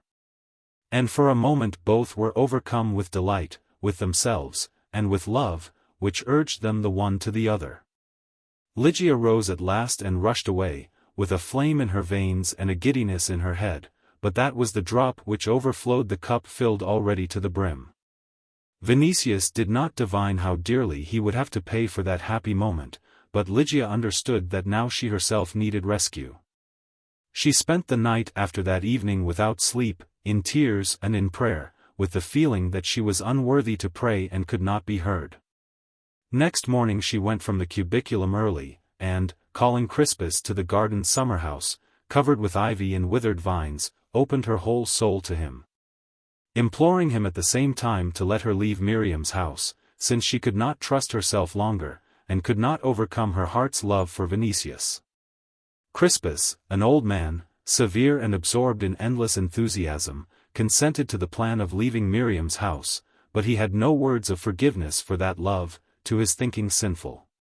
His heart swelled with indignation at the very thought that Ligia, whom he had guarded since the time of her flight, whom he had loved, whom he had confirmed in the faith, and on whom he looked now as a white lily grown up on the field of Christian teaching undefiled by any earthly breath, could have found a place in her soul for love other than heavenly. He had believed hitherto that nowhere in the world did there beat a heart more purely devoted to the glory of Christ. He wanted to offer her to him as a pearl, a jewel, the precious work of his own hands, hence the disappointment which he felt filled him with grief and amazement. "Go and beg God to forgive thy fault," said he, gloomily. "Flee before the evil spirit who involved thee bring thee to utter fall, and before thou oppose the Saviour. God died on the cross to redeem thy soul with his blood, but thou hast preferred to love him who wished to make thee his concubine. God saved thee by a miracle of his own hands, but thou hast opened thy heart to impure desire, and hast loved the son of darkness. Who is he? The friend and servant of Antichrist, his copartner in crime and profligacy. Whither will he lead thee, if not to that abyss and to that Sodom in which he himself is living, but which God will destroy with the flame of his anger? But I say to thee, would thou hadst died, would the walls of this house had fallen on thy head before that serpent had crept into thy bosom and beslimed it with the poison of iniquity."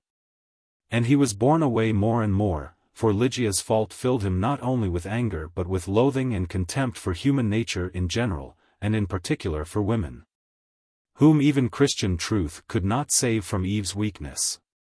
To him it seemed nothing that the maiden had remained pure, that she wished to flee from that love, that she had confessed it with compunction and penitence. Crispus had wished to transform her into an angel, to raise her to heights where love for Christ alone existed, and she had fallen in love with an Augustine. The very thought of that filled his heart with horror, strengthened by a feeling of disillusion and disappointment. No, no, he could not forgive her. Words of horror burned his lips like glowing coals. He struggled still with himself not to utter them, but he shook his emaciated hands over the terrified girl. Ligia felt guilty, but not to that degree. She had judged even that withdrawal from Miriam's house would be her victory over temptation, and would lessen her fault. Crispus rubbed her into the dust, showed her all the misery and insignificance of her soul, which she had not suspected hitherto. She had judged even that the old presbyter, who from the moment of her flight from the Palatine had been to her as a father, would show some compassion, console her, give her courage, and strengthen her. "I offer my pain and disappointment to God," said he, "but thou hast deceived the Saviour also, for thou hast gone as it were to a quagmire which has poisoned thy soul with its miasma. Thou mightst have offered it to Christ as a costly vessel, and said to him, Fill it with grace, O Lord, but thou hast preferred to offer it to the servant of the evil one. May God forgive thee and have mercy on thee, for till thou cast out the serpent, I who held thee as chosen." But he ceased suddenly to speak, for he saw that they were not alone. Through the withered vines and the ivy, which was green alike in summer and winter, he saw two men, one of whom was Peter the Apostle. The other he was unable to recognize at once, for a mantle of coarse woolen stuff, called cilicium, concealed a part of his face. It seemed to Crispus for a moment that that was Chilo. They, hearing the loud voice of Crispus, entered the summer-house and sat on a stone bench. Peter's companion had an emaciated face. His head, which was growing bald, was covered at the sides with curly hair, he had reddened eyelids and a crooked nose. In the face, ugly and at the same time inspired, Crispus recognized the features of Paul of Tarsus. Ligia, casting herself on her knees, embraced Peter's feet, as if from despair, and, sheltering her tortured head in the fold of his mantle, remained thus in silence. "Peace to your souls," said Peter. And seeing the child at his feet he asked what had happened.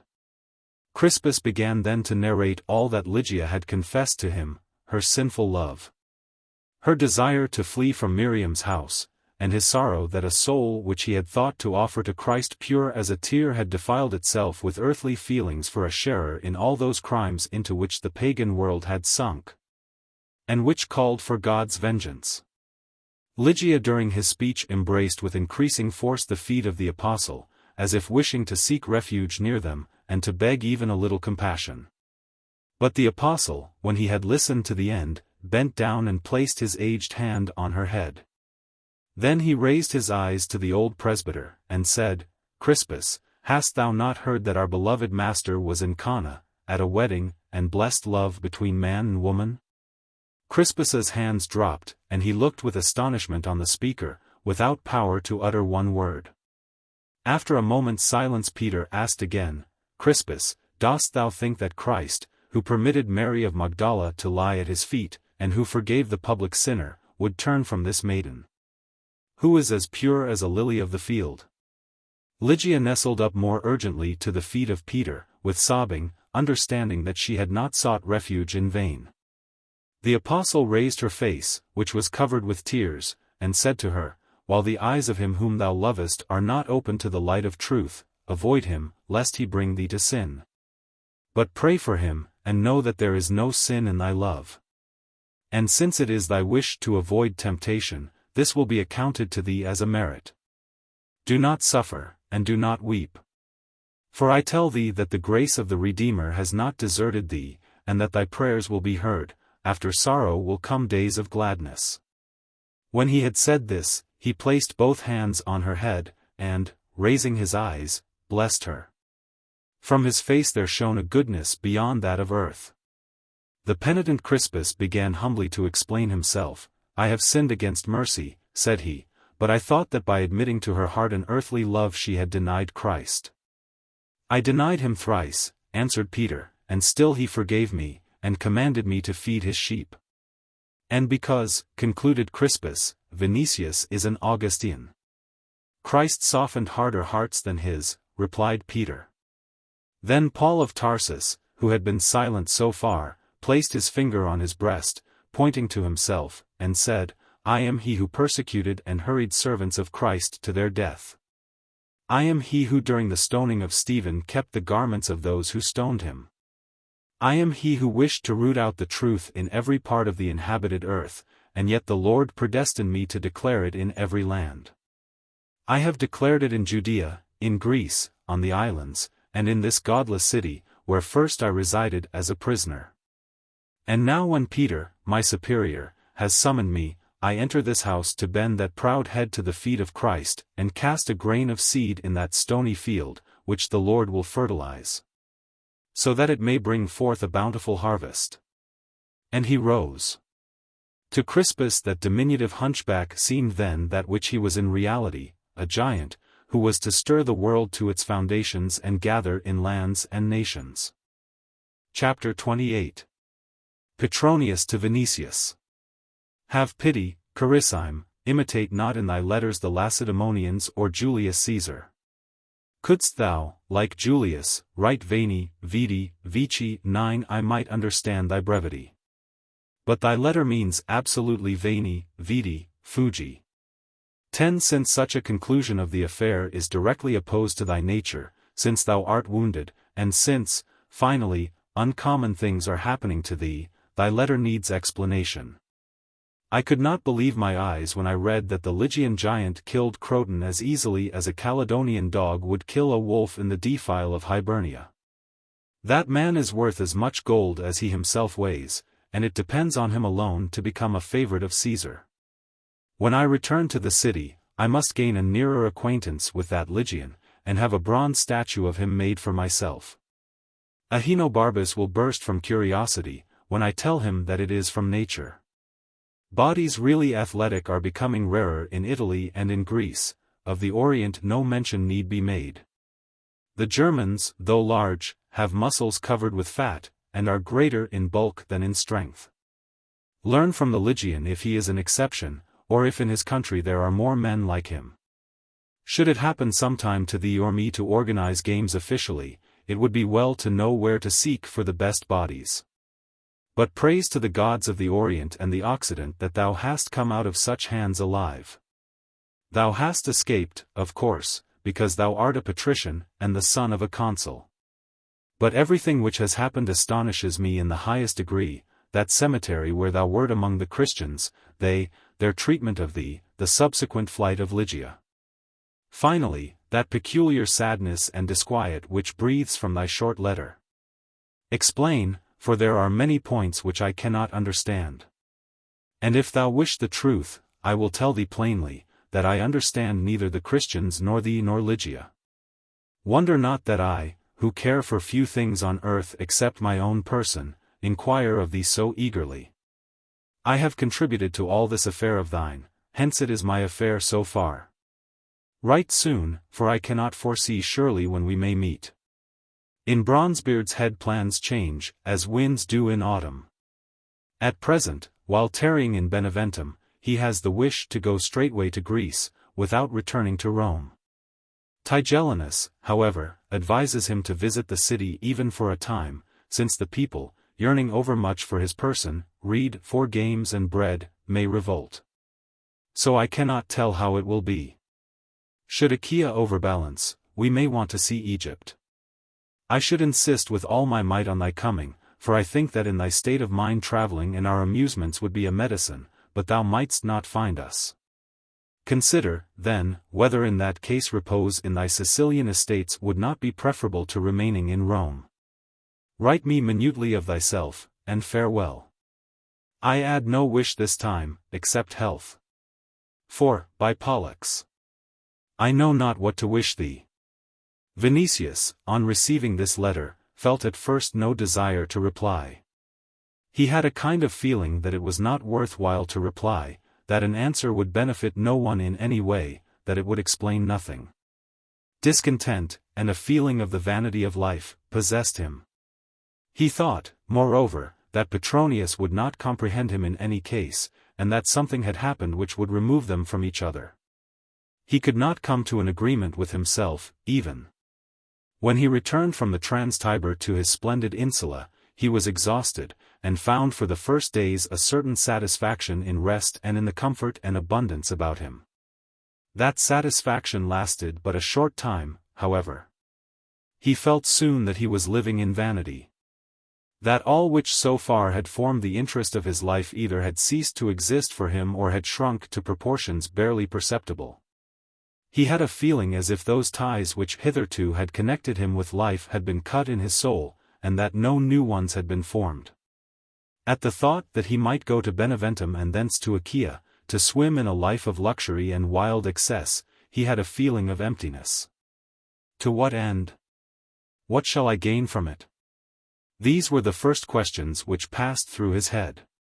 And for the first time in life, also, he thought that if he went, the conversation of Petronius, his wit, his quickness, his exquisite outlining of thought, and his choice of apt phrases for every idea might annoy him. But solitude, too, had begun to annoy him. All his acquaintances were with Caesar in Beneventum. So he had to stay at home alone, with a head full of thoughts, and a heart full of feelings which he could not analyze. He had moments, however, in which he judged that if he could converse with someone about everything that took place in him, perhaps he might be able to grasp it all somehow, bring it to order, and estimate it better. Under the influence of this hope, and after some days of hesitation, he decided to answer Petronius. And, though not certain that he would send the answer, he wrote it in the following words. It is thy wish that I write more minutely, agreed then. Whether I shall be able to do it more clearly, I cannot tell, for there are many knots which I know not myself how to loosen. I described to thee my stay among the Christians, and their treatment of enemies, among whom they had a right to count both me and Chilo. Finally, of the kindness with which they nursed me, and of the disappearance of Ligia. No, my dear friend, I was not spared because of being the son of a consul. Such considerations do not exist for them, since they forgave even Chilo, though I urged them to bury him in the garden.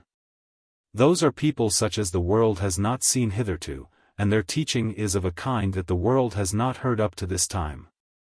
I can say nothing else, and he errs who measures them with our measure. I tell thee that, if I had been lying with a broken arm in my own house, and if my own peoples, even my own family, had nursed me, I should have had more comforts, of course. But I should not have received half the care which I found among them. Know this, too, that Ligia is like the others. Had she been my sister or my wife, she could not have nursed me more tenderly.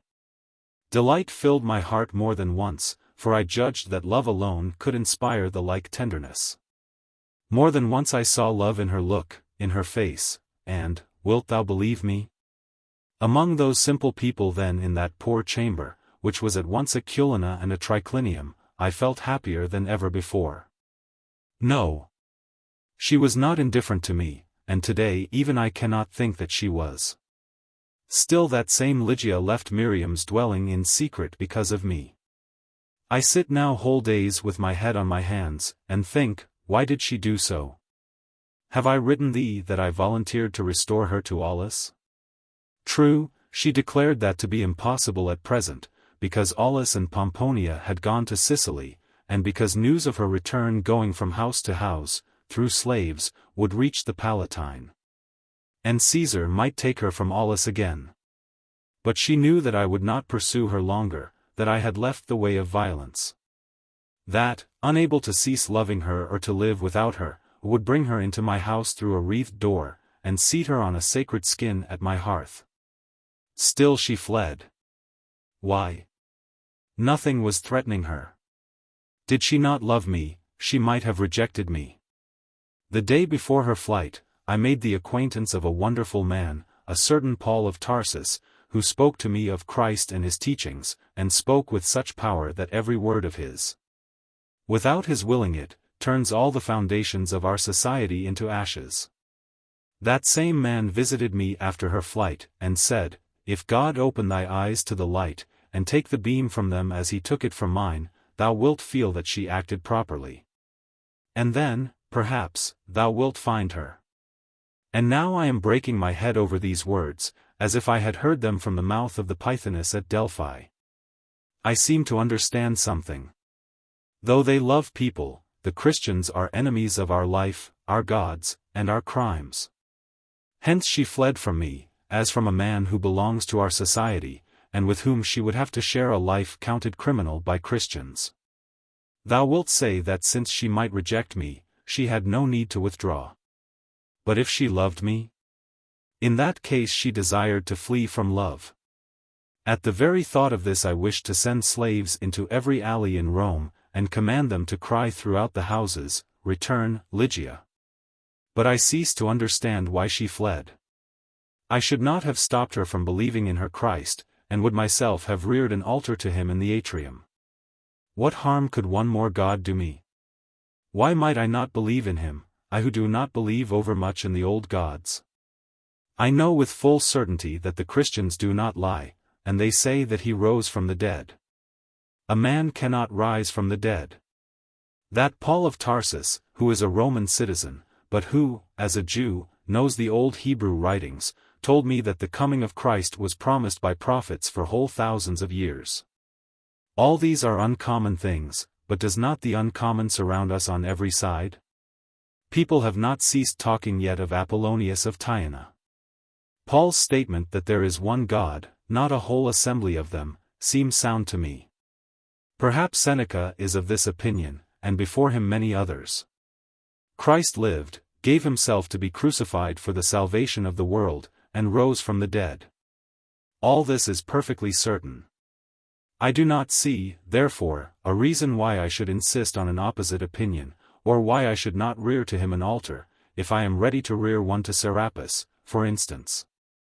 It would not be difficult for me even to renounce other gods, for no reasoning mind believes in them at present. But it seems that all this is not enough yet for the Christians. It is not enough to honor Christ, one must also live according to his teachings, and here thou art on the shore of a sea which they command thee to wade through. If I promised to do so, they themselves would feel that the promise was an empty sound of words. Paul told me so openly.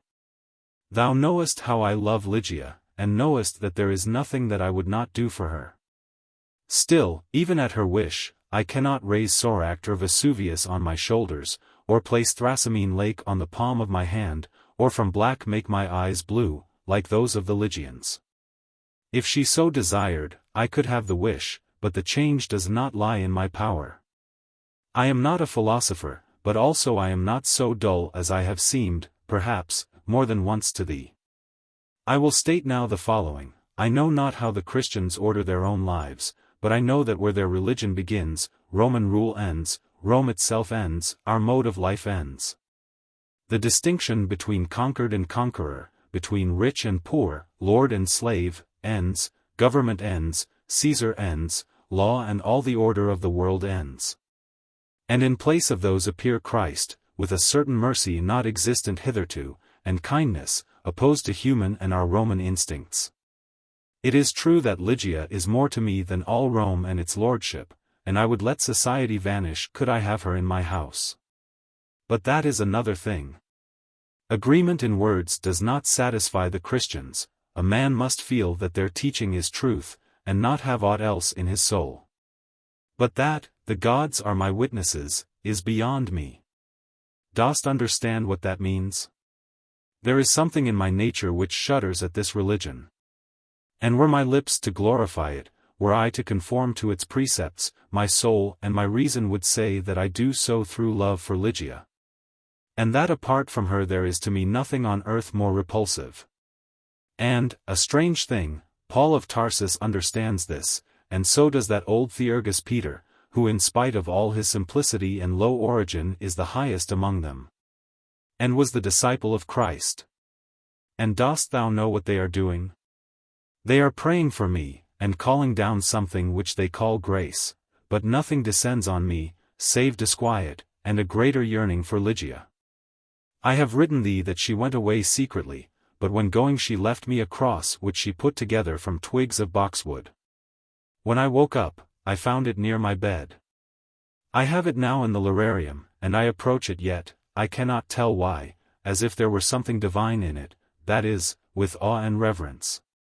I love it because her hand bound it, and I hate it because it divides us. At times it seems to me that there are enchantments of some kind in all this affair, and that the Theurgus, Peter, though he declares himself to be a simple shepherd, is greater than Apollonius. And all who preceded him, and that he has involved us all, Ligia, Pomponia, and me, with them. Thou hast written that in my previous letter disquiet and sadness are visible. Sadness there must be, for I have lost her again, and there is disquiet because something has changed in me. I tell thee sincerely, that nothing is more repugnant to my nature than that religion, and still I cannot recognize myself since I met Ligia. Is it enchantment, or love? Circe changed people's bodies by touching them, but my soul has been changed. No one but Ligia could have done that, or rather Ligia through that wonderful religion which she professes. When I returned to my house from the Christians, no one was waiting for me. The slaves thought that I was in Beneventum, and would not return soon, hence there was disorder in the house. I found the slaves drunk, and a feast, which they were giving themselves, in my triclinium. They had more thought of seeing death than me, and would have been less terrified by it. Thou knowest with what a firm hand I hold my house, all to the last one dropped on their knees, and some fainted from terror. But dost thou know how I acted? At the first moment I wished to call for rods and hot iron, but immediately a kind of shame seized me, and, wilt thou lend belief? A species of pity for those wretched people.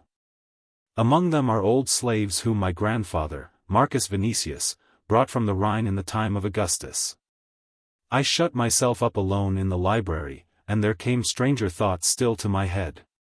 Namely, that after what I had heard and seen among the Christians, it did not become me to act with slaves as I had acted hitherto, that they too were people.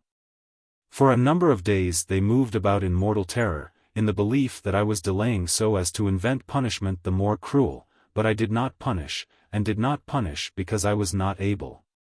Summoning them on the third day, I said, I forgive you, strive then with earnest service to correct your fault. They fell on their knees, covering their faces with tears, stretching forth their hands with groans, and called me Lord and Father, but I, with shame do I write this, was equally moved. It seemed to me that at that moment I was looking at the sweet face of Ligia, and her eyes filled with tears, thanking me for that act. And, pro pudor, I felt that my lips too were moist. Dost know what I will confess to thee? This, that I cannot do without her, that it is ill for me alone, that I am simply unhappy, and that my sadness is greater than thou wilt admit. But, as to my slaves, one thing arrested my attention. The forgiveness which they received not only did not make them insolent, not only did not weaken discipline, but never had fear roused them to such ready service as has gratitude. Not only do they serve, but they seem to vie with one another to divine my wishes. I mention this to thee because, when, the day before I left the Christians, I told Paul that society would fall apart because of his religion, as a cask without hoops, he answered, "Love is a stronger hoop than fear." And now I see that in certain cases his opinion may be right. I have verified it also with references to clients, who, learning of my return, hurried to salute me. Thou knowest that I have never been penurious with them, but my father acted haughtily with clients on principle, and taught me to treat them in like manner. But when I saw their worn mantles and hungry faces, I had a feeling something like compassion. I gave command to bring them food, and conversed besides with them, called some by name, some I asked about their wives and children, and again in the eyes before me I saw tears. Again it seemed to me that Lygia saw what I was doing, that she praised and was delighted.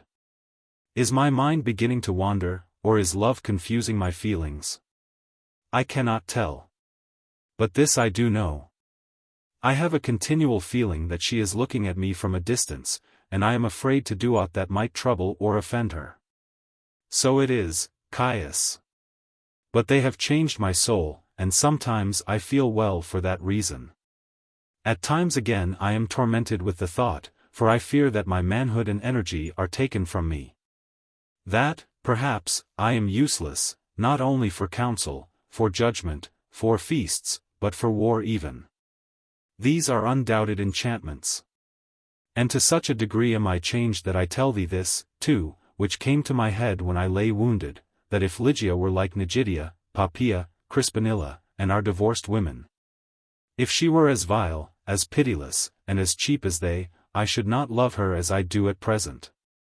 But since I love her for that which divides us, thou wilt divine what a chaos is rising in my soul, in what darkness I live, how it is that I cannot see certain roads before me, and how far I am from knowing what to begin. If life may be compared to a spring, in my spring disquiet flows instead of water. I live through the hope that I shall see her, perhaps, and sometimes it seems to me that I shall see her surely. But what will happen to me in a year or 2 years, I know not, and cannot divine. I shall not leave Rome. I could not endure the society of the Augustans. And besides, the one solace in my sadness and disquiet is the thought that I am near Ligia, that through Glaucus the physician, who promised to visit me, or through Paul of Tarsus, I can learn something of her at times. No, I would not leave Rome, even were ye to offer me the government of Egypt. Know also, that I have ordered the sculptor to make a stone monument for Gullo, whom I slew in anger. Too late did it come to my mind that he had carried me in his arms, and was the first to teach me how to put an arrow on a bow. I know not why it was that a recollection of him rose in me which was sorrow and reproach. If what I write astonish thee, I reply that it astonishes me no less, but I write pure truth. Farewell. Chapter 29. Vinicius received no answer to this letter. Petronius did not write, thinking evidently that Caesar might command a return to Rome any day. In fact, news of it was spread in the city, and roused great delight in the hearts of the rabble, eager for games with gifts of grain and olives, great supplies of which had been accumulated in Ostia. Helios, Nero's freedman, announced at last the return in the Senate. But Nero, having embarked with his court on ships at Misenum, returned slowly, disembarking at coast towns for rest, or exhibitions in theatres. He remained between 10 and 20 days in Minturni, and even thought to return to Naples and wait there for spring, which was earlier than usual, and warm. During all this time Vinicius lived shut up in his house, thinking of Ligia, and all those new things which occupied his soul, and brought to it ideas and feelings foreign to it thus far. He saw, from time to time, only Glaucus the physician, every one of whose visits delighted him, for he could converse with the man about Ligia. Glaucus knew not, it is true, where she had found refuge, but he gave assurance that the elders were protecting her with watchful care. Once too, when moved by the sadness of Vinicius, he told him that Peter had blamed Crispus for reproaching Ligia with her love. The young patrician, hearing this, grew pale from emotion. He had thought more than once that Ligia was not indifferent to him, but he fell into frequent doubt and uncertainty. Now for the first time he heard the confirmation of his desires and hopes from strange lips, and, besides, those of a Christian. At the first moment of gratitude he wished to run to Peter. When he learned, however, that he was not in the city, but teaching in the neighborhood, he implored Glaucus to accompany him thither, promising to make liberal gifts to the poor community. It seemed to him, too, that if Ligia loved him, all obstacles were thereby set aside, as he was ready at any moment to honor Christ. Glaucus, though he urged him persistently to receive baptism, would not venture to assure him that he would gain Ligia at once, and said that it was necessary to desire the religion for its own sake. Through love of Christ, not for other objects. One must have a Christian soul, too, said he. And Vinicius, though every obstacle angered him, had begun to understand that Glaucus, as a Christian, said what he ought to say. He had not become clearly conscious that one of the deepest changes in his nature was this, that formerly he had measured people and things only by his own selfishness. But now he was accustoming himself gradually to the thought that other eyes might see differently, other hearts feel differently, and that justice did not mean always the same as personal profit. He wished often to see Paul of Tarsus, whose discourse made him curious and disturbed him. He arranged in his mind arguments to overthrow his teaching, he resisted him in thought. Still he wished to see him and to hear him. Paul, however, had gone to Aricium, and, since the visits of Glaucus had become rarer, Vinicius was in perfect solitude. He began again to run through back streets adjoining the Subura, and narrow lanes of the Trans-Tiber, in the hope that even from a distance he might see Ligia. When even that hope failed him, weariness and impatience began to rise in his heart. At last the time came when his former nature was felt again mightily, like that onrush of a wave to the shore from which it had receded. It seemed to him that he had been a fool to no purpose, that he had stuffed his head with things which brought sadness, that he ought to accept from life what it gives. He resolved to forget Ligia, or at least to seek pleasure and the use of things aside from her. He felt that this trial, however, was the last, and he threw himself into it with all the blind energy of impulse peculiar to him. Life itself seemed to urge him to this course. The city, torpid and depopulated by winter, began to revive with hope of the near coming of Caesar.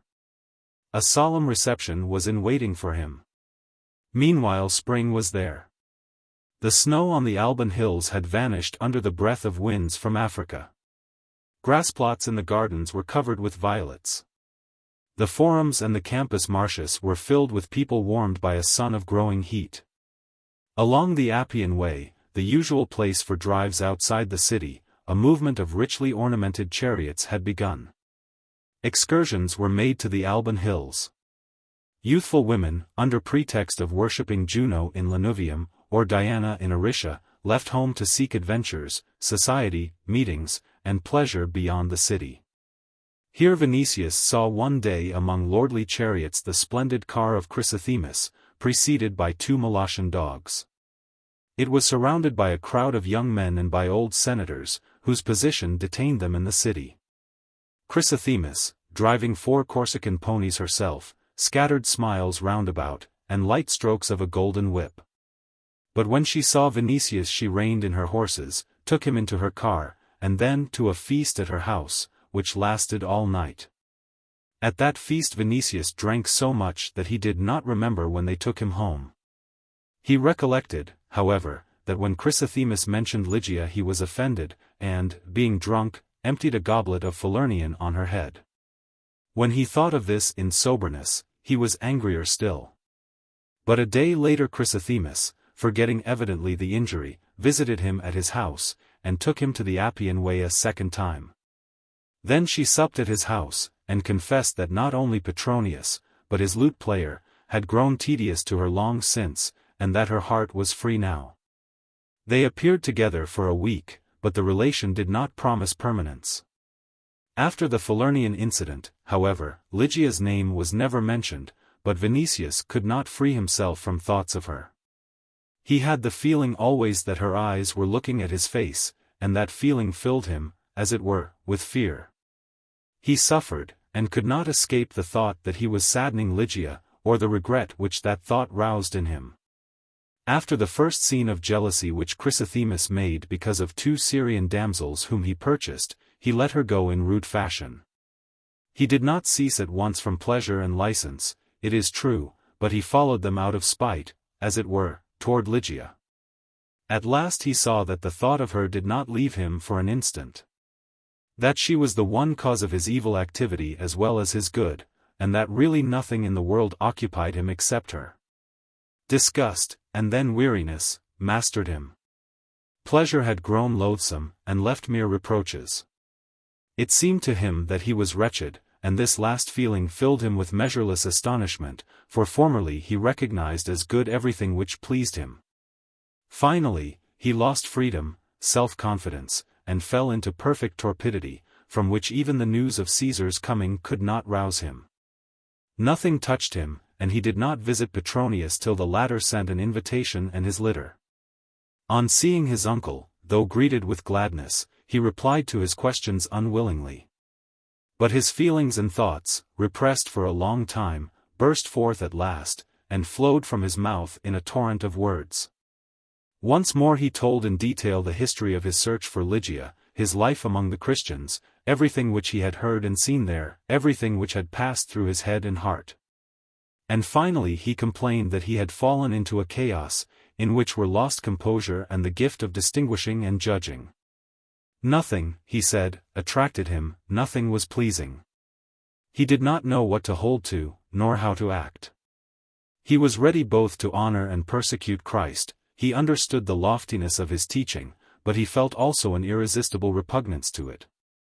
He understood that, even should he possess Ligia, he would not possess her completely, for he would have to share her with Christ. Finally, he was living as if not living, without hope, without a morrow, without belief in happiness. Around him was darkness in which he was groping for an exit, and could not find it. Petronius, during this narrative, looked at his changed face, at his hands, which while speaking he stretched forth in a strange manner, as if actually seeking a road in the darkness. And he fell to thinking. All at once he rose, and, approaching Vinicius, caught with his fingers the hair above his ear. "Dost know," asked he, "that thou hast grey hairs on thy temple?" "Perhaps I have," answered Vinicius, "I should not be astonished were all my hair to grow white soon." Silence followed. Petronius was a man of sense, and more than once he meditated on the soul of man and on life. In general, life, in the society in which they both lived, might be happy or unhappy externally, but internally it was at rest. Just as a thunderbolt or an earthquake might overturn a temple, so might misfortune crush a life. In itself, however, it was composed of simple and harmonious lines, free of complication. But there was something else in the words of Vinicius, and Petronius stood for the first time before a series of spiritual snarls which no one had straightened out hitherto. He was sufficiently a man of reason to feel their importance, but with all his quickness he could not answer the questions put to him. After a long silence, he said at last, "These must be enchantments." "I too have thought so," answered Vinicius, "more than once it seemed to me that we were enchanted, both of us." "And if thou," said Petronius, "were to go, for example, to the priests of Serapis? Among them, as among priests in general, there are many deceivers, no doubt. But there are others who have reached wonderful secrets." He said this, however, without conviction and with an uncertain voice, for he himself felt how empty and even ridiculous that counsel must seem on his lips. Vinicius rubbed his forehead, and said, "Enchantments. I have seen sorcerers who employed unknown and subterranean powers to their personal profit. I have seen those who used them to the harm of their enemies. But these Christians live in poverty, forgive their enemies, preach submission, virtue, and mercy. What profit could they get from enchantments, and why should they use them?" Petronius was angry that his acuteness could find no reply. Not wishing, however, to acknowledge this, he said, so as to offer an answer of some kind, "That is a new sect." After a while he added, by the divine dweller in Paphian groves, how all that injures life. Thou wilt admire the goodness and virtue of those people. But I tell thee that they are bad, for they are enemies of life, as are diseases, and death itself. As things are, we have enough of these enemies, we do not need the Christians in addition. Just count them: diseases, Caesar, Tigellinus, Caesar's poetry, cobblers who govern the descendants of ancient Quirites, freedmen who sit in the Senate.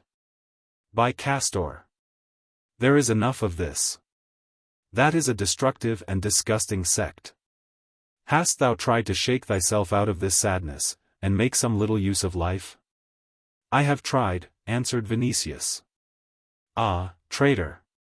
Said Petronius, laughing, news spreads quickly through slaves, thou hast seduced from me Chrysothemis. Vinicius waved his hand in disgust. In every case I thank thee, said Petronius. I will send her a pair of slippers embroidered with pearls. In my language of a lover that means, walk away. I owe thee a double gratitude: first, thou didst not accept Eunice. Second, thou hast freed me from Chrysothemis. Listen to me. Thou sayest before thee a man who has risen early, bathed, feasted, possessed Chrysothemis, written satires, and even at times interwoven prose with verses, but who has been as wearied as Caesar. And often unable to unfetter himself from gloomy thoughts. And dost thou know why that was so? It was because I sought at a distance that which was near. A beautiful woman is worth her weight always in gold.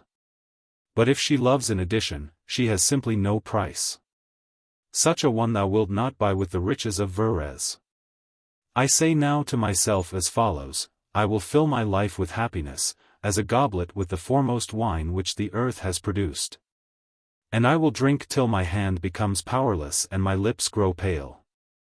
What will come, I care not, and this is my latest philosophy. Thou hast proclaimed it always, there is nothing new in it. There is substance, which was lacking. When he had said this, he called Eunice, who entered dressed in white drapery, the former slave no longer, but as it were a goddess of love and happiness. Petronius opened his arms to her, and said, "Come." At this she ran up to him, and, sitting on his knee, surrounded his neck with her arms, and placed her head on his breast. Vinicius saw how a reflection of purple began to cover her cheeks, how her eyes melted gradually in mist. They formed a wonderful group of love and happiness. Petronius stretched his hand to a flat vase standing at one side on a table, and, taking a whole handful of violets, covered with them the head, bosom, and robe of Eunice. Then he pushed the tunic from her arms, and said, "Happy he who, like me, has found love enclosed in such a form. At times it seems to me that we are a pair of gods. Look thyself. Has Praxiteles, or Myron, or Scopas, or Lysias even, created more wonderful lines? Or does there exist in Paros or in Pentelicus such marble as this, warm, rosy, and full of love? There are people who kiss off the edges of vases, but I prefer to look for pleasure where it may be found really." He began to pass his lips along her shoulders and neck. She was penetrated with a quivering, her eyes now closed, now opened, with an expression of unspeakable delight. Petronius after a while raised her exquisite head, and said, turning to Vinicius, "But think now, what are thy gloomy Christians in comparison with this? And if thou understand not the difference, go thy way to them. But this sight will cure thee." Vinicius distended his nostrils, through which entered the odor of violets, which filled the whole chamber, and he grew pale. For he thought that if he could have passed his lips along Ligia's shoulders in that way, it would have been a kind of sacrilegious delight so great that let the world vanish afterward. But accustomed now to a quick perception of that which took place in him, he noticed that at that moment he was thinking of Ligia, and of her only. "Eunice," said Petronius, "give command, thou divine one, to prepare garlands for our heads and a meal." When she had gone out he turned to Vinicius. "I offered to make her free, but knowest thou what she answered? Would rather be thy slave than Caesar's wife. And she would not consent. I freed her then without her knowledge. The praetor favored me by not requiring her presence. But she does not know that she is free, as also she does not know that this house and all my jewels, excepting the gems, will belong to her in case of my death."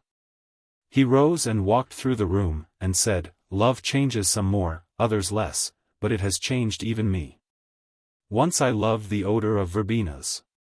But as Eunice prefers violets, I like them now beyond all other flowers, and since spring came we breathe only violets." Here he stopped before Vinicius and inquired, "But as to thee, dost thou keep always to nard?" "Give me peace," answered the young man. "I wished thee to see Eunice, and I mentioned her to thee, because thou, perhaps, art seeking also at a distance that which is near. Maybe for thee too is beating, somewhere in the chambers of thy slaves, a true and simple heart. Apply such a balsam to thy wounds. Thou sayest that Ligia loves thee? Perhaps she does. But what kind of love is that which abdicates? Is not the meaning this, that there is another force stronger than her love? No, my dear, Ligia is not Eunice." "All is one torment merely," answered Vinicius. "I saw thee kissing Eunice's shoulders, and I thought then that if Ligia would lay hers bare to me I should not care if the ground opened under us next moment. But at the very thought of such an act a certain dread seized me, as if I had attacked some vestal or wished to defile a divinity. Ligia is not Eunice, but I understand the difference not in thy way. Love has changed thy nostrils, and thou preferest violets to verbenas. But it has changed my soul, hence, in spite of my misery and desire, I prefer Ligia to be what she is rather than to be like others. In that case no injustice is done thee. But I do not understand the position." "True, true," answered Vinicius, feverishly. "We understand each other no longer." Another moment of silence followed. "May Hades swallow thy Christians!" exclaimed Petronius. "They have filled thee with disquiet, and destroyed thy sense of life. May Hades devour them. Thou art mistaken in thinking that their religion is good, for good is what gives people happiness, namely, beauty, love, power, but these they call vanity. Thou art mistaken in this, that they are just, for if we pay good for evil, what shall we pay for good? And besides, if we pay the same for one and the other, why are people to be good? No, the pay is not the same, but according to their teaching it begins in a future life, which is without limit. I do not enter into that question, for we shall see hereafter if it be possible to see anything without eyes. Meanwhile they are simply incompetents. Ursus strangled Croton because he has limbs of bronze, but these are mopes, and the future cannot belong to mopes. For them life begins with death. Which is as if one were to say, day begins with night. Hast thou the intent to carry off Ligia? No, I cannot pay her evil for good, and I swore that I would not. Dost thou intend to accept the religion of Christ? I wish to do so, but my nature cannot endure it. But wilt thou be able to forget Ligia? No. Then travel. At that moment the slaves announced that the repast was ready. But Petronius, to whom it seemed that he had fallen on a good thought, said, "On the way to the triclinium, thou hast ridden over a part of the world. But only as a soldier hastening to his place of destination, and without halting by the way. Go with us to Achaia. Caesar has not given up the journey. He will stop everywhere on the way, sing, receive crowns, plunder temples, and return as a triumphator to Italy. That will resemble somewhat a journey of Bacchus and Apollo in one person. Augustans, male and female, 1,000 Cytherae. By Castor. That will be worth witnessing, for hitherto the world has not seen anything like it." Here he placed himself on the couch before the table, by the side of Eunice. And when the slaves put a wreath of anemones on his head, he continued, "What hast thou seen in Corbulo's service?" "Nothing." "Hast thou seen the Grecian temples thoroughly, as I have, I who was passing more than 2 years from the hands of one guide to those of another? Hast thou been in Rhodes to examine the site of the Colossus? Hast thou seen in Panopeus, in Phocis, the clay from which Prometheus shaped man, or in Sparta the eggs laid by Leda? Or in Athens the famous Sarmatian armor made of horse hoofs, or in Euboea the ship of Agamemnon, or the cup for whose pattern the left breast of Helen served? Hast thou seen Alexandria, Memphis, the pyramids, the hair which Isis tore from her head in grief for Osiris? Hast thou heard the shout of Memnon? The world is wide. Everything does not end at the Trans-Tiber. I will accompany Caesar, and when he returns I will leave him and go to Cyprus. For it is the wish of this golden-haired goddess of mine that we offer doves together to the divinity in Paphos, and thou must know that whatever she wishes must happen. I am thy slave, said Eunice. He rested his garlanded head on her bosom, and said with a smile, then I am the slave of a slave. I admire thee, divine one, from feet to head. Then he said to Vinicius, come with us to Cyprus. But first remember that thou must see Caesar. It is bad that thou hast not been with him yet. Tigellinus is ready to use this to thy disadvantage. He has no personal hatred for thee, it is true, but he cannot love thee, even because thou art my sister's son. We shall say that thou wert sick.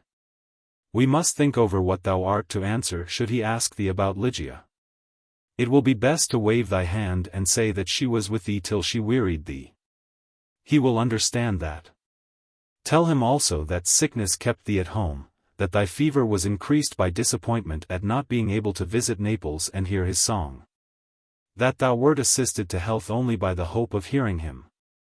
Fear no exaggeration. Tigellinus promises to invent, not only something great for Caesar, but something enormous. I am afraid that he will undermine me, I am afraid too of thy disposition. Dost thou know, said Vinicius, that there are people who have no fear of Caesar, and who live as calmly as if he were non-existent? I know whom thou hast in mind, the Christians. Yes. They alone. But our life, what is it if not unbroken terror? Do not mention thy Christians. They fear not Caesar, because he has not even heard of them perhaps. And in every case he knows nothing of them, and they concern him as much as withered leaves. But I tell thee that they are incompetents. Thou feelest this thyself. If thy nature is repugnant to their teaching, it is just because thou feelest their incompetence. Thou art a man of other clay, so trouble not thyself or me with them. We shall be able to live and die, and what more they will be able to do is unknown. These words struck Vinicius. And when he returned home, he began to think that in truth, perhaps, the goodness and charity of Christians was a proof of their incompetence of soul. It seemed to him that people of strength and temper could not forgive thus. It came to his head that this must be the real cause of the repulsion which his Roman soul felt toward their teaching. We shall be able to live and die, said Petronius. As to them, they know only how to forgive, and understand neither true love nor true hatred. Chapter 30. Caesar, on returning to Rome, was angry because he had returned, and after some days was filled anew with a wish to visit Achaia. He even issued an edict in which he declared that his absence would be short, and that public affairs would not be exposed to detriment because of it. In company with Augustans, among whom was Vinicius, he repaired to the capital to make offerings to the gods for an auspicious journey. But on the second day, when he visited the temple of Vesta, an event took place which changed all his projects. Nero feared the gods, though he did not believe in them. He feared especially the mysterious Vesta, who filled him with such awe that at sight of the divinity and the sacred fire his hair rose on a sudden from terror, his teeth chattered. A shiver ran through his limbs, and he dropped into the arms of Vinicius, who happened there behind him. He was borne out of the temple at once, and conveyed to the Palatine, where he recovered soon, but did not leave the bed for that day. He declared, moreover, to the great astonishment of those present, that he deferred his journey, since the divinity had warned him secretly against haste. An hour later it was announced throughout Rome that Caesar, seeing the gloomy faces of the citizens, and moved by love for them, as a father for his children, would remain to share their lot and their pleasures. The people, rejoiced at this decision, and certain also that they would not miss games and a distribution of wheat, assembled in crowds before the gates of the Palatine, and raised shouts in honor of the divine Caesar, who interrupted the play at dice with which he was amusing himself with Augustans, and said, "Yes, there was need to defer the journey. Egypt, and predicted dominion over the Orient, cannot escape me, hence Achaia, too, will not be lost. I will give command to cut through the Isthmus of Corinth. I will rear such monuments in Egypt that the pyramids will seem childish toys in comparison. I will have a sphinx built 7 times greater than that which is gazing into the desert outside Memphis. But I will command that it have my face. Coming ages will speak only of that monument and of me. With thy verses thou hast reared a monument to thyself already, not 7, but thrice 7 times greater than the pyramid of Cheops," said Petronius. "But with my song?" inquired Nero. "Ah! If men could only build for thee a statue, like that of Memnon, to call with thy voice at sunrise. For all ages to come the seas adjoining Egypt would swarm with ships in which crowds from the 3 parts of the world would be lost in listening to thy song." "Alas! Who can do that?" said Nero. "But thou canst give command to cut out of basalt thyself driving a quadriga." "True. I will do that. Thou wilt bestow a gift on humanity. In Egypt I will marry the moon, who is now a widow, and I shall be a god really. And thou wilt give us stars for wives. We will make a new constellation, which will be called the constellation of Nero. But do thou marry Vitellius to the Nile, so that he may beget hippopotamuses. Give the desert to Tigellinus, he will be king of the jackals." "And what dost thou predestine to me?" inquired Vatinius. "Apis bless thee. Thou didst arrange such splendid games in Beneventum that I cannot wish thee ill. Make a pair of boots for the Sphinx, whose paws must grow numb during night dews.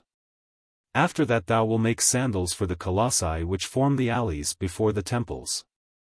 Each one will find there a fitting occupation. Domitius Afer, for example, will be treasurer, since he is known for his honesty. I am glad, Caesar, when thou art dreaming of Egypt, and I am saddened because thou hast deferred thy plan of a journey. Thy mortal eyes saw nothing, for the deity becomes invisible to whomever it wishes," said Nero. "Know that when I was in the temple of Vesta she herself stood near me, and whispered in my ear, 'Defer the journey.' That happened so unexpectedly that I was terrified, though for such an evident care of the gods for me I should be thankful." "We were all terrified," said Tigellinus, and the Vestal Rubria fainted. "Rubria," said Nero, "what a snowy neck she has. But she blushed at sight of the divine Caesar." "True. I noticed that myself. That is wonderful. There is something divine in every Vestal, and Rubria is very beautiful. Tell me," said he, after a moment's meditation, "why people fear Vesta more than other gods. What does this mean? Though I am the chief priest, fear seized me today. I remember only that I was falling back, and should have dropped to the ground had not someone supported me." "Who was it?" "I," answered Vinicius. "Oh, thou, stern Mars! Why wert thou not in Beneventum? They told me that thou wert ill, and indeed thy face is changed. But I heard that Croton wished to kill thee. Is that true?" "It is, and he broke my arm. But I defended myself." "With a broken arm?" "A certain barbarian helped me, he was stronger than Croton." Nero looked at him with astonishment. "Stronger than Croton? Art thou jesting? Croton was the strongest of men, but now here is Syphax from Ethiopia. I tell thee, Caesar, what I saw with my own eyes. Where is that pearl?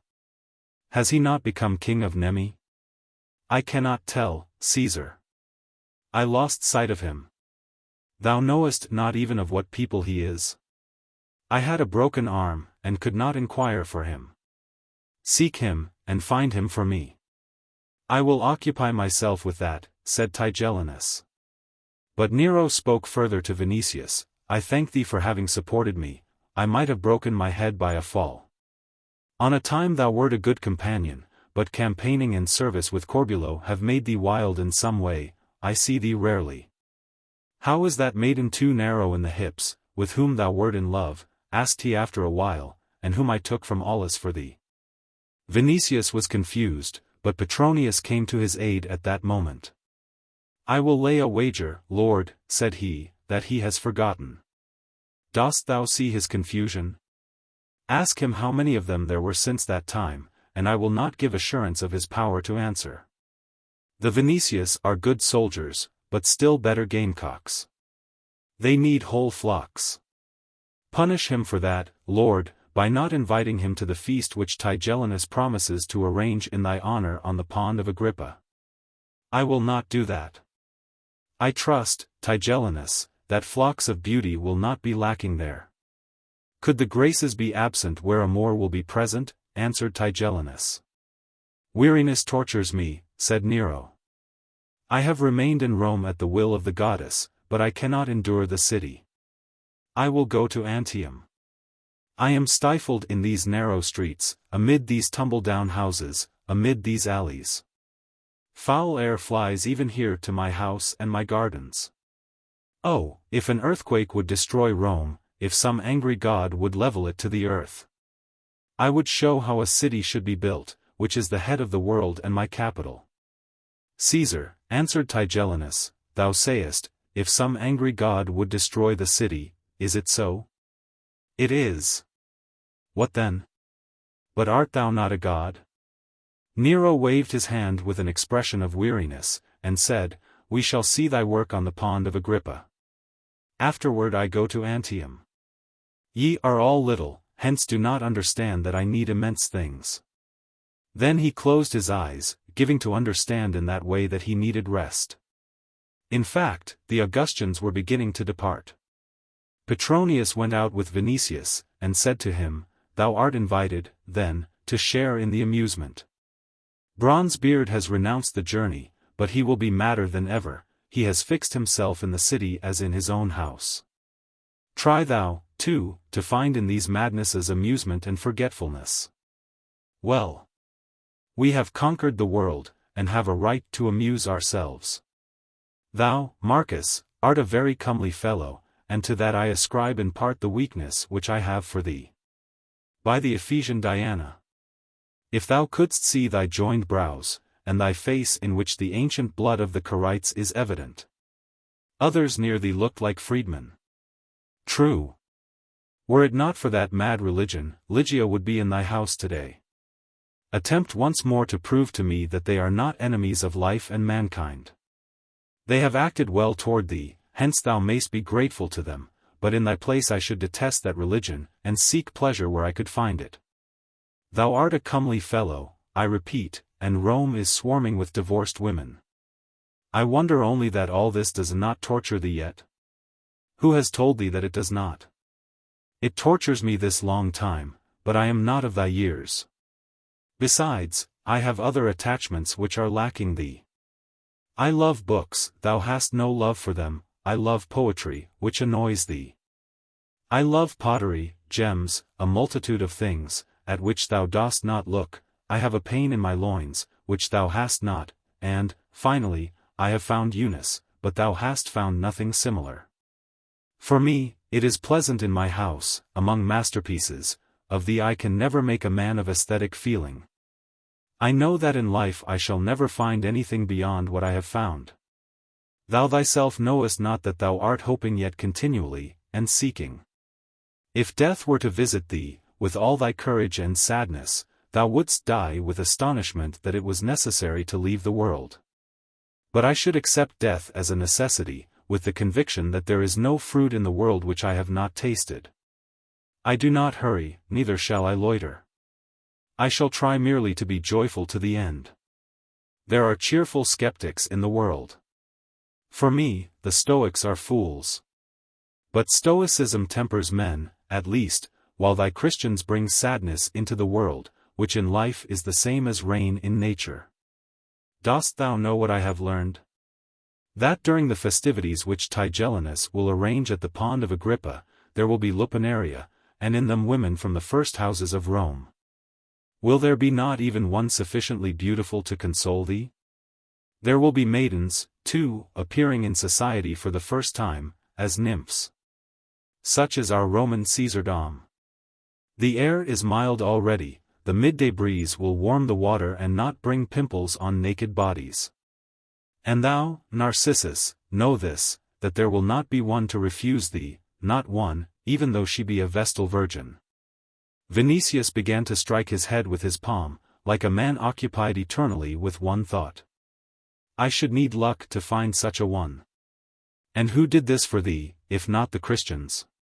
But people whose standard is a cross cannot be different. Listen to me, Greece was beautiful, and created wisdom, we created power, and what, to thy thinking, can this teaching create? If thou know, explain, for, by Pollux, I cannot divine it. Thou art afraid, it seems, lest I become a Christian, said Vinicius, shrugging his shoulders. I am afraid that thou hast spoiled life for thyself. If thou canst not be a Grecian, be a Roman, possess and enjoy. Our madnesses have a certain sense, for there is in them a kind of thought of our own. I despise Bronzebeard, because he is a Greek buffoon. If he held himself a Roman, I should recognize that he was right in permitting himself madness. Promise me that if thou find some Christian on returning home, thou wilt show thy tongue to him. If he be Glaucus the physician, he will not wonder, till we meet on the pond of Agrippa. Chapter 31.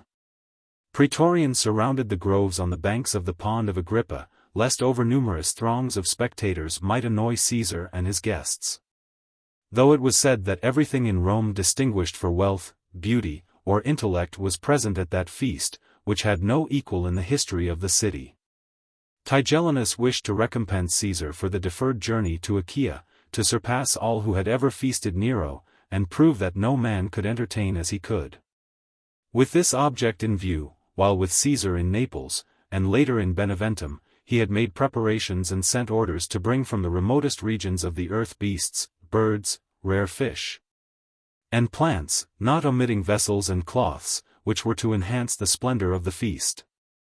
The revenues of whole provinces went to satisfy mad projects, but the powerful favorite had no need to hesitate. His influence grew daily. Tigellinus was not dearer than others to Nero yet, perhaps, but he was becoming more and more indispensable. Petronius surpassed him infinitely in polish, intellect, wit. In conversation he knew better how to amuse Caesar, but to his misfortune he surpassed in conversation Caesar himself, hence he roused his jealousy.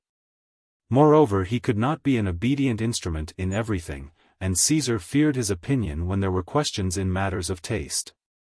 But before Tigellinus, Nero never felt any restraint. The very title, Arbiter Elegantiarum, which had been given to Petronius, annoyed Nero's vanity, for who had the right to bear that title but himself? Tigellinus had sense enough to know his own deficiencies. And seeing that he could not compete with Petronius, Lucan, or others distinguished by birth, talents, or learning, he resolved to extinguish them by the suppleness of his services. And above all by such a magnificence that the imagination of Nero himself would be struck by it. He had arranged to give the feast on a gigantic raft, framed of gilded timbers. The borders of this raft were decked with splendid shells found in the Red Sea and the Indian Ocean, shells brilliant with the colors of pearls and the rainbow. The banks of the pond were covered with groups of palm, with groves of lotus, and blooming roses. In the midst of these were hidden fountains of perfumed water, statues of gods and goddesses, and gold or silver cages filled with birds of various colors. In the center of the raft rose an immense tent, or rather, not to hide the feasters, only the roof of a tent, made of Syrian purple, resting on silver columns. Under it were gleaming, like suns, tables prepared for the guests, loaded with Alexandrian glass, crystal, and vessels simply beyond price, the plunder of Italy, Greece, and Asia Minor.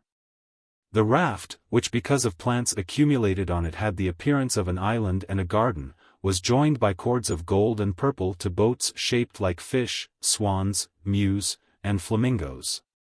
in which sat at painted oars naked rowers of both sexes, with forms and features of marvelous beauty, their hair dressed in oriental fashion, or gathered in golden nets. When Nero arrived at the main raft with Poppaea and the Augustans, and sat beneath the purple tent roof, the oars struck the water, the boats moved, the golden cord stretched. And the raft with the feast and the guests began to move and describe circles on the pond. Other boats surrounded it, and other smaller rafts, filled with women playing on cithara and harps. Women whose rosy bodies on the blue background of the sky and the water and in the reflections from golden instruments seemed to absorb that blue and those reflections, and to change and bloom like flowers. From the groves at the banks, from fantastic buildings reared for that day and hidden among thickets, were heard music and song. The neighborhood resounded, the groves resounded. Echoes bore around the voices of horns and trumpets.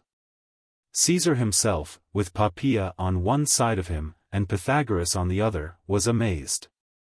And more especially when among the boats young slave maidens appeared as sirens, and were covered with green network in imitation of scales, he did not spare praises on Tigellinus.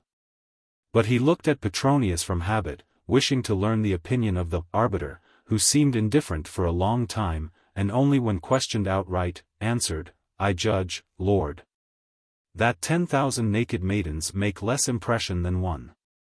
But the floating feast pleased Caesar, for it was something new.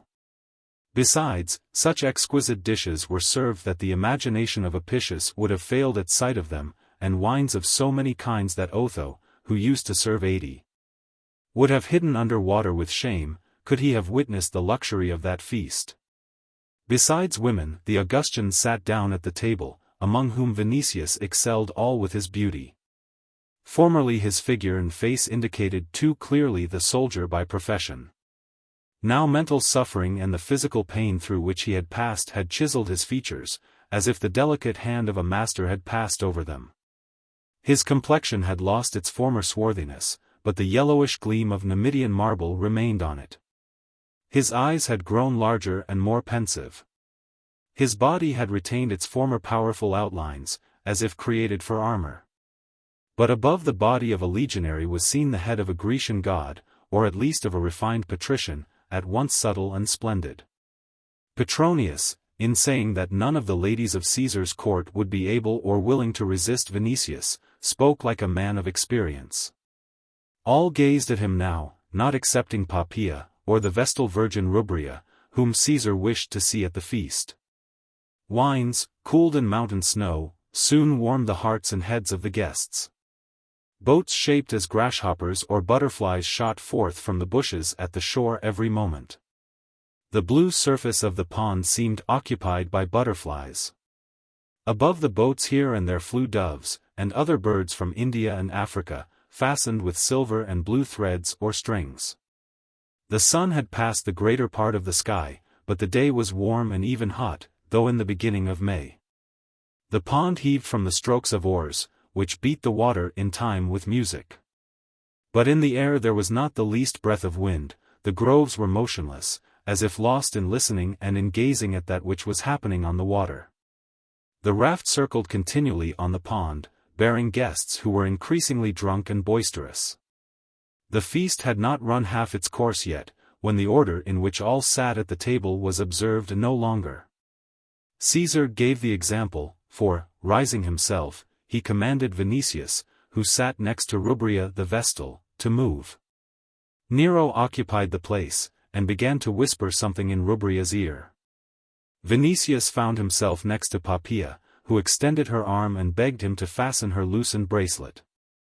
When he did so, with hands trembling somewhat, she cast at him from beneath her long lashes a glance as it were of modesty, and shook her golden head as if in resistance. Meanwhile the sun, growing larger, ruddier, sank slowly behind the tops of the grove. The guests were for the greater part thoroughly intoxicated. The raft circled now nearer the shore, on which, among bunches of trees and flowers, were seen groups of people, disguised as fauns or satyrs, playing on flutes, bagpipes, and drums. With groups of maidens representing nymphs, dryads, and hamadryads. Darkness fell at last amid drunken shouts from the tent, shouts raised in honor of Luna. Meanwhile the groves were lighted with 1,000 lamps. From the lupanaria on the shores shone swarms of lights, on the terraces appeared new naked groups, formed of the wives and daughters of the first Roman houses. These with voice and unrestrained manner began to lure partners. The raft touched the shore at last. Caesar and the Augustans vanished in the groves, scattered in lupanaria, in tents hidden in thickets, in grottos artificially arranged among fountains and springs. Madness seized all. No one knew whither Caesar had gone, no one knew who was a senator, who a knight, who a dancer, who a musician. Satyrs and fauns fell to chasing nymphs with shouting. They struck lamps with thyrses to quench them. Darkness covered certain parts of the grove. Everywhere, however, laughter and shouts were heard, and whispers, and panting breaths. In fact, Rome had not seen anything like that before. Vinicius was not drunk, as he had been at the feast in Nero's palace, when Lygia was present. But he was roused and intoxicated by the sight of everything done round about, and at last the fever of pleasure seized him.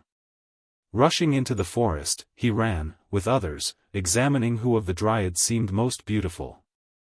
New flocks of these raced around him every moment with shouts and with songs. These flocks were pursued by fauns, satyrs, senators, knights, and by sounds of music. Seeing at last a band of maidens led by one arrayed as Diana, he sprang to it, intending to examine the goddess more closely. All at once the heart sank in his bosom, for he thought that in that goddess, with the moon on her forehead, he recognized Ligia. They encircled him with a mad whirl, and, wishing evidently to incline him to follow, rushed away the next moment like a herd of deer. But he stood on the spot with beating heart, breathless. For though he saw that the Diana was not Ligia, and that at close sight she was not even like her, the too powerful impression deprived him of strength. Straightway he was seized by such yearning as he had never felt before, and love for Ligia rushed to his breast in a new, immense wave. Never had she seemed so dear, pure, and beloved as in that forest of madness and frenzied excess. A moment before, he himself wished to drink of that cup, and share in that shameless letting loose of the senses. Now disgust and repugnance possessed him. He felt that infamy was stifling him. That his breast needed air and the stars which were hidden by the thickets of that dreadful grove. He determined to flee. But barely had he moved when before him stood some veiled figure, which placed its hands on his shoulders and whispered, flooding his face with burning breath, "I love thee. Come. No one will see us, hasten." Vinicius was roused, as if from a dream. "Who art thou?" But she leaned her breast on him and insisted, "Hurry. See how lonely it is here, and I love thee. Come." "Who art thou?" repeated Vinicius. "Guess." As she said this, she pressed her lips to his through the veil, drawing toward her his head at the same time, till at last breath failed the woman and she tore her face from him. "Night of love. Night of madness," said she, catching the air quickly. "Today is free. Thou hast me." But that kiss burned Vinicius, it filled him with disquiet. His soul and heart were elsewhere. In the whole world nothing existed for him except Ligia. So, pushing back the veiled figure, he said, "Whoever thou be, I love another, I do not wish thee." "Remove the veil," said she, lowering her head toward him. At that moment the leaves of the nearest myrtle began to rustle. The veiled woman vanished like a dream vision, but from a distance her laugh was heard, strange in some way, and ominous. Petronius stood before Vinicius. "I have heard and seen," said he. "Let us go from this place," replied Vinicius. And they went. They passed the lupanaria gleaming with light, the grove, the line of mounted praetorians, and found the litters. "I will go with thee," said Petronius. They sat down together. On the road both were silent, and only in the atrium of Vinicius' house did Petronius ask, "Dost thou know who that was?" "Was it Rubria?" asked Vinicius, repulsed at the very thought that Rubria was a Vestal. No. Who then? Petronius lowered his voice. The fire of Vesta was defiled, for Rubria was with Caesar. But with thee was speaking, and he finished in a still lower voice, the divine Augusta. A moment of silence followed.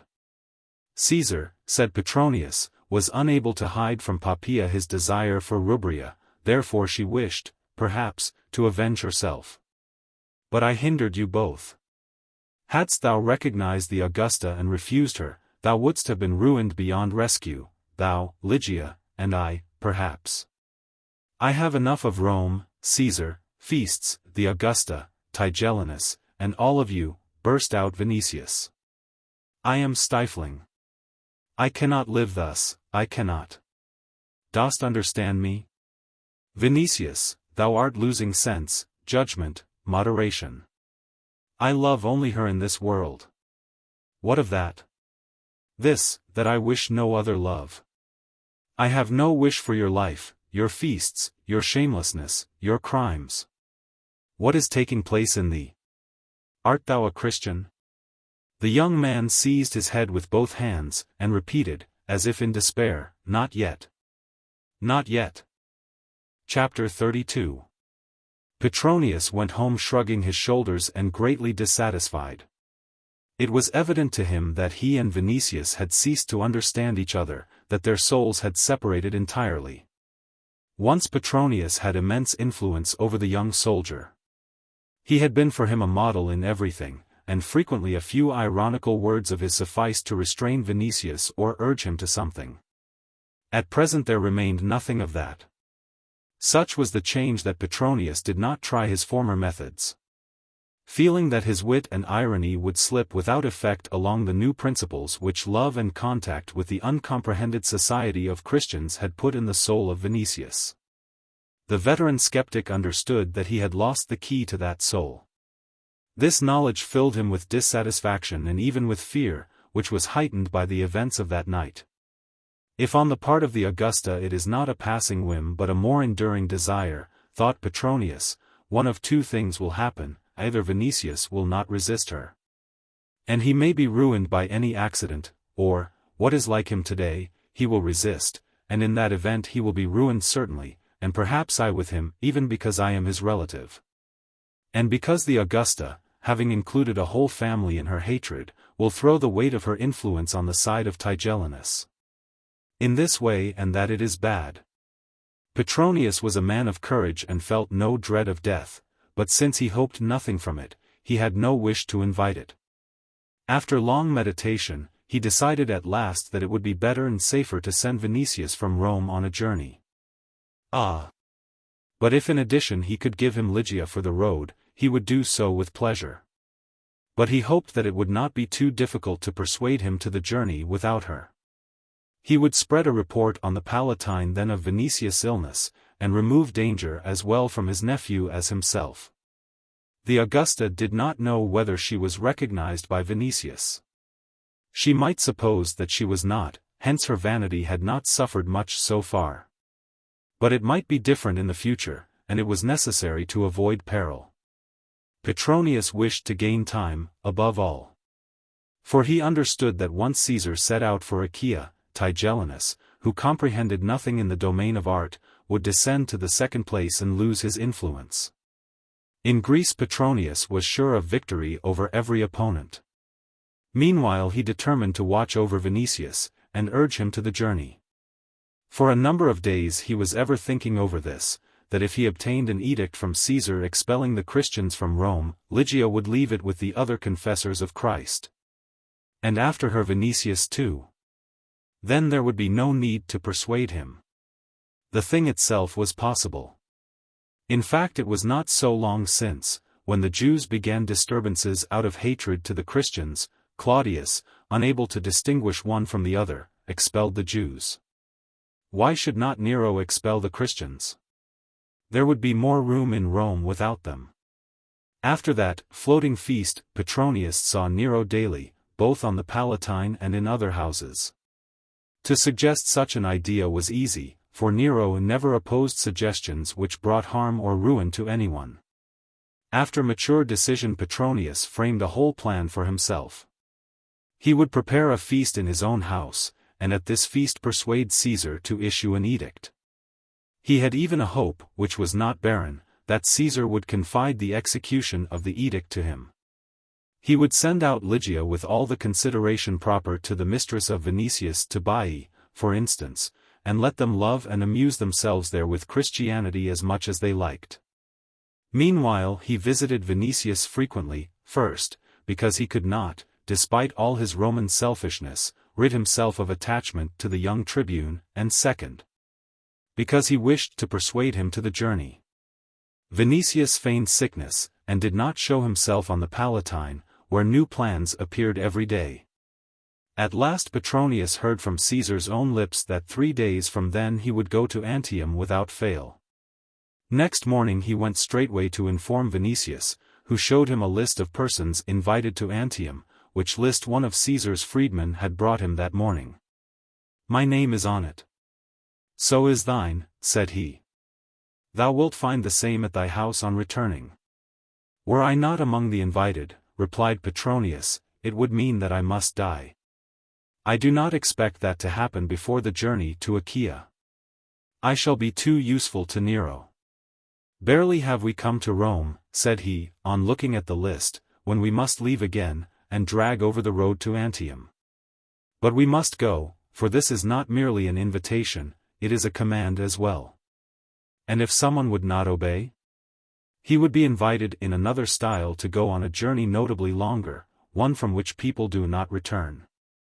What a pity that thou hast not obeyed my counsel and left Rome in season. Now thou must go to Antium."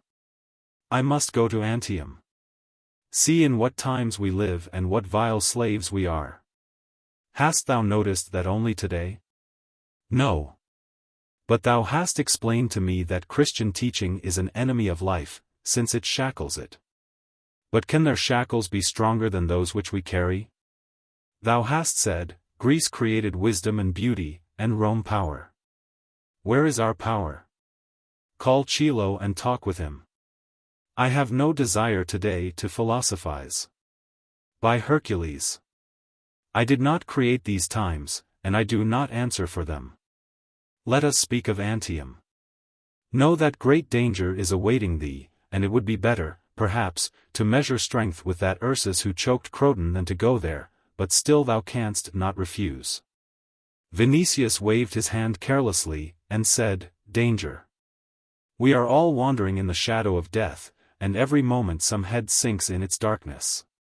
Am I to enumerate all who had a little sense, and therefore, in spite of the times of Tiberius, Caligula, Claudius, and Nero, lived 80 and 90 years?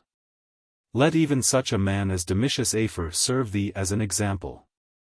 He has grown old quietly, though all his life he has been a criminal and a villain."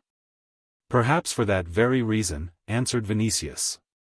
Then he began to glance over the list and read, Tigellinus, Vatinius, Sextus Africanus, Aquilius Regulus, Suilius Nerolinus, Eprius Marcellus, and so on. What an assembly of ruffians and scoundrels! And to say that they govern the world! Would it not become them better to exhibit an Egyptian or Syrian divinity through villages, jingle sistra, and earn their bread by telling fortunes or dancing? Or exhibiting learned monkeys, calculating dogs, or a flute-playing ass, added Petronius. "That is true, but let us speak of something more important. Summon thy attention and listen. I have said on the Palatine that thou art ill, unable to leave the house, still thy name is on the list, which proves that someone does not credit my stories and has seen to this purposely.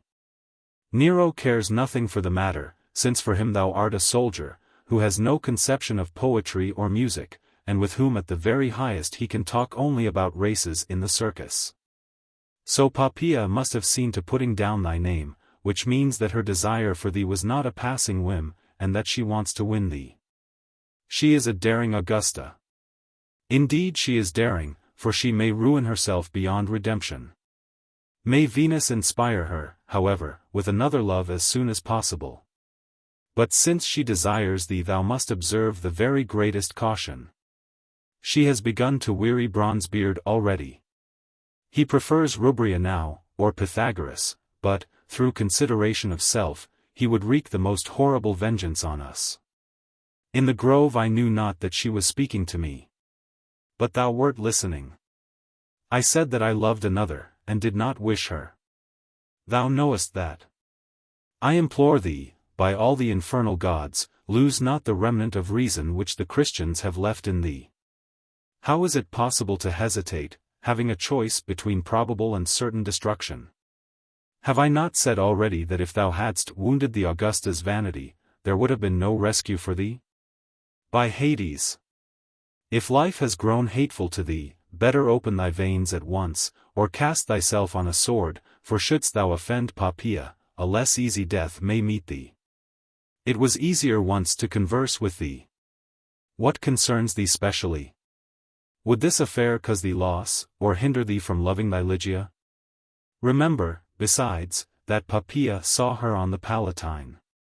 It will not be difficult for her to guess why thou art rejecting such lofty favor, and she will get Ligia even from under the earth. Thou wilt ruin not only thyself, but Ligia too. Dost understand? Vinicius listened as if thinking of something else, and at last he said, I must see her. Who? Ligia? Ligia. Dost thou know where she is? No. Then thou wilt begin anew to search for her in old cemeteries and beyond the Tiber? I know not, but I must see her. Well, though she is a Christian, it may turn out that she has more judgment than thou, and it will certainly, unless she wishes thy ruin. Vinicius shrugged his shoulders. She saved me from the hands of Ursus. Then hurry, for Bronzebeard will not postpone his departure. Sentences of death may be issued in Antium also. But Vinicius did not hear. One thought alone occupied him, an interview with Ligia, hence he began to think over methods. Meanwhile something intervened which might set aside every difficulty. Chilo came to his house unexpectedly. He entered wretched and worn, with signs of hunger on his face and in rags. But the servants, who had the former command to admit him at all hours of the day or night, did not dare to detain him, so he went straight to the atrium. And standing before Vinicius said, May the gods give thee immortality, and share with thee dominion over the world. Vinicius at the first moment wished to give the order to throw him out of doors, but the thought came to him that the Greek perhaps knew something of Ligia, and curiosity overcame his disgust. Is that thou? Asked he. What has happened to thee? Evil, O son of Jove, answered Chilo. Real virtue is a ware for which no one inquires now, and a genuine sage must be glad of this even, that once in 5 days he has something with which to buy from the butcher a sheep's head. To gnaw in a garret, washing it down with his tears. Ah, Lord! What thou didst give me I paid a Tractus for books, and afterward I was robbed and ruined. The slave who was to write down my wisdom fled, taking the remnant of what thy generosity bestowed on me. I am in misery, but I thought to myself, to whom can I go, if not to thee, O Serapis, whom I love and deify, for whom I have exposed my life? Why hast thou come, and what dost thou bring? I come for aid, O Baal, and I bring my misery, my tears, my love, and finally the information which through love for thee I have collected. Thou rememberest, Lord, I told thee once how I had given a slave of the divine Petronius one thread from the girdle of the Paphian Venus? I know now that it helped her, and thou, O descendant of the sun, who knowest what is happening in that house, knowest also what Eunice is there. I have another such thread. I have preserved it for thee, Lord. Here he stopped, on noticing the anger which was gathering on the brows of Vinicius, and said quickly, so as to anticipate the outburst. I know where the divine Ligia is living. I will show thee the street and the house. Vinicius repressed the emotion with which that news filled him, and said, Where is she? With Linus, the elder priest of the Christians. She is there with Ursus, who goes as before to the miller, a namesake of thy dispensator Demas. Yes, Demas. Ursus works in the night, so if thou surround the house at night, thou wilt not find him. Linus is old, and besides him there are only 2 aged women in the house. Whence dost thou know all this? Thou rememberest, Lord, that the Christians had me in their hands, and spared me. True, Glaucus was mistaken in thinking that I was the cause of his misfortunes, but he believed that I was, poor man, and he believes so yet. Still they spared me. Then be not astonished, Lord, that gratitude filled my heart. I am a man of better times. This was my thought, am I to desert friends and benefactors? Would I not have been hard-hearted not to inquire about them, not to learn what was happening to them, how health was serving them, and where they were living? By the Pessinuntian Sibylle, I am not capable of such conduct. At first I was restrained by fear that they might interpret my wishes incorrectly. But the love which I bore them proved greater than my fear, and the ease with which they forgive every injustice lent me special courage.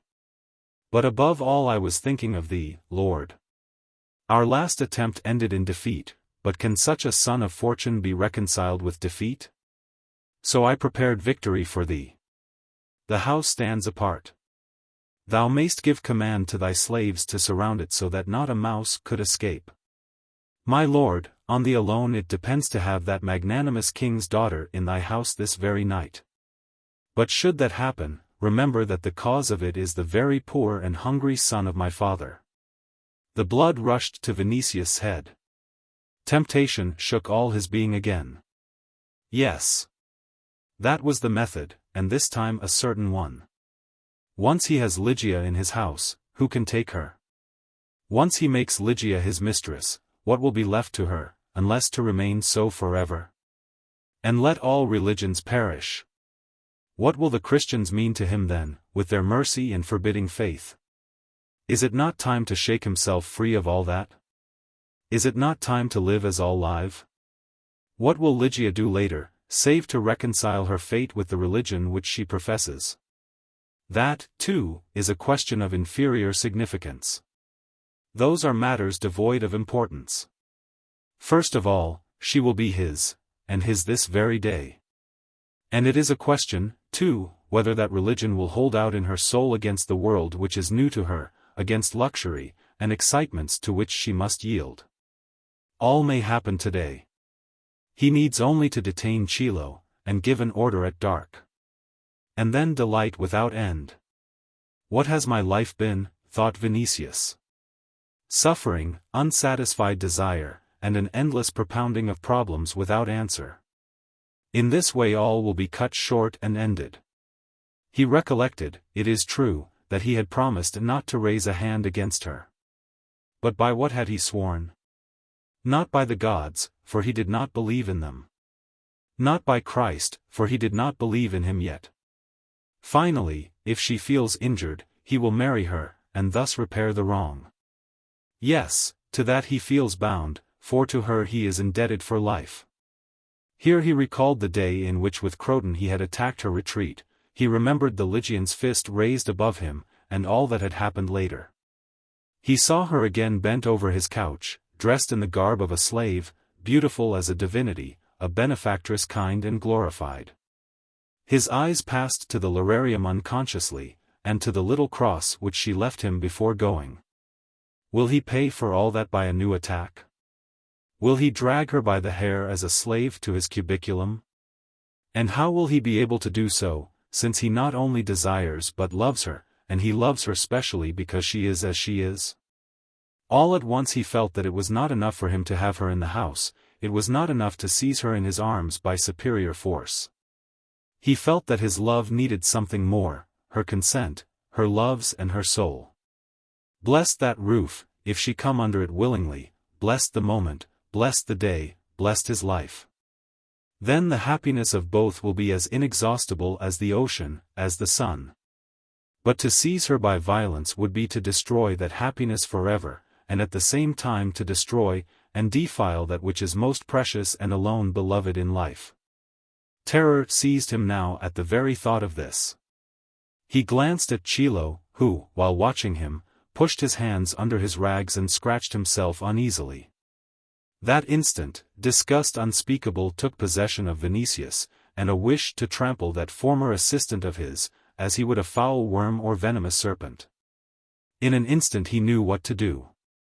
But knowing no measure in anything, and following the impulse of his stern Roman nature, he turned toward Chilo and said, I will not do what thou advisest, but, lest thou go without just reward, I will command to give thee 300 stripes in the domestic prison.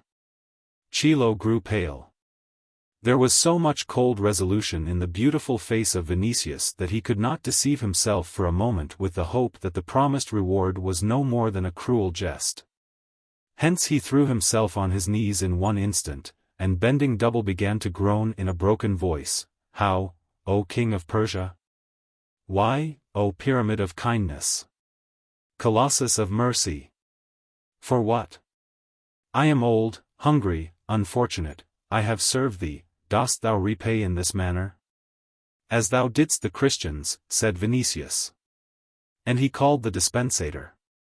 But Chilo sprang toward his feet, and, embracing them convulsively, talked, while his face was covered with deathly pallor, O Lord, O Lord! I am old. 50, not 300 stripes. 50 are enough. 100, not 300. Oh, mercy, mercy! Vinicius thrust him away with his foot, and gave the order. In the twinkle of an eye 2 powerful quadi followed the dispensator, and, seizing Chilo by the remnant of his hair, tied his own rags around his neck and dragged him to the prison. In the name of Christ, called the Greek, at the exit of the corridor. Vinicius was left alone. The order just issued roused and enlivened him. He endeavored to collect his scattered thoughts, and bring them to order. He felt great relief, and the victory which he had gained over himself filled him with comfort. He thought that he had made some great approach toward Ligia, and that some high reward should be given him.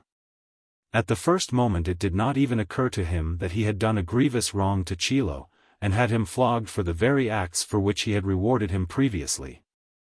He was too much of a Roman yet to be pained by another man's suffering, and to occupy his attention with one wretched Greek. Had he even thought of Chilo's suffering he would have considered that he had acted properly in giving command to punish such a villain. But he was thinking of Ligia, and said to her, I will not pay thee with evil for good. And when thou shalt learn how I acted with him who strove to persuade me to raise hands against thee, thou wilt be grateful. But here he stopped at this thought, would Ligia praise his treatment of Chilo? The religion which she professes commands forgiveness. Nay, the Christians forgave the villain, though they had greater reasons for revenge. Then for the first time was heard in his soul the cry, in the name of Christ. He remembered then that Chilo had ransomed himself from the hands of Ursus with such a cry, and he determined to remit the remainder of the punishment. With that object he was going to summon the dispensator, when that person stood before him, and said, Lord, the old man has fainted, and perhaps he is dead. Am I to command further flogging? Revive him and bring him before me. The chief of the atrium vanished behind the curtain, but the revival could not have been easy, for Vinicius waited a long time and was growing impatient, when the slaves brought in Chilo, and disappeared at a signal. Chilo was as pale as linen, and down his legs threads of blood were flowing to the mosaic pavement of the atrium. He was conscious, however, and, falling on his knees, began to speak, with extended hands, Thanks to thee, Lord. Thou art great and merciful. Dog, said Vinicius, know that I forgave thee because of that Christ to whom I owe my own life. O Lord, I will serve him and thee. Be silent and listen. Rise. Thou wilt go and show me the house in which Ligia dwells. Chilo sprang up. But he was barely on his feet when he grew more deathly pale yet, and said in a failing voice, Lord, I am really hungry, I will go, Lord, I will go. But I have not the strength. Command to give me even remnants from the plate of thy dog, and I will go. Vinicius commanded to give him food, a piece of gold, and a mantle. But Chilo, weakened by stripes and hunger, could not go to take food, though terror raised the hair on his head. Lest Vinicius might mistake his weakness for stubbornness and command to flog him anew. "Only let wine warm me," repeated he, with chattering teeth, "I shall be able to go at once, even to Magna Graecia." He regained some strength after a time, and they went out. The way was long, for, like the majority of Christians, Linus dwelt in the Trans-Tiber, and not far from Miriam. At last Chilo showed Vinicius a small house, standing apart, surrounded by a wall covered entirely with ivy, and said, "Here it is, Lord." "Well," said Vinicius, "go thy way now, but listen first to what I tell thee. Forget that thou hast served me, forget where Miriam, Peter, and Glaucus dwell. Forget also this house, and all Christians. Thou wilt come every month to my house, where Demas, my freedman, will pay thee 2 pieces of gold. But shouldst thou spy further after Christians, I will have thee flogged, or delivered into the hands of the prefect of the city." Chilo bowed down, and said, "I will forget." But when Vinicius vanished beyond the corner of the street, he stretched his hands after him, and, threatening with his fists, exclaimed, "By 8 and the Furies! I will not forget." Then he grew faint again. Chapter 33. Vinicius went directly to the house in which Miriam lived. Before the gate he met Nazarius, who was confused at sight of him. But greeting the lad cordially, he asked to be conducted to his mother's lodgings. Besides Miriam, Vinicius found Peter, Glaucus, Crispus, and Paul of Tarsus, who had returned recently from Fregellae. At sight of the young tribune, astonishment was reflected on all faces. But he said, "I greet you in the name of Christ, whom ye honor." "May his name be glorified forever," answered they. "I have seen your virtue and experienced your kindness, hence I come as a friend." "And we greet thee as a friend," answered Peter. "Sit down, Lord, and partake of our refreshment, as a guest." "I will sit down and share your repast, but first listen to me, thou Peter, and thou Paul of Tarsus, so that ye may know my sincerity. I know where Lygia is. I have returned from before the house of Linus, which is near this dwelling. I have a right to her given me by Caesar. I have at my houses in the city nearly 500 slaves. I might surround her hiding place and seize her, still I have not done so, and will not. For this reason the blessing of the Lord will be upon thee, and thy heart will be purified," said Peter. "I thank thee. But listen to me further, I have not done so, though I am living in suffering and sadness. Before I knew you, I should have taken her undoubtedly, and held her by force. But your virtue and your religion, though I do not profess it, have changed something in my soul, so that I do not venture on violence. I know not myself why this is so, but it is so. Hence I come to you, for ye take the place of Lygia's father and mother, and I say to you, give her to me as wife, and I swear that not only will I not forbid her to confess Christ, but I will begin myself to learn his religion."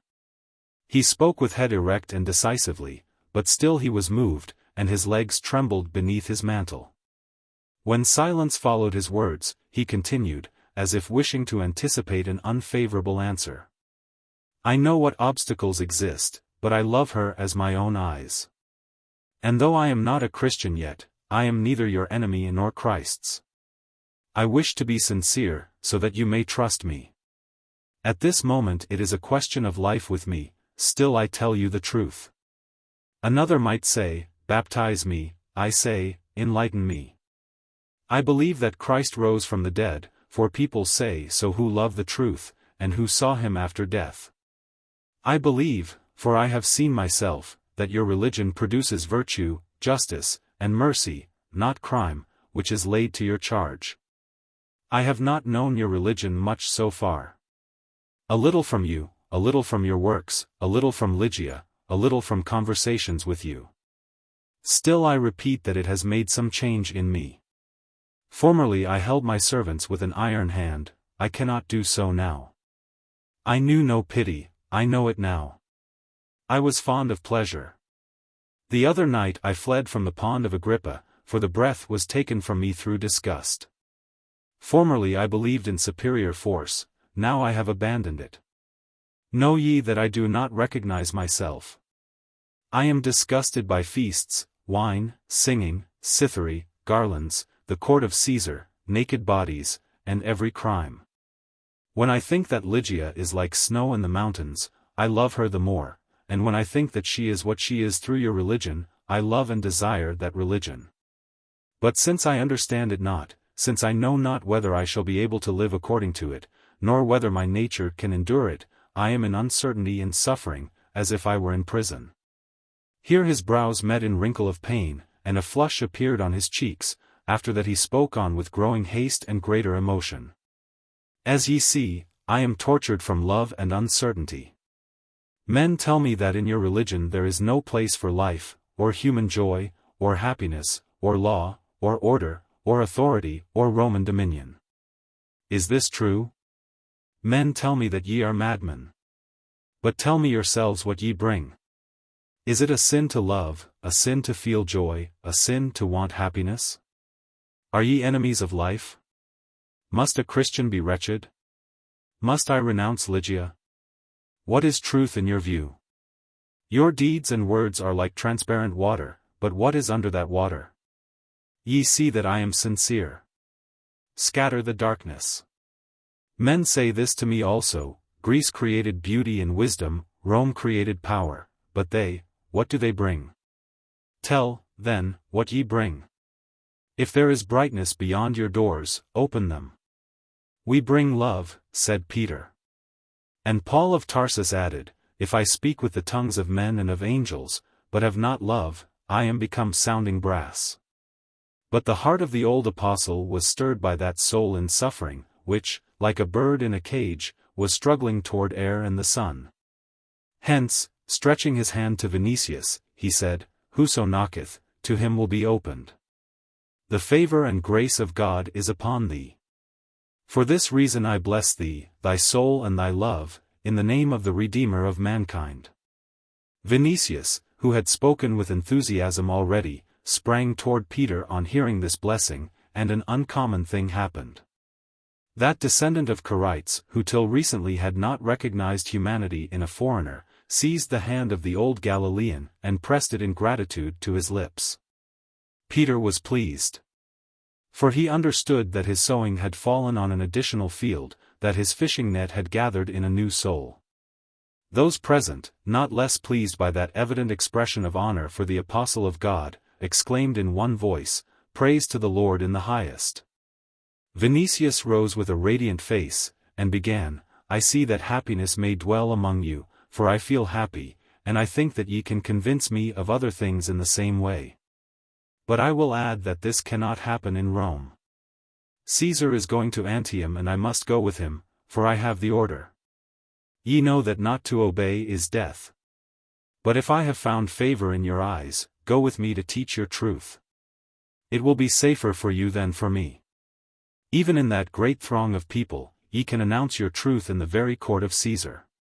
They say that act is a Christian. And there are Christians among praetorians even, for I myself have seen soldiers kneeling before thee, Peter, at the Porta Nomentana. In Antioch I have a villa where we shall assemble to hear your teaching, at the side of Nero. Glaucus told me that ye are ready to go to the end of the earth for one soul. So do for me what ye have done for those for whose sake ye have come from Judea, do it, and desert not my soul. Hearing this, they began to take counsel, thinking with delight of the victory of their religion, and of the significance for the pagan world which the conversion of an Augustine, and a descendant of one of the oldest Roman families, would have. They were ready, indeed, to wander to the end of the earth for one human soul, and since the death of the Master they had, in fact, done nothing else. Hence a negative answer did not even come to their minds. Peter was at that moment the pastor of a whole multitude, hence he could not go. But Paul of Tarsus, who had been in Aricium and Phrygia not long before, and who was preparing for a long journey to the east to visit churches there and freshen them with a new spirit of zeal, consented to accompany the young tribune to Antioch. It was easy to find a ship there going to Grecian waters. Vinicius, though sad because Peter, to whom he owed so much, could not visit Antium, thanked him with gratitude, and then turned to the old apostle with his last request, knowing Lygia's dwelling. Said he, I might have gone to her and asked, as is proper, whether she would take me as husband should my soul become Christian, but I prefer to ask thee, O apostle. Permit me to see her, or take me thyself to her. I know not how long I shall be in Antium, and remember that near Caesar no one is sure of tomorrow. Petronius himself told me that I should not be altogether safe there. Let me see her before I go, let me delight my eyes with her, and let me ask her if she will forget my evil and return good. Peter smiled kindly and said, But who could refuse thee a proper joy, my son? Vinicius stooped again to Peter's hands, for he could not in any way restrain his overflowing heart. The apostle took him by the temples and said, Have no fear of Caesar, for I tell thee that a hair will not fall from thy head. He sent Miriam for Lygia, telling her not to say who was with them, so as to give the maiden more delight. It was not far. So after a short time those in the chamber saw among the myrtles of the garden Miriam leading Lygia by the hand. Vinicius wished to run forth to meet her. But at sight of that beloved form happiness took his strength, and he stood with beating heart, breathless, barely able to keep his feet. 100 times more excited than when for the first time in life he heard the Parthian arrows whizzing round his head. She ran in, unsuspecting, but at sight of him she halted as if fixed to the earth. Her face flushed, and then became very pale. She looked with astonished and frightened eyes on those present. But round about she saw clear glances, full of kindness. The apostle Peter approached her and asked, Lygia, dost thou love him as ever? A moment of silence followed. Her lips began to quiver like those of a child who is preparing to cry, who feels that it is guilty, but sees that it must confess the guilt. Answer, said the apostle. Then, with humility, obedience, and fear in her voice, she whispered, kneeling at the knees of Peter, I do. In one moment Vinicius knelt at her side. Peter placed his hands on their heads, and said, Love each other in the Lord and to his glory, for there is no sin in your love. Chapter 34. While walking with Lygia through the garden, Vinicius described briefly, in words from the depth of his heart, that which a short time before he had confessed to the apostles, that is, the alarm of his soul, the changes which had taken place in him, and, finally, that immense yearning which had veiled life from him, beginning with the hour when he left Miriam's dwelling. He confessed to Lygia that he had tried to forget her, but was not able. He thought whole days and nights of her. That little cross of boxwood twigs which she had left reminded him of her, that cross, which he had placed in the lararium and revered involuntarily as something divine. And he yearned more and more every moment, for love was stronger than he, and had seized his soul altogether, even when he was at the house of Aulus. The Parsi weaved the thread of life for others. But love, yearning, and melancholy had woven it for him. His acts had been evil, but they had their origin in love. He had loved her when she was in the house of Aulus, when she was on the Palatine, when he saw her in Ostrianum listening to Peter's words, when he went with Croton to carry her away. When she watched at his bedside, and when she deserted him. Then came Chilo, who discovered her dwelling, and advised him to seize her a second time, but he chose to punish Chilo, and go to the apostles to ask for truth and for her. And blessed be that moment in which such a thought came to his head, for now he is at her side, and she will not flee from him, as the last time she fled from the house of Miriam. I did not flee from thee, said Lygia. Then why didst thou go? She raised her iris-colored eyes to him, and, bending her blushing face, said, Thou knowest. Vinicius was silent for a moment from excess of happiness, and began again to speak. As his eyes were opened gradually to this, that she was different utterly from Roman women, and resembled Pomponia alone. Besides, he could not explain this to her clearly, for he could not define his feeling, that beauty of a new kind altogether was coming to the world in her. Such beauty as had not been in it thus far. Beauty which is not merely a statue, but a spirit. He told her something, however, which filled her with delight, that he loved her just because she had fled from him, and that she would be sacred to him at his hearth. Then, seizing her hand, he could not continue. He merely gazed on her with rapture as on his life's happiness which he had won, and repeated her name, as if to assure himself that he had found her and was near her. "Oh, Ligia, Ligia." At last he inquired what had taken place in her mind, and she confessed that she had loved him while in the house of Aulus.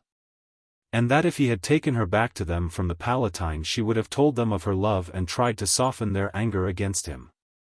"I swear to thee," said Vinicius, "that it had not even risen in my mind to take thee from Aulus.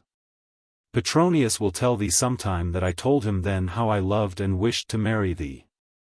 Let her anoint my door with wolf fat, and let her sit at my hearth," said I to him. But he ridiculed me, and gave Caesar the idea of demanding thee as a hostage and giving thee to me. How often in my sorrow have I cursed him, but perhaps fate ordained thus, for otherwise I should not have known the Christians, and should not have understood thee. "Believe me, Marcus," replied Lygia, "it was Christ who led thee to himself by design." Vinicius raised his head with a certain astonishment. "True," answered he, with animation. "Everything fixed itself so marvelously that in seeking thee I met the Christians. In Ostrianum I listened to the apostle with wonder, for I had never heard such words. And there thou didst pray for me?" "I did," answered Ligia. They passed near the summer-house covered with thick ivy, and approached the place where Ursus, after stifling Croton, threw himself upon Vinicius. "Here," said the young man, "should have perished but for thee." "Do not mention that," answered Ligia, "and do not speak of it to Ursus. Could I be revenged on him for defending thee? Had he been a slave, I should have given him freedom straightway. Had he been a slave, Aulus would have freed him long ago. Dost thou remember," asked Vinicius, "that I wished to take thee back to Aulus, but the answer was, that Caesar might hear of it and take revenge on Aulus and Pomponia? Think of this, thou mayst see them now as often as thou wishest." "How, Marcus?" "I say, now, and I think that thou wilt be able to see them without danger, when thou art mine. For should Caesar hear of this, and ask what I did with the hostage whom he gave me, I should say, I married her, and she visits the house of Aulus with my consent. He will not remain long in Antium, for he wishes to go to Achaia, and even should he remain, I shall not need to see him daily. When Paul of Tarsus teaches me your faith, I will receive baptism at once, I will come here, gain the friendship of Aulus and Pomponia, who will return to the city by that time. And there will be no further hindrance, I will seat thee at my hearth. Oh, Carissima! Carissima!" And he stretched forth his hand, as if taking heaven as witness of his love. And Ligia, raising her clear eyes to him, said, "And then I shall say, wherever thou art, Caius, there am I, Caia." "No, Ligia," cried Vinicius, "I swear to thee that never has woman been so honored in the house of her husband as thou shalt be in mine." For a time they walked on in silence, without being able to take in with their breasts their happiness, in love with each other, like two deities. And as beautiful as if spring had given them to the world with the flowers. They halted at last under the cypress growing near the entrance of the house. Ligia leaned against his breast, and Vinicius began to entreat again with a trembling voice, "Tell Ursus to go to the house of Aulus for thy furniture and playthings of childhood." But she, blushing like a rose or like the dawn, answered, "Custom commands otherwise." "I know that. The Pronuba 11 usually brings them behind the bride, but do this for me. I will take them to my villa in Antium, and they will remind me of thee." Here he placed his hands together and repeated, like a child who is begging for something, "It will be some days before Pomponia returns, so do this, Diva, do this, Carissima." "But Pomponia will do as she likes," answered Ligia, blushing still more deeply at mention of the Pronuba. And again they were silent, for love had begun to stop the breath in their breasts. Ligia stood with shoulders leaning against the cypress, her face whitening in the shadow, like a flower, her eyes drooping, her bosom heaving with more and more life. Vinicius changed in the face, and grew pale.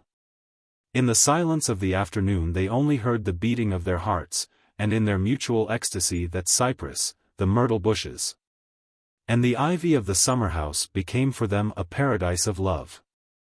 But Miriam appeared in the door, and invited them to the afternoon meal. They sat down then with the apostles, who gazed at them with pleasure, as on the young generation which after their death would preserve and sow still further the seed of the new faith. Peter broke and blessed bread. There was calm on all faces, and a certain immense happiness seemed to overflow the whole house. "See," said Paul at last, turning to Vinicius, "are we enemies of life and happiness?" "I know how that is," answered Vinicius, "for never have I been so happy as among you." Chapter 35. On the evening of that day Vinicius, while returning home through the Forum, saw at the entrance to the Vicus Tuscus the gilded litter of Petronius, carried by 8 stalwart Bithynians, and, stopping it with a sign of his hand, he approached the curtains. "Thou hast had a pleasant dream, I trust, and a happy one," cried he, laughing at sight of the slumbering Petronius. "Oh, is it thou?" said Petronius, waking up. "Yes. I dropped asleep for a moment, as I passed the night at the Palatine. I have come out to buy something to read on the road to Antium." "What is the news? Art thou visiting the bookshops?" inquired Vinicius. "Yes, I do not like to bring disorder into my library, so I am collecting a special supply for the journey. It is likely that some new things of Musonius and Seneca have come out. I am looking also for Persius, and a certain edition of the Eclogues of Virgilius, which I do not possess. Oh, how tired I am, and how my hands ache from covers and rings. For when a man is once in a bookshop curiosity seizes him to look here and there. I was at the shop of Avernus, and at that of Atractus on the Argiletum, and with the Sozii on Vicus Sandalarius. By Castor. How I want to sleep. Thou wert on the Palatine? Then I would ask thee what is it to be heard there? Or, knowest what? Send home the litter and the tubes with books, and come to my house. We will talk of Antium, and of something else." "That is well," answered Petronius, coming out of the litter. "Thou must know, besides, that we start for Antium the day after tomorrow." "Whence should I know that? In what world art thou living?" "Well, I shall be the first to announce the news to thee." "Yes, be ready for the day after tomorrow in the morning. Peas in olive oil have not helped, a cloth around his thick neck has not helped, and Bronzebeard is hoarse. In view of this, delay is not to be mentioned. He curses Rome and its atmosphere, with what the world stands on.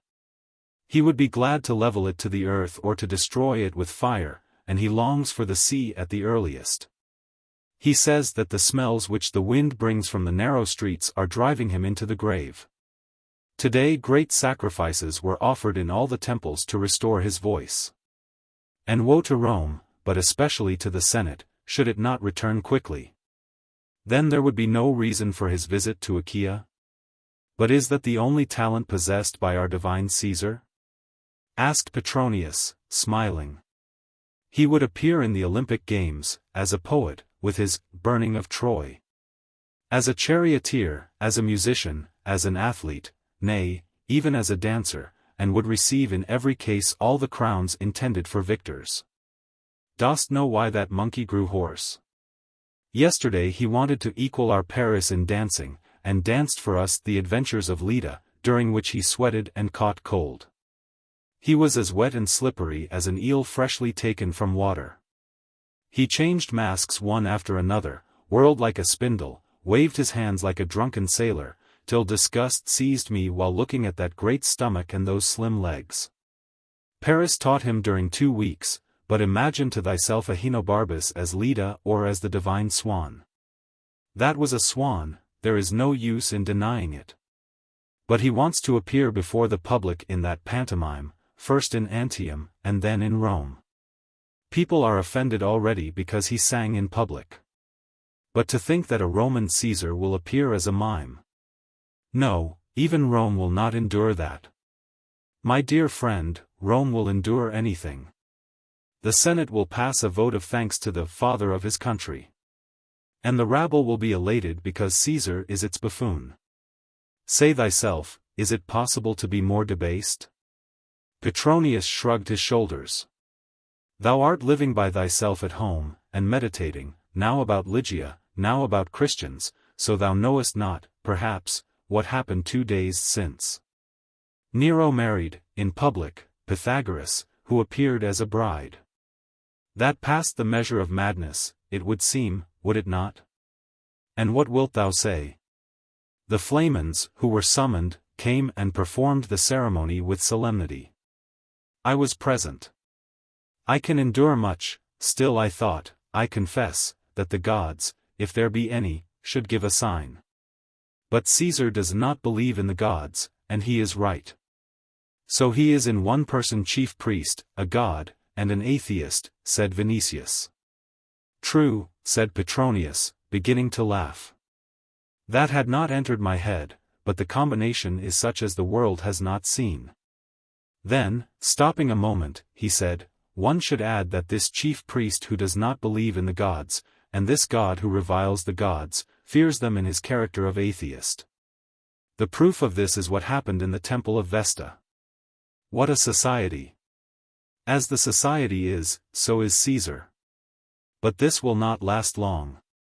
Thus conversing, they entered the house of Vinicius, who called for supper joyously. Then, turning to Petronius he said, No, my dear, society must be renewed. We shall not renew it, answered Petronius, even for the reason that in Nero's time man is like a butterfly, he lives in the sunshine of favor, and at the first cold wind he perishes. Even against his will. By the son of Maia. More than once have I given myself this question, by what miracle has such a man as Lucius Saturninus been able to reach the age of 93, to survive Tiberius, Caligula, Claudius? But never mind. Wilt thou permit me to send thy litter for Eunice? My wish to sleep has gone, somehow, and I should like to be joyous. Give command to cithara players to come to the supper, and afterward we will talk of Antium. It is needful to think of it, especially for thee. Vinicius gave the order to send for Eunice, but declared that he had no thought of breaking his head over the stay in Antium. Let those break their heads who cannot live otherwise than in the rays of Caesar's favor. The world does not end on the Palatine, especially for those who have something else in their hearts and souls. He said this so carelessly and with such animation and gladness that his whole manner struck Petronius. Hence, looking for a time at him, he asked, What is taking place in thee?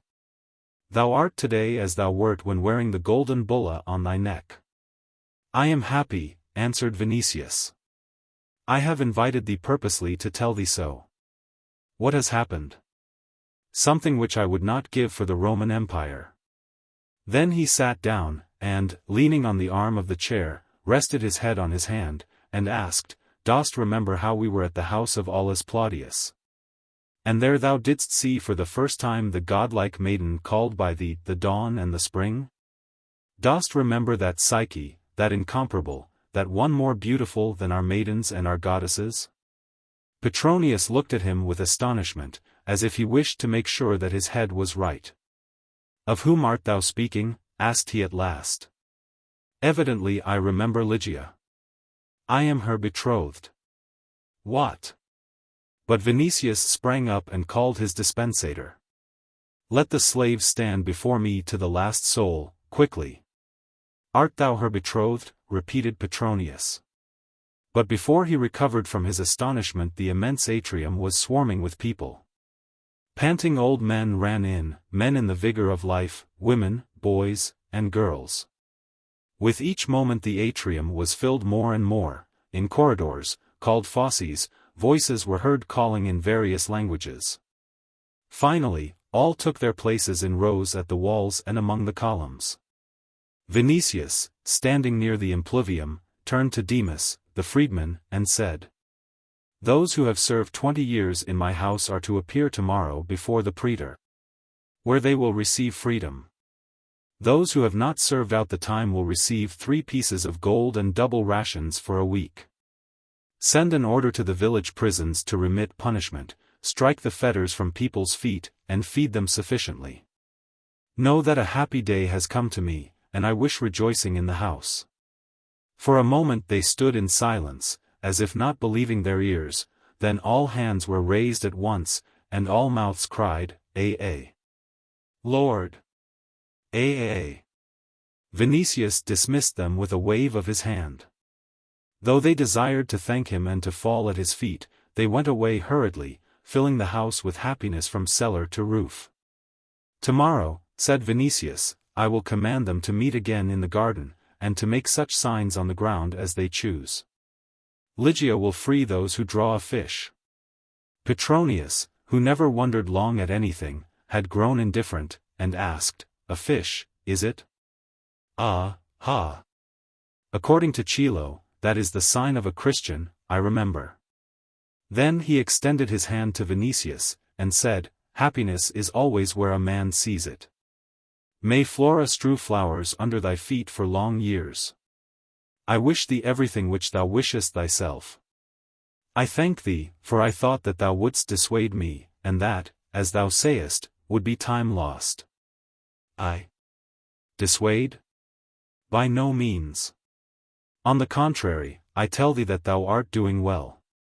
"Ha, traitor," answered Vinicius, joyfully, "hast forgotten what thou didst tell me once when we were leaving the house of Pomponia Graecina?" "No," answered Petronius, with cool blood. "But I have changed my opinion. My dear," added he after a while, "in Rome everything changes. Husbands change wives, wives change husbands, why should not I change opinions?" It lacked little of Nero's marrying act, whom for his sake they represented as the descendant of a kingly line. Well, he would have had an honest wife, and we an honest Augusta. By Proteus and his barren spaces in the sea. I shall change my opinion as often as I find it appropriate or profitable. As to Ligia, her royal descent is more certain than Acts. But in Antium be on thy guard against Poppaea, who is revengeful. I do not think of doing so. A hair will not fall from my head in Antium. If thou think to astonish me a second time, thou art mistaken, but whence hast thou that certainty? The Apostle Peter told me so. Ah, the Apostle Peter told thee. Against that there is no argument. Permit me, however, to take certain measures of precaution even to this end, that the Apostle Peter may not turn out a false prophet. For, should the Apostle be mistaken, perchance he might lose thy confidence, which certainly will be of use to him in the future. Do what may please thee, but I believe him.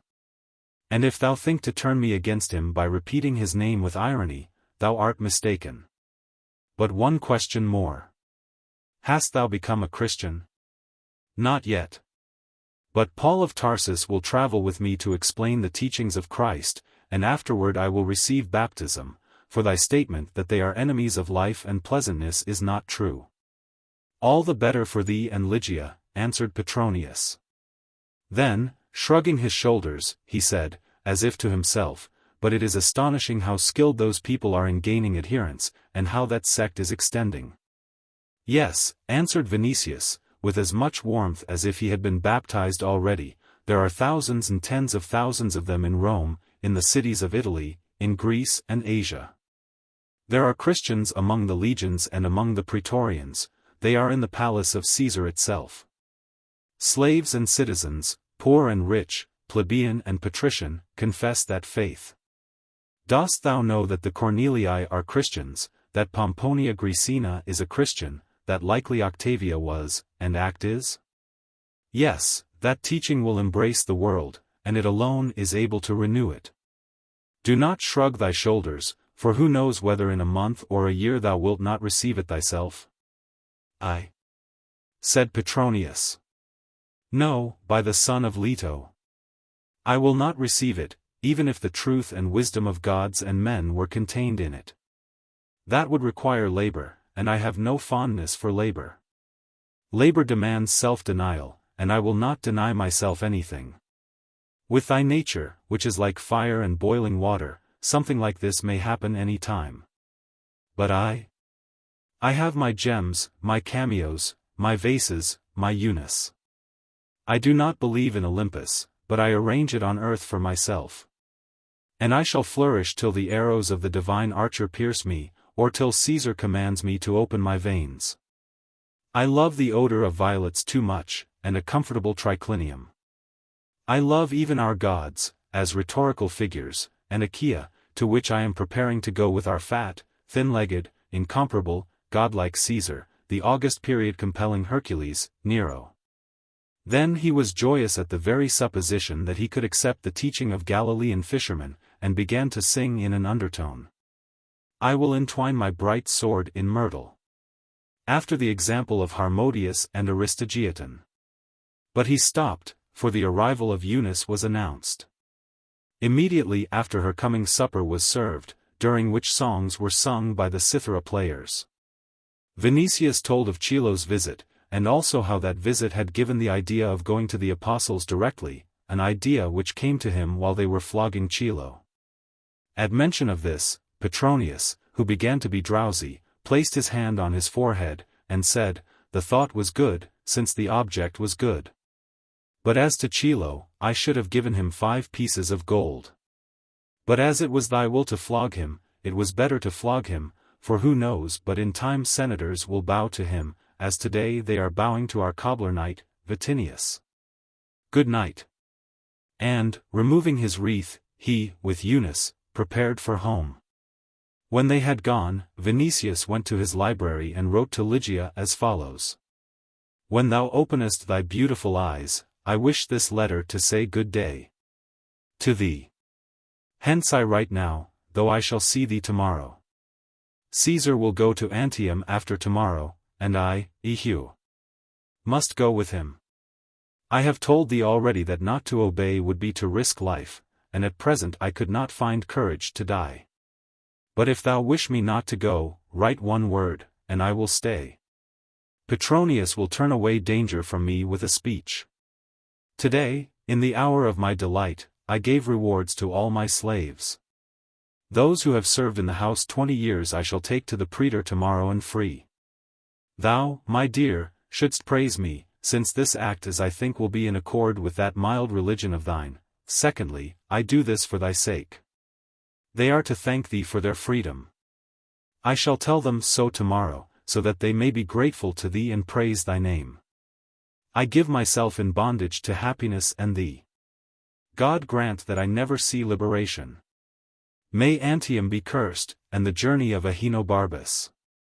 Thrice and 4 times happy am I in not being so wise as Petronius, if I were, should be forced to go to Greece perhaps. Meanwhile the moment of separation will sweeten my memory of thee. Whenever I can tear myself away, I shall sit on a horse, and rush back to Rome, to gladden my eyes with sight of thee, and my ears with thy voice. When I cannot come I shall send a slave with a letter, and an inquiry about thee. I salute thee, divine one, and embrace thy feet. Be not angry that I call thee divine. If thou forbid, I shall obey, but today I cannot call thee otherwise. I congratulate thee on thy future house with my whole soul. Chapter 36. It was known in Rome that Caesar wished to see Ostia on the journey, or rather the largest ship in the world, which had brought wheat recently from Alexandria. And from Ostia to go by the Via Literalis to Antium. Orders had been given a number of days earlier. Hence at the Porta Ostiensis, from early morning, crowds made up of the local rabble and of all nations of the earth had collected to feast their eyes with the sight of Caesar's retinue, on which the Roman population could never gaze sufficiently. The road to Antium was neither difficult nor long. In the place itself, which was composed of palaces and villas built and furnished in a lordly manner, it was possible to find everything demanded by comfort, and even the most exquisite luxury of the period. Caesar had the habit, however, of taking with him on a journey every object in which he found delight, beginning with musical instruments and domestic furniture, and ending with statues and mosaics, which were taken even when he wished to remain on the road merely a short time for rest or recreation. He was accompanied, therefore, on every expedition by whole legions of servants, without reckoning divisions of Praetorian guards, and Augustans. Of the latter each had a personal retinue of slaves. Early on the morning of that day herdsmen from the Campania, with sunburnt faces, wearing goatskins on their legs, drove forth 500 she-asses through the gates. So that Poppaea on the morrow of her arrival at Antium might have her bath in their milk. The rabble gazed with delight and ridicule at the long ears swaying amid clouds of dust, and listened with pleasure to the whistling of whips and the wild shouts of the herdsmen. After the asses had gone by, crowds of youth rushed forth, swept the road carefully, and covered it with flowers and needles from pine trees. In the crowds people whispered to each other, with a certain feeling of pride, that the whole road to Antium would be strewn in that way with flowers taken from private gardens round about, or bought at high prices from dealers at the Porta Mugiones. As the morning hours passed, the throng increased every moment. Some had brought their whole families, and, lest the time might seem tedious, they spread provisions on stones intended for the new temple of Ceres, and ate their prandium beneath the open sky. Here and there were groups, in which the lead was taken by persons who had traveled. They talked of Caesar's present trip, of his future journeys, and journeys in general. Sailors and old soldiers narrated wonders which during distant campaigns they had heard about countries which a Roman foot had never touched. Homestayers, who had never gone beyond the Appian Way, listened with amazement to marvelous tales of India, of Arabia, of archipelagos surrounding Britain in which, on a small island inhabited by spirits, Briareus had imprisoned the sleeping Saturn. They heard of Hyperborean regions of stiffened seas, of the hisses and roars which the ocean gives forth when the sun plunges into his bath. Stories of this kind found ready credence among the rabble, stories believed by such men even as Tacitus and Pliny. They spoke also of that ship which Caesar was to look at, a ship which had brought wheat to last for 2 years, without reckoning 400 passengers, an equal number of soldiers, and a multitude of wild beasts to be used during the summer games. This produced general good feeling toward Caesar, who not only nourished the populace, but amused it. Hence a greeting full of enthusiasm was waiting for him.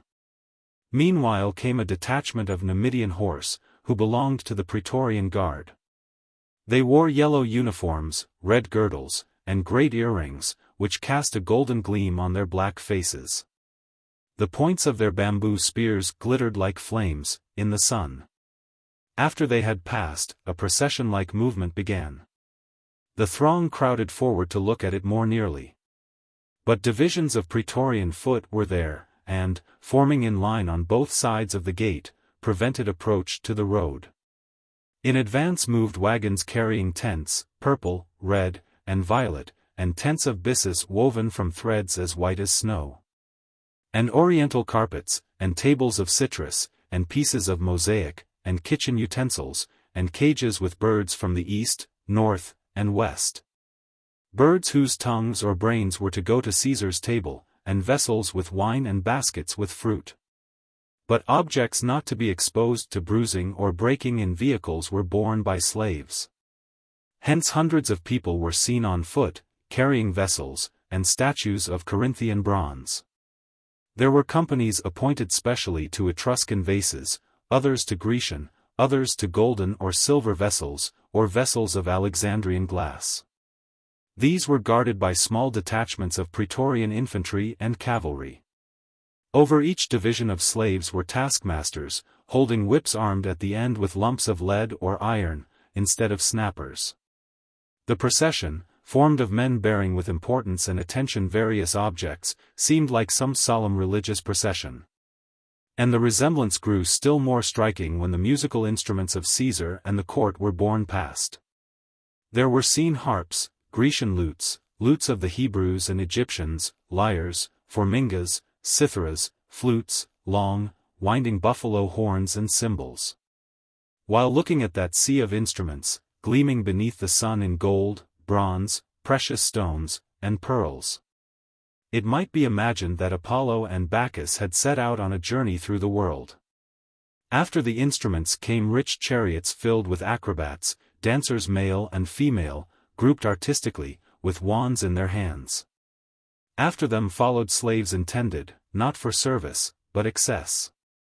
So there were boys and little girls, selected from all Greece and Asia Minor, with long hair, or with winding curls arranged in golden nets, children resembling cupids, with wonderful faces.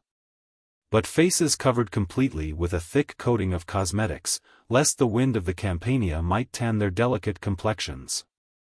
And again appeared a praetorian cohort of gigantic Sicambrians, blue-eyed, bearded, blonde and red-haired.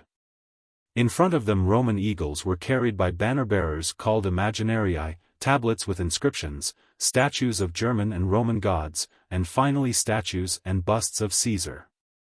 From under the skins and armor of the soldier appeared limbs sunburnt and mighty, looking like military engines capable of wielding the heavy weapons with which guards of that kind were furnished. The earth seemed to bend beneath their measured and weighty tread. As if conscious of strength which they could use against Caesar himself, they looked with contempt on the rabble of the street, forgetting, it was evident, that many of themselves had come to that city in manacles. But they were insignificant in numbers, for the praetorian force had remained in camp specially to guard the city and hold it within bounds.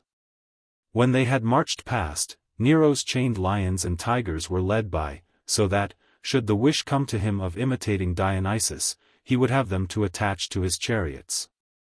They were led in chains of steel by Arabs and Hindus, but the chains were so entwined with garlands that the beasts seemed led with flowers. The lions and tigers, tamed by skilled trainers, looked at the crowds with green and seemingly sleepy eyes. But at moments they raised their giant heads, and breathed through wheezing nostrils the exhalations of the multitude, licking their jaws the while with spiny tongues. Now came Caesar's vehicles and litters, great and small, gold or purple, inlaid with ivory or pearls, or glittering with diamonds. After them came another small cohort of praetorians in Roman armor, praetorians composed of Italian volunteers only, 12 then crowds of select slave servants and boys. And at last came Caesar himself, whose approach was heralded from afar by the shouts of thousands. In the crowd was the apostle Peter, who wished to see Caesar once in life. He was accompanied by Lygia, whose face was hidden by a thick veil, and Ursus, whose strength formed the surest defense of the young girl in the wild and boisterous crowd. The Lygian seized a stone to be used in building the temple, and brought it to the apostle, so that by standing on it he might see better than others. The crowd muttered when Ursus pushed it apart, as a ship pushes waves. But when he carried the stone, which 4 of the strongest men could not raise, the muttering was turned into wonderment, and cries of "Macht" were heard round about. Meanwhile Caesar appeared. He was sitting in a chariot drawn by 6 white Idumean stallions shod with gold. The chariot had the form of a tent with sides open, purposely, so that the crowds could see Caesar. A number of persons might have found place in the chariot. But Nero, desiring that attention should be fixed on him exclusively, passed through the city alone, having at his feet merely 2 deformed dwarfs. He wore a white tunic, and a toga of amethyst color, which cast a bluish tinge on his face. On his head was a laurel wreath. Since his departure from Naples he had increased notably in body. His face had grown wide, under his lower jaw hung a double chin, by which his mouth, always too near his nose, seemed to touch his nostrils. His bulky neck was protected, as usual, by a silk kerchief, which he arranged from moment to moment with a white and fat hand grown over with red hair, forming as it were bloody stains. He would not permit epilators to pluck out this hair, since he had been told that to do so would bring trembling of the fingers and injure his lute playing. Measureless vanity was depicted then, as at all times, on his face, together with tedium and suffering. On the whole, it was a face both terrible and trivial. While advancing he turned his head from side to side, blinking at times, and listening carefully to the manner in which the multitude greeted him. He was met by a storm of shouts and applause. "Hail, divine Caesar! Imperator, hail, conqueror! Hail, incomparable, son of Apollo, Apollo himself!" When he heard these words, he smiled. But at moments a cloud, as it were, passed over his face, for the Roman rabble was satirical and keen in reckoning, and let itself criticize even great triumphators. Even men whom it loved and respected. It was known that on a time they shouted during the entrance to Rome of Julius Caesar, "Citizens, hide your wives, the old libertine is coming." But Nero's monstrous vanity could not endure the least blame or criticism. Meanwhile in the throng, amid shouts of applause were heard cries of "Ahenobarbus, Ahenobarbus! Where hast thou put thy flaming beard? Dost thou fear that Rome might catch fire from it?" And those who cried out in that fashion knew not that their jest concealed a dreadful prophecy. These voices did not anger Caesar overmuch, since he did not wear a beard, for long before he had devoted it in a golden cylinder to Jupiter Capitolinus. But other persons, hidden behind piles of stones and the corners of temples, shouted, "Matricide! Nero! Orestes! Alcmaeon, and still others, where is Octavia? Surrender the purple!" At Poppaea, who came directly after him, they shouted, "Flava coma, 13," with which name they indicated a streetwalker. Caesar's musical ear caught these exclamations also, and he raised the polished emerald to his eyes as if to see and remember those who uttered them. While looking thus, his glance rested on the apostle standing on the stone. For a while those two men looked at each other. It occurred to no one in that brilliant retinue, and to no one in that immense throng, that at that moment two powers of the earth were looking at each other. One of which would vanish quickly as a bloody dream, and the other, dressed in simple garments, would seize in eternal possession the world and the city. Meanwhile Caesar had passed, and immediately after him 8 Africans bore a magnificent litter, in which sat Poppaea, who was detested by the people. Arrayed, as was Nero, in amethyst color, with a thick application of cosmetics on her face, immovable, thoughtful, indifferent. She looked like some beautiful and wicked divinity carried in procession. In her wake followed a whole court of servants, male and female, next a line of wagons bearing materials of dress and use. The sun had sunk sensibly from midday when the passage of Augustans began, a brilliant glittering line gleaming like an endless serpent. The indolent Petronius, greeted kindly by the multitude, had given command to bear him and his godlike slave in a litter. Tigellinus went in a chariot drawn by ponies ornamented with white and purple feathers. They saw him as he rose in the chariot repeatedly, and stretched his neck to see if Caesar was preparing to give him the sign to go his chariot. Among others the crowd greeted Licinianus with applause, Vitellius with laughter, Vatinius with hissing. Towards Licinus and Licanius the consuls they were indifferent, but Tullius Senecio they loved, it was unknown why, and Vestinius received applause. The court was innumerable. It seemed that all that was richest, most brilliant and noted in Rome, was migrating to Antium. Nero never traveled otherwise than with thousands of vehicles. The society which accompanied him almost always exceeded the number of soldiers in a legion. 14 Hence Domitius Afer appeared, and the decrepit Lucius Saturninus. And Vespasian, who had not gone yet on his expedition to Judea, from which he returned for the crown of Caesar, and his sons, and young Nerva, and Lucan, and Annius Gallo, and Quintianus. And a multitude of women renowned for wealth, beauty, luxury, and vice. The eyes of the multitude were turned to the harness, the chariots, the horses, the strange livery of the servants, made up of all peoples of the earth.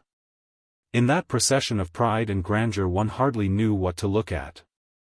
And not only the eye, but the mind, was dazzled by such gleaming of gold, purple, and violet, by the flashing of precious stones, the glitter of brocade, pearls, and ivory.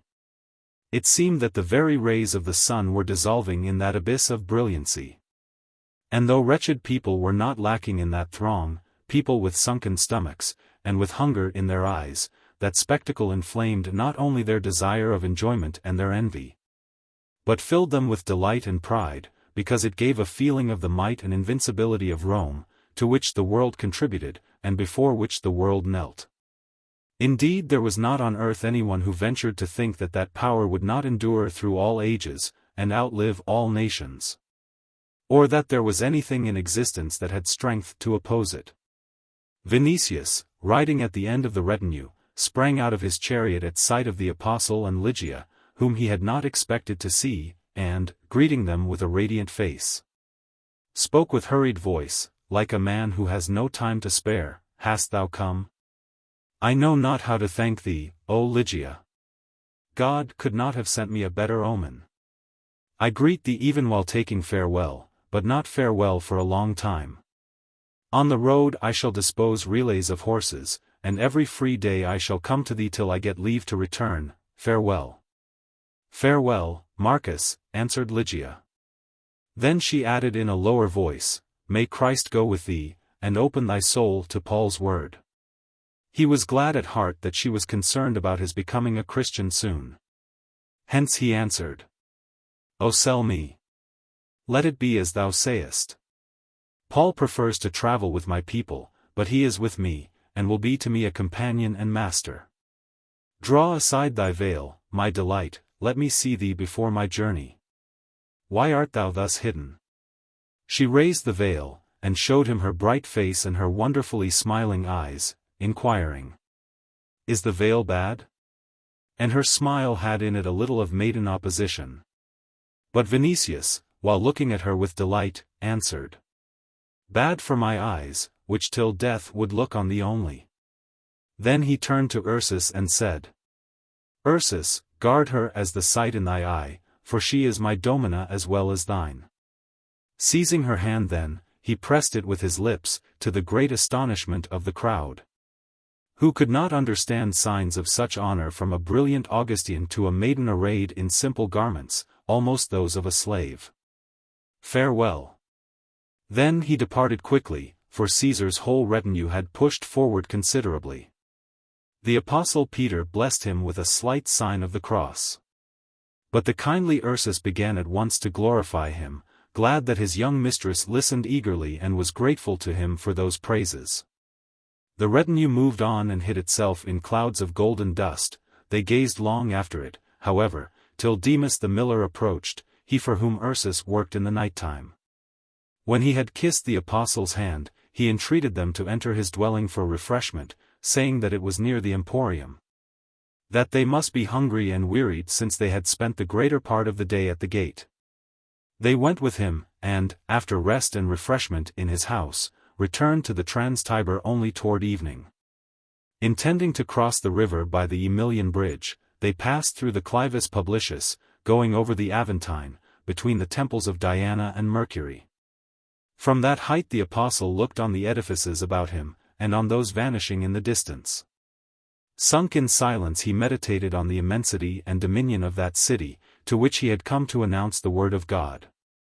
Hitherto he had seen the rule of Rome and its legions in various lands through which he had wandered, but they were single members as it were of the power, which that day for the first time he had seen impersonated in the form of Nero.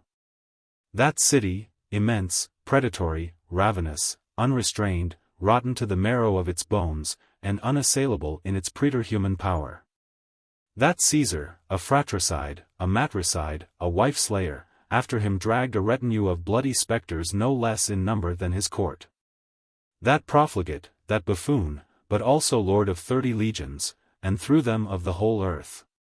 Those courtiers covered with gold and scarlet, uncertain of the morrow, but mightier meanwhile than kings, all this together seemed a species of hellish kingdom of wrong and evil. In his simple heart he marveled that God could give such inconceivable almightiness to Satan, that he could yield the earth to him to knead, overturn, and trample it.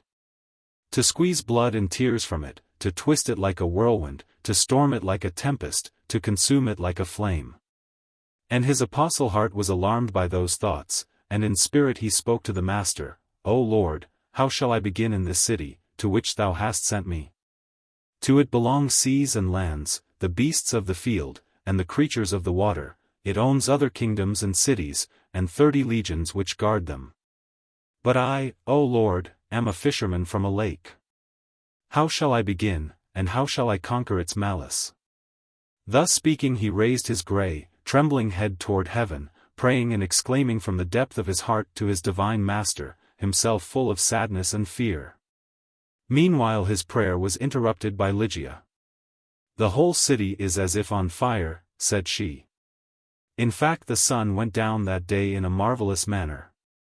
Its immense shield had sunk halfway behind the geniculum, the whole expanse of heaven was filled with a red gleam. From the place on which they were standing, Peter's glance embraced large expanses. Somewhat to the right they saw the long extending walls of the Circus Maximus, above it the towering palaces of the Palatine. And directly in front of them, beyond the Forum Boarium and the Velabrum, the summit of the Capitol, with the Temple of Jupiter. But the walls and the columns and the summits of the temples were as if sunk in that golden and purple gleam. The parts of the river visible from afar flowed as if in blood. And as the sun sank moment after moment behind the mountain, the gleam became redder and redder, more and more like a conflagration.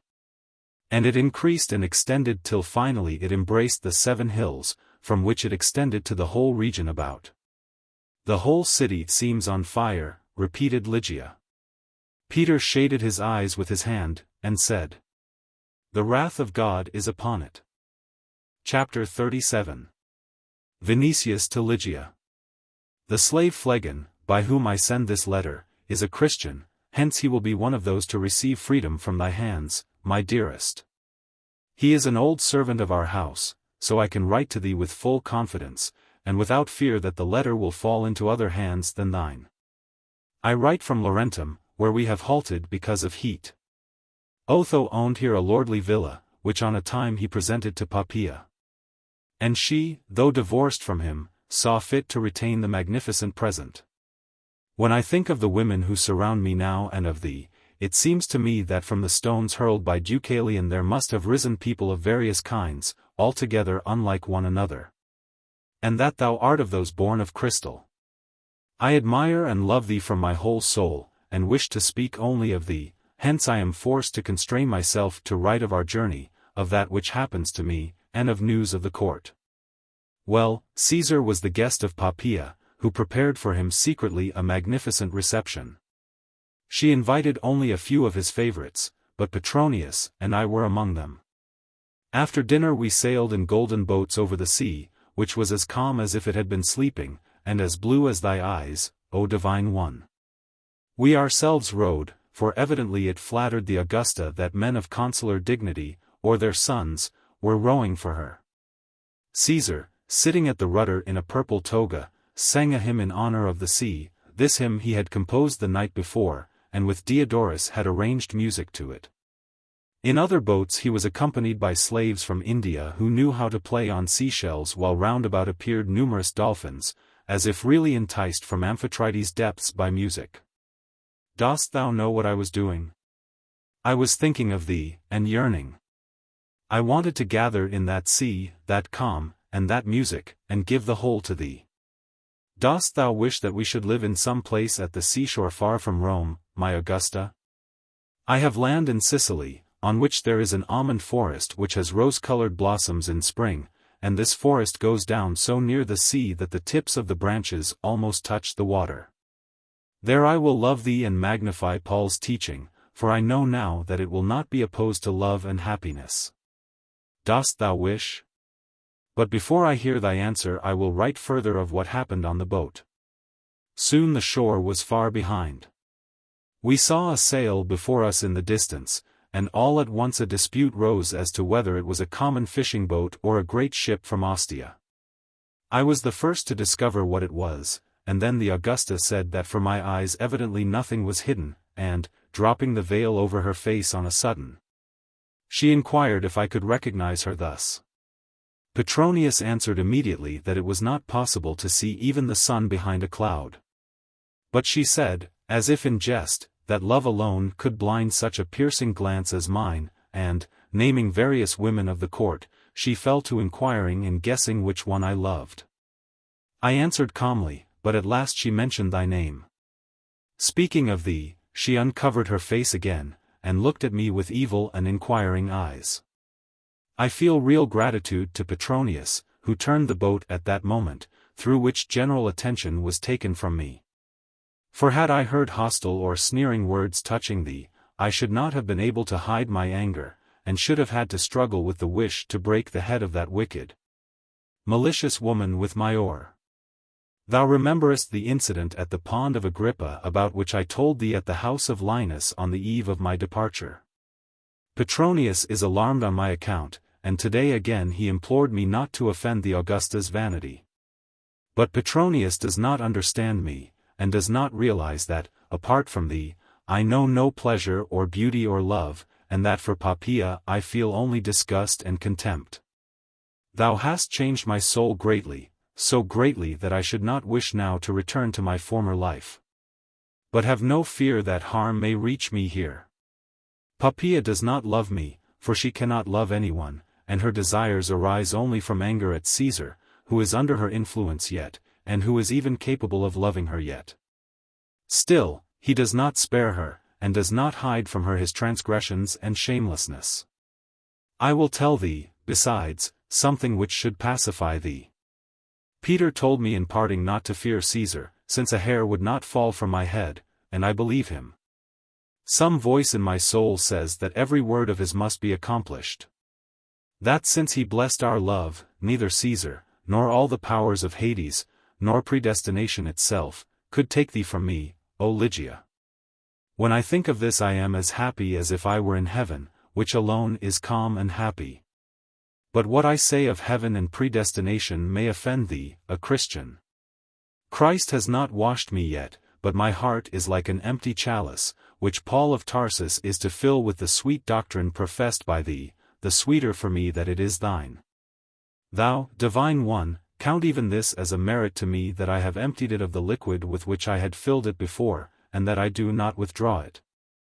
But hold it forth as a thirsty man standing at a pure spring. Let me find favor in thy eyes. In Antium my days and nights will pass in listening to Paul, who acquired such influence among my people on the first day that they surround him continually, seeing in him not only a wonder-worker, but a being almost supernatural. Yesterday I saw gladness on his face, and when I asked what he was doing, he answered, I am sowing. Petronius knows that he is among my people, and wishes to see him, as does Seneca also, who heard of him from Gallo. But the stars are growing pale, O Ligia, and Lucifer of the morning is bright with growing force. Soon the dawn will make the sea ruddy. All is sleeping round about, but I am thinking of thee and loving thee. Be greeted together with the morning dawn, sponsa mea. Chapter 38. Vinicius to Ligia. Hast thou ever been in Antium, my dear one, with Aulus and Pomponia? If not, I shall be happy when I show this place to thee. All the way from Laurentum there is a line of villas along the seashore, and Antium itself is an endless succession of palaces and porticos, whose columns in fair weather see themselves in the water. I, too, have a residence here right over the sea, with an olive garden and a forest of cypresses behind the villa, and when I think that the place will sometime be thine. Its marble seems whiter to me, its groves more shady, and the sea bluer. Oh, Ligia, how good it is to live and love! Old Menicles, who manages the villa, planted irises on the ground under myrtles, and at sight of them the house of Aulus, the impluvium, and the garden in which I sat near thee, came to my mind. The irises will remind thee, too, of thy childhood's home, therefore I am certain that thou wilt love Antium and this villa. Immediately after our arrival I talked long with Paul at dinner. We spoke of thee, and afterward he taught. I listened long, and I say only this, that even could I write like Petronius, I should not have power to explain everything which passed through my soul and my mind. I had not supposed that there could be such happiness in this world, such beauty and peace of which hitherto people had no knowledge.